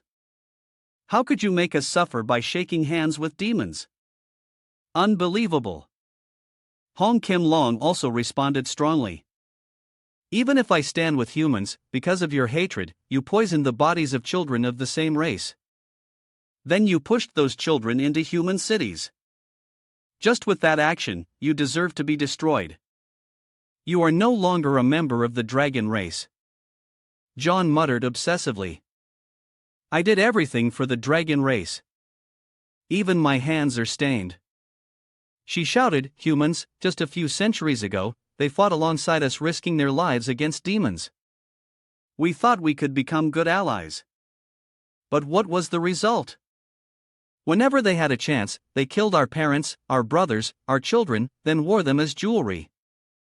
You are our mother and our God. Yet you only told us to endure. How rotten have we become all this time?" Demi-Yugos asked back, "So you sacrifice your own kind to achieve your goal?" She screamed in justification. "Not just us, everyone wanted it. We just lacked an event sufficient to make the decision. The first flame event. We saw them make it happen. I did it. Soon, countless enraged allies will start a war." Her voice suddenly softened. "June, I understand the sadness deep in your heart. I know you lost both your beloved husband and child to humans. Your husband's claws became their spears, the child's eyes became earrings for a noble. I also didn't stop you from opposing the peace treaty with humans. Even when you gathered a larger group to beg me, I remained silent and listened." But clearly, she didn't want to understand what Hong Kim Long said. Just listening wasn't enough. She screamed like a madwoman or mother, "O Divine One, Hong Kim Long! Noble Dragon God, why did you sign a treaty with humans? They are too greedy. And somewhere, they are still targeting the bodies of our dragon race. Today, they use my flesh as a shield. Tomorrow, they will use the bone of my husband's right arm to make a sword. And the day after, with those weapons, they will seek to harm our other children, until the last dragon. They are just devils. Why did you sign a treaty with them, O Divine One?" Suddenly Hong Kim Long turned around and cut her off. "Let's go back." Finally, Demi-Yugos, and she walked out of that room. He looked towards the screaming prisoners and whispered, "Just as you said, when I look into the abyss of monsters, the abyss also looks back at us. Help me, is that it? He asked her. Your children, have they become the embodiment of wrath? But at this moment, tears began to well up on that beautiful face. Demiurgos continued, they probably just want revenge on humans with no other purpose, right? It's nothing big. The folk art society follows their way, the demons follow theirs, and the heroes follow theirs. Maybe everyone just does what they want. Not following anyone's grand plan, just living in each person's position, then gradually. Maybe we became monsters. Hong Kim Long suddenly spoke up, humans are truly hateful. And you, hate humans? He remained silent and didn't answer. Then he walked ahead, brushing off what just happened. Stop talking nonsense and go to sleep. He reminded her, idiot, you want to win? We have to start early tomorrow morning. Surely tomorrow everything will end. A day passed. 4 people, sick, Alex, Hong Kim Long, and Demiurge. Demugos all carried their own private thoughts, sinking into the dark night. Under the starry sky sparkling like the galaxy, the village slept peacefully. The scene shifted to the next morning in another place. Someone stepped on the clear water. The servant bowed respectfully. Long time no see, Lord Cadencia. Was your trip smooth? He recounted, seasickness is no joke indeed. The night flight wasn't easy at all. This is the only holy land on the ground. The Holy Imperial Palace. The man reported, that person is waiting.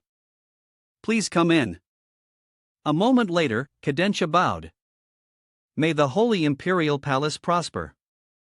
May the 12 archangels bless you. The person sitting on the throne replied, I have heard the story. Give me a detailed report. He began to report, sink rate is 10,825%. We have received a confession from the person who directly measured it, Your Holiness. The man whispered, ultimately, this is an unprecedented event. Cadencia offered his opinion, we must bring that person to the Holy Imperial Palace. If we assign him to lead the cavalry and prepare for the 666th war, I believe we can completely destroy the demon realm. The man replied coldly, I have heard about the significance of the dukes for a long time. He continued to pledge, Your Holiness, I can fight even 20 years from now. All D and G rank heroes share the same determination. Previously, even though we still had strength, we stopped at the gate to the demon realm. We cannot let history repeat itself. The person listened quietly and did not reply. An image of hands rising from the ashes appeared. It is always the final hero who dies in the battle with the Demon King. Cadencia was certain, this time will be different. If we can let him lead the cavalry in the battle, a different result from before is possible. If from now until 20 years later, I will teach him combat tactics and magic, he will become a talent nearly equal to the final hero. Together with him, 20 years later, combined with the final hero of the 5th generation, we will destroy the demon realm without losing the 2 final heroes. In the vast corridor, the priest started the conversation. No matter how busy I am, I always feel small before your efforts for the world and righteousness. Cadencia laughed and responded, Ha, you flatter me. Since I'm not smart, I have to try to act with my body at least. The priest replied politely, You completed all subjects with excellent grades. Why are you so humble? Ha ha. Just then, Cadencia suddenly noticed a crowd talking noisily nearby. Seeing this, the priest hurriedly explained. This is a group of future warriors and saints of the next generation coming to visit. For those children, seeing such a sacred place directly is very good for inspiring faith, pride, and loyalty. He spoke slowly. They are the 5th generation. Who knows what will happen? Among the children here now, the final hero might appear. On the other side, the crowd also noticed Cadencia. The saintess saw him and cheered happily.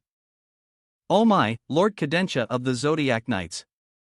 While the saintess was seriously introducing him, the warriors couldn't help but run towards Cadencia. Everyone, say hello. This is Lord Cadencia of the Zodiac Knights. The person with the strongest bloodline in the world and the sword of the Holy Emperor. The sudden enthusiasm from everyone made him shy, only able to force a smile. Nice to meet you. Hello, sir. Wow, so cool. At this moment, a warrior in the crowd stepped up to introduce himself. Hello, sir. I am Caius von Holy Rose from the Holy Rose family. My grandfather was also a member of the Zodiac Knights. So I have heard many stories about you, senior.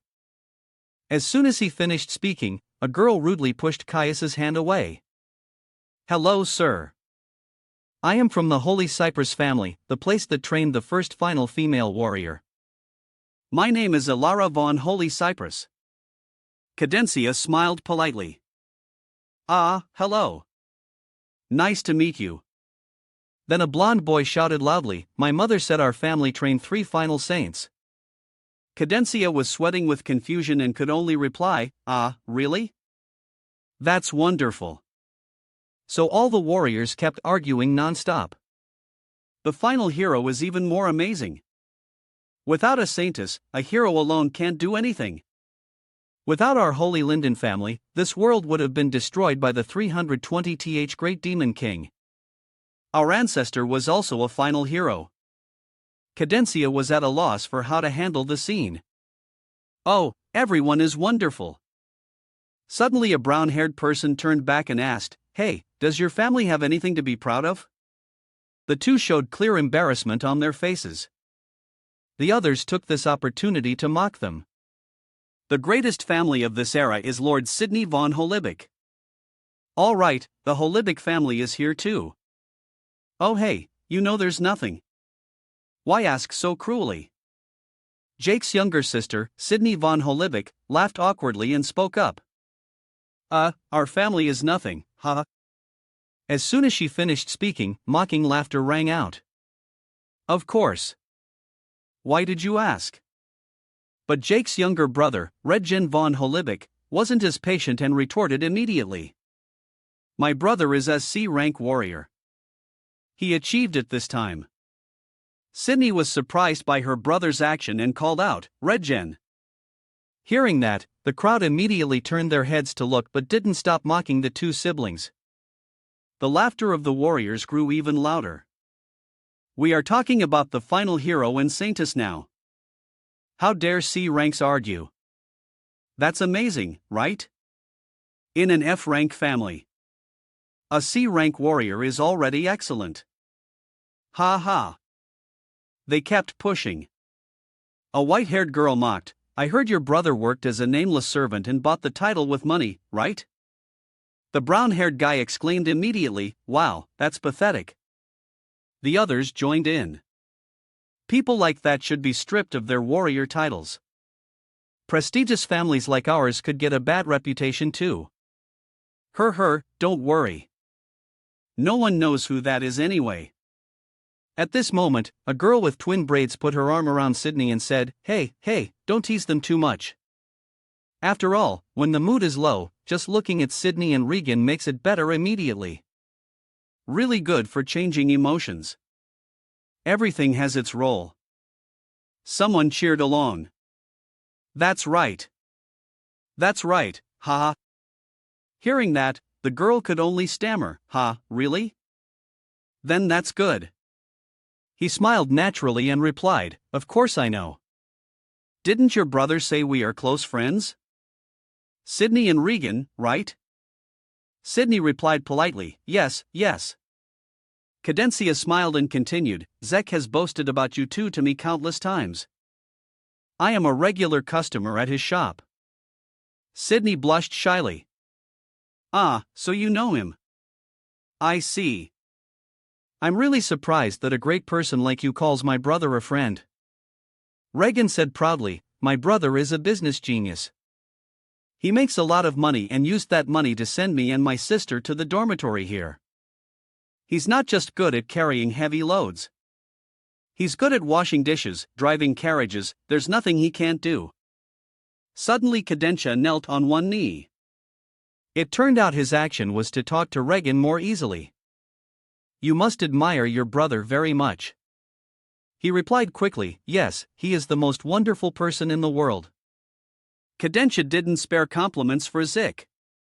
He commented very frankly, Sydney, Reagan, Zik is a very strong warrior, strong enough to become a great source of power for us, the Zodiac Knights.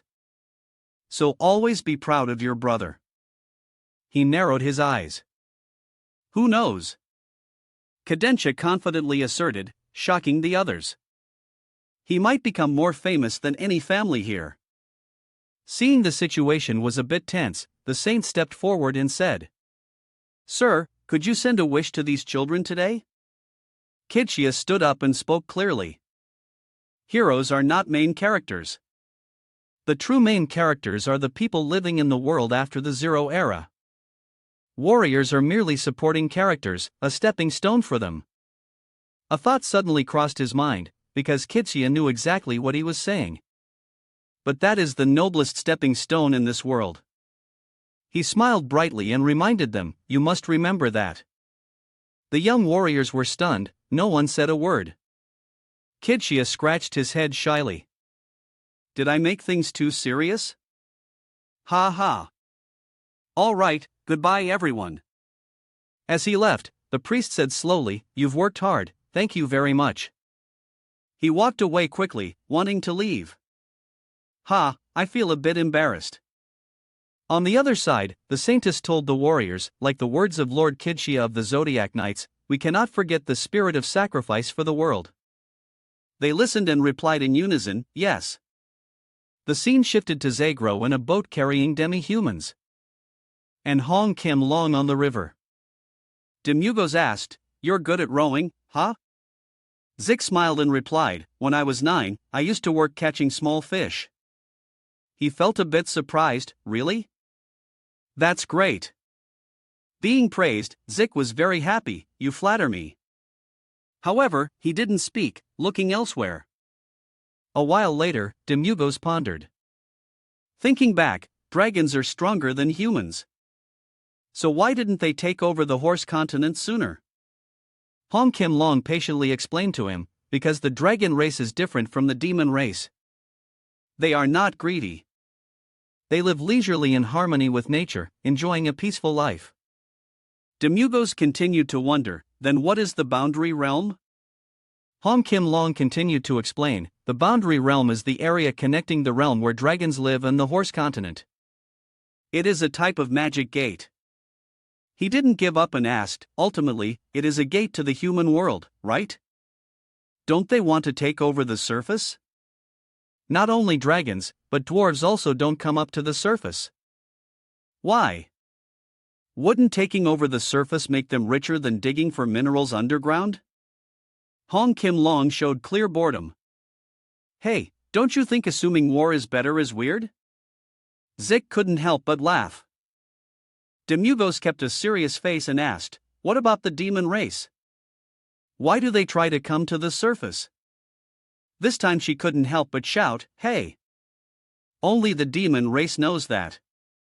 He acted as if nothing had happened and calmly said, probably no justifiable reason either. Someone said they crave the sun, but haven't they lived well for 666 centuries without the sun?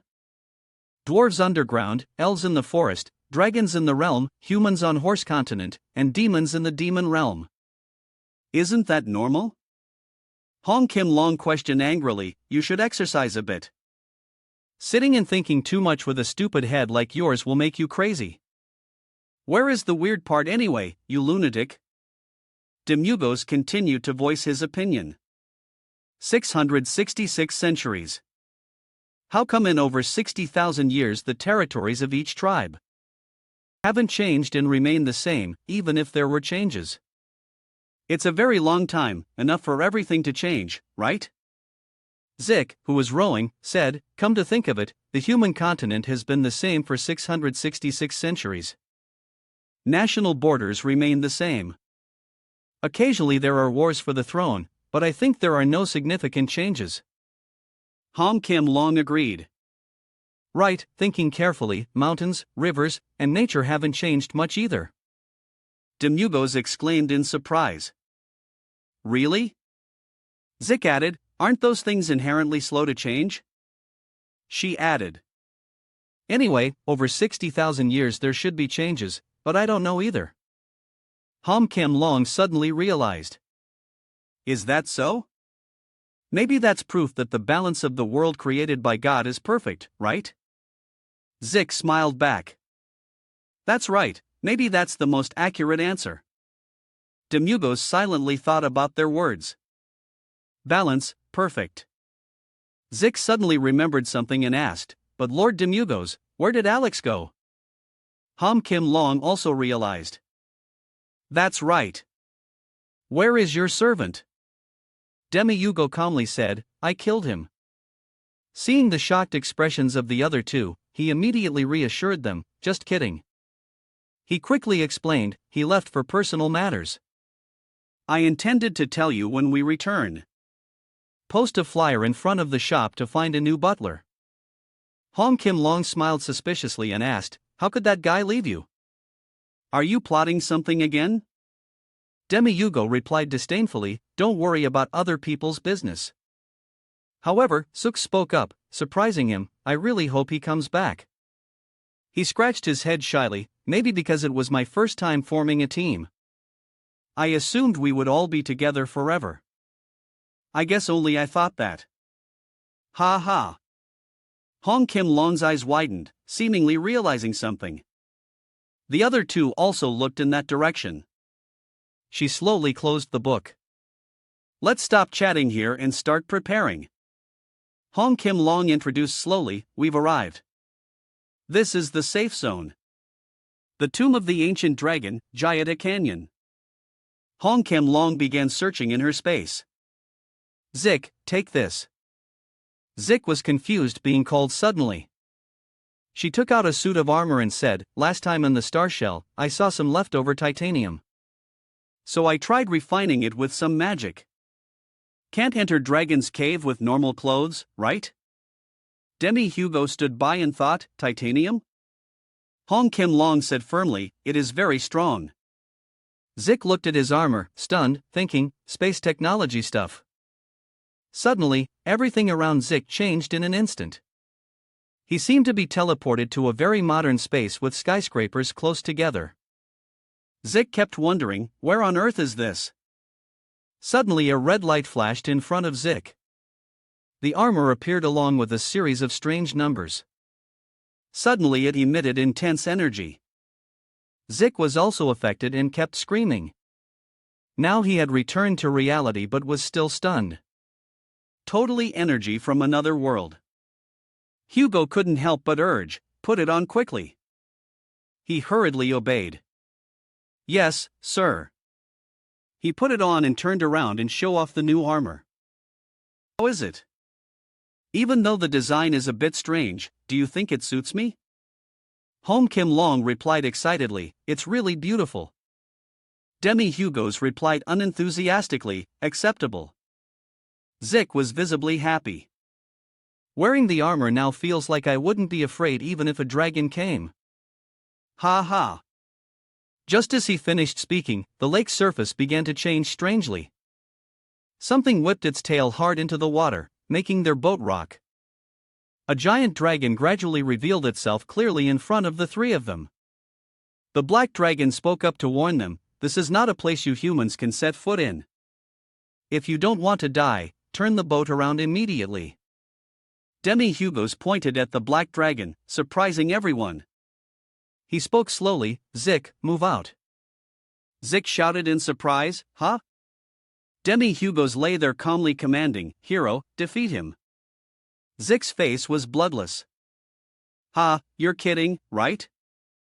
Hong Kim Long beside him was also angry, hey, do you want to kill him? He replied unmoved, he's seen it many times, now it's time to do it himself. She scolded angrily, you think dragons are like slimes? Even an army of heroes can't catch one. Demugo turned away disdainfully, an army?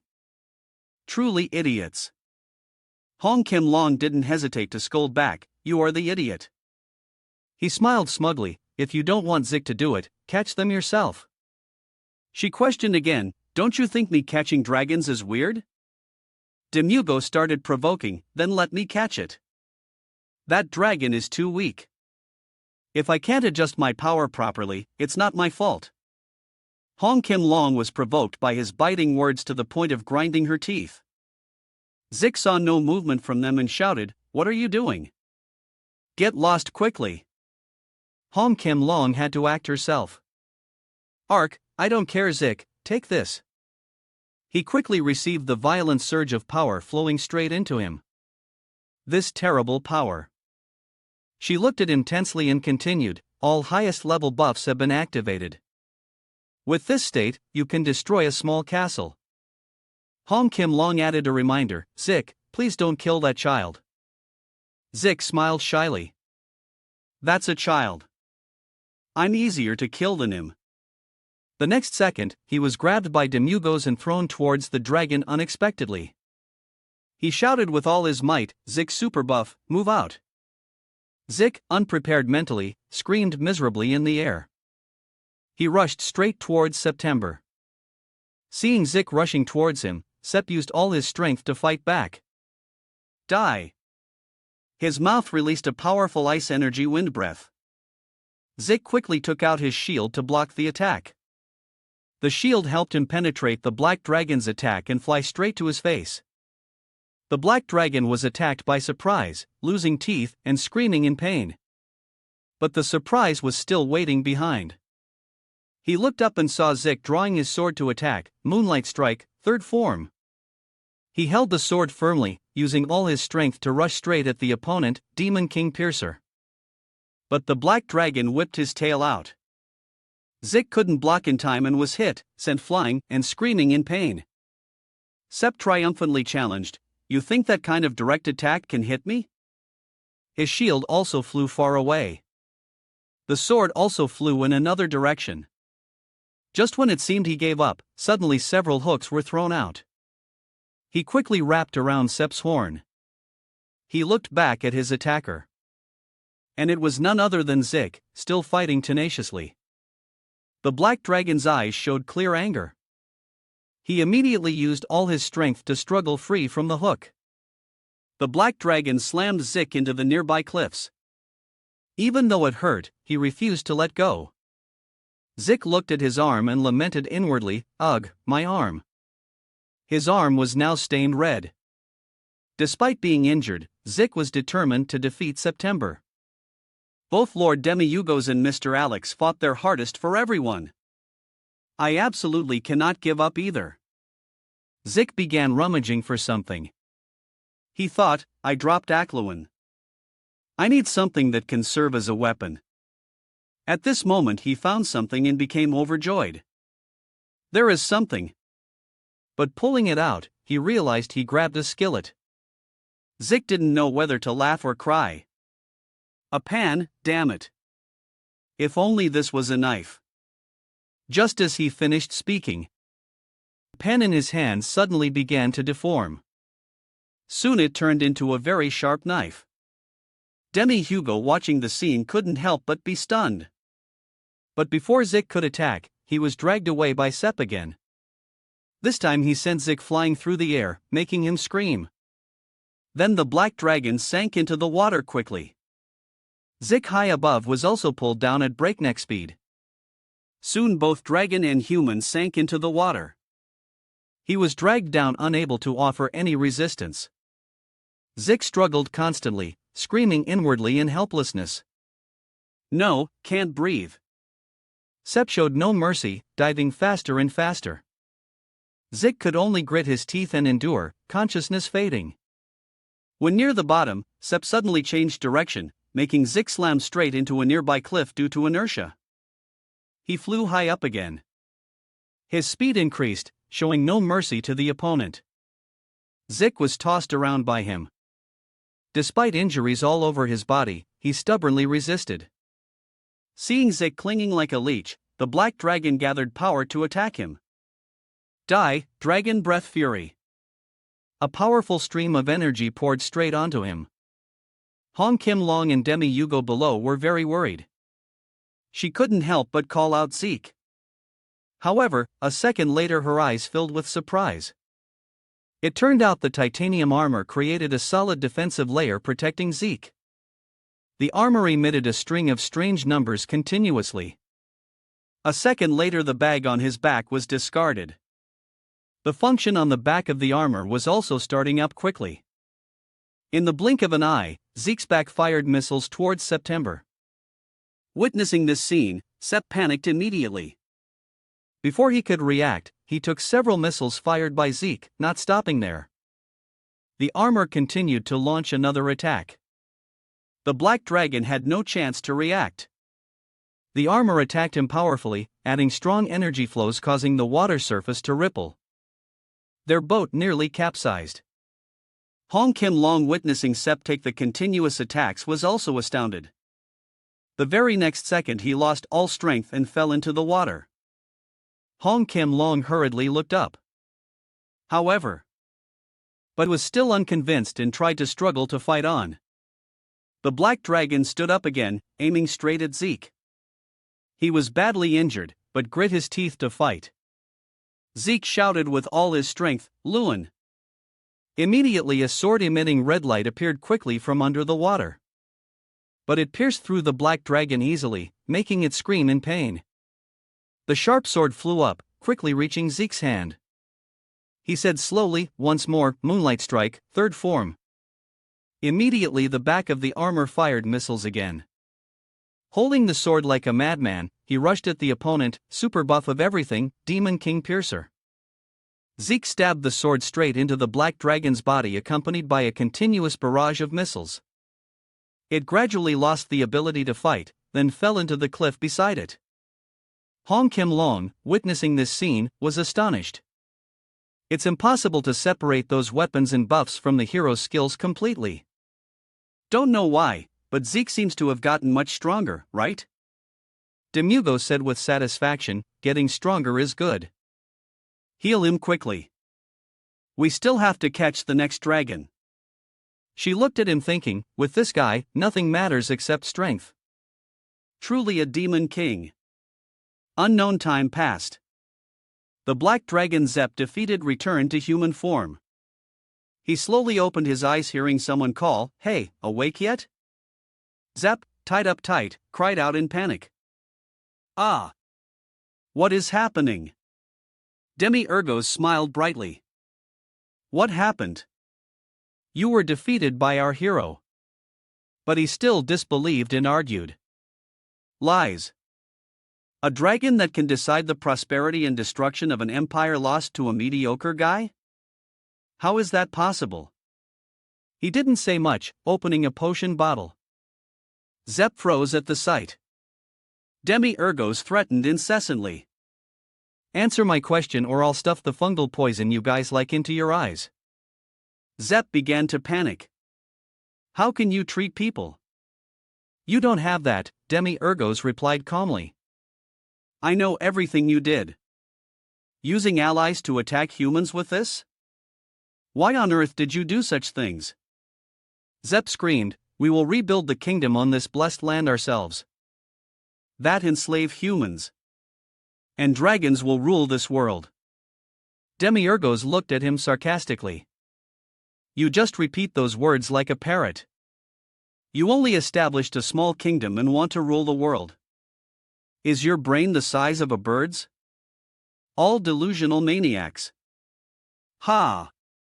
Probably provoked by his words, it was you, right?" 3 of the 9 suddenly lost contact. "You are the culprit. What did you do to June, Julia, and Ozan?" However, at this moment he thought of something. Could it be? Seabass suspiciously, "Could it be you are angels?" He continued, "You are trying to stop us from above, right? But we have no intention of violating your rules. Please understand that we only wish to receive the blessing and choice of the Creator." However, Demi-Urgos' words surprised him. "Sorry, but it's the opposite." The smile on his lips became cunning. "The nightmare of everyone in the world, I am the Demon King." Demi-Urgos had no patience to talk to Seabass anymore, so decided to dispose of him. Just an idiot with meaningless delusions. "Stay with your friends now." He walked slowly towards Han Kim Long, who had healed Zik. "Heard that?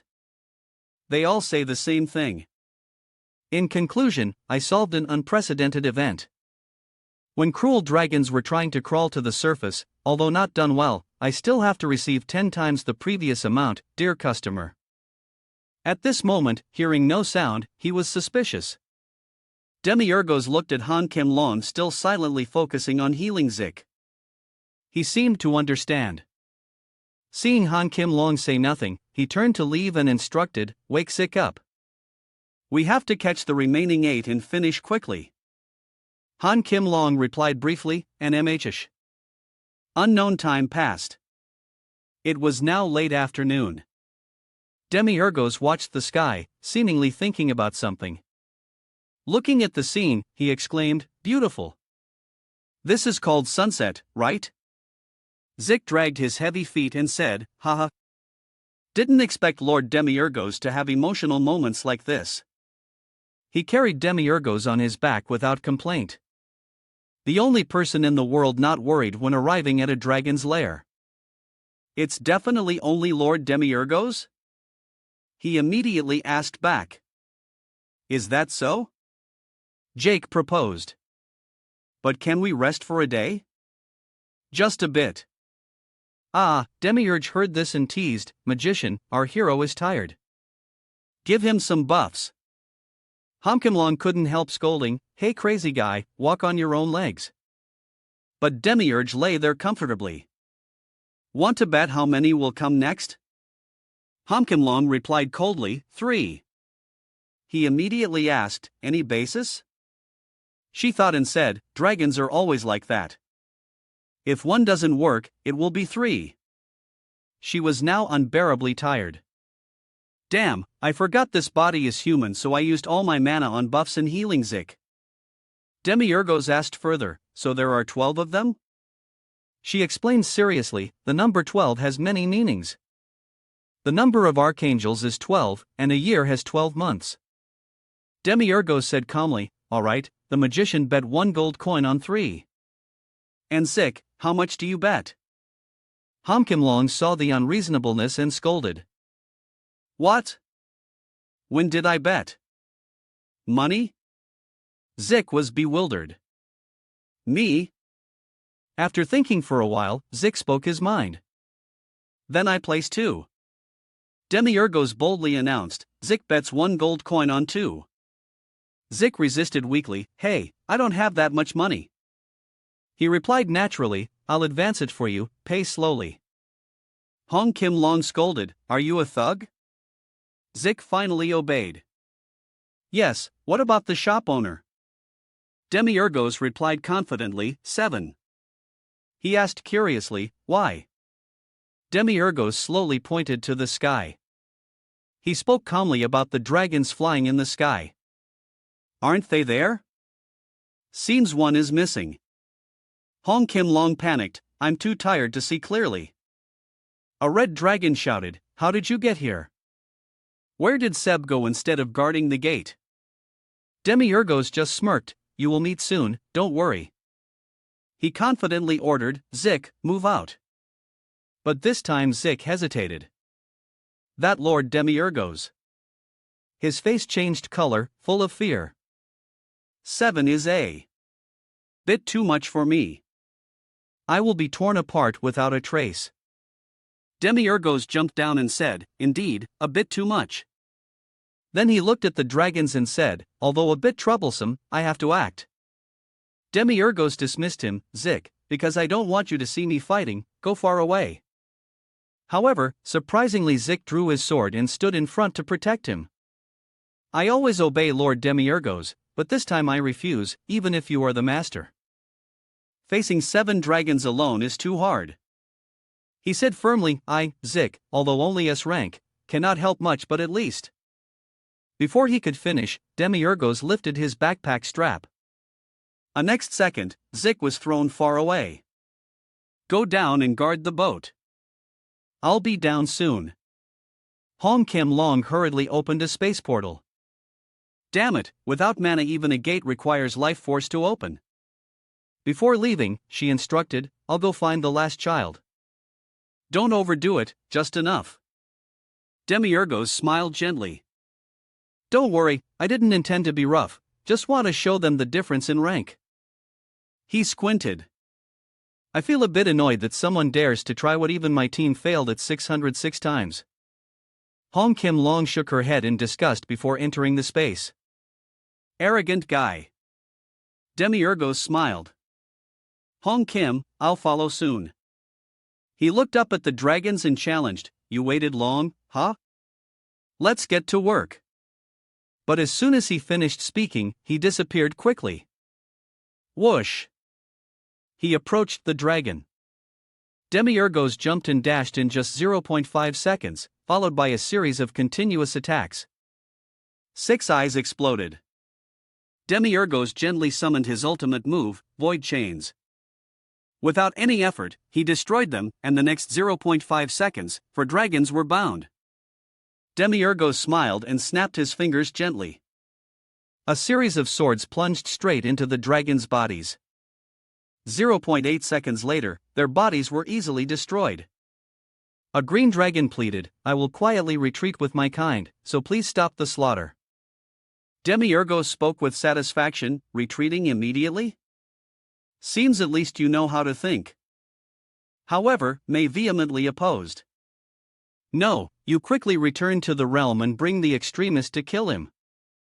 Our kingdom, the new world, is right before our eyes. The green dragon said angrily, Enough, May. We can stop here, even if we reluctantly got here. Will God forgive this? He constantly questioned May. June and April said they received orders from God, but if that's true, why are we in this situation? May was angry and speechless. Demiurgos heard the conversation and thought, orders from God? The green dragon continued, Among us, only Tun Bun received the prophecy. If their story isn't true, then what have we done? Suddenly it stopped, seemingly shocked. May pierced its stomach with claws. Daring to doubt God's messenger? A traitor like you must die. Demiurgos was furious. Idiot, you just destroyed your only way to live. He fired a shot, instantly blowing May's head off. Thus, the giant dragons embraced and fell. The green dragon coughed a few times, then it said, I heard someone is hunting dragons, and a few days ago that person rushed in alone, even defeating Hong Kim Mong. Surely it was all you, right? Demon King, or God's messenger? No, perhaps even God is angry at our arrogance. Demiurgos said nothing, just listened silently. The green dragon continued, Humans, just because they were chosen by God, carelessly destroy the world. They cut trees for farming and cause countless creatures to go extinct. But I've never heard them apologize to the squirrels that lived on those trees. Demiurgos asked, You intend to judge on behalf of squirrels? The green dragon ignored and continued, Today surely they are still hunting our dragon race somewhere. Drops of blood and tears from torturing our emerald dragon herd, they use them as perfume. Now weapons or anything else doesn't matter anymore. Demiurgos calmly asked, What about the peace treaty? It muttered, The treaty is just a meaningless piece of paper. Who will protect us? Who dares say they can kill dragons attacking humans? It's just a nominal convention. They just need to provoke the dragon race to attack. And then so every year dozens of humans must die. Demiurgos asked directly, That is what you are dissatisfied with, right? The green dragon screamed, Humans must prepare for war with the Demon King. Weapons made from dragon bodies are not a choice but a requirement. Then we can lend them. But they can't take bones, then want the heart too. What to do? Its eyes narrowed in anger. Do you want to kill whoever is using fungal poison? I think that is Lord Hong Kim Long's intention. Demiurgos paused at this. The green dragon didn't stop. That is the tribute humans offer to win the war occurring every century. Demiurgos confidently said, I don't think she's that kind of person. It continued, That person is the god of the dragon race and co-creator of the world. Surely witnessed too many things, so perhaps decided this is the only way to maintain peace. Demiurgos was full of doubt. So someone indirectly conveyed to you through dwarves. And that person is Hong Kim Long? The green dragon spoke its thoughts. Surely someone among us cooperated and took the substance. If my thought is correct, the opponent is definitely April. The white dragon that the golden mage beside you said she would go find. April is Ho Kim Long's biological daughter. He frowned and asked, "Where is April now?"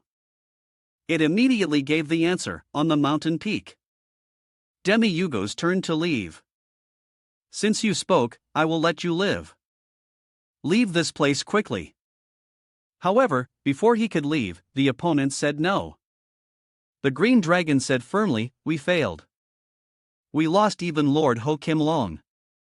It's all our fault. But if we return like this, eventually we'll be captured by humans.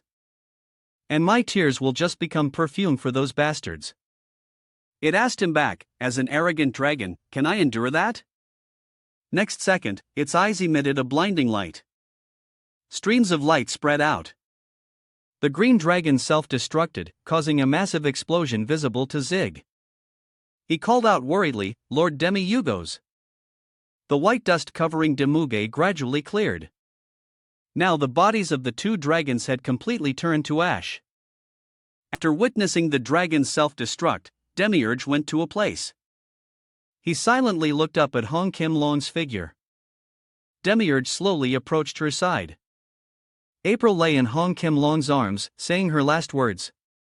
"We need a reason to deal with those nuisances. With this, at least it will be peaceful for a while. What do you think? Am I a pretty perfect villain?" Her tears streamed down her cheeks. Did I do well? Humans have become too rotten and weak. Maybe in this war, we really will lose. We had to sacrifice too much. You are not at fault. Hong Kim Long choked up. I didn't want this. April tremblingly raised her hand to stroke Hong Kim Long's face and said, "Oh my God, oh my mother, the mother I love most, my poor mother." She tried to speak all her thoughts.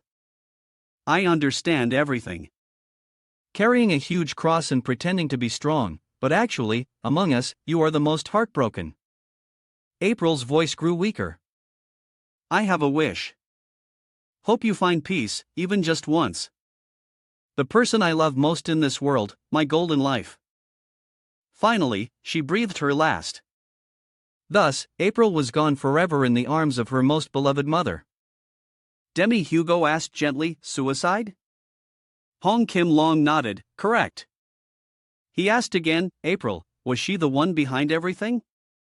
She didn't deny it, "Yes." He hesitated a bit then asked, "So it's all over?" Unexpectedly, she replied very gently, "Yeah, it's over." Demi-Hugo reported the situation to her. The guys below committed suicide too. Hong Kim Long said slowly, "They chose pride." Thank you for telling me.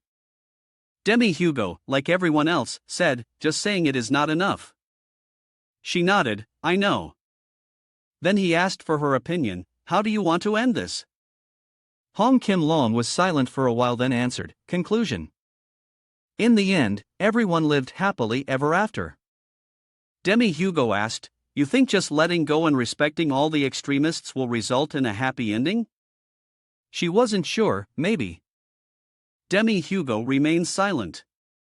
A moment later, he quietly continued. The suicide victims said that for humans, weapons made from dragons are indispensable. You are ignoring the death of dragons, right? And you are extinguishing that anger with something called a peace treaty. Sounds reasonable. However, the anger among dragons grew. And even you as the dragon god, couldn't control it anymore. Hong Kim Long said nothing, letting him finish. This child gathered key figures of the extremist faction and founded the Four-Card Society. Creating a legitimate reason for you to deal with them, right? Did you not know these things either? He didn't hesitate to expose her. And the person who didn't know the truth thought I was the one who ordered the spread of pathogens. So asked me to help catch the mad dragons. Anyway, it's a process. Demi-Hugo continued without hesitation. With this, preparing for the war 20 years later. Humans once again received many weapons made from dragons. Key figures of the extremist faction were eliminated. It's as if everything was arranged for you. This is a masterpiece. Hong Kim Long's voice was full of helplessness. Take what you want. Living as a golden dragon. It's a position you couldn't endure if you bothered about bad or good reputation or personal feelings. He asked again, are you the protector of world order? Hong Kim Long chuckled. Sounds great, huh? Demugos was surprised by this reaction and stood still. He said with a bit of disdain, while you yourself are crying? Hong Kim Long sobbed. Wait for me a bit. Just a moment, okay? 60,000 years. Demugos listened intently to her words. For me, that amount is too short to forget the children I lost. A while later, Demugos spoke coldly, let's go now. Hong Kim Long nodded in agreement. MMH. Then she raised her hand. A stream of yellow energy quickly appeared. Hong Kim Long used magic on April's body. Very quickly that energy transferred into her body. April's body was disappearing rapidly and finally merged with nature. Hong Kim Long watched, unable to stop hot tears of grief from falling. She looked up at the golden lights in the sky and said, next time we meet, be a good child. After solving everything, she slowly stood up. Without waiting, she turned away decisively. All right, let's go down. Demiurgos looked at her appearance and wondered, everything is resolved, but you don't look very happy. Hong Kim Long said dejectedly, how can I be happy when things turned out like this? Demiurgos said no more, spreading his wings. He gently extended his hand. Demiurgos offered an invitation to Hong Kim Long, since your mood is like that, try this once. Hong Kim Long didn't agree immediately, silently looking up at Demiurgos. After hesitating, she made a decision, fine. He started flapping his wings, then stomped firmly to gain momentum. Finally, he let Hong Kim Long flying high up, making her scream in panic. The two flew into the high sky under the beautiful sunset scenery. This scene truly made viewers feel extremely romantic. Demiurgos suddenly suggested, try screaming. Seeing Hong Kim Long confused, he explained, just scream loudly until you feel relieved. No one here will hear your scream. Hong Kim Long smiled forcefully. Not really. God is everywhere and listens to everything. Demugos said disdainfully. Watch carefully and learn, idiot. He didn't hesitate to shout loudly to guide her. Bastard world. Nothing is holy, in my opinion. The demon realm is much better. This trash world die. Hong Kim Long immediately asked back. You want to kill everyone? Saying something like that from the Demon King's mouth seems very serious. Demugos unabashedly shouted again. Bastard. What is the Devil King? What is the Demon King of the Demon Realm? What is the god of the dragon race? This whole world is a design machine. And we are just meaningless gears in it. Where are the blessings anyway? Hong Kim Long was finally moved by him and shouted loudly. You idiots. Why act on your own like that? I didn't need you to do that. She screamed while tears flowed. I didn't want to do that.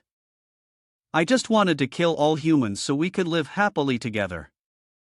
Even just one. I didn't want it to end like that. You want your hands stained with blood. My heart hurts so much I can't breathe. And now it's like it's dead silent. Do you kids know about my cursed fate? Demi-Yugo also scolded along. That's right, you blockheads. You were unfilial too. Already stupid and reckless, doing whatever you're told. Told to die so you die. You stupid lizards. Hong Kim Long turned to blame him. Hey, that's a bit too much. Demi-Yugo smiled shyly. Ha? Is that so? She ignored him and continued screaming her thoughts. I have blessed you for thousands, tens of thousands of years. I sacrificed so much for you. I dedicated everything to protect you. Demi-Hugo chimed in, bastards. Don't you see your mother crying? Unfilial brats. You are breaking your mother's heart. Hong Kim Long was provoked by him to the point of anger. It's not that serious. Demi-Hugo smiled back, oops, sorry, got carried away. He suddenly fell silent, looking far into the sky. Then he continued cursing, his god's a pervert who likes to peek. Why not come down directly instead of just watching from above? Hong Kim Long beside him panicked. Heavens, you're so rude. You will go to hell for that. But Demi-Hugo didn't care.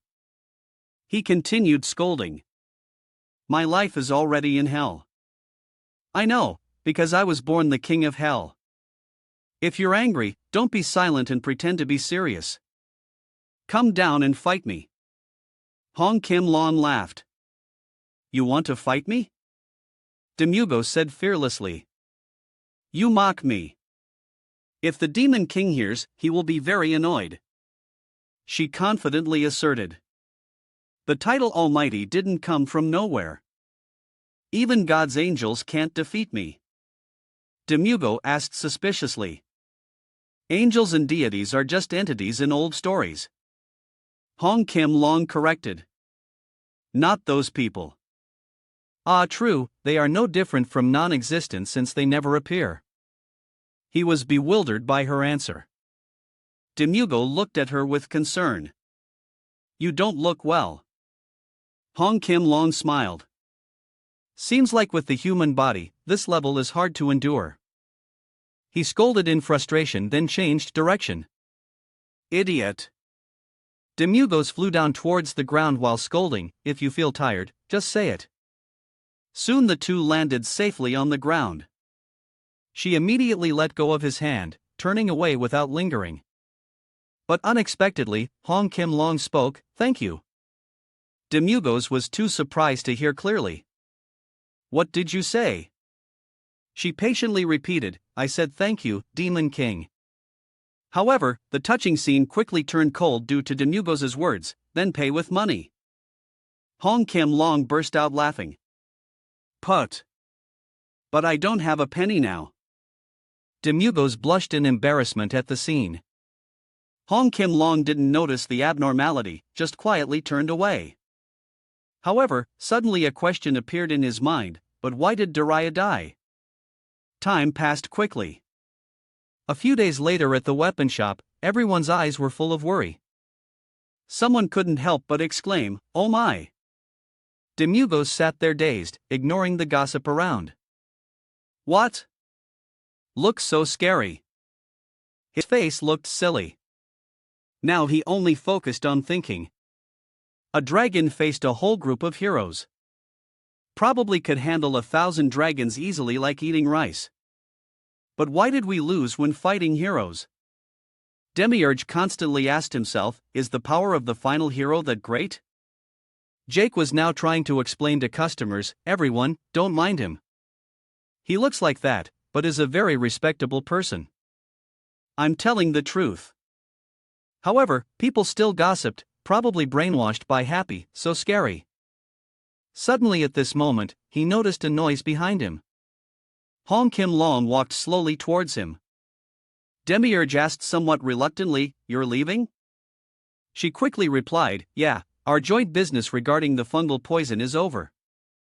I honestly feel a bit guilty for making you lose the title of the one who killed the golden dragon. Demiurge replied calmly, I don't need it anyway. What about your kids? How will you explain? Hong Kim Long didn't hesitate to say, no other way, have to gather them all and persuade each one. The Furcard Society broke the peace treaty and intended to start a war, causing everyone to misunderstand it as the demon race's plan, leading to chaos. In the process of resolving it, I had to fake death and conduct everything secretly. Demi-Hugo sighed. Just hearing it gives me a headache. If it were me, I'd stay here. Even if I die, I won't go back. She couldn't help teasing. Why? Are you sad? Well, if you ask me to stay, I'll stay a bit longer.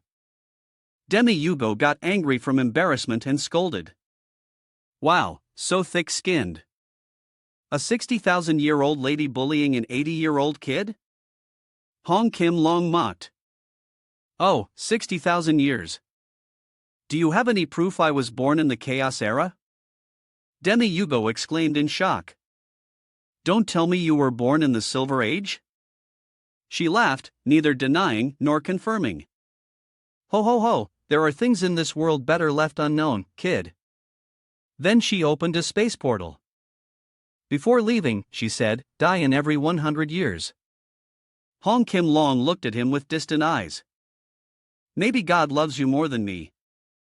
She didn't forget to say to him, goodbye. Zack came and asked Demi-Ergos, Ms. Anjuma has left? He said slowly, I haven't even said goodbye properly. Mr. Alex too. Everyone suddenly left.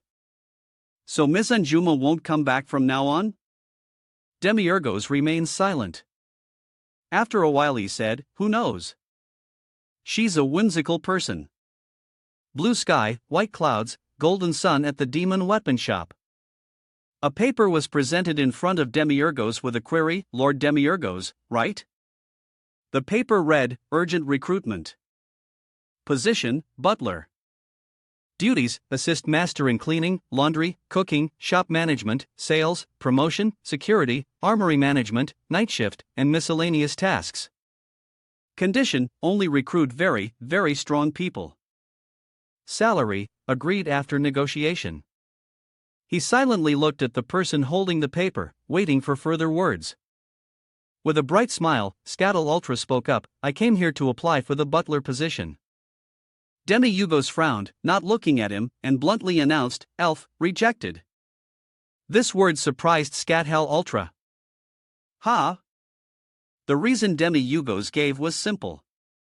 It's written clearly there, only recruit strong people. Elves are very weak. Scathell Ultra kept that friendly smile when asking back, why does a butler need to be strong? He replied, because you have to brew coffee while dragons are flying around. He questioned Demi-Hugos back, speaking of which, the owner of the crown is nowhere to be seen. Right, did she leave because the work was resolved? This time, it was Demi-Hugos' turn to be confused.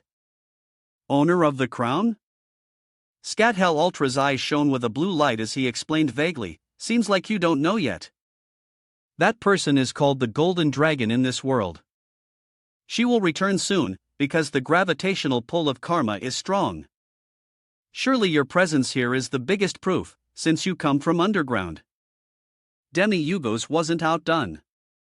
His eyes glowed red as he threatened him, seems like you know something. Speak. Why did you come here? Scald Elter smiled, stubborn with his reason. Didn't I say I came to apply for a job? Demi-Ergos' attitude gradually became annoyed.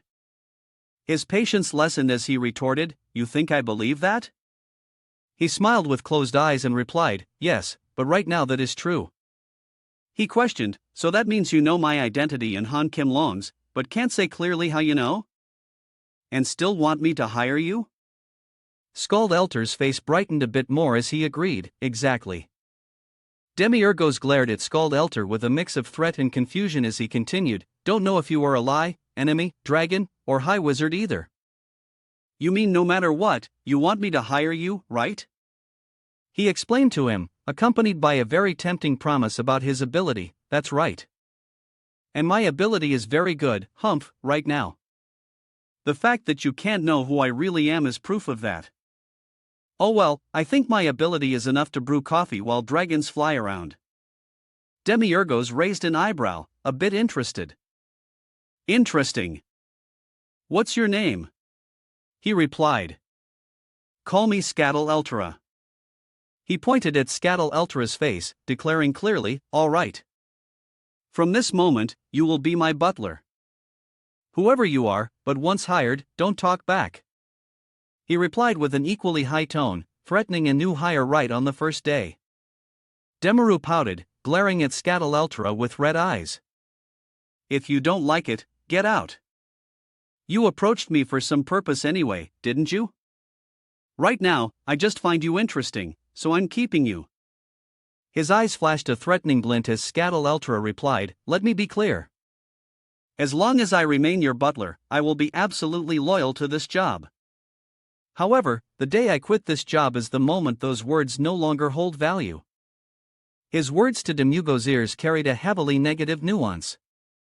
Means one day you will betray me. He kept the smile in his eyes while admitting the accusation. I won't lie.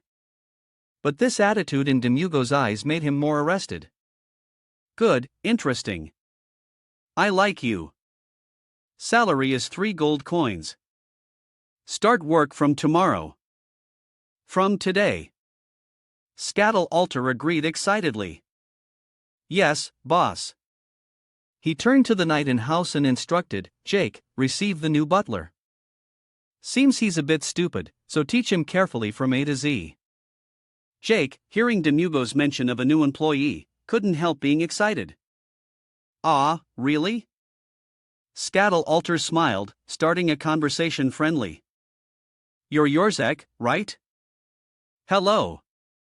Jake replied with an even brighter smile. Yes, hello. Very nice to meet you. Late afternoon. People's lives continued. Everyone was enjoying their meal with radiant faces. Demugos himself focused mostly on eating. The sun set completely, streetlights were lit. He waved to go home.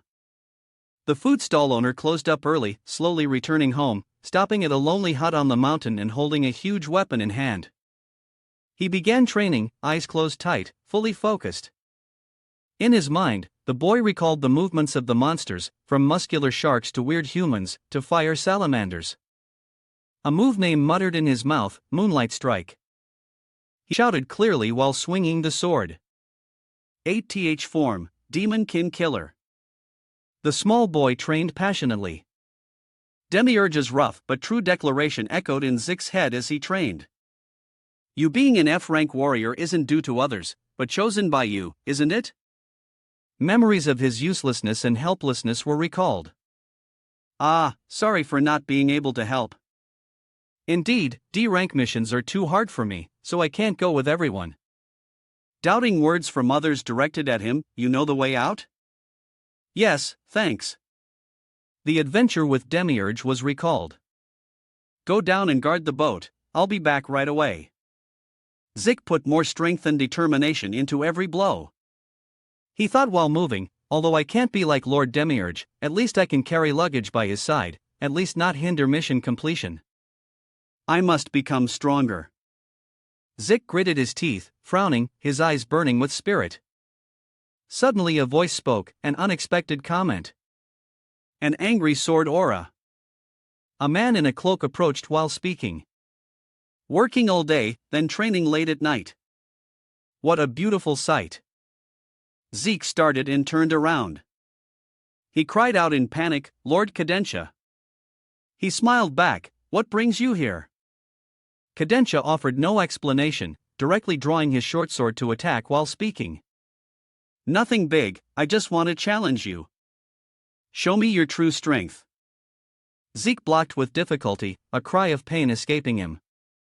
Ack! When Jake lost balance and was pushed down, he couldn't help a second cry. Then with a panicked face, Jake questioned Cadentia, Cadentia, why are you doing this so suddenly? He raised the short sword in his hand, flashing a devilish smile as he spoke. Battles always happen without warning. If you're a hero, show it. Then Cadentia slashed down at Zeke. Screams rang out constantly as he pushed Zeke back. Arg! Ack! He gritted his teeth, ugh. Then swung his sword with a full-force blow intended to end the fight. Stop it! Then Zeke turned, rushing up with weapon in hand and determination burning in his eyes. Zeke's gaze burned with passion, but was soon extinguished. He looked at his weapon in astonishment. Thinking, can't move. Cadentia reminded him kindly, don't strain too hard, your limbs will be torn apart. He continued, having bound Zik and his weapon tightly with his colorless threads. Cadentia explained arrogantly, the short sword held loosely in hand. The dagger was just to attract attention. The lesson is that the real weapon must never be seen by the opponent. He laughed heartily, looking down at Zik from above, then declared with undisguised contempt, "This is the difference in ability God bestowed." Cadentia continued questioning him. "Moonlight Strike, is that the swordsmanship passed down from the Holy Big Family?" Zik recounted without hiding anything. "Yes, I learned from my father when I was small." But what he received was a long lecture from Cadentia about the limitations of this technique. Movements too cumbersome and unnecessary. Weight shifted forward too much. Control. Footwork is bad. Still need a lot of practice. This is just you playing with a sword. Not a formidable technique at all. Perhaps you, having no combat experience, imagined it yourself. He continued, "Jake, you are a flower named Holy Big growing and blooming from the mud. This place doesn't suit you, except proper hero training. Jake, I formally propose you come with me to the Holy Imperial Palace and become a Zodiac Knight like me. Let's complete the sacred mission of the gods together. Protect the final hero in the 666th battle and kill the Demon King." Cadentia's words left Zeke staring wide-eyed while trying to let the words sink in. Zeke exclaimed at Cadentia's offer, "That is impossible." He frowned and asked about the concern in Zeke's heart. "Are you worried about tuition for your siblings? If it's that, the Holy Imperial Palace can pay any time." This information surprised Zeke again. The Holy Imperial Palace pays tuition? Why? Why? Cadentia explained arrogantly, but his attitude grew impatient. Because of high purity. Do you know what the purity of the final heroes is? It's 9%, lower than yours. So come with me. I will definitely turn you into the greatest paladin suitable for your bloodline. However, Zeke surprised Cadentia with a stubborn refusal. "Thank you for your words, but I will stay here." Holy Imperial Palace or Zodiac Knights, words that sound beautiful and exist only in dreams. Just receiving an offer from you is too much honor and happiness for me. But that suit doesn't fit me. I understand my level, Zik explained with a smile, a slightly bitter smile. The image of Demiurgos waving at him was recalled by Zik. His eyes became gentle mixed with admiration as he continued, "And currently beside me is someone willing to trust and accompany me. Even though I am someone with many flaws." Cadentia frowned and declared grumpily, "That person is just using you." But Zik firmly defended Demiurgos, "Even knowing I'm F rank, Lord Demiurgos took me in. When I was at my lowest, he was the only one who reached out to help me. Lord Cadentia, my mission is to follow him. He can fire me if he doesn't need me anymore." But the reverse is impossible, he declared with the pure will of a warrior. Cadencia's hand moved slightly. The threads wrapping around Jake suddenly loosened under his own astonished gaze. Cadentia landed in a gentle motion. He replied, "No other way. I must admit I was unlucky to discover you too late for now. I will step back, but it doesn't mean I gave up, Jake. Just improving a little compared to before isn't enough. Only mold grows in the shade. Flowers without light will eventually die," Cadentia reminded him kindly. Zik stared at him. Having said what needed to be said, Cadentia immediately turned to leave, leaving him a short farewell, "All right, goodbye." Cadentia walked further away, leaving Zik standing rooted to the spot looking after him. The next day at Demi-Hugos's place. Cleaning tools dusted the weapons. Zix worked but his mind was wandering. Demi-Hugo saw this and wondered, hey. What happened yesterday? Why do you look like you've lost your soul? Zix smiled seeing him. Ah, Lord Demi-Hugo. Then he recounted honestly, actually last night while training in the front yard, I met Lord Cadentia. Demi-Hugo's frown asking back, who is Cadentia? Zix explained. The investigator from the Holy Imperial Palace who came to find me last time, hearing that he exclaimed, "Ah, seems I have some impression." Zik recounted the main point of the meeting last night. Lord Cadentia offered me to join the Holy Imperial Knights. Scat Halatter chimed in from behind, "Holy Imperial Knights? Zodiac Knights? Ho ho!" He continued to exclaim with an admiring smile, "That's amazing, Zeka." Zik corrected shyly, "No, it's not." Scat Halatter continued asking him with a smile, "What are you worried about? If it's Zodiac Knights, that is the highest position, warriors directly serving the Holy Emperor. You should quit this shop and join immediately." Demugos heard this and cut in annoyed, "Don't know which place is hell yet." Zik's eyes shifted to him as Demugos continued, "Oh well, if you want, go. Warriors like you are plentiful in this world anyway. Just bring another kid back, put him in your place and control him like a puppet." Demugos spoke bluntly, his words rubbing salt into Zik's heart. His face distorted visibly as he agreed reluctantly. "That's true, huh?" Demugos crossed his arms, continuing his point. "But having you here is more convenient anyway." Just this one sentence raised Jake's spirits immediately. He asked excitedly, "Really?" Demugos cited evidence. "Cooking is good, obedient too." Hearing this, Jake blushed. "You mean it?" he asked in high spirits. "Are you saying you like me?" But Demugos wouldn't let him cross the line. "Too noisy. Be quiet." He looked at him half asleep and commented, "Looking at you like that, seems you have no intention of going anywhere." Zeke's eyes softened as he explained, "I received so much from you. How could I leave if suddenly stop? No, I don't want to go." And Demugos perked up his ears too. "Listen." Zeke continued presenting. "When talking to Lord Cadenza, I felt like my parents, grandparents, and the whole holy big lineage were denied. My grandfather, my father, although both were afraid, because one day they would join the great battle. They strove to train and pass down the holy big swordsmanship to me. Last night, fighting Lord Cadentia, I couldn't strike once and was defeated," he recounted. Then mentioning the lesson Cadentia taught him, Zik couldn't help feeling embarrassed and grateful. Then he said a sentence about our family. I couldn't refute that.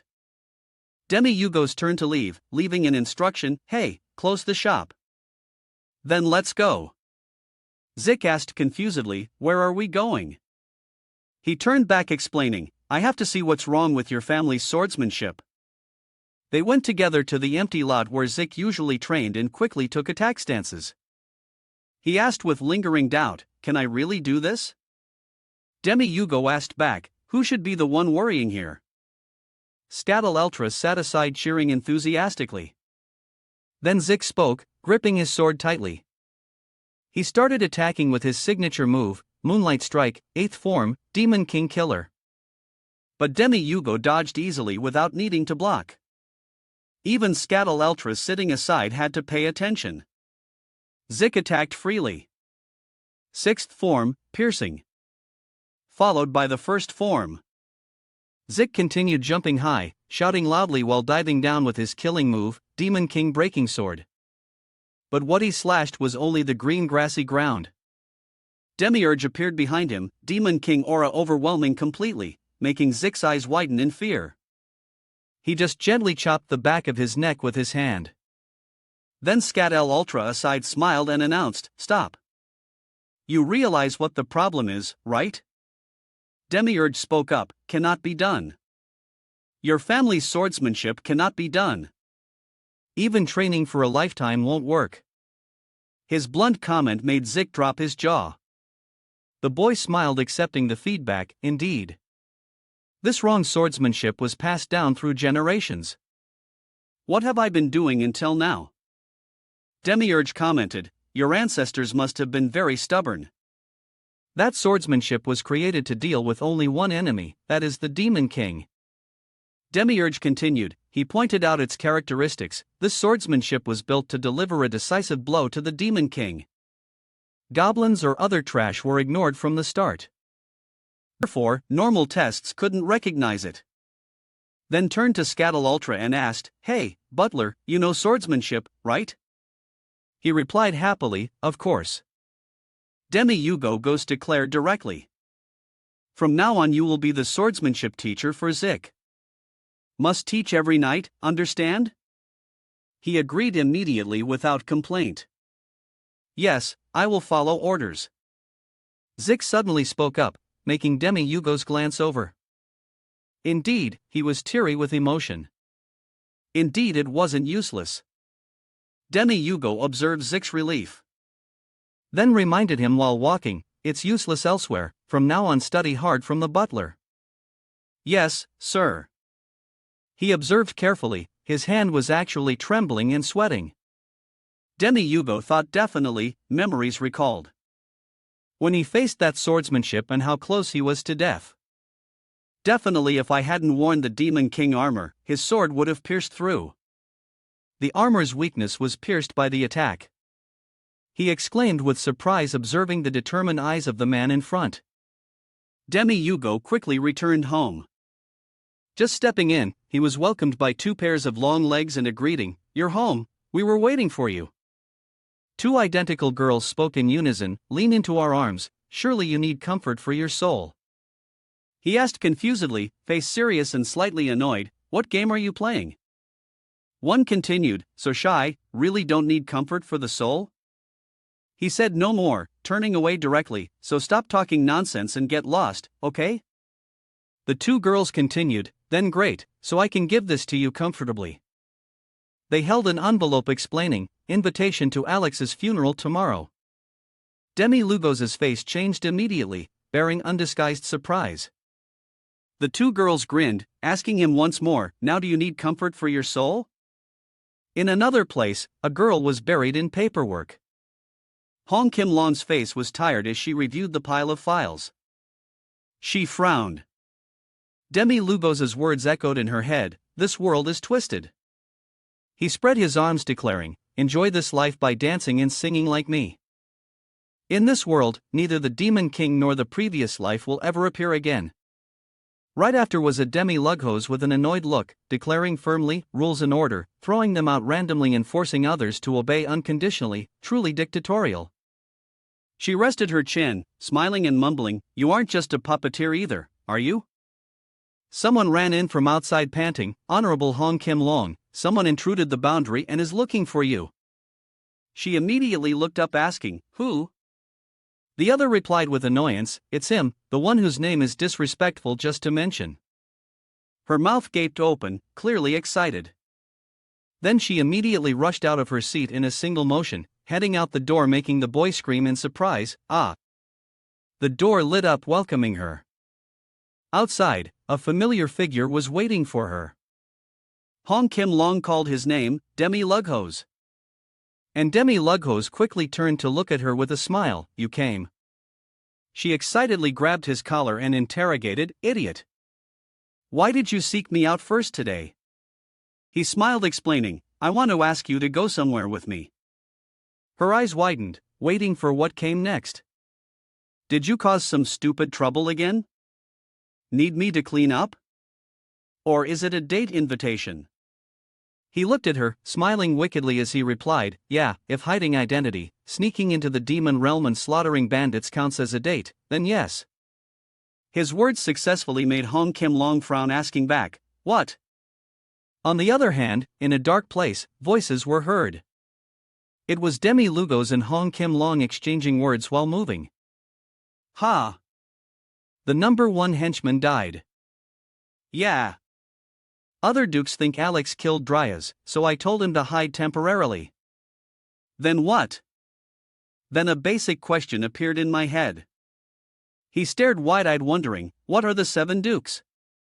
She asked in surprise at his lack of knowledge. A dignified demon king asking me about the 7 dukes? Demi Lugos asked back. "You lived over 6 million years, right?" Then continued, "The demon king is locked in an awakening egg for 100 years, only learns dark magic. Born as a king, then dies as soon as war breaks out. That repeats forever, if considered carefully. Throughout 665 centuries, the ones truly ruling the demon realm are the seven dukes, aren't they? She agreed. That's right. But only the successor of the name Demiurgos can use the demon king's weapons. Just for that reason, the seven dukes of the demon realm have no choice but to obey the demon king as master. Seven dukes, as the name suggests, represent the families in the demon realm. He frowned. I think forever, but still don't understand what a demon king really is. A king who dies every 100 years has what authority?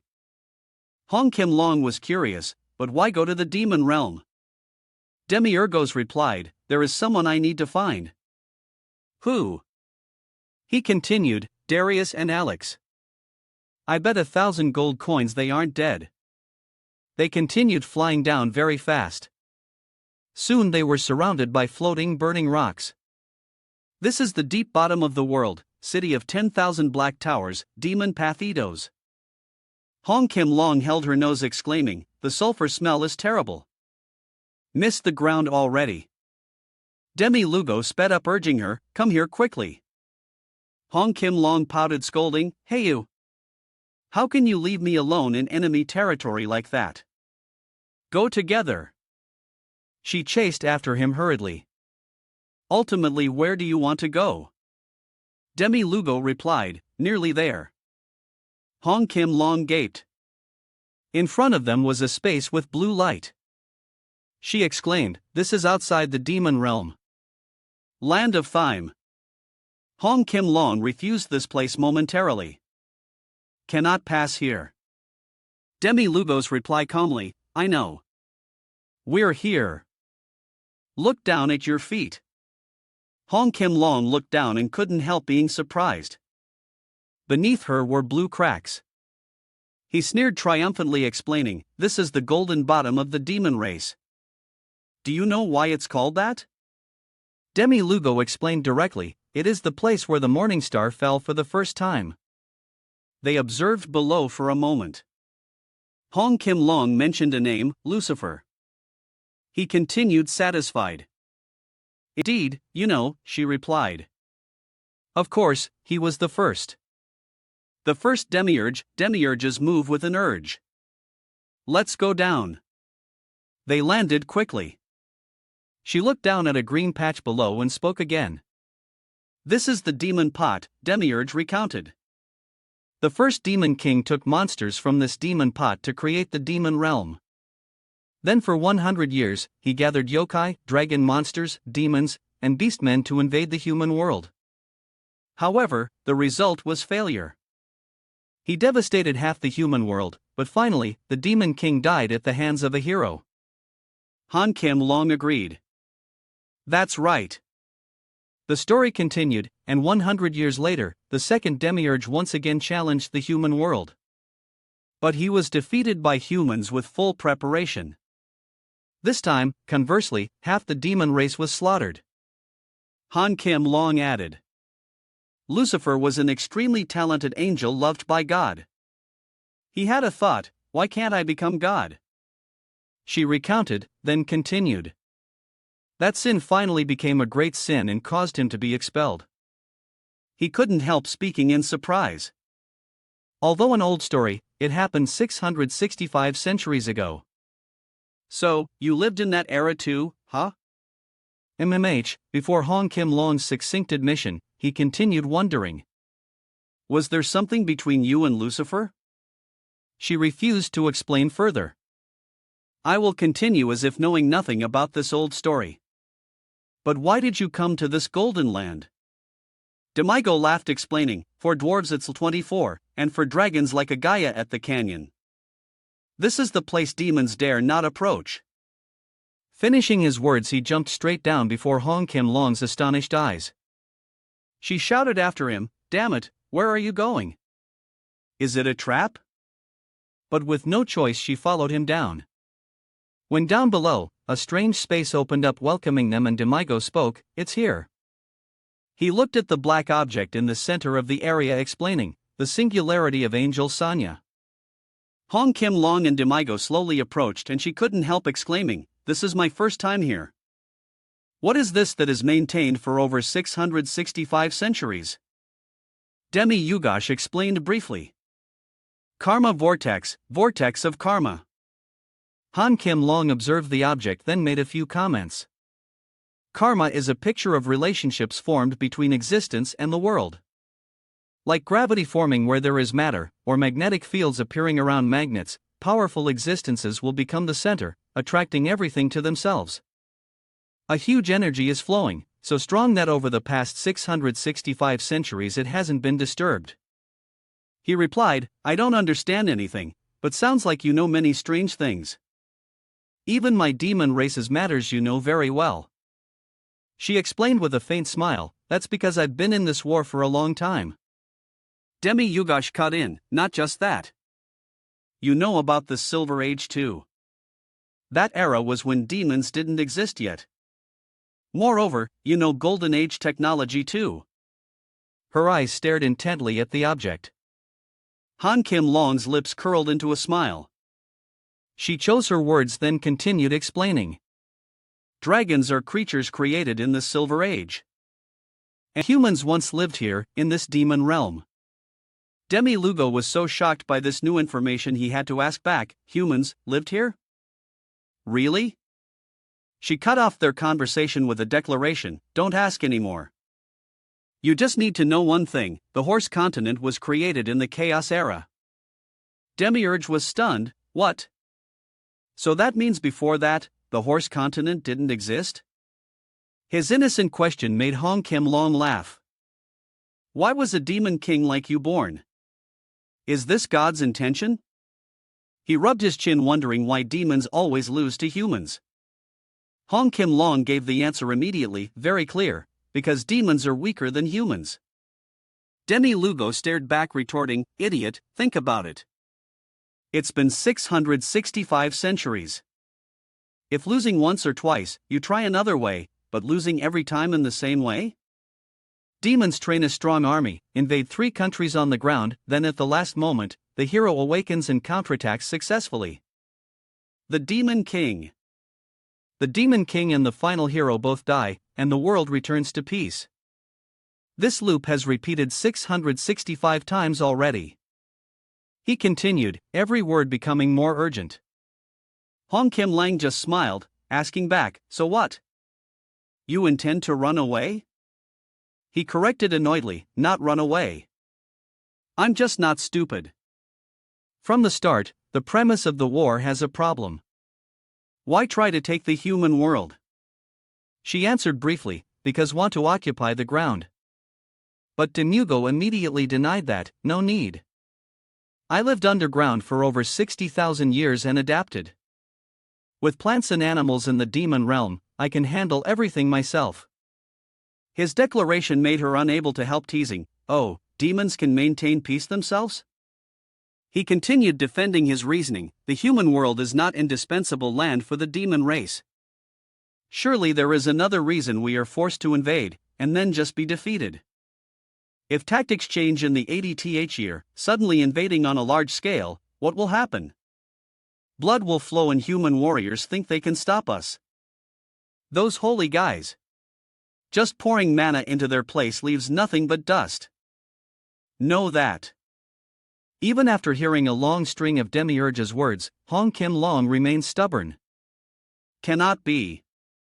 If the Demon King appears, angels will bless the hero. He was annoyed. I'm not officially the Demon King yet. Now just a body. The predecessor's soul hasn't been received. She exclaimed, so received in the 100th year. Demiurge kept that urgent look as he continued. So not quite a demon king. Just do whatever. If really want to destroy the human world, must stir up the rear to attack from the front, and cause chaos on the right to hit from the left. Why must the Demon King announce the birth of the next generation and only attack in such an orthodox way? Responding to his long string of words, Hong Kim Long just laughed. She commented, indeed, you are not an existence suitable for the Demon King position. Wonder what face God has watching you. Hong Kim Long questioned him, so ultimately, why did you come here? Demiurge smiled, explaining. First, I intend to smash this, she growled, asking impatiently. What? Hong Kim Long followed him, saying, I explained briefly earlier. It's originally a huge energy block, Demi-Yugos explained. Yeah, demon realm stuff is mine. If I smash my stuff, who can object? Hong Kim Long hurriedly stopped him. Hey, she continued, if you destroy the column vortex, who knows what will happen? Not only the demon realm, but the horse continent up there will be destroyed too. He smiled, eyes closed, replying, that's good too. Pop the lid off, then light will shine down here. Hong Kim Long's aura changed as she continued speaking angrily. If a child acts recklessly, adults have a responsibility to teach him properly, right? Hong Kim Long's eyes became grumpy as she continued, stop while it's still advice. Demi-Yugos wasn't yielding either. He gathered power in his palm, smiling sneeringly. You know I do what I say. Don't move aside and I'll pierce through. Hong Kim Long already held a power orb in hand. She mocked, truly a great demon king style. He wasn't inferior either, replying, should say Dato, your style. The one striking first was Demiugo. He swung his hand back, then attacked Hong Kim Long with Black Shadow Vortex. She used Dream Moon Butterfly, activating Mirror Moon Ring to counter. The scale of the two attacks was distinctly different. Demiugo's attack was like an ant compared to Hong Kim Long's. She looked at him confusedly. Demiugo turned his head, grinning. I have failed. Thought doing that Alex would rush out to stop, but didn't see him anywhere. Hong Kim Long asked, annoyed, what? Just acting? He explained, I thought of pretending to destroy the most important thing in the demon realm. They would panic and appear. His words successfully made the girl angry. Hey, crazy guy. At least warn me, just jumping in like that. He continued explaining, if I let you know beforehand, it wouldn't be realistic. You know how sharp Alex is. She shouted in his face without reserve, wow, crazy. I nearly killed you for real. Demiugo asked arrogantly. Hey, am I easy to kill? Anyway, my idea is done. Now let's eat, Sheila lamented. I just got back not long ago. Because of you I'll die early, he walked mumbling. Ultimately, how long do you intend to live, old lady? Hong Kim Long called after him. Hey! Monsters wriggling in crates, all shapes and colors, displayed attractively for demon creatures. Demiugo devoured food while asking Hong Kim Long, why don't you eat? This is the best eatery in the underworld. Her tears streamed down as she replied, must be edible stuff for me to eat. He constantly invited, try this, happy stir-fried mushrooms, an angry eye hamburger, demon worm noodles, and demon eye coffee. Hong Kim Long bluntly interrupted him. Enough. The more I hear, the more I lose appetite. Just consider I ate. She looked outside. The area covered in red hue, red sky, surrounding scenery also red. Demiugo looked at her wondering, beautiful scene, right? He continued introducing, this is Manchu, 13,000 kilometers high. Highest in Central Hole. The biggest volcano in the demon realm, you. Hong Kim Long was briefly surprised seeing something. She said, that is. Inside the flowing molten lava was a creature slithering. She exclaimed, ancient dragon. You know that species? Hong Kim Long explained, it's the distant ancestor of dragons. Like humans were monkeys before having intellect, this is the dragon form before having intellect. So ancient dragons still live in the demon realm, huh? He asked confusedly. Is that surprising? She looked at him, not surprised at his blank expression. Also true. Thinking carefully, it's obvious, because this place used to be the homeland of humans. This time it was Demiugo's looking outside. He wondered, so humans used to live in this demon realm? Hong Kim Long neither denied nor directly confirmed. Maybe so. From very long ago. Demugos pointed up, asking hesitantly, then the horse continent up there? Is like a new continent formed later? He completed his question and she nodded, agreeing with that remark. Could think so. Hong Kim Long quickly changed the subject. Anyway, about Dryas and Alex. You mean both are faking death, right? Demiurgos' presence, the four-card society was also completely destroyed. The fungal poison case was actually just the result of three races chasing personal interests. That's the end of the story. Good. But no matter how I think, I can't understand Dryas' suicide, too abrupt. The fungal poison case definitely has a gear mesh wrong. Something is operating secretly. Like a parasite. Demiurgos' eyes became more evil as he gave his guess. Dryas' death was only witnessed by Alex. Yet Alex died too. He's not easy to kill. Smells strange. Not the sticky smell like fungal poison, but the smell of a schemer plotting. Hong Kim Long added, ultimately, what are those two plotting?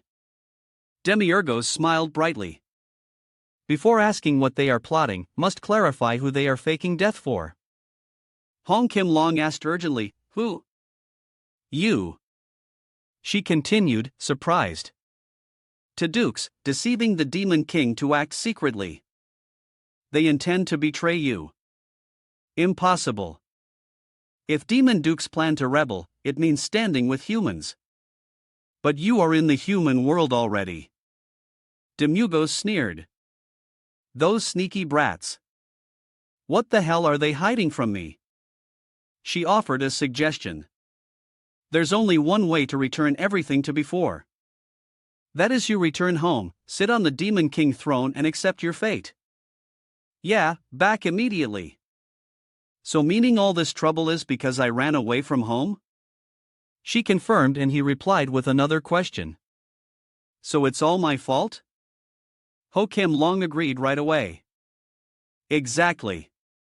She continued asking. So now what do you intend to do? Demugos replied boredly. Find them and stuff them in coffins properly. So find them for me quickly. Me? He explained. Yeah, I used all my cards. Now it's your turn. Ho Kim Long slammed the table, standing up. Her words became uncontrolled as she scolded him. Hey, idiot. First, just go back. Staying here longer won't solve anything. If Alice and Darius actively hide, then whether it's the Demon King or me, it's very hard to find immediately, right? On the other hand, at Zeke's place right now. Scattle Ultra smiled, speaking to the guy panting from overtraining. Rested a bit. Now we can continue, right? Zeke replied politely. Yes, Mr. Scattle. Scattle Ultra picked up the weapon. Then immediately both rushed into fighting. While fighting, he guided Jake. This is Holy Boden's piercing windblade, cough. This is Holy Koi's earth crash hook. This is Holy P's reversal move. He was stunned, admiring silently, while being beaten to a nosebleed. Swordsmanship changes constantly, unpredictable. Scattle Ultra reminded. The attacks launched by him were still frequent and hit critical spots.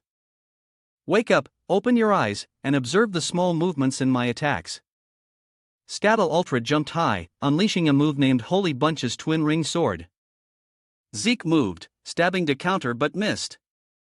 Instead, creating an opening for Scattle Ultra to attack below. He swept Zeke's legs. Scattle Ultra was reminding, must be careful below too. Zeke lay sprawled on the ground, completely defeated. Scattle Ultra planted the sword in the ground, commenting, not bad, Anno. Must say your absorption speed is faster than I thought a lot. This move has high difficulty. But you enduring to this level is very praiseworthy. He continued. Zeke replied modestly, also thanks to the weapon Lord Demi-Hugos granted me. But Scattle Ultra denied these words. I'm not just saying it. As I know, you even defeated dragons. That bunch isn't the type anyone can face even holding sword and shield. Probably thanks to holy big swordsmanship. Seems created just to face giant enemies because training that swordsmanship every night when fighting, he unconsciously dodged and neutralized attacks from those huge creatures. If couldn't do that, probably his body couldn't stand it. Hearing more, Zik gaped in surprise. He stammered replying to Scattle Ultra, "Thank you, but indeed thanks to Lord Demi Hugo a lot. Don't know why just looking in his eyes I feel courage surging in my body. Just feel that no matter how strong the opponent I will win," he told him with undisguised admiration. Scattle Ultra laughed. "That's not hard to understand," he suggested. "Zekra. Want to know his true identity?" He couldn't help being confused by these words, repeating, identity? Meaning what? Scattle Ultra explained, "Think about it. Someone can fly freely in the sky, defeat dragons with one blow unscathed, even uninjured standing in dragon breath. Does such a human really exist?" Zekra stared, pondering his words while mumbling, "Lord Demugo's not human?" His hands squeezed the grass on the ground tight. Zekra replied to Scattle Ultra, "I don't want to hear. If he wants to hide, I will also pretend not to know." He exclaimed at Zekra's answer, "Oh, a fierce belief."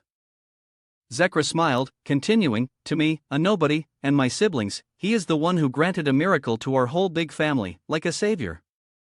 Whatever is past, whatever he really is, that fact doesn't change." This word was commented by Scattle Ultra, "Sounds like a religion."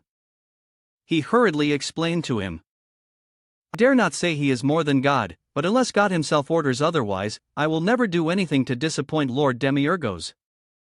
Hearing more, Scathelter accommodated Zik. "You are a good person." "I know, I'm just trying to." Scathelter's sudden question, Zik could only utter, "Yes." He smiled, repeating his words, "If possible, become a magic swordsman, will learn very fast. Let's start with simple magic." Then immediately went into the lesson. Imagine in your head an image of a burning fire.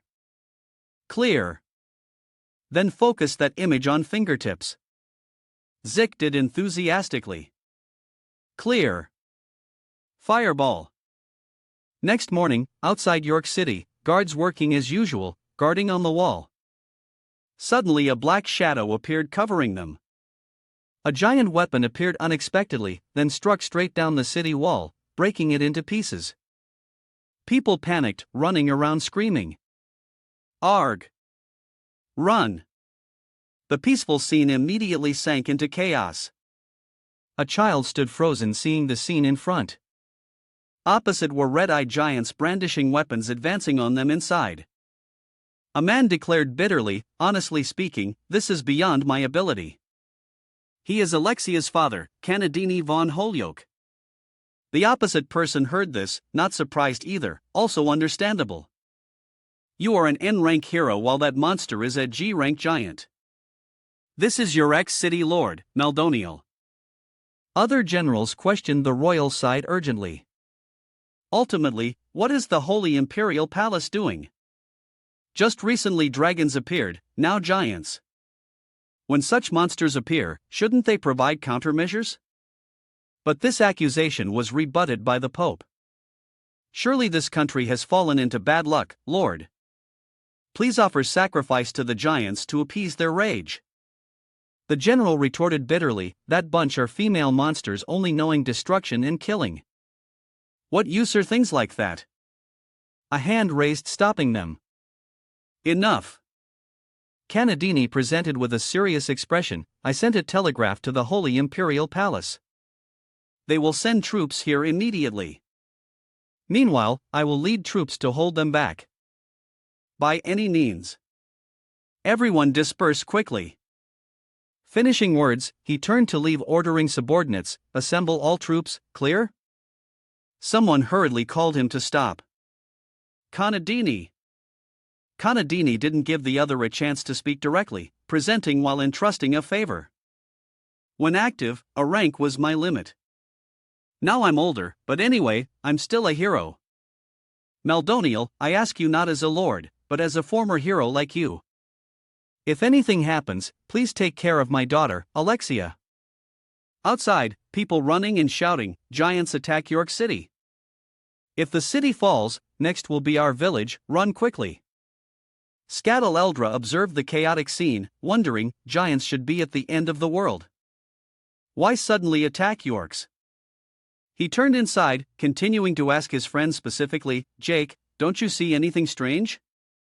But seeing Jake fully armed, he couldn't help asking, you intend to go out? The opponent is a G-rank monster. Zik frowned, replying, I know, but I'm also a hero. While Lord Demugos isn't here. At least I must go to the battlefield. Saving one person is good. Eating one is okay. Just finished speaking, his door was burst open by a figure accompanied by shocked words. Giants are attacking, run quickly. What? You intend to go to the battlefield? He ran past her, leaving a word, correct. Of the Tahero families like us, representing Holy Oaks, Miss Alexia, get out of here. The girl could only call after before his shadow disappeared around the corner. Following Zik was Scataleldra. If the warrior goes to battle, support must follow. So, I'm going too. Alexia left behind couldn't help grinding teeth in anger. She muttered, cursing, damn it. C-rank acting cool, go together. I'm Holy Oak too. Zik ran, thinking a strategy. Skatal is right, giants should be at the end of the world. Yet crossed all fortresses and villages, reaching here. Right in the middle of the continent at York City? He questioned in disbelief but soon put aside unnecessary thoughts. Could that happen? No. Now isn't the time.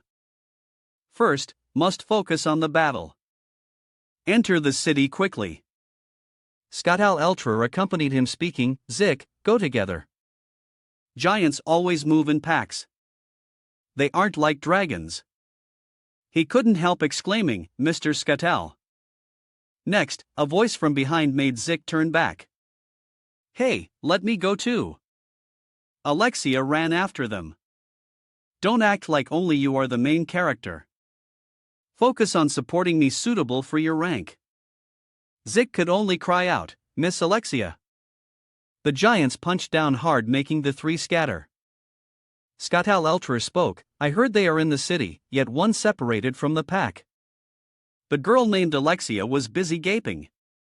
She was overwhelmed by the terrifying monster in front. Her tears flowed as her mind was chaotic with fears. What giant? This big? How to defeat?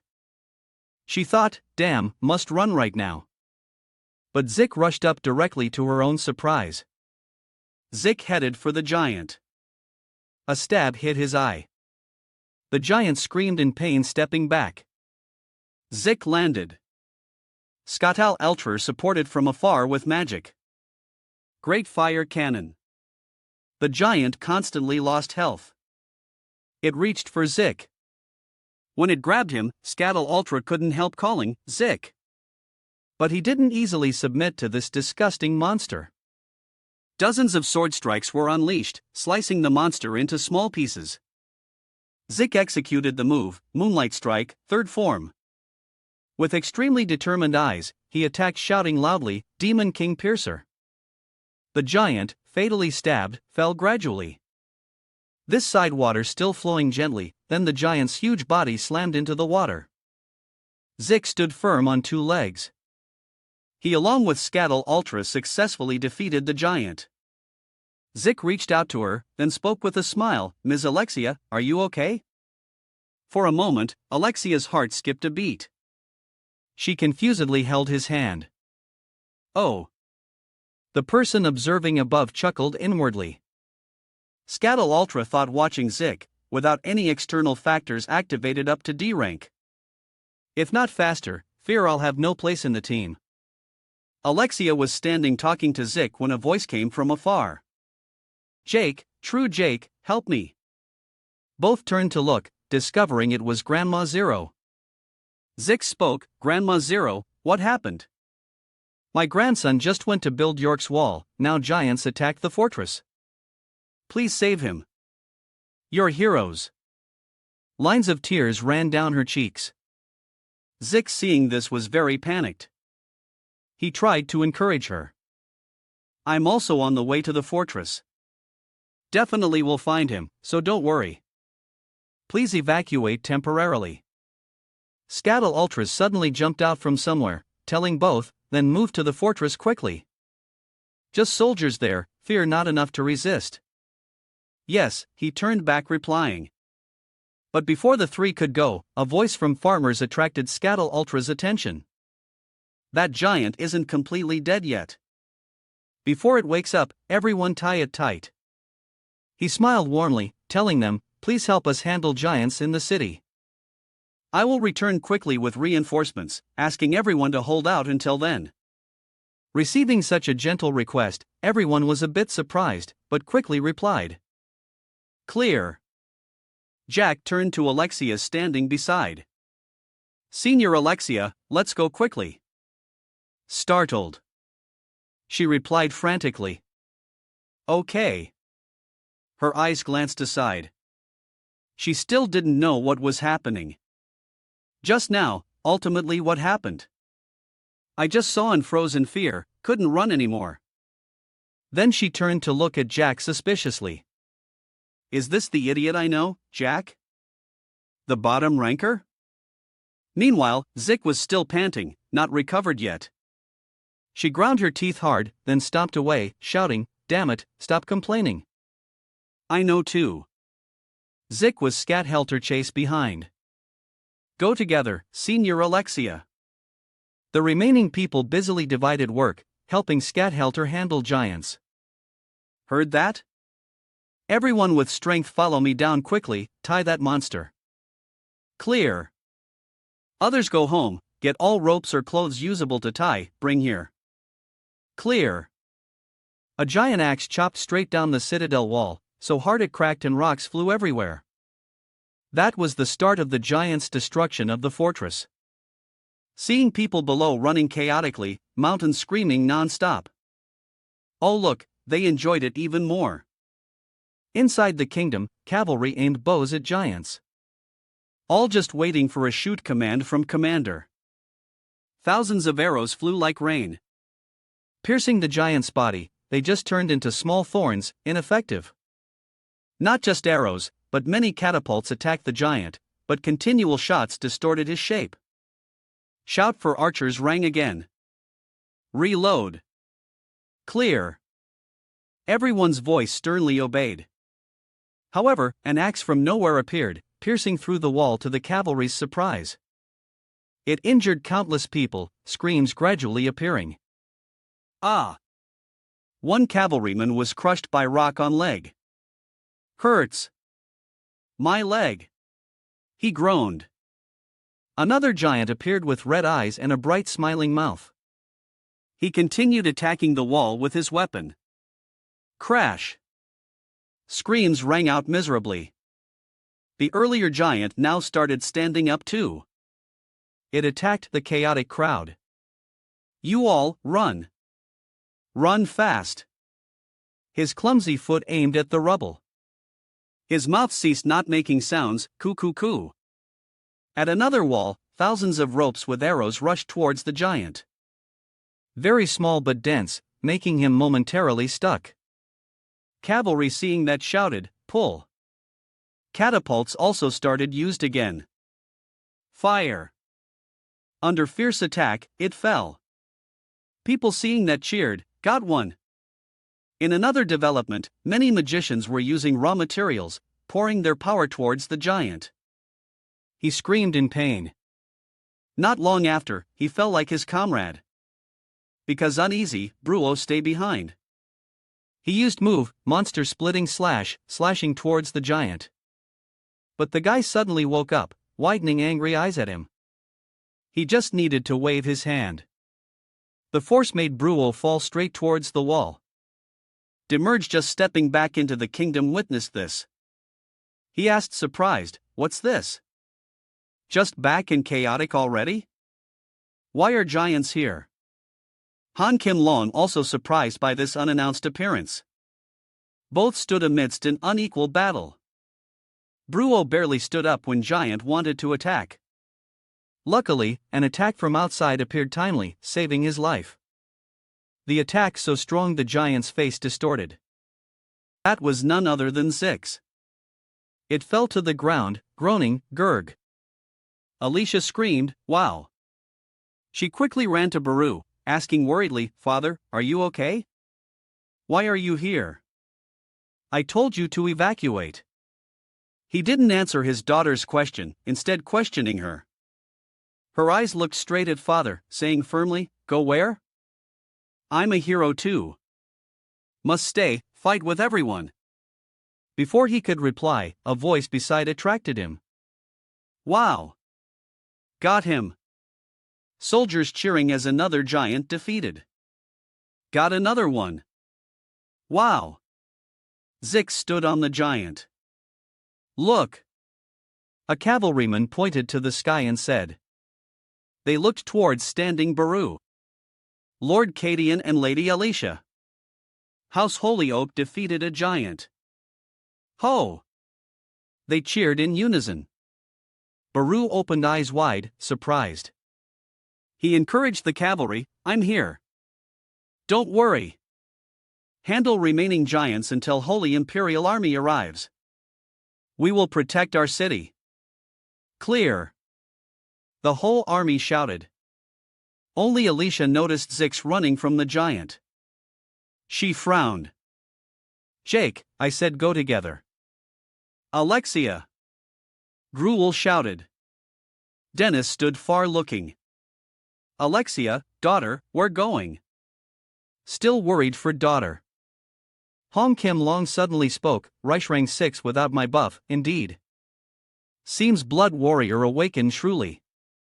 She said regretfully, "Too bad, Jake. If born in Zero Era, probably became final hero."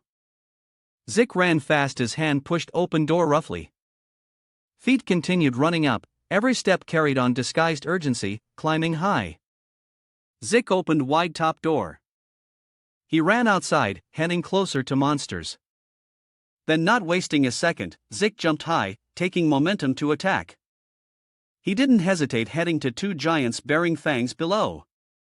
Unleashing signature move, Moonlight Strike, third form, Demon King Piercer. Zik struck straight middle of giant's face. Below, Alexia moving fast, her eyes looked up and heart whispered his name, "Jake." Memories recalled of pushed down child. That chubby boy looked up surprised while crowd cheered for winner. Alexia, though bruised, taught fat guy a lesson. She stood amidst applause. Wow, Alexia won again. Defeated Centaur class already. Alexia, indeed Alexia. She, then only Alexia von Halllock, 11 years old. She looked down at surprised friend speaking. "Hey, touch Jake again, watch out," Alexia warned. She left, then stopped before a room. Door pushed roughly, revealing inside skinny, weak boy, bucket on head. Alexia shouted, "Jake, come out." He refused gently, "Can't, acting alone boss will scold." Alexia scolded annoyed, "Idiot, always just taking hits. Must fight back." Jake refused stubbornly, "Can't. If so, next time might not get cleaning job." "I'm fine, senior, go ahead." Her patience worn thin, quickly Alexia slammed door leaving scolding, "Idiot, stay there forever." After that, Alexia completely ignored when Jake bullied. But she still wondered, Jake, why always use this joke? Always trying for others too? Alexia looked at him from afar judgingly. On his face a smile, and it made her wonder. Only no smiling. Graduation soon. Congrats, everyone graduated. Alexia ran very fast, calling after Jake. Alexia looked up at guy on boat questioning. Jake, why not graduation? Heard you didn't study secondary. This is your graduation gift. But paper in hand suddenly blown away, fell into water. Alexia shouted, "What? No. Zik's voice echoed from both sides. It's okay, Senior Alexia. I go earn money, see you in 3 months. He said, waving goodbye. Zik didn't forget leaving reminder. Meanwhile, Senior take care of health. Alexia angrily threw bouquet on ground, scolding back. Idiot. Don't force smile cause can't cry. Get angry. Present her thought watching guy fighting monster. Stupid Zik back then became strong since when? She gaped looking at him. Zik still kept smile, but excited smile making her wonder, you enjoying this? Zik slashed giant bleeding. It swung fist, but Zik quickly put shield block. So he didn't die, just knocked down below. Yet shock still made Jake cry out in pain. The giant raised its fist again, preparing to deliver a finishing blow. But to Jake's surprise, giant rocks were suddenly launched at its face. It was support from the army. They continuously fired rocks at the giant on command. Fire, reload, fire, they ordered.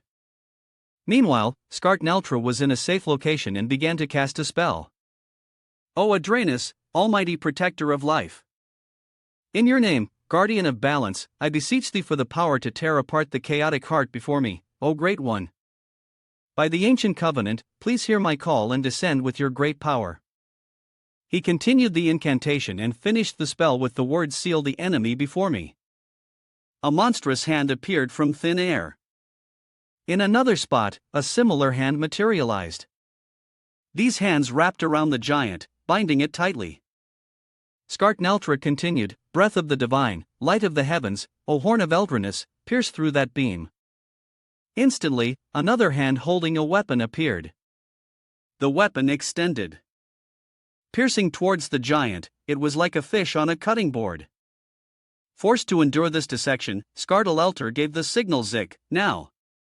He finally snapped out of it. Right, he said, quickly grabbing the sword in his hand.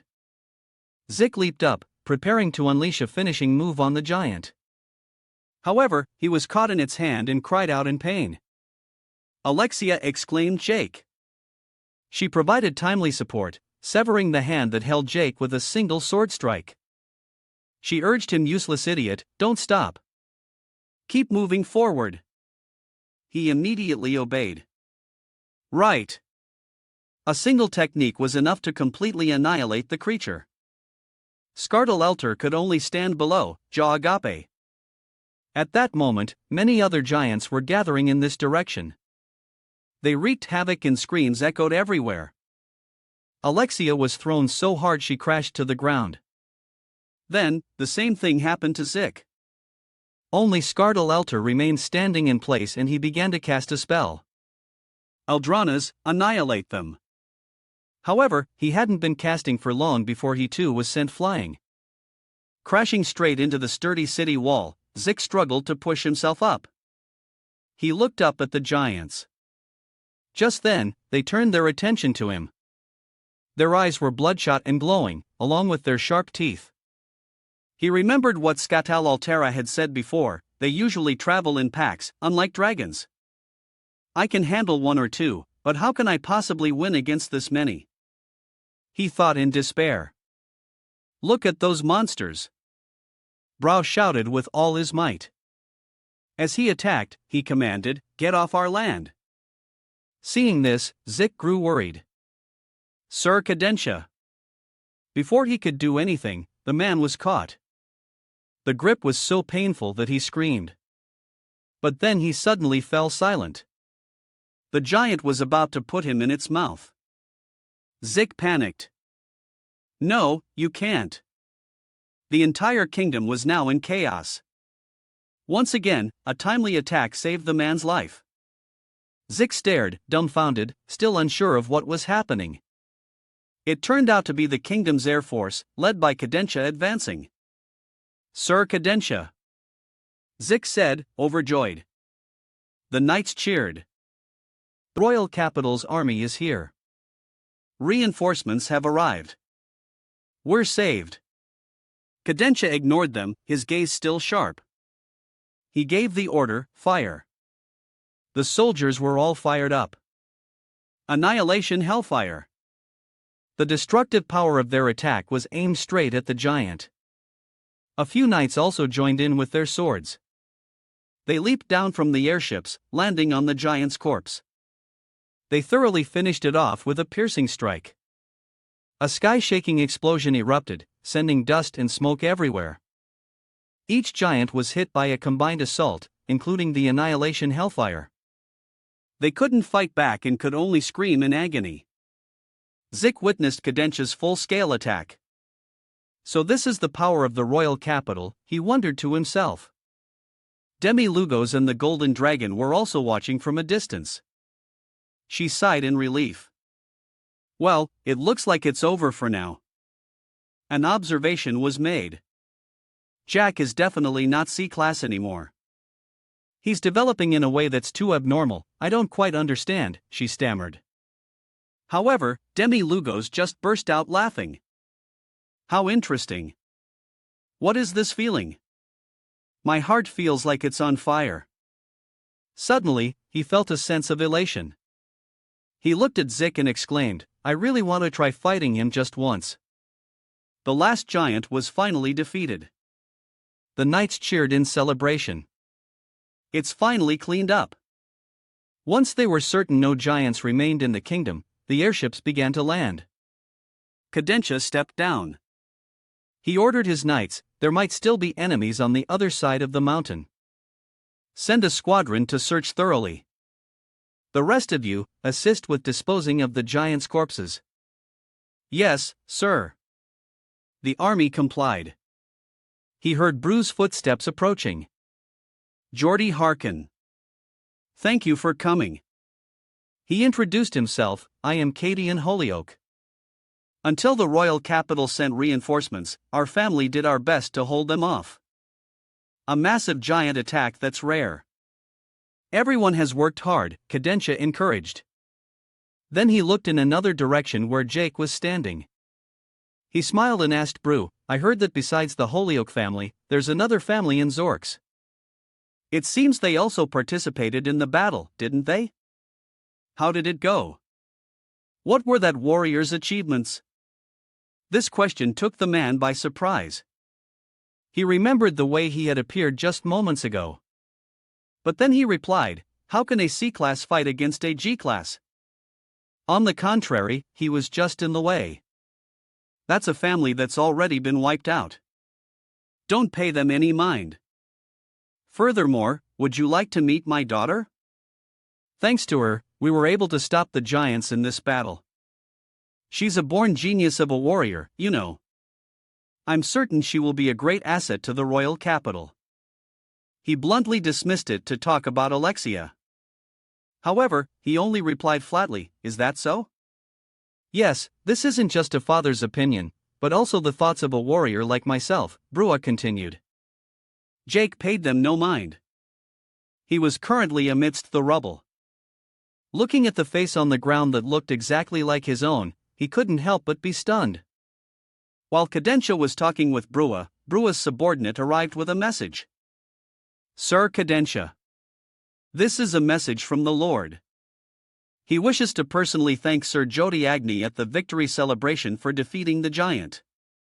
Please invite him, Sir Jody Agni. Please don't refuse and join us, he offered. He didn't refuse, on the contrary, he agreed very quickly. Of course, it would be my honor. Well then, let's go, Brau invited him. Yes, he replied, following along. They all left Sid behind. That night, a grand festival was held in Zorix. The main streets were adorned with brilliant festival lanterns. Every restaurant in the city was packed. As if to dispel the fear that had frozen their hearts, everyone laughed, drank, and shared their joy together. In contrast to the bustling festival, a group of people was heading towards the giant corpses to inspect them. Seeing it up close, it was much larger than they had imagined. The Lord praised, to face something like this, you are truly incredible. You're too kind, Brau replied modestly. Suddenly, the Lord noticed the giant's head. He asked, that cross-shaped slash doesn't seem to be from your sword. If so, could it be the work of your daughter, Alexia? He speculated. But without letting Burrell answer, he continued, Alexia also joined the battle, right? How worthy! It seems she's already surpassed you. Perhaps I should assign Alexia as my guard instead of you. If you want her to be noticed by me, you'll have to train her even more seriously, Burrell said, looking like he was about to burst with pride. However, just as they started laughing, Cadencia spoke up, I don't think so, which made Burrell suspicious. The Lord quickly spoke on his behalf, Sir Cadencia, even if you are a Zodiac Knight, it's still hard to believe that a minor could fight a giant, isn't it? But Alexia received the title of a class hero back in middle school, and is the first in Zorix with the potential to become a G-class hero. He didn't answer right away, just stared intently at the slash. Then he spoke, with the great swords that Lady Kanade uses, it wouldn't be easy to create such sharp and precise cuts. Sir Kanade, you also use a sword, so you must know that as well. He turned to Burrell as if waiting for an answer.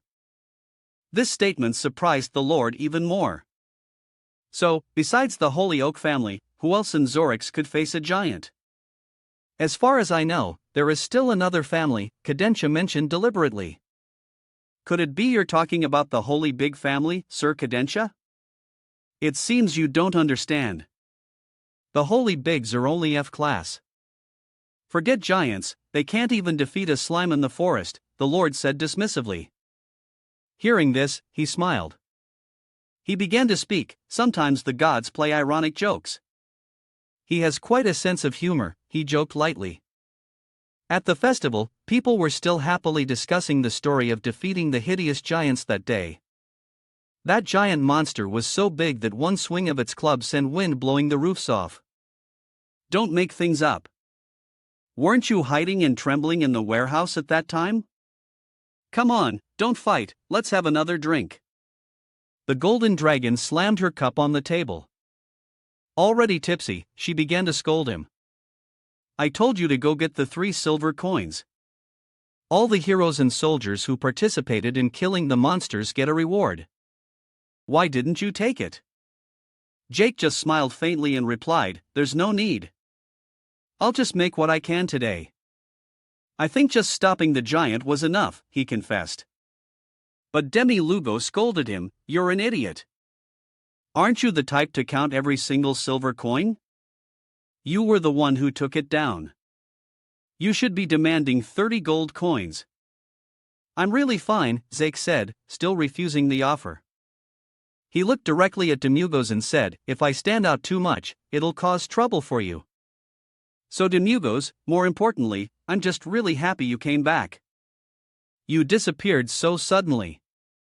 I was worried I'd lose someone else like Sir Alex. He changed the subject. Hearing this, Demugos didn't know what to say next. He thought for a moment and then decided, from now on, if I go anywhere, I'll tell you beforehand. Really? Zeke beamed. What's with you? The golden dragon was stunned after hearing this. Shut up. This overly dramatic reaction made him feel embarrassed. Alexia suddenly appeared behind Demi Lugo and the golden dragon. Who are you? Really, are you really the Zik I know? No matter how much I underestimated you today. Zik was a G-class hero, she said, her sudden appearance slightly surprising Zik. Senior Alexia, why are you here? Aren't you always stuck to the Lord's side? Demi Lugos turned and asked. This question hit a sore spot for her. I just wanted to see if Zik was okay. Am I not allowed to be here? Seeing this, Zik stepped forward to mediate. That's not it. Please, have a seat. You just fought a life or death battle, and they're making you work like this? He's a real demon. She looked at Zik standing at the counter and spoke up for him. How did you know? He asked inquisitively. Don't worry, Sir Gen Jim used a healing spell on me, Zik said, trying his best to pacify the two. Alexia was amazed, while the golden dragon kept chugging her drink and Demi Lugos enjoyed his food.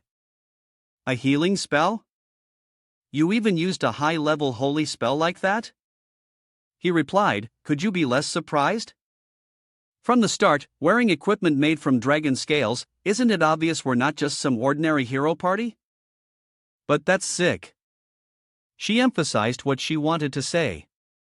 Demugo rested his chin on his hand, staring at her as he asked, what about Zik? Does he have to be an F-class hero forever, waiting? That she couldn't form a proper sentence. I just argue with my dad about that, so don't say anything else. She cut off the topic. What? I didn't tell you to sit down, Demugo grumbled. Only Zik maintained his gentle demeanor and asked, was it because of me? She recounted honestly, yeah, because you defeated the giant, which was G-class. My dad said he wanted to sponsor your formal training, but when I told him not to say such things, he wouldn't even listen. Zik was surprised to hear this, but he quickly smiled kindly and advised, Lady Alexa, really, why would you say something like that? You always have to be number one, so why react so strongly? This made her cheeks flush red with embarrassment. But then she suddenly got angry and slammed the table. Shut up. It's not because of you. It's for Zorix. Don't get so full of yourself just because you take down one giant. I helped out too. You know, why? Yes, I'm sorry, Alexia quickly apologized, trying to avoid attracting everyone's attention. Anyway, I'll prove to my father that just with me and Jake, we can still complete G-class missions. If we can do that, he'll have no choice but to acknowledge you, she said arrogantly with her arms crossed. Whether he acknowledges me or not doesn't really matter, Zek said, speaking his mind. But before he could finish, she cut him off. I told you to shut up. Whether I do it or not is my business. You just need to listen to me, got it? Yes, he agreed to everything just to keep the peace. The golden dragon listened in and commented, still can't be honest with herself. How so cute. Youth is truly the best entertainment. Huh? What do you mean by that? Alexia slammed the table and glared at her. What's that supposed to mean? Oh, nothing. I just think you and Zach are so clingy. It's cute, the golden dragon said with a smirk. What? Clingy? Please don't ship me with that guy, okay? It's disgusting. Alexia had a particularly strong reaction. Oh, sorry, I think I'm too drunk. Seeing the situation escalating, the golden dragon decided to take the blame. I'll treat you to a free bowl of noodles. Don't be mad anymore, Jake said from the counter, mediating between the two. Jake, you say something too. Alexia dragged him into it, but Demi Lugos grumbled and shouted, Alexia, you're too loud. Can you please just disappear? Jake! A voice called out, grabbing his attention. It was Mrs. Zero. My grandson Jace hasn't come back yet. What happened, Jake? I asked you to go find him. Mrs. Zero. He immediately turned towards her. Hearing her question, he suddenly recalled the image he saw this afternoon. He bowed his head, his voice low. I'm sorry, Mrs. Zero. By the time I found Jace, he was already. Why? Mrs. Zero couldn't believe what she had just heard. Crying, she blamed him. Why did Jace still die even though you were there? You're a hero. He didn't argue. Instead, he accepted the blame. It's my fault. I wasn't strong enough. But that didn't lessen Mrs. Zero's grief. In fact, she grew even angrier. You! She unleashed a tirade of curses. You bastard! So you just left my grandson to die while you're here laughing and having fun, all happy just because you sold a few bowls of noodles. All the other soldiers are injured, but looking at you without a single scratch tells me everything. You must have been hiding somewhere, didn't you? Since you were a child, I took pity on you and gave you work. And this is how you repay me. She grew louder and louder, causing all eyes to turn towards her. Without distinguishing right from wrong, she placed all the blame on him. I was a fool to trust a hero from a bottom-tier family. This is all your fault, Jake. Because of you, my Jace is dead. Hearing this, Alexia decided to speak up. No, Mom, it was Jake who took down all the giant monsters. But Jake stopped her from saying more. He took the blame. Yes, ma'am, it's all my fault. I'm sorry. Jake, she said, surprised by this. Neesis Zero grew even more furious. She turned away and she shouted back at him, I don't want to see you anymore. Don't ever call yourself a hero again. The atmosphere suddenly fell silent. A voice broke the heavy air. How interesting. Cadentia was walking this way. Zack spoke first. Sir Cadentia, shouldn't you be in the city? Why did you come here? Sitting among boring old men with beards doesn't suit someone like me, Cadentia replied honestly. Demiurgos grew even more irritated by this new guest. What is with today? Why do I keep running into annoying people? Where's that long, curly-haired gentleman who's always with you? He asked politely only to receive a curt reply. He's dead. Don't worry about it. Jake went into the kitchen and made an offer. I don't know if it's to your taste, but let me treat you to a bowl of noodles.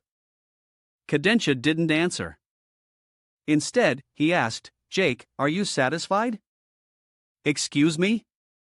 Jake didn't understand what he was referring to. He continued, someone who did nothing gets to stand by the Lord's side and enjoy adoration, while you, who deserve it more than anyone. And you, Sid, are just sitting here. Are you truly content with that? These words made Sid freeze. Cadentia went on. I saw the giants' corpses with my own eyes. Those sharp, fatal sword strikes you single-handedly took down a G-class monster. Without you, at least half the people here would be dead. He glanced at Alexia and sneered, including those A-class families acting all-important.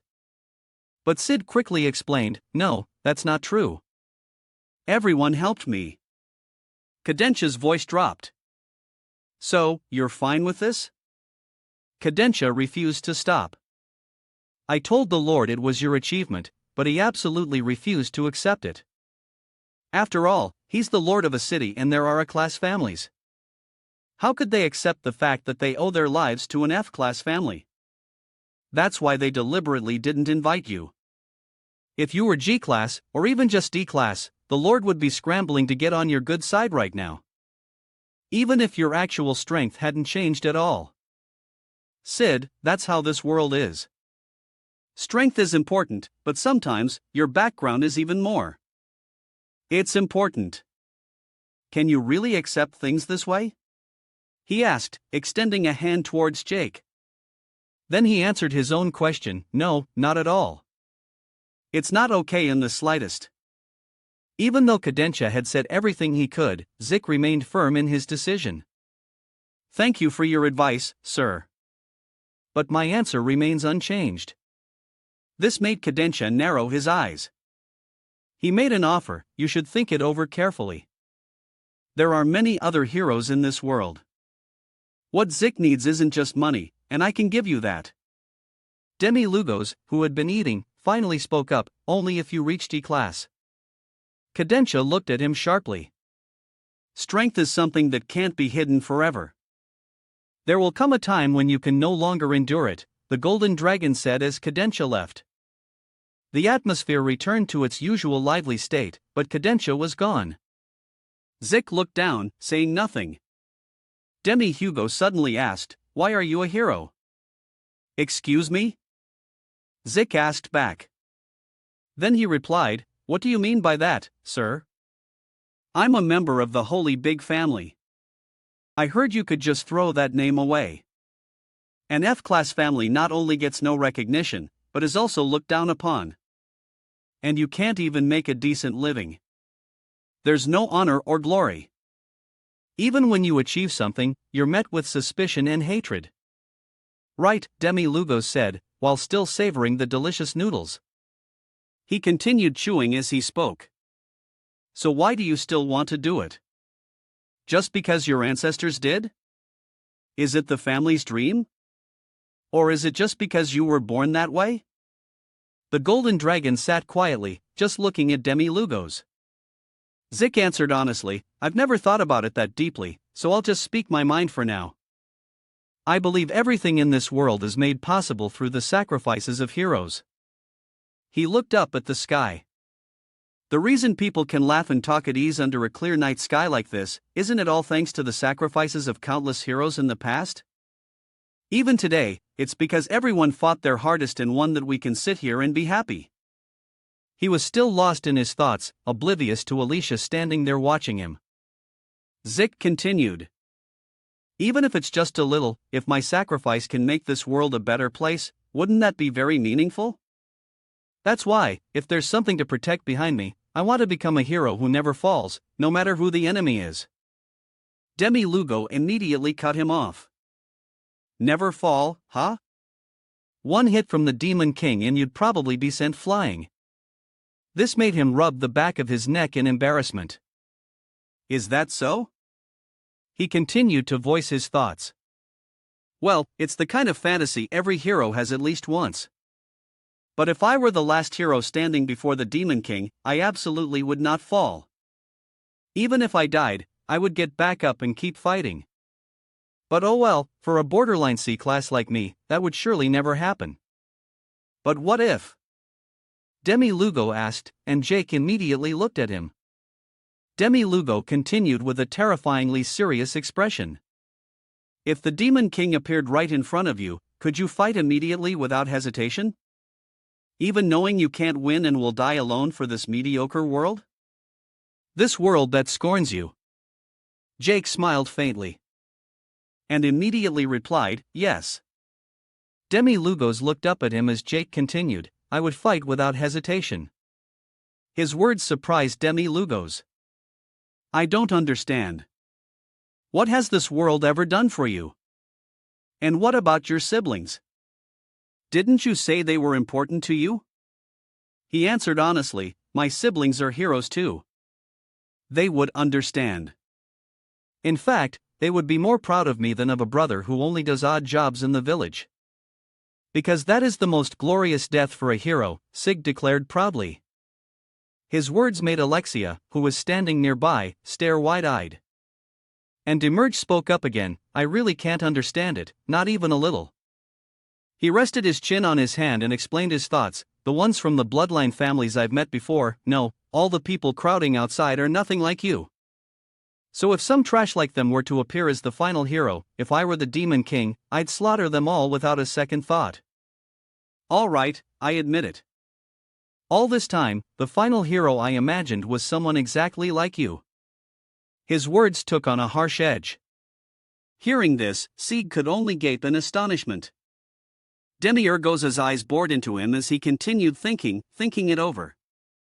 It would definitely be someone with a foolishly insane belief. And that's why, in the end, the Demon King could never win. Those who have always craved more, while those with nothing like you crave to give more, he remarked.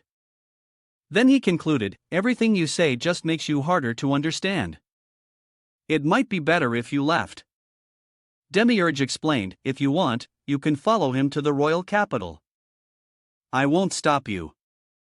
I think you're truly being wasted here. Let's just pretend that contract never existed. I'll set you free. If you want to leave, then go. Sieg's dangling hands suddenly clenched upon hearing these words. Sieg's face was filled with determination, his eyes fixed on him as he spoke, no sir. Please keep me. You must keep me. I'm begging you. Please don't ever throw me away. His words were so earnest that Demi-Urgos raised an eyebrow in surprise. Sieg explained, ever since you appeared in my life. Sir Demi-Lugo, I've felt like I'm truly the main character of my own story. So please, don't send me away. He suddenly slammed his chopsticks down on the table. Then he declared loudly while pointing at Sick, his expression incredibly childish. That's it. I'm not giving you another chance. You asked for this, so I'm not responsible anymore. Don't come crying to me later. Zik laughed naturally. He replied concisely, yes, sir. He continued to scold him. You threw away your only chance to escape. If you're not an idiot, what are you? You're an idiot. He just accepted all the remarks with a smile. Yes, I'm an idiot. The golden dragon, annoyed, cut them both off. You're both idiots. Demugo admitted, that's right, he said with a smile. Someday, when you become incredibly strong, fight me. Zik quickly waved his hands, refusing the tempting offer. No, I couldn't possibly. How could I dare to fight you, Sir Demugo? He rested his chin on his hand and smiled reassuringly. Don't worry, I'll go easy on you. How could I treat you poorly? The golden dragon beside them just watched in silence. The atmosphere remained as lively as ever. Even though they all had their own thoughts, the Demon King always dies at the hands of the hero. It's like an absolute law that cannot be changed, that hasn't been broken for the past 665 centuries. The battle that stopped the giants' attack seemed to have concluded everything. But it was only the small beginning of a massive upheaval that would occur later. The next morning, the Lord summoned Zik and spoke, You are Zik von Hellevik, correct? He stammered in reply, Why yes, that's right. Manunil continued, A pleasure to meet you. You must be surprised to be called here so early in the morning, right? Zik loudly denied it. Not at all, sir, he explained. It's nothing serious. I just heard that you performed a great service in driving off the giants yesterday. Even the investigator from the royal capital mentioned your deeds. Zik replied humbly, You praise me too much, sir. I was only fulfilling my duty as a hero of the Zork's lineage. Manonil repeated his words, pondering each once he had uttered. As a hero of the Zork's lineage, you say? That's right. For a hero, that's only natural. He explained, I've called you here because I have a mission for you. As the Lord, I am entrusting you with this. At the end of the world, to the northwest, beyond the Horsepin Mountains, in the village of Phobesby, it seems a lich has appeared. I've heard the entire village has been massacred. He said directly, I want you to handle that monster. Jack gaped in astonishment and quickly asked, Excuse me, but if it's the Horsepin Mountains, isn't that the giant's territory? Moreover, if it's a lich, that's an A-class monster, my lord. I'm very sorry, but I'm only a C-class hero. Manonil frowned, refuting his reasoning. Yesterday, the investigator from the royal capital said you single-handedly defeated the giant monster. If that's true, then your rank is even higher than our pride of Zorks, Sir Conordine. Only you can accomplish this mission, he asked with a clear threatening undertone. Are you telling me the investigator from the royal capital lied to me? Zik quickly corrected himself, No, that's not what I meant. The Lord threw a bag full of money in front of Zik with instructions. Just getting to the Horsepin Mountains will take at least 7 days. I've prepared an additional fee for you. Standing beside the Lord, he loudly reminded him, The Lord himself trusts you, as has entrusted you with this important mission. Hurry up and show your gratitude. Zik was surprised, thinking to himself, The Lord trusts me? He replied enthusiastically, Yes. I will definitely destroy the lich to live up to your trust. Zik left excitedly, still feeling ecstatic. Father, the Lord. The Lord has finally acknowledged our holy big family. He slammed his hand on the armrest of his chair. He roared, his true sinister face finally revealed. If rumors spread that our Zorak's territory was saved by a kid like that, what would the other territories think? Kanadini, are you sure it was him who defeated the giant monster? Could it be that someone from the royal capital? Or you did all the work and that kid just happened to take the credit? Canadian recounted, I was too confused at the time to be sure, but the truth doesn't matter. If a Zodiac Knight says so, everyone will probably believe it. If it gets out that the Zorax's territory had to rely on an F-class family, the world would laugh in our faces. No, other families might even start eyeing the city, he added. Then he declared firmly, a matter like this must be handled decisively. Lord Mananiel continued in a somber tone, oh, I almost forgot to mention.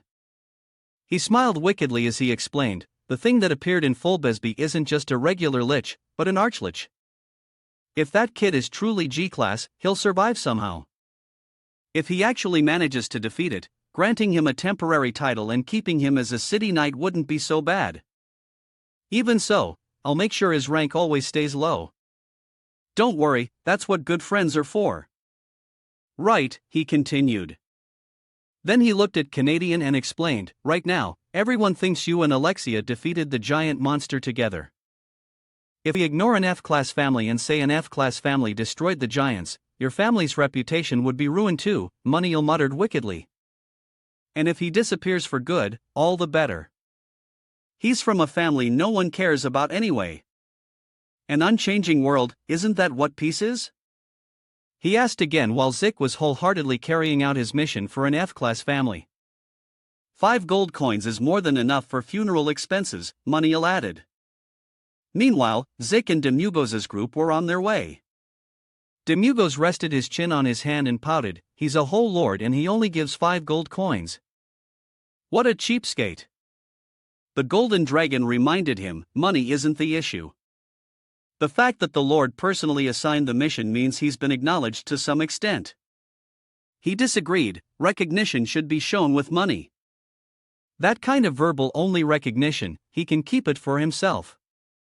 She retorted, then how much do you recognize Zik, paying him such a meager salary?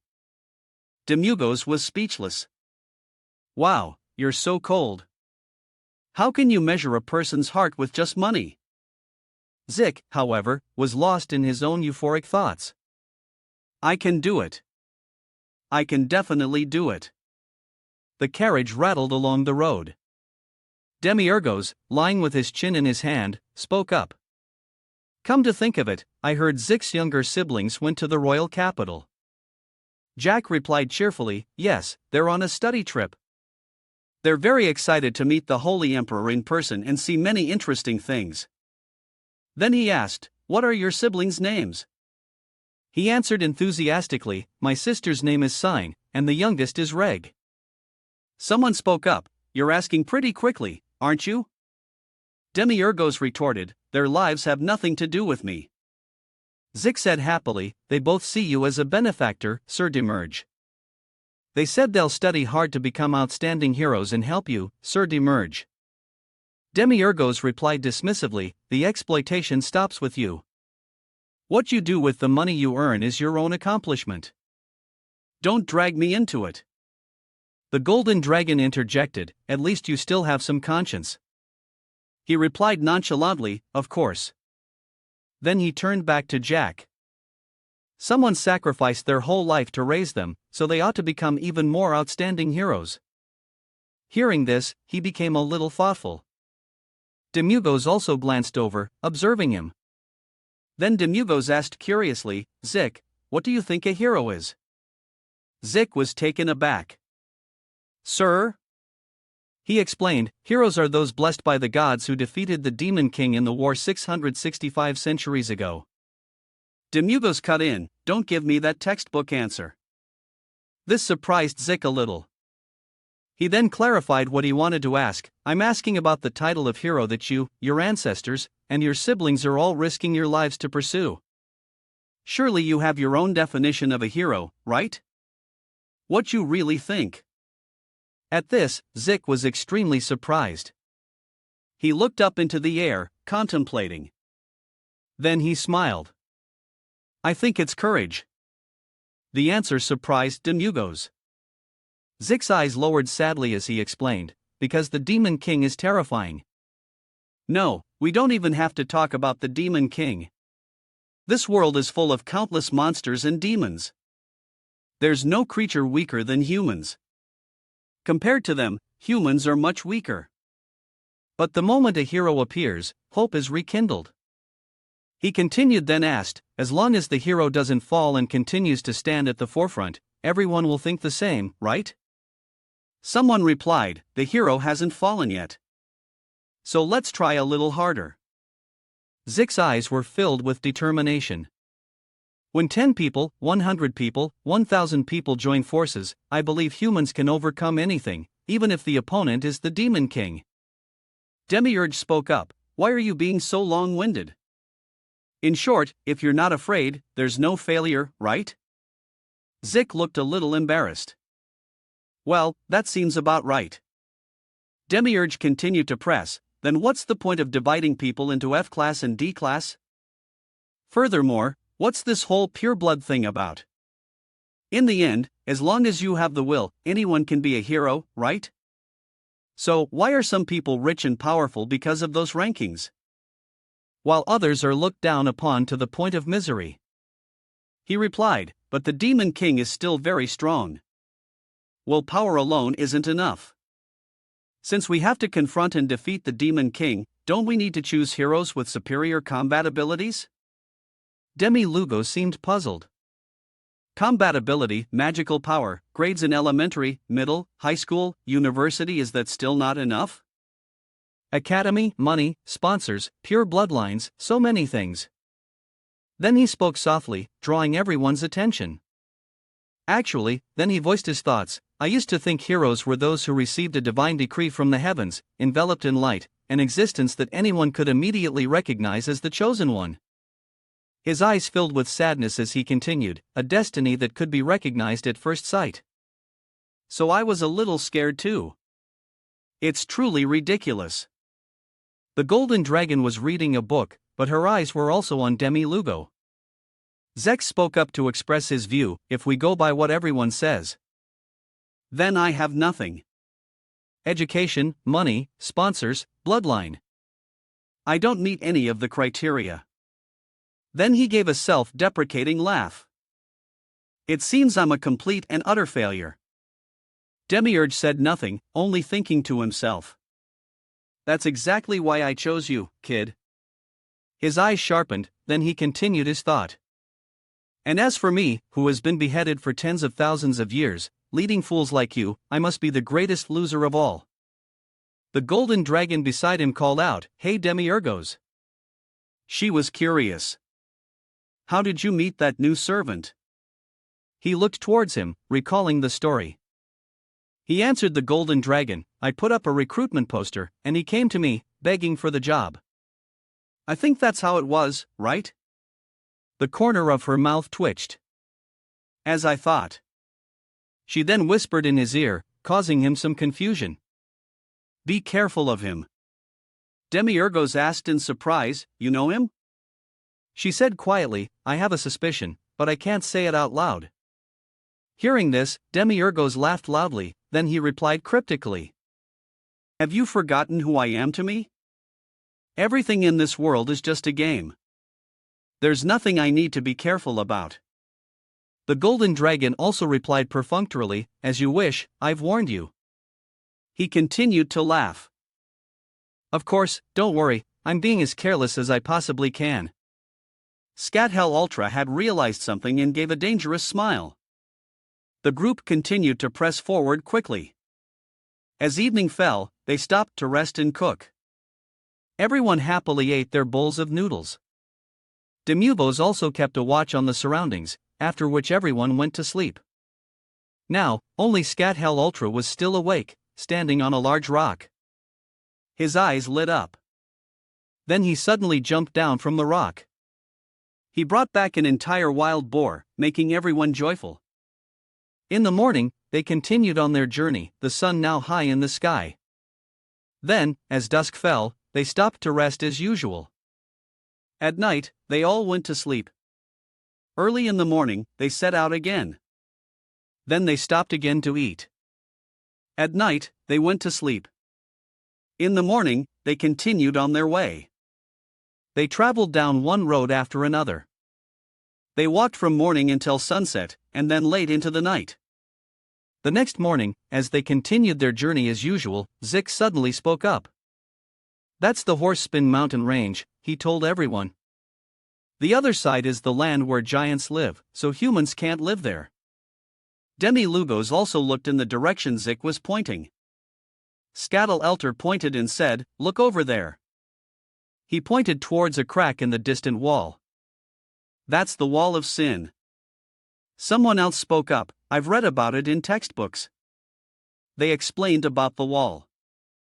This is the wall of sin, hastily built as the last line of defense to stop the giants during the Great War between humans and giants 500 years ago.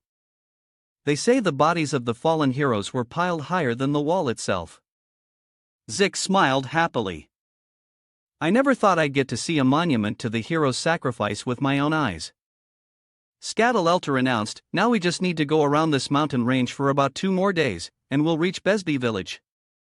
"Let's get moving," Zeke, sitting beside him, replied, "Yes." The carriage continued on its journey. Looking at the desolate scene before him, Zeke was a bit stunned. "I think this is the place." While he was in shock from the scene, a lazy voice from behind quickly caught his attention. "Jake." Demiurge pointed forward and gave the order. "Let's go. Go catch the lich." Hearing this, Zeke's face paled and he asked, trembling, "By myself?" The others on the carriage simply nodded in response. He was so scared his face turned pale and he clutched his trembling face, crying out, "I'm so scared." A moment later, amidst the ruins, Jake trembled as he took one step forward at a time, observing his surroundings and remarking, "The smell is horrible. They've all been dead for a long time." He looked around, constantly wondering to himself, "Where is the tomb? I want to catch the lich quickly and get out of here." Just as Jack reached a fork in the road, his eyes were drawn to something in the distance. Before him was a gloomy cathedral, hidden behind countless gravestones. This eerie and unsettling sight immediately made Zeke's face turn pale with fear. He quickly slapped his face, trying to calm himself down. "I've fought giants and dragons before. Get a grip, Zeke." After a moment of self-reassurance, Zeke finally mustered the courage to step inside the cathedral. As he entered, he laughed nervously to calm himself. "Excuse me."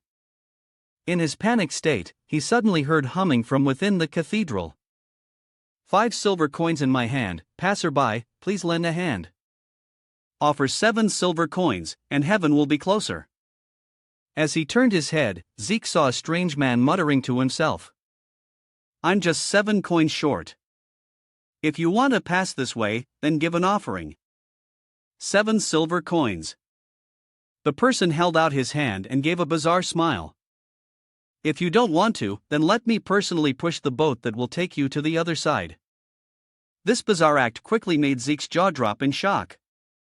After being stunned for a moment, he finally regained his composure. Zeke laughed awkwardly and tried to explain. "Sorry, but I don't have that much money. And I should be the one pushing you, right? Why would I let you push me?" "Oh, and you shouldn't be here alone, old man. There's a lich here." Having been through so much with Demiurge, Zeke no longer paid mind to strange things. When the man heard what he mentioned, he frowned and asked himself, "A lich?" He bowed his head and asked, "Hey, young man, did you come here looking for a lich?" "Why? What do you want with a lich?" Zik, completely unguarded, smiled innocently and stated his purpose. "To destroy it, of course. I'm a hero." As soon as he finished speaking, the man's eyes, hidden under his thick hood, suddenly flashed with a strange light. The man asked in his hoarse voice, "A hero? Could it be you are of the bloodline?"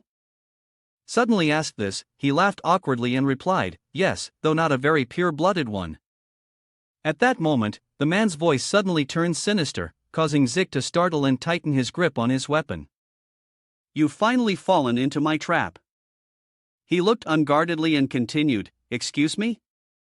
The man pointed his scepter at him and shouted in a changed voice, "I don't need silver anymore. Nikozim, to open the gate to the underworld, I need your blood." On instinct, Zik quickly used his shield to block the dark energy before it could reach him. However, the man's dark power was too strong, and he was quickly knocked backward. Angrily, Zik threw his shield aside and used his own power. "So you're the lich." Fireball. However, just as his fireball reached the man, he vanished. This bizarre scene made Zik wonder in amazement. He disappeared? Just then, the man reappeared right above him, laughing. You know a few cheap tricks, I see. He roared, "Dark strike!" and immediately slammed his scepter down where Zik was. But luckily, he managed to dodge in time. After dodging, Jake gritted his teeth in frustration and charged at the man again. However, just as he swung his sword at the man, he vanished like smoke. Immediately after, he reappeared behind him, delivering a critical blow to his waist. Constantly being provoked, Zik angrily swung his sword behind him on instinct. But he only cut through empty air. Damn it! Seeing him flailing amidst his series of attacks, the man laughed mockingly. Struggle! You foolish hero, you think you can keep up with my phantom image technique? Laughing, he immediately shot a blast of dark energy from his scepter at him. Die! Attacked by countless blasts of dark energy from all sides, Zik could no longer resist and let out a blood-curdling scream. In the small space between the dark blasts, his undefeated eyes were visible. Watching the man's afterimages constantly circling him, Zik gritted his teeth and thought, he's so fast. I can't keep up. Just then, Scuttle Elder's voice echoed in his head, calm down, open your eyes. Observe the smallest changes in his movements. With all his remaining strength, he quickly found the man's true form. Found you! Without hesitation, Zik thrust his sword straight at him. However, just as the blade was about to hit, he quickly vanished, leaving only his mocking voice behind. I told you, you'll never keep up with me. At that moment, Kadensha's words echoed, the carp is just bait. In the blink of an eye, Zik had truly struck the man's neck. Don't worry, that was just a feint. Within seconds, the man's head was sent flying by his sword. Zik didn't stop, pulling out his blade to execute his technique. Crescent Moon Slash. Sixth form. Then he aimed the tip of his sword and pierced through the man's body. Demon King Pierce. However, as soon as it touched the sword, a strange thing happened. The man's body suddenly trembled, making him a little suspicious. And in an instant, a stream of black liquid shot out, sweeping Zik away. He fell to the ground with a thud and shouted, "What is this? The smell is horrible too." Zik stopped mid-sentence, looking at the limp body before him. He excitedly fell to the floor and shouted, I've defeated him. I've caught the lich. Just as he was celebrating, the corpses hanging from above suddenly started clapping, making Zik look up in confusion. What he saw was an extremely bizarre sight. Faceless corpses suspended in mid-air were now clapping relentlessly. At that moment, the corpse behind him suddenly moved, drawing his panicked gaze. The man's head, which had been severed and was lying to the side, suddenly smiled and muttered, "It is complete, delicious organ. Flesh, brains, bones, and it is indeed a bloodline." Possessing the chosen blood, the hag gave a demonic smile and continued, "Offer the blood of a holy oak to resurrect the great Lord Satamus." As light shone down, the blood trickling down Zeke's cheek gleamed. In the blink of an eye, the blood quickly flowed down his chin and dripped onto the floor. It made a sound in the quiet scene. With just one drop of blood, the previously normal floor was now covered in a web of crimson blood vessels. They all pointed straight towards the coffin placed on a high platform. The blood vessels quickly slithered towards the coffin, and in just a few blinks of an eye, it had crawled up the side of the coffin. Then it went straight inside. At that moment, a hoarse voice suddenly echoed from inside the coffin, "More, more." As soon as the words were spoken, countless grotesque blood vessels crawled out from inside the coffin, quickly slithering up the wall behind it. Following that, the corpses that had been hanging in the air all opened their blood-red eyes. Just as Jack was stunned by this bizarre scene, the man's skinny arm suddenly pointed straight at him. He let out a horrifying laugh and ordered, "Seize him." And so, the liches sleeping on the ceiling all roared in unison and lunged towards Zik. They were all in a frenzy, their eyes bloodshot, mouths wide open in a disgusting display. Their skin and flesh cracking open, they leaped down from the ceiling with their bloodshot eyes and unusual jumping ability. It seemed they were once ordinary people but no longer had consciousness to control themselves. At the same time, many other demons clawed their way up from the ground. Their strength so great they could shatter stone. Although they were just mindless demons with no control over themselves, they were quite fast and strong. How could he possibly fight against them? They suddenly rushed forward like the wind. It felt as if they could touch even a single hair on his head, they would devour him in an instant or tear him to pieces in less than a second. He used all his strength to fight off their attack, but it seemed difficult. Fighting one was already tiring, but here they were a whole horde. He used his shield to block them as they tried to grab and claw at him frantically. But from his pained expression, it looked like he couldn't hold out for much longer. One arm and one shield against dozens of grasping hands made it very difficult for him to counterattack. Suddenly, the shield was knocked from his hand. All he had left was the sword in his other hand. He shouted in panic, "My shield!" It took away his sword and laughed menacingly. He screamed in terror as he was left with no weapon to fight. It was too strong. Seeing their chance, the other demons swarmed in, grabbing his arms and intending to tear him apart on the spot. He was terrified. But they had already surrounded and restrained him. It bit into his arm, and drops of blood began to flow and fall. Suddenly, the coffin in the middle of the cave began to shake violently, emitting a blinding red light. The demon lord inside burst open the coffin lid and crawled out. It let out a ferocious roar. Its clothes tearing as its body transformed, its hands becoming bloody with sharp claws. Before, they were demons that still resembled humans. But now they had transformed into bloodthirsty red demons with long horns and sharp fangs. He trembled in fear, breaking out in a cold sweat. He thought, do they level up every time I bleed? I can't bleed anymore. It roared terrifyingly, its eyes veined with blood and a demonic white. Every demon was muscular and incredibly fast. He backed away in fear, activating his tail to emit a pink light towards the demons. It seemed the light was effective, as each demon was burned by it. They were sliced in two. Flesh and blood flew everywhere in a horrifying scene. But there were too many of them.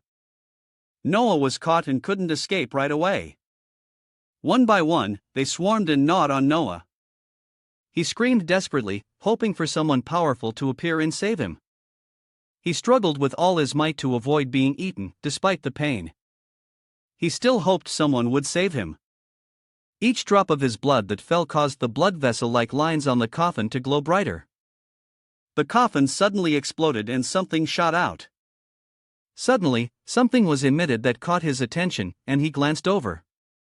All the demons stopped attacking him. They formed a line and knelt before something. He saw one on the other side even offering up its own head. The head suddenly whispered, "Our king, the Lord of Liches, I offer my sincerity. Please, be resurrected." He looked up in horror at a white-haired figure that had appeared. It looked like a demon lord, ancient and radiating a chilling, demonic energy. He was the thing from the coffin, his seal broken by Zeke's blood. He spoke in a deep voice that seemed to echo from the dead, "I, Sadamus, from this moment on. Humans, elves, dwarves, and even demons, all living creatures will kneel before me. A world, tremble. True evil has arrived." Zeke could only stare, not understanding anything. His horrified expression, compared to the other demons who were. Seeing the demons submit to him made him angry, and he began to notice Zeke. He asked Zeke, "Your expression is strange. Are you not afraid of me?" Zeke answered innocently, "Yeah, can I be honest?" He gave a faint smile and answered, "I'm not scared. You call yourself true evil, but in reality." Hearing this, he flew into a rage. He shouted, "I am the king of liches. Just facing me should plunge any being with a beating heart into primal fear. Why not you?" He thought to himself blankly, "Why indeed?" Suddenly, the image of a person appeared in his mind. He smiled without saying anything, but inside, he was tormented. Why am I thinking of that person at a time like this? Seeing his dismissive expression, he roared in anger, "You're smiling? You dare to smile in my presence? Have a death wish?" Suddenly from outside, Skatun Eldra, Demiurgos, and the Golden Dragon arrived to the rescue. Demiurgos shouted arrogantly, "Do I really have to step in for a mere lich? What's taking so long? Let's finish this quickly and go. I'm starving to death over here." Zig was overjoyed to see them arrive. He called out, "Sir Demiurgos." But when he saw the demon lord standing by the coffin in the distance, Demiurgos was a little surprised, but not only was he unafraid, he even made a sarcastic comment. "What's this? Who's that gloomy, dried-up old man who looks like he's been rotting for 10,000 years?" This comment infuriated the old demon. He was about to shout angrily, but then his voice trailed off as if his battery had died. Now sounding weak, he said to them, "How dare you speak such disrespectful words to me?" Then he shouted an order for the demons to attack. "Kill them now! Grant them the most tragic end."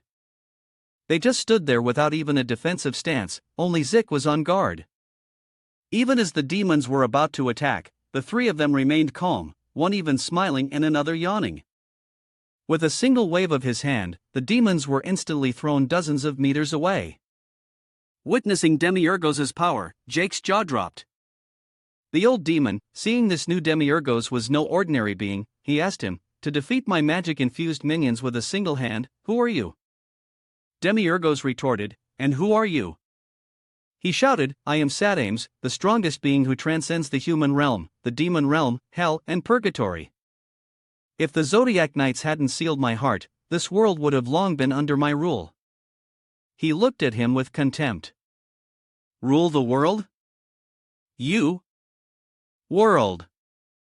Something even the Demon King couldn't do. And you think you can?" Hearing this, the old man burst into laughter. "The magic flowing through my body surpasses even that of the Demon King. If I grasp my true power, no one will be able to stop me." Demiurgos just smirked and said, "Sounds interesting. Then I'll remove that seal or whatever for you. Try doing as you please. But if you fail, you have to do one thing for me. Deal?" The old demon was intrigued, roaring, "This seal, not even I, Satamas, can break it." In an instant, Demiurgos rushed forward and shattered the chains sealing Satamas, leaving him in shock. However, the golden dragon found Demiurgos rash and said, "That idiot is causing trouble again." She rushed forward to stop Demiurgos. But Demiurgos was feeling excited and provoked the old demon, casually breaking the lock on Satamas's body as well. He said, "Well, give it a try." But he paused at the old demon's laughter. He hadn't expected to help an enemy escape. Once the seal was broken, the old demon unleashed his terrifying full power. An explosion erupted, sending rocks and debris flying everywhere. The Golden Dragon's group stood to the side, all startled. In the midst of the storm, his hoarse laughter echoed with sinister evil. His red eyes burned with rage. "A new demon king has descended upon this world.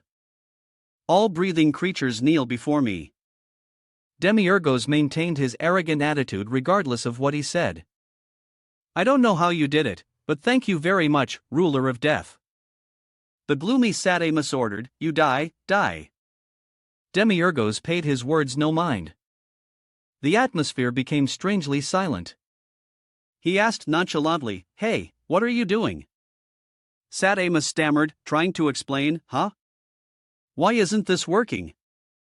He quickly regained his composure and roared in anger, "O darkness, show me your power. Everything will return to dust, soul extinction." A punch landed swiftly on his face before he could cause any more trouble. Demiurgos powerfully slammed Satamas into the wall.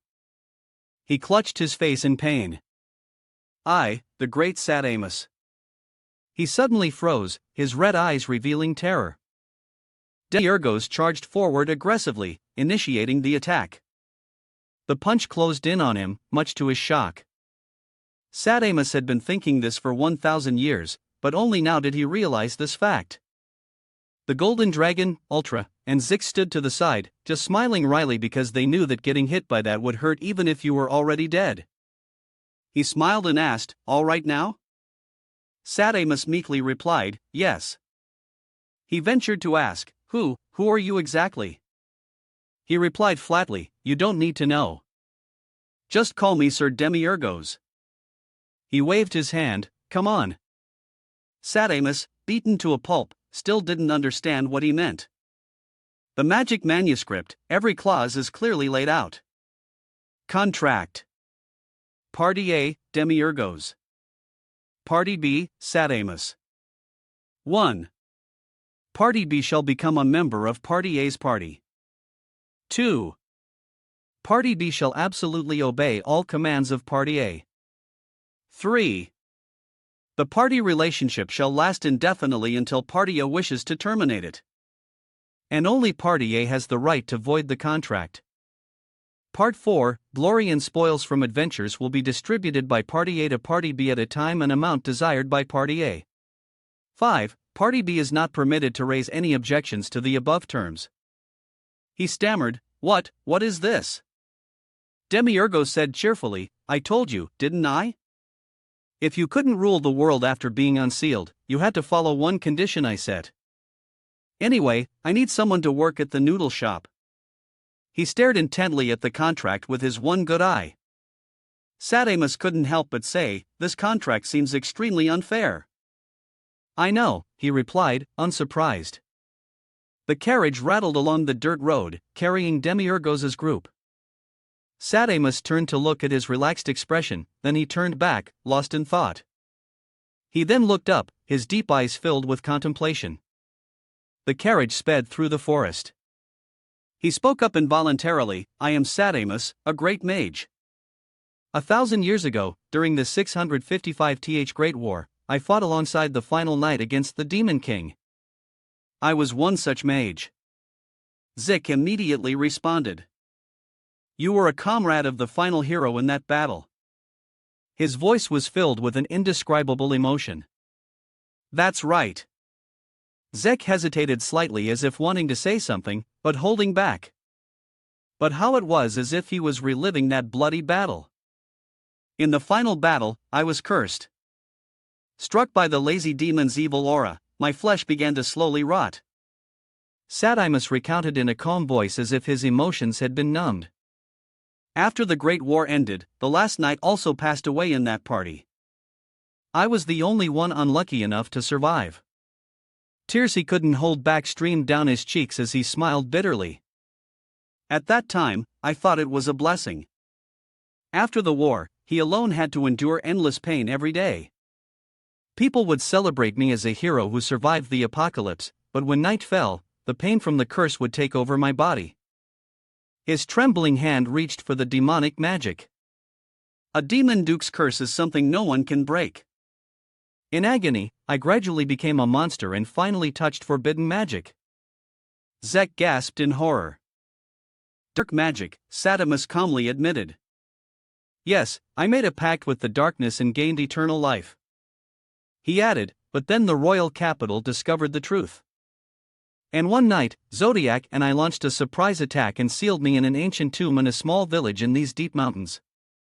A gloomy energy emanated from the tomb, as if he were a defiled object not allowed to exist." He laughed bitterly. "But it makes sense. A comrade of the final hero, who then joined forces with darkness and became a necromancer. How could they tell the world about that?" Zik listened intently from beginning to end and couldn't help but exclaim, "What a sad story." He was a little surprised. "A sad story?" His eyes drooped sadly as he spoke his thoughts. "Yes, your story, Sir Sadamus, doesn't appear in any hero textbooks. You fought to save the world, but in the end, you were cursed and forgotten, locked away alone in a dark cemetery." He replied as if he had accepted it all. "Isn't that the fate of a hero? It would have been better if I had died on that final day. At least then, I would have been recorded in the textbooks." Satami's eyes were filled with exhaustion. That battle, those who survive never have a good ending. He suddenly changed the subject. "By the way, you must still be of the 5th generation. So you've never thought about the lives of the 4th generation like us, have you? Jack's expression grew more serious as he suddenly replied. Sadamus said no more, looking ahead. Looking at the familiar road, he said, 1,000 years ago, when I was locked in the coffin and brought to Phoebesby, I traveled this very road. It's strange 1,000 years have passed, yet nothing has changed. Demi Lugos finally chimed in. What? Everything's still the same after 1,000 years? He recalled those years and said, that's right. I remember it clearly. Because it was the last scene I saw before I closed my eyes. The gloomy coffin was tightly bound by iron chains. From a small crack in the coffin, the single pale blood red eye shed a tear. A group of people with a carriage moved slowly along this road. Demi Lugos asked again, you mean it looked exactly like this back in the 600th century? Kim Mong gave him a flat look and said, is there a problem? If there's no reason to change, then it stays the same. He didn't say it, but he thought. Everything just operates in the correct sequence within a perfect system. A place of rolling mountains with light mist weaving through them. A world where nothing ever changes. No matter how much you struggle, it's all meaningless. It's all according to heaven's will. Demiurgos's eyes darted to the side with a sharp look. But then he tiredly and carelessly let out a remark, anyway, this other world is truly twisted. Kim Long countered, when you've got nothing else to say, you claim the world is twisted. From my perspective, it seems perfectly straight. He then called out, hey, hired hand. You're a mage, so besides dark magic, you know other types too, right? From now on, you're Zeke's magic teacher.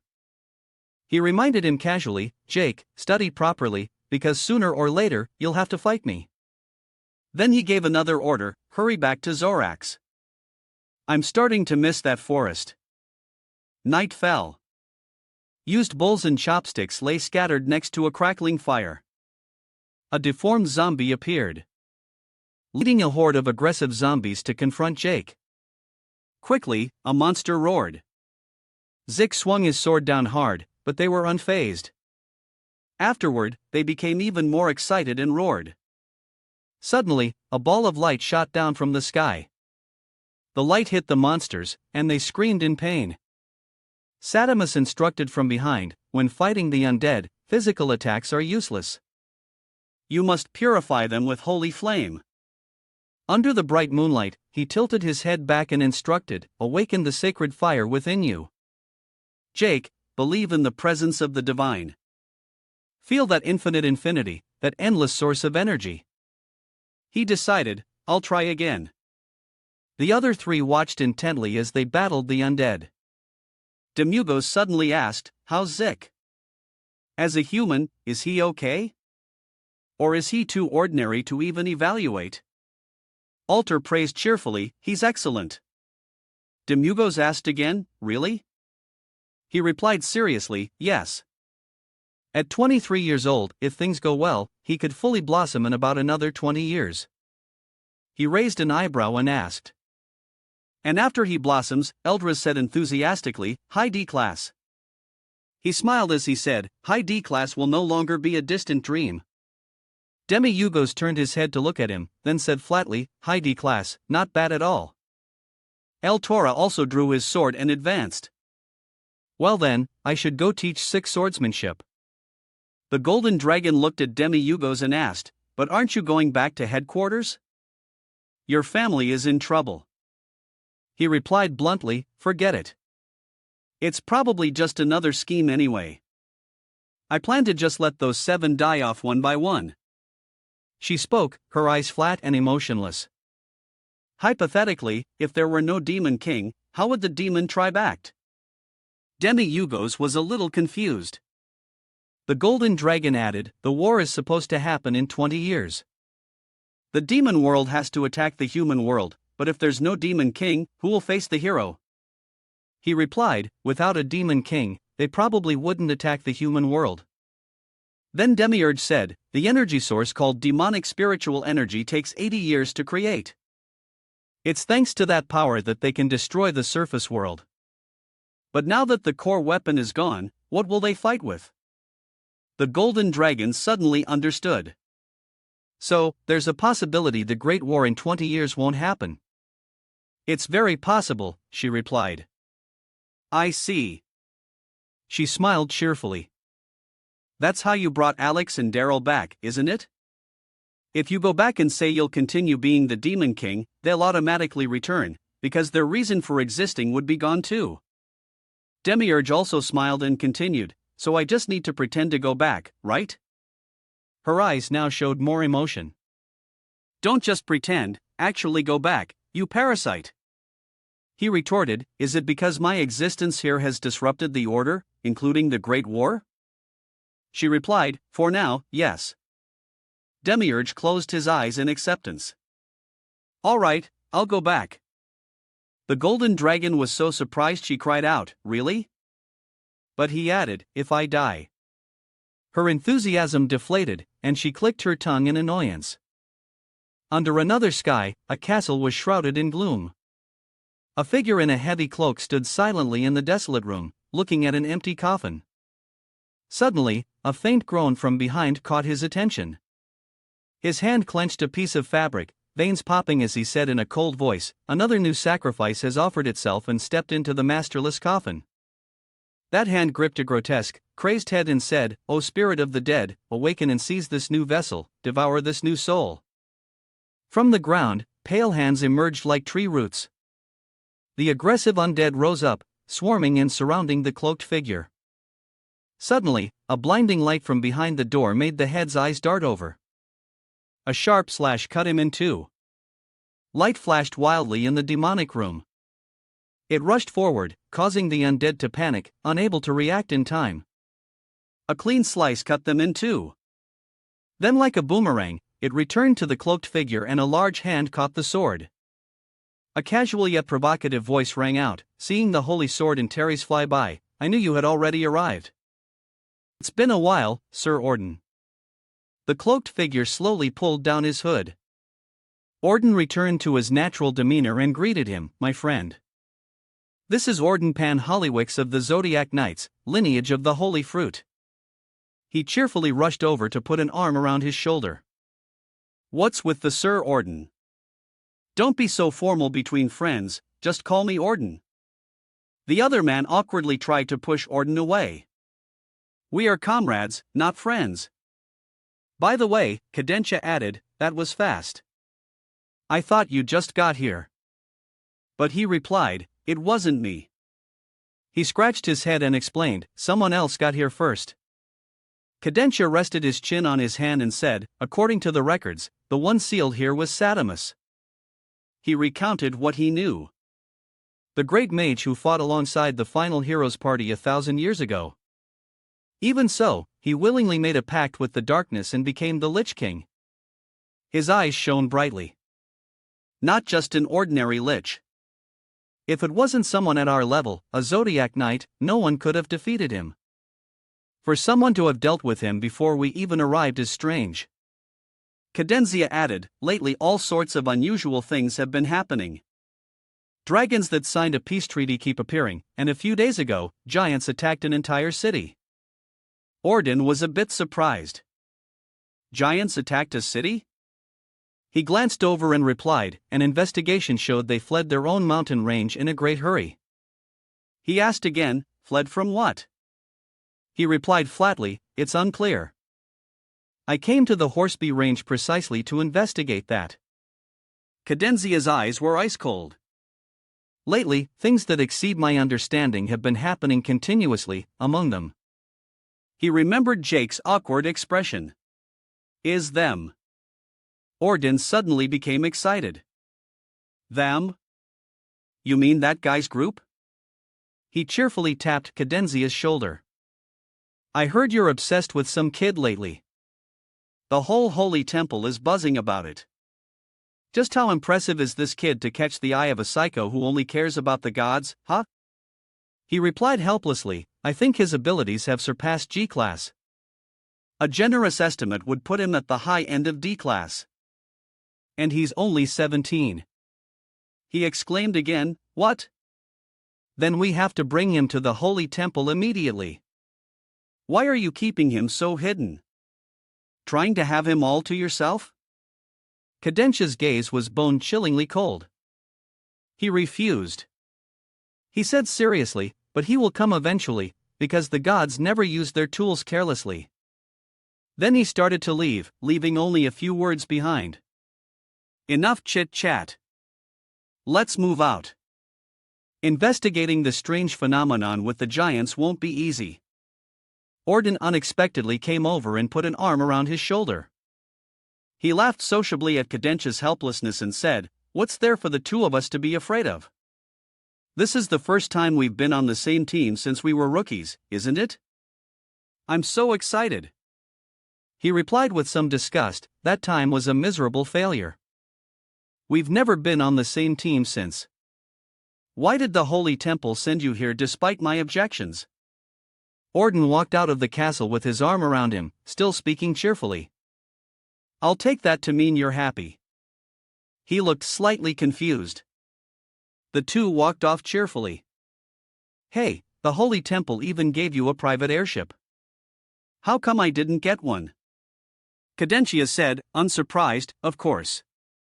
It's because you've already wrecked 3 of them." Orden said as if he had forgotten, "I did that?" The 3 continued to train enthusiastically, ignoring Demugos. Boss and the Golden Dragon were already fast asleep on the side. Saturnus watched intently. That is the source of magical power. Zik held white magic in one hand and black magic in the other. He was slightly alarmed. Magical power, Saturnus calmly instructed, is divided into black magic and white magic depending on its offensive or defensive nature. There are also countless other types of magic based on the natural elements that make up this world, but in essence, they are all the same, he added. It is the sacred energy granted by the gods, Eltor said seriously. Even apprentice mages must train for at least a year to create a magic crystal. Yet you managed to materialize one instantly. Zik is developing at an astonishingly abnormal rate. His expression was grave, as if something was approaching very quickly, and he was being artificially manipulated to prepare for it. Zik looked at the magic in amazement. The moonlight gently embraced the green forest. A city was sinking into ruins in a sea of fire, in the depths of the world. The city of 1,000 black towers, Mato Idos. Ifrit arrogantly opened the door and strode into the room. Suddenly, his eyes widened in utter shock. Alex and Darius were waiting as if they had been there all along. He cried out in alarm, "You're still alive!" The two of them looked at Ifrit in silence. Their eyes were filled with ferocity. He was still reeling from the shock. "What happened?" "We held a funeral for you. We thought you were dead." A cold voice rang out, "Now it's your turn, Ifrit. You are the final piece." Alex's eyes glowed like magma from behind the door. "We must make Mount Ten erupt towards the Horse Continent," he roared ferociously. "If we do that, we'll all be annihilated. Both the human and demon realms will be destroyed." Alex's lips curled into a cold smile. He said bluntly, "That is exactly what I desire." The sun's rays shone throughout the forest. Demiurge's group was still scattered about fast asleep. The forest flowers bloomed brilliantly, creating a rare scene of peace. Suddenly, a large patch of ground cracked open, and a brilliant red light snaked its way to the surface. The tremor jolted everyone awake in surprise. Strange concentric circles covered the sky as the ground began to dance. The rocks and earth in the forest began to shake violently. The mountain split into 4 parts, emitting a blood-red light. The mountain cracked open to reveal another mountain within its core, and a giant black horn emerged. That horn grew taller and taller, its sharp tip about to touch the central circle in the sky. From the peak of the mountain, something like boiling lava began to overflow. It shot up into the sky, and then scattered everywhere. The nearby castle was quickly swallowed by the ferocious flames. The fire rapidly consumed everything it touched. Lava rained down, causing the people to flee in panic. The sand castles of small creatures were swept away without any resistance. An airship happened to be passing by as the lava erupted violently. Orden and Cadentia stood inside, watching this scene in horror. With no signs of cooling down, the volcano erupted more and more violently. Cadentia watched in stunned silence.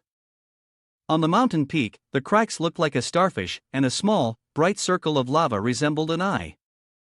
A thick red smoke enveloped the sky, a dense black smoke obscured the world's light, and black ash fell like rain. The erupting volcano seemed to set the very sky on fire. The sight that struck terror into people's hearts was today, the day of apocalypse. Demiurge's group stood in the forest, staring at the distant scene, frozen to the spot. Zik was so terrified he stammered, how could this happen? Demi-Lugos let out a strained laugh and uttered a single word, Alex, you crazy fool. The golden dragon stood behind him, rubbing her forehead in resignation. So that day has come. 20 years earlier than expected. Mình sẽ chia sẻ với các bạn nhiều bộ truyện hơn trong thời gian tới. Rất là mong mọi người ủng hộ mình nhé.